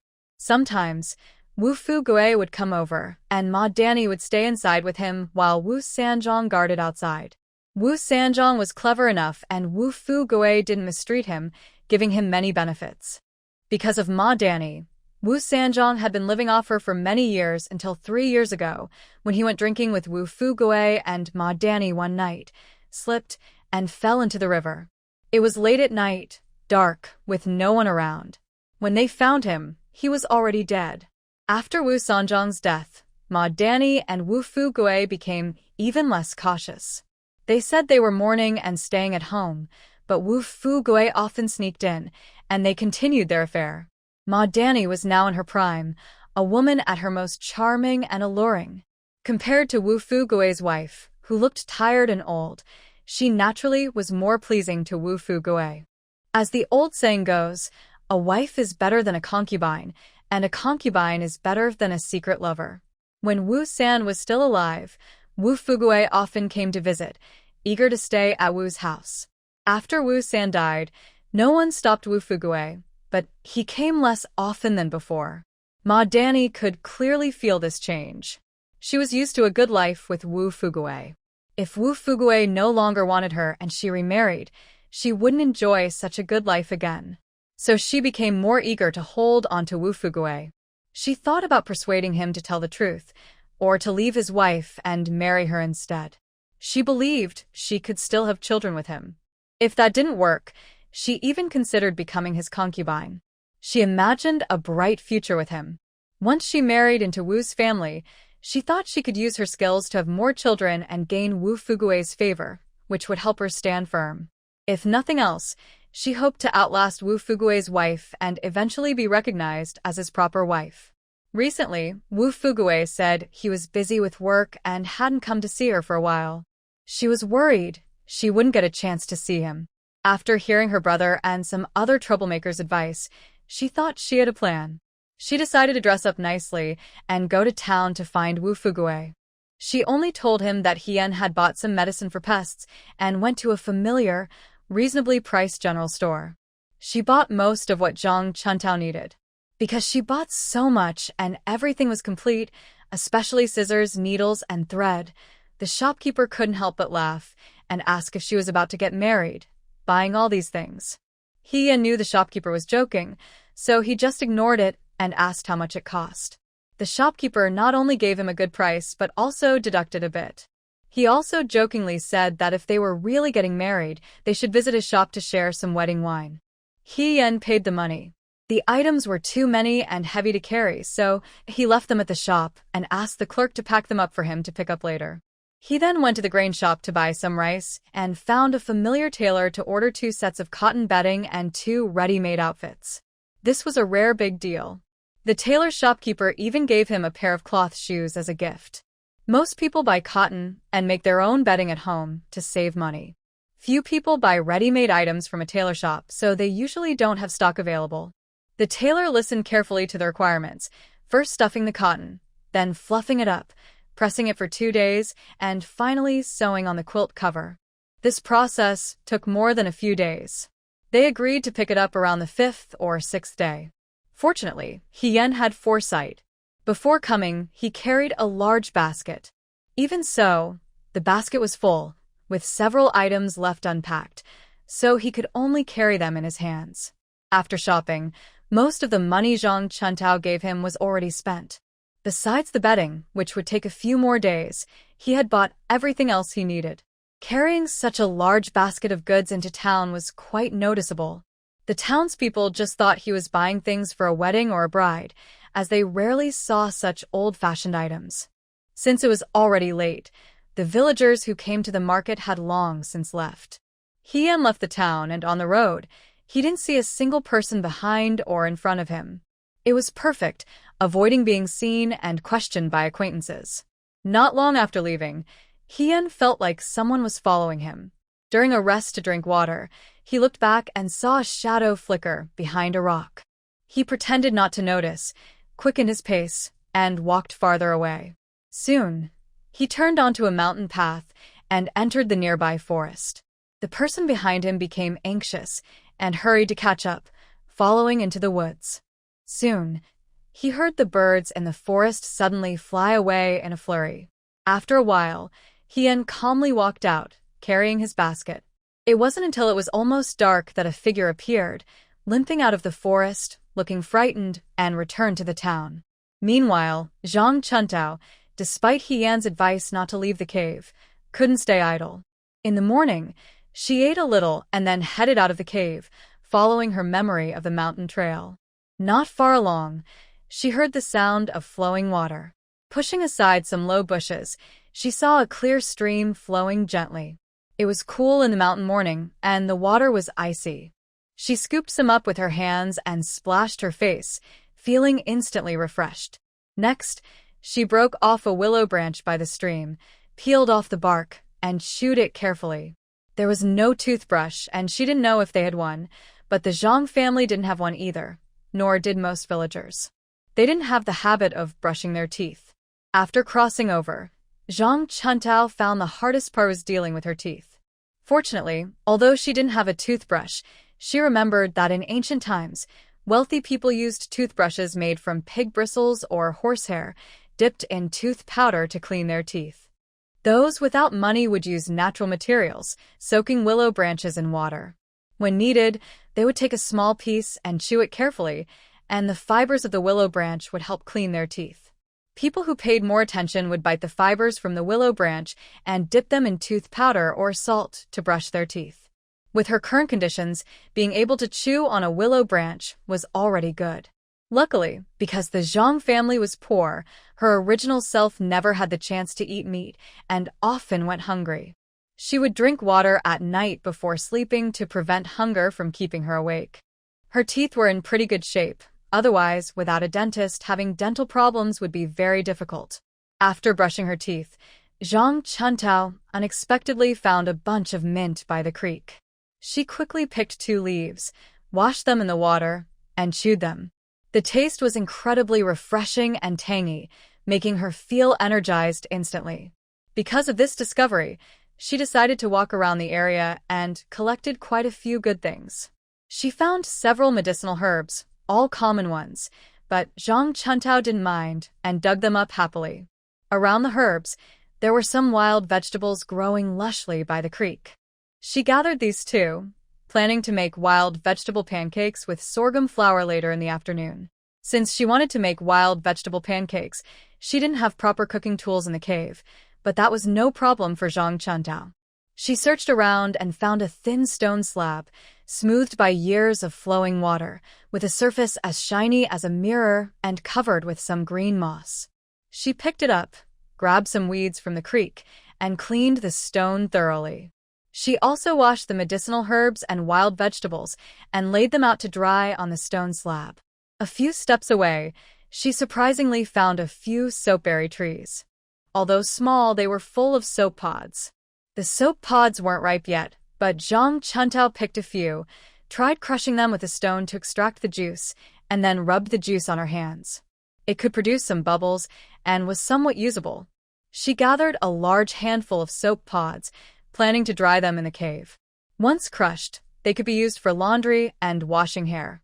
Without soap and unable to afford soap nuts, and since ash from plants needed to be soaked in a basin to produce water, these soapberries were the best option. When she wanted to turn back, she realized she had collected quite a lot. She didn't have a basket or a container, only her hands, so it was hard to carry everything back to the cave. Luckily, since she was in the mountains, she could gather materials nearby.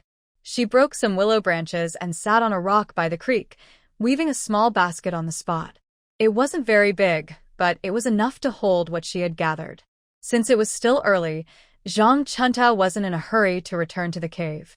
She decided to make a few more baskets, which she could use later. Besides willow branches, she also cut some reeds. Some reeds in the mountains had already turned yellow, but were still flexible. She hammered them with a stone to make them easier to handle. These reeds could be woven into mats or small baskets, which would be very useful in the cave. If she went out to pick mountain products, she would need a large bamboo basket. Zhang Chuntao remembered there was a bamboo grove not far from the creek. She thought about going there this afternoon or tomorrow to cut some bamboo. She also planned to build a wind and sight-blocking fence at the cave entrance and weave a few more baskets for future use. Fortunately, her past self had learned some basket and bamboo weaving skills from the villagers, so it wasn't difficult for her. She made 2 or 3 small baskets and then stopped, preparing to return to the cave. After tidying up the leftover dry grass and willow branches, she packed everything into the baskets, checked carefully to leave no traces, and then stood up. As she was about to leave, she saw movement in the distant bushes. She didn't know if it was a person or a wild animal. Either way, she didn't want to encounter anything now. She looked around and saw a large rock behind her. She quickly hid behind it, clutching her hunting knife tightly. Through the gap in the rock, she saw someone push aside the bushes and come out. The person was carrying a large basket on their back and holding something in their hand. It was none other than Hien. Zhang Chuntao let out a breath of relief. She waited until Hien approached and didn't move any more behind him before she stepped out from behind the rock. Hien was a hunter. He knew everything happening in these woods. When Zhang Chuntao moved, his sharp eyes immediately looked in her direction. He put down what he was carrying and reached for his waist with one hand. There was a small dagger hanging there, which he grasped in his palm. Seeing it was Zhang Chuntao, she relaxed her grip and picked up the things she was carrying. She greeted him, "Miss Zhang." Zhang Chuntao immediately saw that Hien had brought her all the needed items, and her eyes lit up. She took a few steps forward to try to take the things from Hien's hands. Hien moved aside to let her pass and said, "It's okay. Let's go back to the cave first." Although he was a hunter and physically strong, walking back and forth on the mountain road for dozens of miles from town, carrying so many things, was starting to wear him out. Seeing that Hien's clothes were soaked with sweat, Zhang Chuntao felt touched. She quickly led the way ahead. They entered the cave one after the other. After Hien put down the things, he sat on a stone, catching his breath and wiping his sweat. Before leaving the cave in the morning, Zhang Chuntao had boiled a pot of water, which had been just right after half a day. She hurried to pour him a bowl to quench his thirst. Hien drank 3 bowls in one go, finally feeling his throat stop burning. He held his shirt hem to fan himself and said, "Most of the items are bought now. We still need a few days to get the 2 quilts. Check if there's anything missing." Zhang Chuntao thanked him happily and went to look through her basket. Sure enough, she found that she had bought pots, bowls, knives, a chopping knife, rice, flour, oil, and salt. These items weighed at least dozens of jin. She also saw 2 sets of clothes, shoes, and some scissors and sewing needles, but she didn't bother to look closely. Thinking about the time, Zhang Chuntao guessed that Hien hadn't had lunch either. He had run so far for her and was exhausted. She felt a bit guilty. Now that they had food and cooking utensils, She thought it was time to cook a meal to thank Hien. She took out some rice, about 10 jin of coarse rice and 10 jin of flour. She felt more confident. The pot was newly made, but unfortunately, it hadn't been used yet. She thought about boiling the mountain chicken from yesterday for soup and making a wild vegetable pancake with the 2 jin of flour. That wouldn't be too shabby. Although the mountain chicken was caught by Hien, she felt a bit embarrassed to serve it to him. After all, it was like a skilled cook having no rice. What could she do? In the worst case, she could go to town later and buy some meat to give back to Hien. Having made up her mind, Zhang Chuntao quickly started the fire, took down the mountain chicken, cut it into small pieces, and put it into a clay pot. Fortunately, when she was digging wild vegetables by the creek, she found a small piece of wild. She broke off 2 pieces, flattened them with a knife, and put them into a clay pot. She added water and placed it over the fire to simmer. Luckily, Hien helped by a small wooden basin, which was enough for kneading the dough. Zhang Chuntao asked Hien to sit and rest. She carried the newly bought kitchen supplies out of the cave, went to the creek to wash the basin thoroughly, and then returned. First, she chopped the wild vegetables into small pieces. She put more than half into the dough, added a little salt, and mixed well. Then she added water to make a batter, which would soon be used to make vegetable pancakes. The remaining half was kept aside to be added later to chicken soup, adding a fresh flavor. Before long, the aroma from the chicken soup pot filled the air. Hien, who was already hungry, couldn't help but swallow hard. Zhang Chuntao was also hungry. She moved 2 stones to set up a makeshift stove, placing a flat stone on top, and borrowed some fire from nearby. Soon, steam started rising from the stone. When the water evaporated, Zhang Chuntao took a small handful of dry grass, coated it with a bit of oil, and brushed it onto the stone. It sizzled with a crackle, and blue smoke immediately rose.